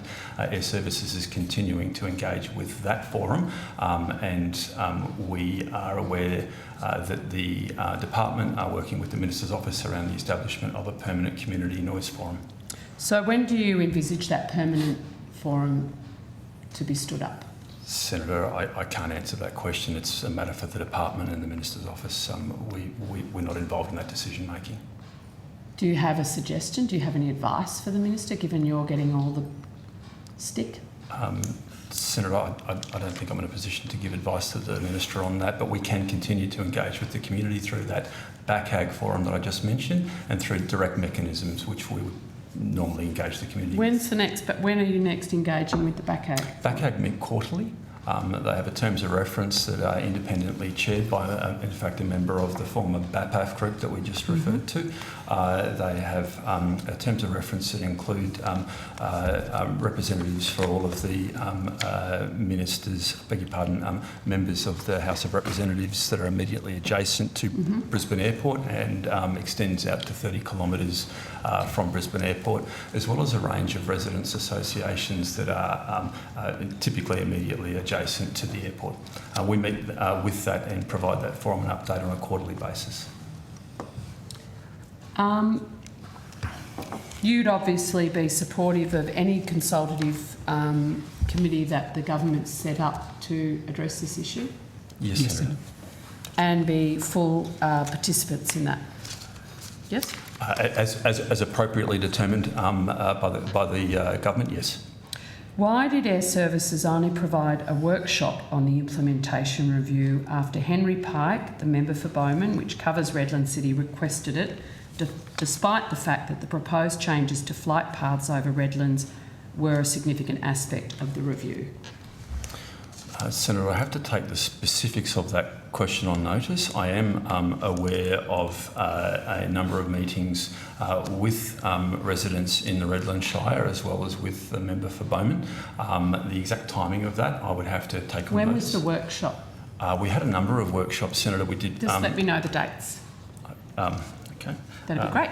Yep, we did workshops associated with the post-implementation review terms of reference in late 2021, and then we undertook 9 post-implementation review workshops in September 2022.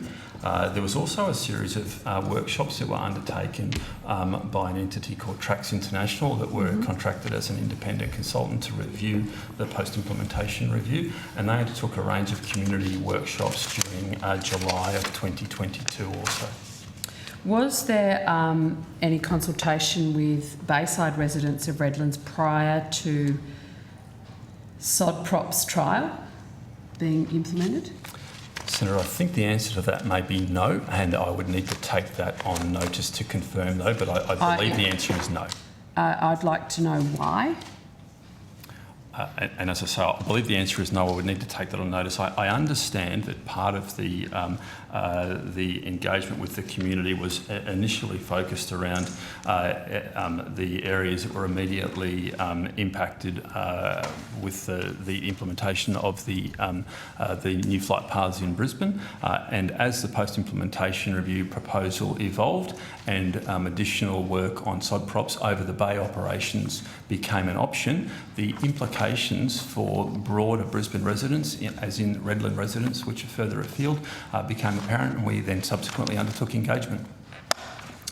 Thank you. I'll have more questions on notice on that. I have some questions to put to you from the Brisbane Flight Path Community Alliance.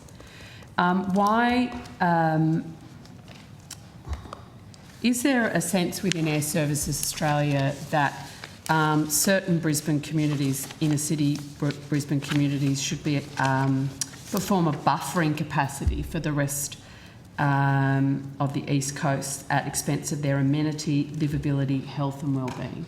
No, Senator.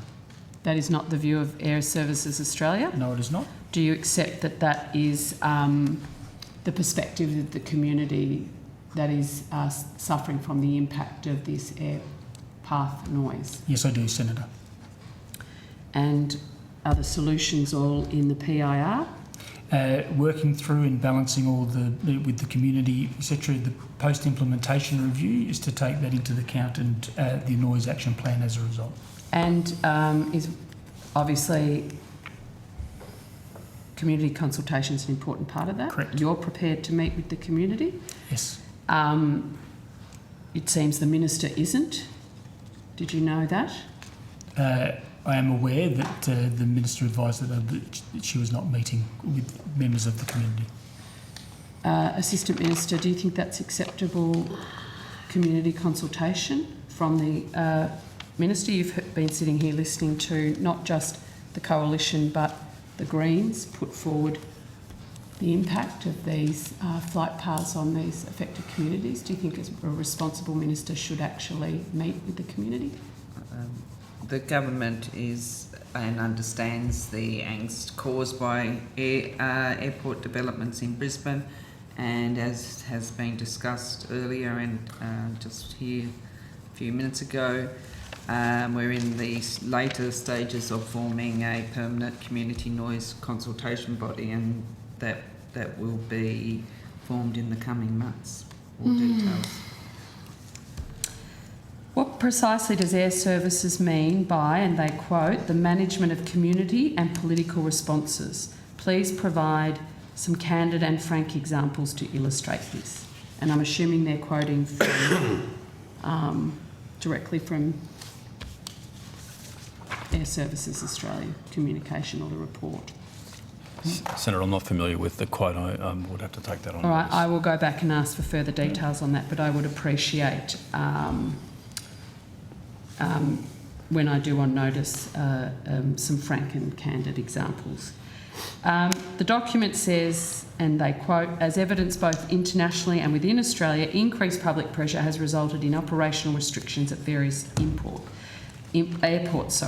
Yet this is," and close quote, "yet this is exactly what Brisbane communities want air services to do, implement net movement reductions, which brings about actual noise reductions.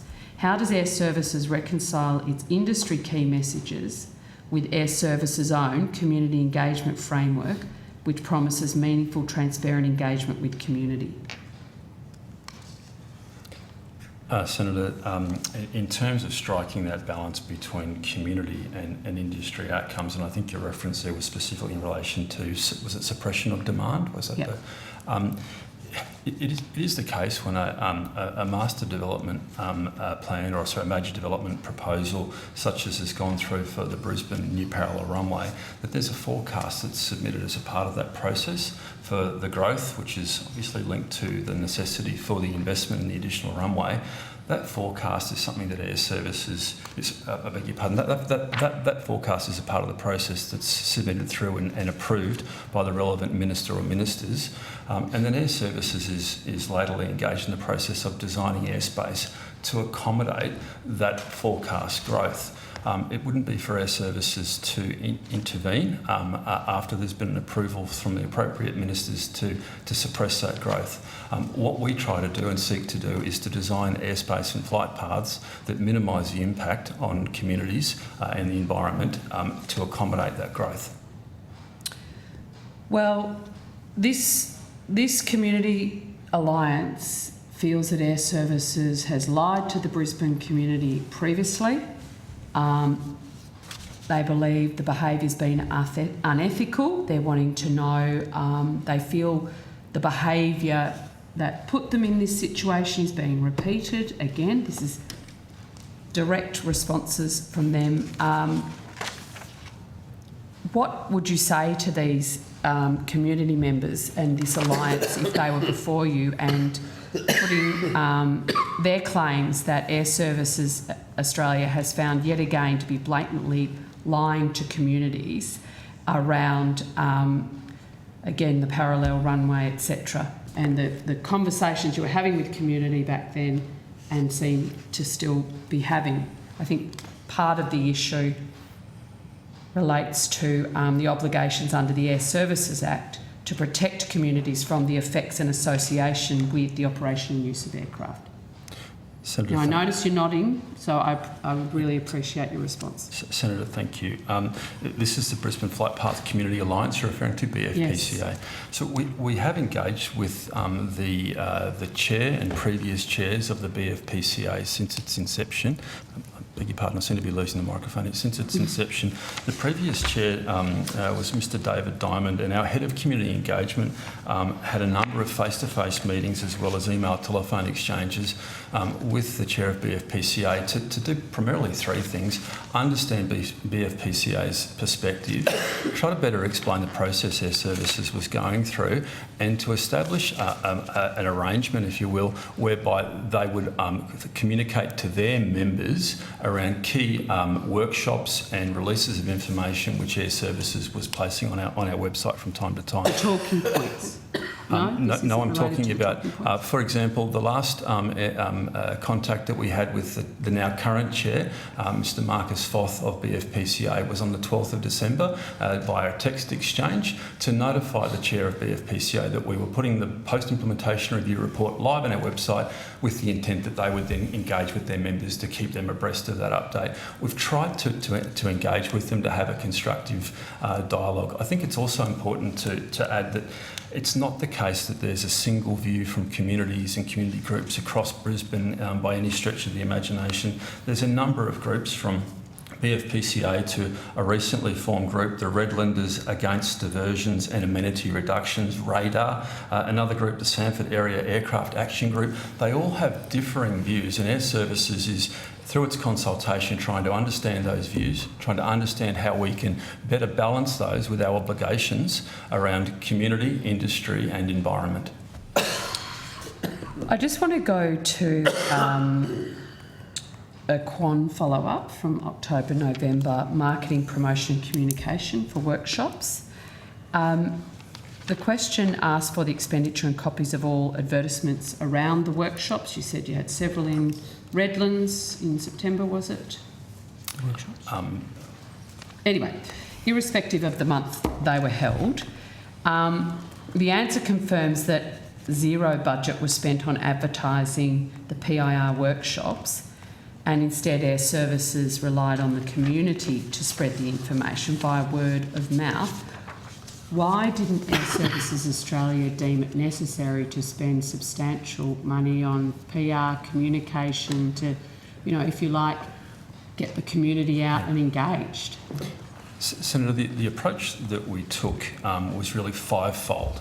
And if it's appropriate, I'll run through a very high level of what the 5 key pillars of that approach was, and then perhaps into more detail as you wish.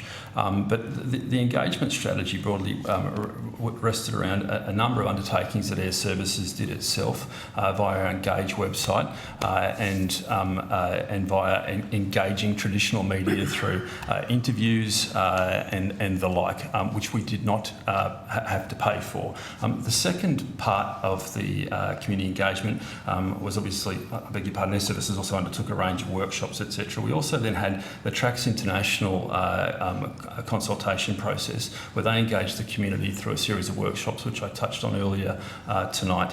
The third part of community engagement was that BACAG group that I mentioned before, which is a long-established frame that already has linkages into a range of communities within 30 kilometres of the Brisbane airport through elected officials at state, City Council and federal level.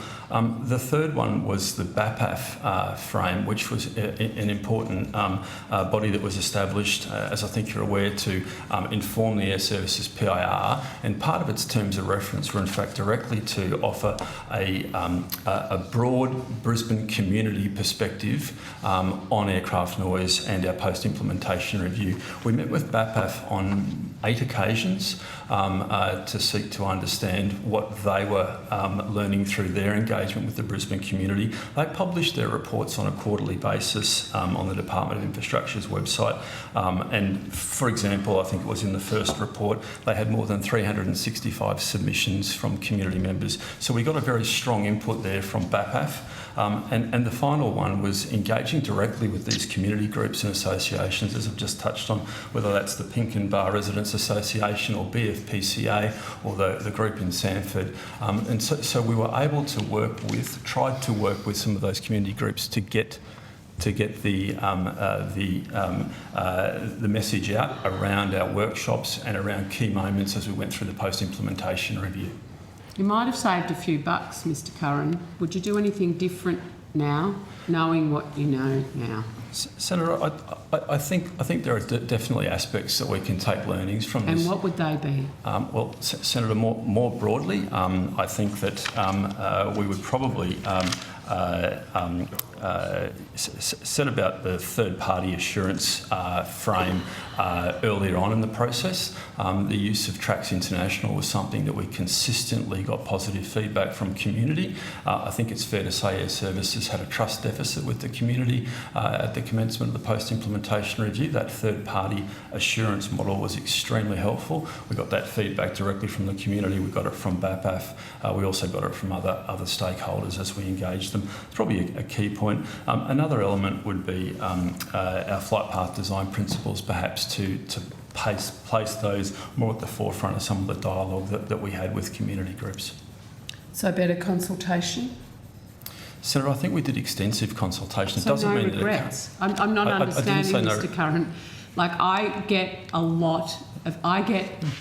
the emails I'm sure Minister King gets. Yep. And there are hundreds, if not thousands, of residents extremely concerned, health and wellbeing, a whole raft of issues, not to mention, feeling like they've been excluded from a government process. I'm still unclear after listening to your evidence whether you got it right, no regrets, or whether you would actually do something different when it comes to dealing with these community members who have legitimate concerns. Senator, I think one of the challenges with community engagement, we find it in Brisbane, we find it in every other location that we deal with, is the outcomes of it are very subjective. And so it's always the case that there will be some in the community who view the activities favourably and others who will view them less favourably. I think that broadly we got it right. The consultation has been extensive, and the use of those 5 points to support and augment our consultation has been extremely helpful in informing what is now a very robust post-implementation review and a thorough noise action plan for how we can invest in improvements in Brisbane over the next 1, 2, 3 years. Mr Harfield, have you learnt anything for the organisation to consult better with communities from this affair? Yes, Senator, and one of the things that we are undertaking as a result of the Brisbane new parallel runway and even the post-implementation review is we're about to start consultation on a community consultation standard, so that everyone can be understand of what can be expected and what not, and we will go through that and have that worked through the community, and we'll use that as the standard that we'll be judged by. Much better. I've got a year-to-year comparison of Brisbane aircraft noise complaint data, which has seen complaints skyrocket over the Labor Party's first 5 months in government. Can you confirm those numbers? Those numbers are correct because they come from a question on notice. Senator, I've got something here to table which takes the complaints month by month from the start of the Brisbane parallel runway all through to January, as well as the number of complainants per month, as well as the number of movements per month. Thank you. Because with the, and if I could table that, and I've made some copies. Is there a policy internally to deal with repeat complainants? I know some Senate committees have processes to deal with when we get form letters, which is 3,000 submissions, but 2,500 of them were the same letter from a generated website. Do you have an internal policy to deal with repeat complainants? I'll have Mr Curran may be able to give a bit more detail, but normally if it is the same complaint repeated by the same complainant, we will treat that as one complaint rather than if it's 10 of the same thing over and over again, it will be treated as one complaint. Because they're still being woken up at 5 a.m. when the baby's awake and the dog's barking. But if it's something different, we'll take that as a separate complaint. Right. But we track them all, so in other words... On notice, I would like to understand of the complaints, with the numbers we've got in front of us, how many are your repeat complainants versus individual complaints? Different ones. Because that would tend to suggest to me there is a lot more complaints than what's actually been reported. If we're going to take the time it took somebody to pick up the phone or write the email, just because it's from the same person about noise, shouldn't actually disqualify it from being counted as a complaint. Senator, we can certainly take that on notice. Perhaps just to clarify, if I may, the only time we wouldn't count the complaint as an additional complaint if it was about the very same flight, to call and complain about the same flight again, perhaps immediately thereafter. Then that is not. Or 6 months later. I appreciate that. Thank you. If you could take that on notice. I now have some questions. Sorry, Senator, on this subject, while we're still on Brisbane, I know Senator White, who has spent an amazing amount of time around airports and aviation, has got a couple of questions. So just on that, can you break that, following up from Senator Mackenzie's question, actually how many individual complainants there were for each of those those years that you've broken down on the document that you've tabled, and how many complaints they made each? We can provide that. I'm not sure whether we can just do it off the top, but we could provide that extra information. So there might be on one those. person who's made 1,000 complaints, for example. Yeah. There could be. Right, so, and that's what I'm interested in. So who's at the top of the level and how many individuals? So when you break down the number of complaints and the number of individual complaints complaints and how many they made, like, you don't have to do 50 who've made one complaint, but it'll be interested to see what the spread of it is, and there could be somebody who has made 1,000 complaints, I would expect, potentially.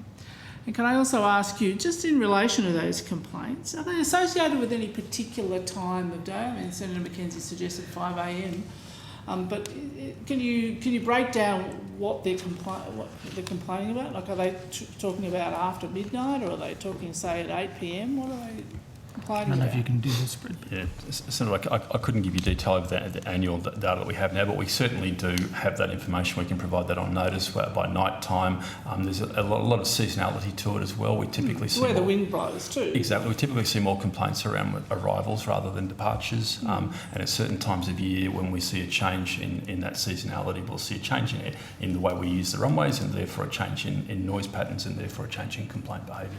So this is not something that's unfamiliar to you, because the same sort of things happened at Sydney Airport, didn't they? Melbourne, Perth. Correct. It is. As we We see noticed the same that- around the country, different aerodromes in other And just on jurisdictions. that community groups, the community groups, are you going to include workers who work at the airport? Are they in the interest groups, out of interest? Geez, that's a curveball. I know. Yeah. Who knew I worked for a union once? Senator, the engagements that we've had have been around groups that have been active in the noise space, and so typically that may have employees from a range of spaces, but we haven't had specific dialogue along lines for people who work at the airport necessarily, Senator. Thank you. Thanks, Senator White. Senator Mackenzie, I'll come back to you, but we do have 3 more agencies in the next half hour. So Thank your you. call. Thank you so much. Just wondering if you've recently engaged a consultant to assist with advertising. Senator, you've more information? Okay, I've asked other agencies in the department, what's your line item spend on consultants? Paul, On consultants or on advertising? On Senator? consultants.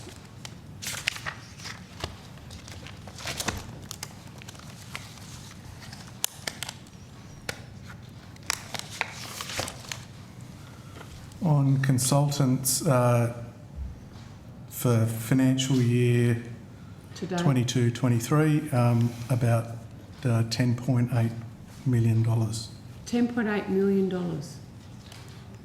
On what? On what? On a range of subjects, Senator. Right. Tell me. So ranging from business sustainment programs as we worked our way through COVID. No, that was this financial year. In some cases this financial year, yes, Senator. I thought the $10 million was for this financial year. I'm just trying to split it up into Sorry, those. Mr. Logan, can I have clarity? When you answered my question, you said for this financial year to date, you spent over $10 million on consultants. $8 million. 8? 10.8. $10.8 million this financial year. Yes, Senator. And it's on responding to COVID. No, Senator, I'm just trying to work out the breakdown. So in some cases it is our continuing response to COVID in terms of our ongoing restructuring of the organisation as we're working, continuing to restructure the organisation. So in some cases it's included an enabling services transformation where we're restructuring the back office of the organisation, and we're working through the implementation of a new enterprise resource planning tool. In other cases, we've had consultants working with us on information management, which is more on the front end of the operational side of the organisation. All right, in the interests of time, on notice, I'll ask you to break all of that $10.8 million down, please. Sure. I'd also like to know how long you've been working on your restructure and when you want to see that complete. Have you spent any money on advertising?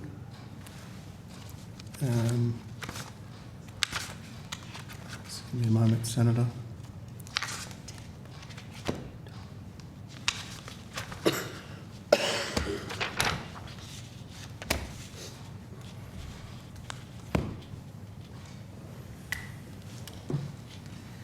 So we would have spent money on advertising related to our recruitment activities, Senator.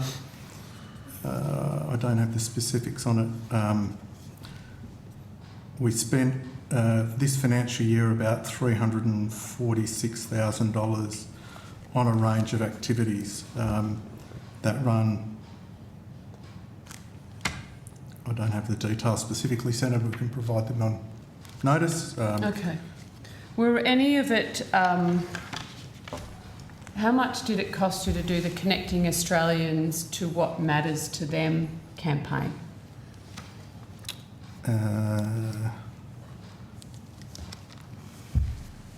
I'd need to get that specifically, Senator. I don't have that broken out. Mr Curran?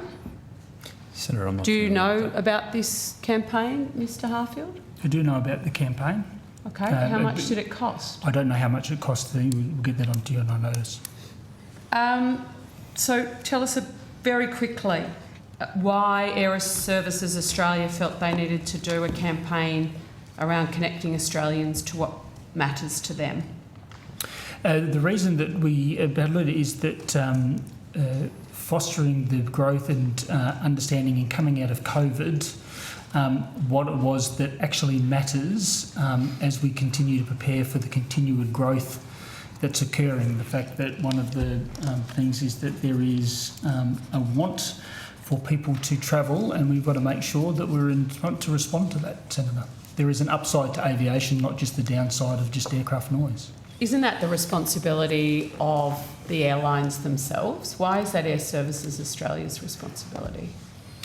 The airlines will look at it specifically for their particular reason, but our obligation is to all airspace. One of our requirements under our Act, our actual second function, is to foster and promote civil aviation inside and outside Australia. So this was a survey though, wasn't it? Yes, it was. To give us an indication. Where was this campaign run? It was run across a number of locations. We'll give you exactly where the spread of the 1,000 people that were interviewed or surveyed. How did they access the survey? I have to take that on notice. Mr Curran or Mr Logan? Senator, I'm unable to add any more. I understand. I can tell you what people wanted at post-COVID. They wanted their luggage to arrive with them when they did, and they wanted their planes to leave on time and land on time. I'm not sure. Can people who signed up to this, and my understanding is that it was predominantly in certain newspapers and online news outlets, can people be very confident about the data? What did you do with the data of people who actually did the survey? I have to take that on notice, Senator, but it would be kept confidential. You won't have sold it to a third party? No, Senator. De-identified? Not even de-identified. Okay, excellent. If you could answer those questions on notice, I would appreciate it. And just finally, some questions on your board. Are you able to confirm that the quorum for your board is 5 members? Yes, Senator. Have there been any meetings of the board where quorum has not been able to be achieved? No, Senator. Not even due to conflicts of interest? No, Senator. Are there any vacancies? There is one vacancy. How long has that been vacant? Since December. December. Has Air Services Australia provided the Minister with skills matrix and appropriate names?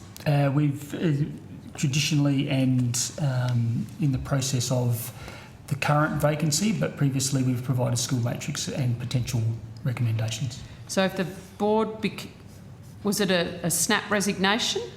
Term expiry, Senator. Term expired, so you knew it was coming? Correct. So when did you send the information to the department or the minister? We would have requested that before.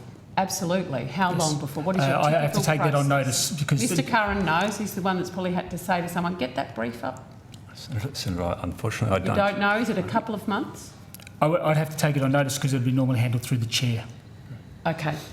I'd appreciate that. And have you heard back from the minister on the appointment? Not the vacancy as yet, Senator. Okay. When do you anticipate that to happen? At the minister's pleasure. Of course.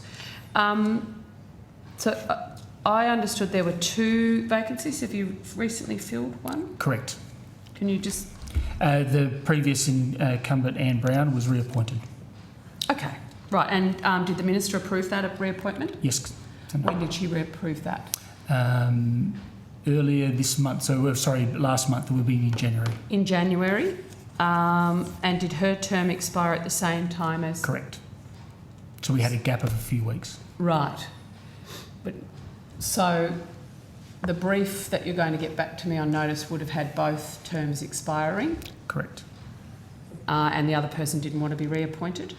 That's not my understanding, Senator. So they did want to be reappointed? My understanding was they were. But only Ms Brown got reappointed by the Minister? That's correct. Righto, more to go with this one as well. Just on the spy balloons, are you confident that we have tracking technology that would be able to locate such an object in our airspace? Senator, is a question for the Department of Defence. Don't you have radars? Yes, we do, but it's based around civil air traffic, which are designed to have cooperative targets that want to be seen. That tell you that we're over Correct. here? And so but these, in the case of the North American incidents, we're at 20,000 and 40,000 feet. Does And Defence higher. operate that? Do you know what I mean? No. So yes, we manage the airspace, but they have, even though we are managing the airspace, they have a range of surveillance techniques that monitors our national security and monitors all of our airspace. Yet we are managing the air traffic within it. No, I get it. It's just from evidence we heard from CASA. So it's really Defence is the only one that would be able to would know if there was such an object in our airspace. They are most likely to identify it unless it was reported to us. They would most likely, in monitoring the visit there of what we would call an uncooperative target that wasn't wanting to be seen. Thank you. Chair, I know Michael Tom's got some quick questions on the radar at the Rockhampton Mackay airports. Have you seen the reports? Yes, I have, Senator. Okay, so the reports are that it's some unnamed officials, mindful of that, said it was second-rate radar and that there has been 221 incidents since July last year of aircraft dropping off the radars on approach to Rockhampton on Mackay. I'm particularly interested to know whether or not ASDSB equipment will be installed at these airports soon, and if not, why not? Senator, I need to go back to the initial statement, is that the report that was in the Australian is incorrect. There are... Shock. My God, Murdoch did something. Well, hang on, I'm not always going to... I'm interested in the explanation here, because this is... in fact, it's not a report from the Australian, it's admittedly an unnamed official person, but... Correct, but I just want to go, that was reported in the Australian. So prior to July last year, the airspace around Rockhampton and Mackay was controlled from the tower without the use of any radar. Right. So it was done what we would call procedurally, although that they could get some sort of situational awareness. Right. It was actually managed without the radar, even though we had radar coverage there. In July, we transitioned not only Rockhampton and Mackay, but we also did it to Launceston and Hobart, where we were utilising the radar and managed from either Brisbane Centre or Melbourne Centre, as we do for, same with Sydney, Brisbane, Melbourne, and start running like we would a capital city aerodrome. In going to utilising the radar is that radar is a line of sight technology and not always can see around mountains. But what it did, it was a safety enhancement because we were able to use the safety alerts that are utilised within our air traffic control system in our centres. For example, one of the safety alerts were introduced, which wasn't existing before July, was what we would call the minimum safe altitude warning, where the system would alert if the pilot went below the lower safe altitude terrain, which did not exist prior to July. The reports that are mentioned are our request. So when we put it in and we're starting to utilise radar for the first time, radar is required to be tuned. And so we wanted reports from the controllers where they saw aeroplanes drop out or there were holes in the coverage. Now, prior to July, they were being separated without the use of radar, and they are continuing to do so today, even if there is radar coverage and there's a dropout. So there is no issue to safety. The reason we wanted to do that is so we could tune the radar. On the 3rd and 4th of March, coming up in a couple of weeks, our techs are going up to the Mount Almo radar, where they will tune, and some of these holes will disappear as a result of retuning the radar. In conjunction with that, we are supplementing with introducing ADSB and continuing that in coverage.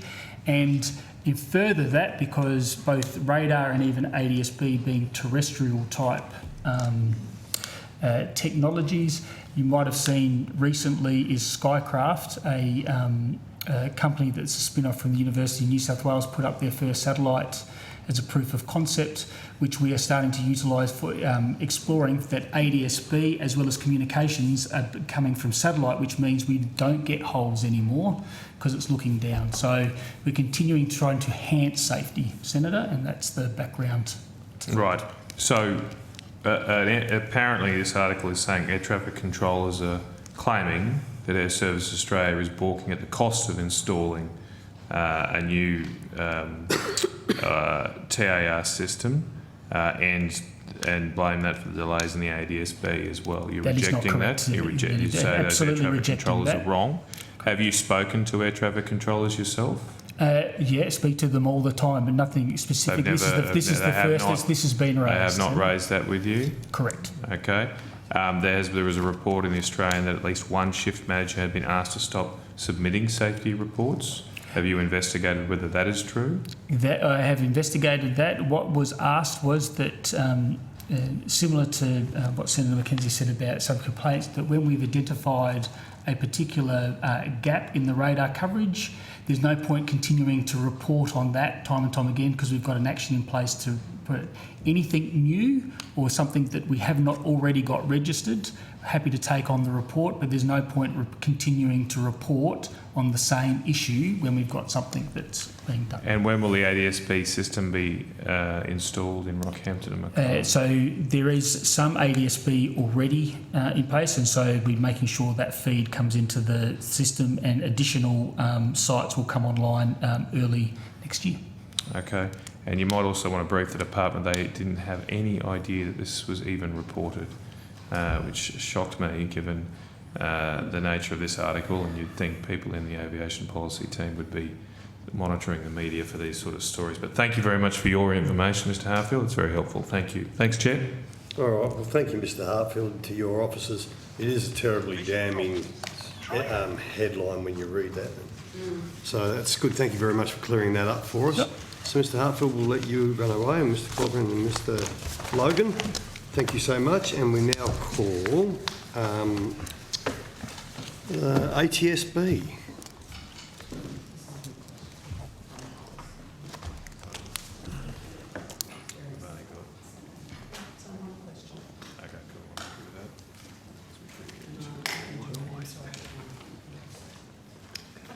Hello?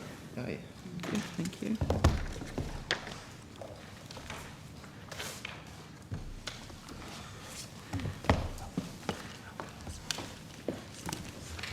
Thank you. Australian Transport Safety Bureau. Investigations of incidents for recreational aviation. Can the Bureau outline your responsibilities for the investigation of serious aviation incidents and fatalities? Yes, thank you, Senator. Angus Mitchell, Chief Commissioner of the ATSB. We investigate in accordance with the Act, the Transport Safety Investigation Act 2003.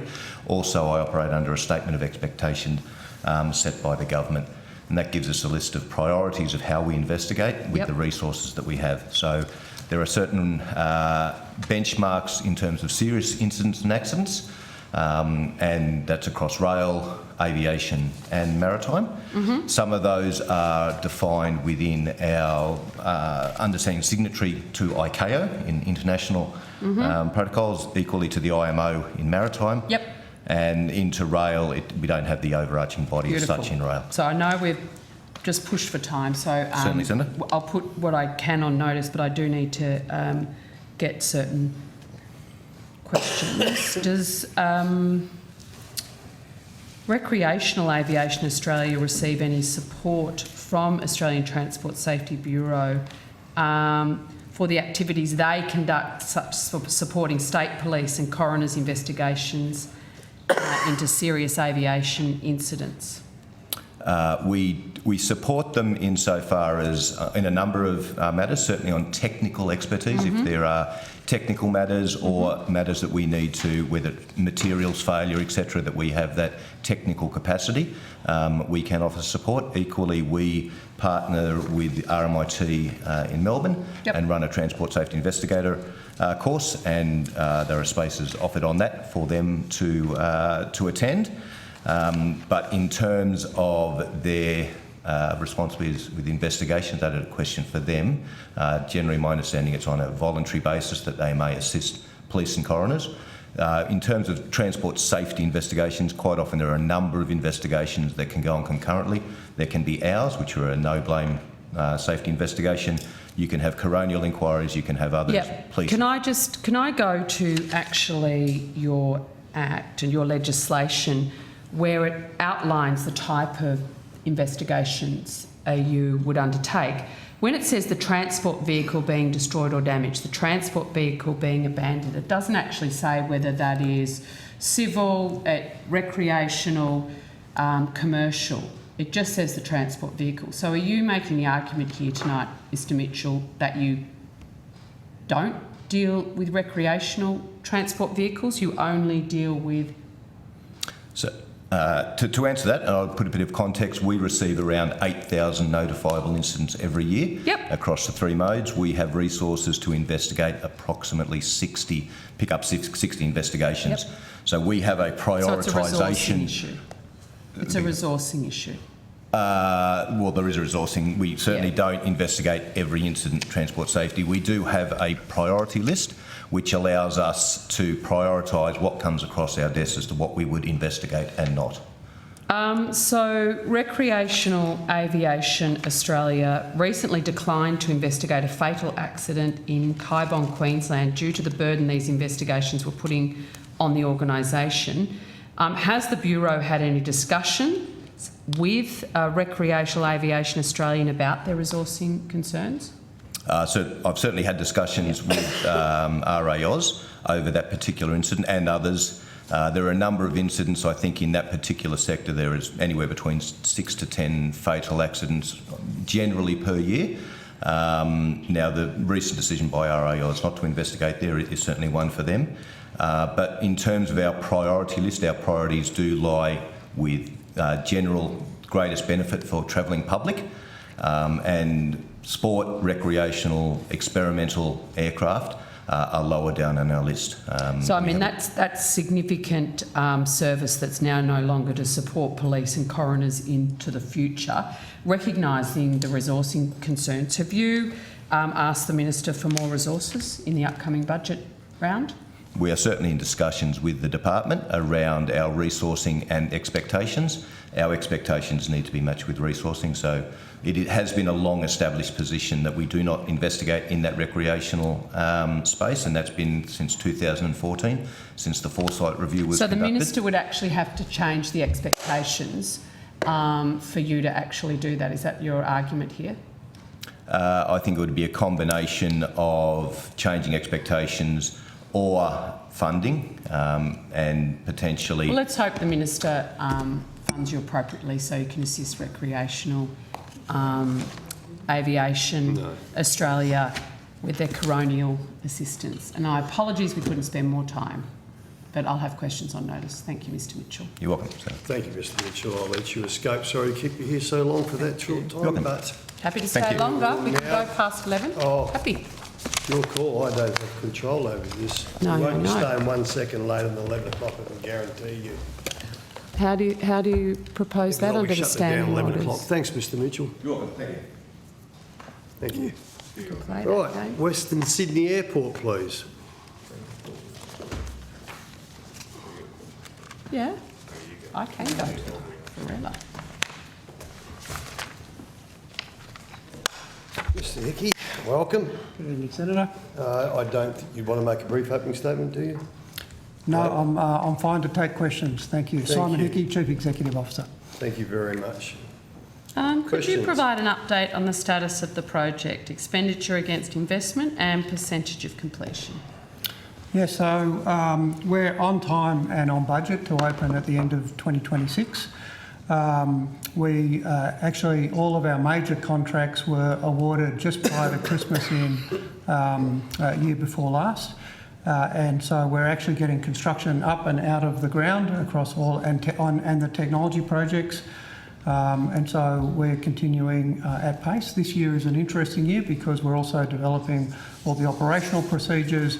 We're ensuring that we understand all of the different job categories that will be at the airport so that we start to engage with training providers.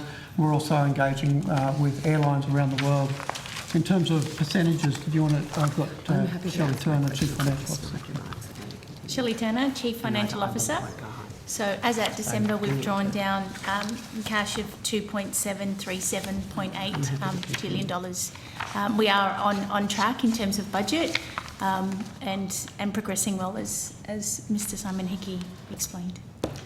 Were you consulted on the aviation white paper? We haven't been consulted in terms of the terms of the aviation white paper, but we'll input into the aviation white paper in an appropriate way for an airport. Were other airports consulted on the terms of reference? I don't. I'm not aware of that, Senator. I'm not aware of that. Can you please table a copy of the current company's commercial freedoms framework? We can take that on notice and certainly provide that. Has that been updated in the last 12 months? It has been updated in the last 12 months. So In the last 9 months? I would have to take that on notice exactly when it was updated, Senator. Right. And what are the major milestones of the project over the next 12 months? Did you want to take the major milestones over the next 12 months? I'm serious. So we will have, in terms of the terminal, the roof of the terminal will be constructed in the middle of this year. In terms of the airfield, we're starting to lay the concrete on the runway. In terms of the technology delivery program, a lot of the key milestones in the airport operating systems are being procured and implemented. We are looking to be completed the majority of our construction by March 25 in time for SWIT. So testing and the ORAT phase, we've got 18 to 24 months of ORAT before the airport is operational. So SWIT is system-wide integration testing for our systems, and ORAT is operational readiness across the entire airport so that we're safe to operate. Fantastic. I look forward to visiting. How would I actually visit the Western Sydney Airport? We welcome everybody on the committee, obviously appropriately, to come and visit. I think it's remarkable to see what is happening at Western Sydney Airport. We need to stop calling it Western Sydney, don't we? Nancy Bird. Western Sydney International Nancy Bird Walton Airport. It's like a hyphenated surname. Thank you so much. I've got lots more questions, but I know the Chair is anxious for us to finish. No, we had an agreement weeks ago that we would finish at 11 o'clock and we'll stick to it. Thank you, Mr Hickey. Thank you, Mr. Sorry, that's not my understanding. I'm happy to do that. It is 11 o'clock as you agreed. Thank you very much. Thank you. Thank you. And for the remaining 3 minutes, AMSA, please. We're happy to keep going, Chair. If You can knock yourself out. We had an agreement. You sat here, I asked you earlier, Senator Canavan. There was no agreement, there was an indication. No, there was not. And you said weeks ago, we didn't just weeks ago. I'm not going to go past. Well, don't mislead people about what we've said or Snide agreed. remarks aren't helpful, Chair. Chair, you're meant to be a chair, not a commentator, but anyway. You can sit here and talk to yourself or not if you wish to. Well, we can come back on another day. Oh, don't threaten me with all that sort of stuff. Well, Mr. we had our Kinley, threats. welcome. For the 2 minutes that we have, do you want to make a brief opening statement? 3 minutes. Just I appreciated the thought earlier, Senator. Thank you. Thank you very much. So, questions? Mr. Kinley, I'd like to ask about the new measures to reduce greenhouse gas emissions from international shipping. I believe that came into effect on the 1st of January 23. Right? So the target is to reduce emissions by 40% by 2030. Does this apply to all international shipping to Australia? Yes, Senator. So including foreign flag vessels? Yes. What happens if they don't meet the 40% reduction by 2030? So there will be what is, I think, considered a learning period for the initial year or so, when there'll be a lot of data gathering, a lot of monitoring to see just how ships are lining up against their carbon intensity indicators and their efficiency indicators. And when that data is gathered, we get more information, then the IMO will be looking further at bringing in harder measures to enforce the compliance. The IMO or the Australian government? Well, the IMO, and of course as we implement the convention amendments, and that may be ultimately that some ships may have to, for example, go to dry dock and fit more efficient propellers, other structural issues, or look at how they can make their engines more efficient. Can they buy offsets to meet the 40% reduction? Currently, there is not there's not an emissions trading scheme internationally at the IMO, and the IMO will be meeting in June this year again, the Marine Environment Protection Committee, to look at what the longer term measures will be for greenhouse gas reduction. So these measures which are coming into force now are what are called the short term measures, and then the longer term measures are going to be basically about, we have a level of ambition at the moment of 50%. So much clear up at a given time. What other countries are implementing this? Internationally, all Is the of United States doing it? Yes. They're requiring their ships. Is China? Yes.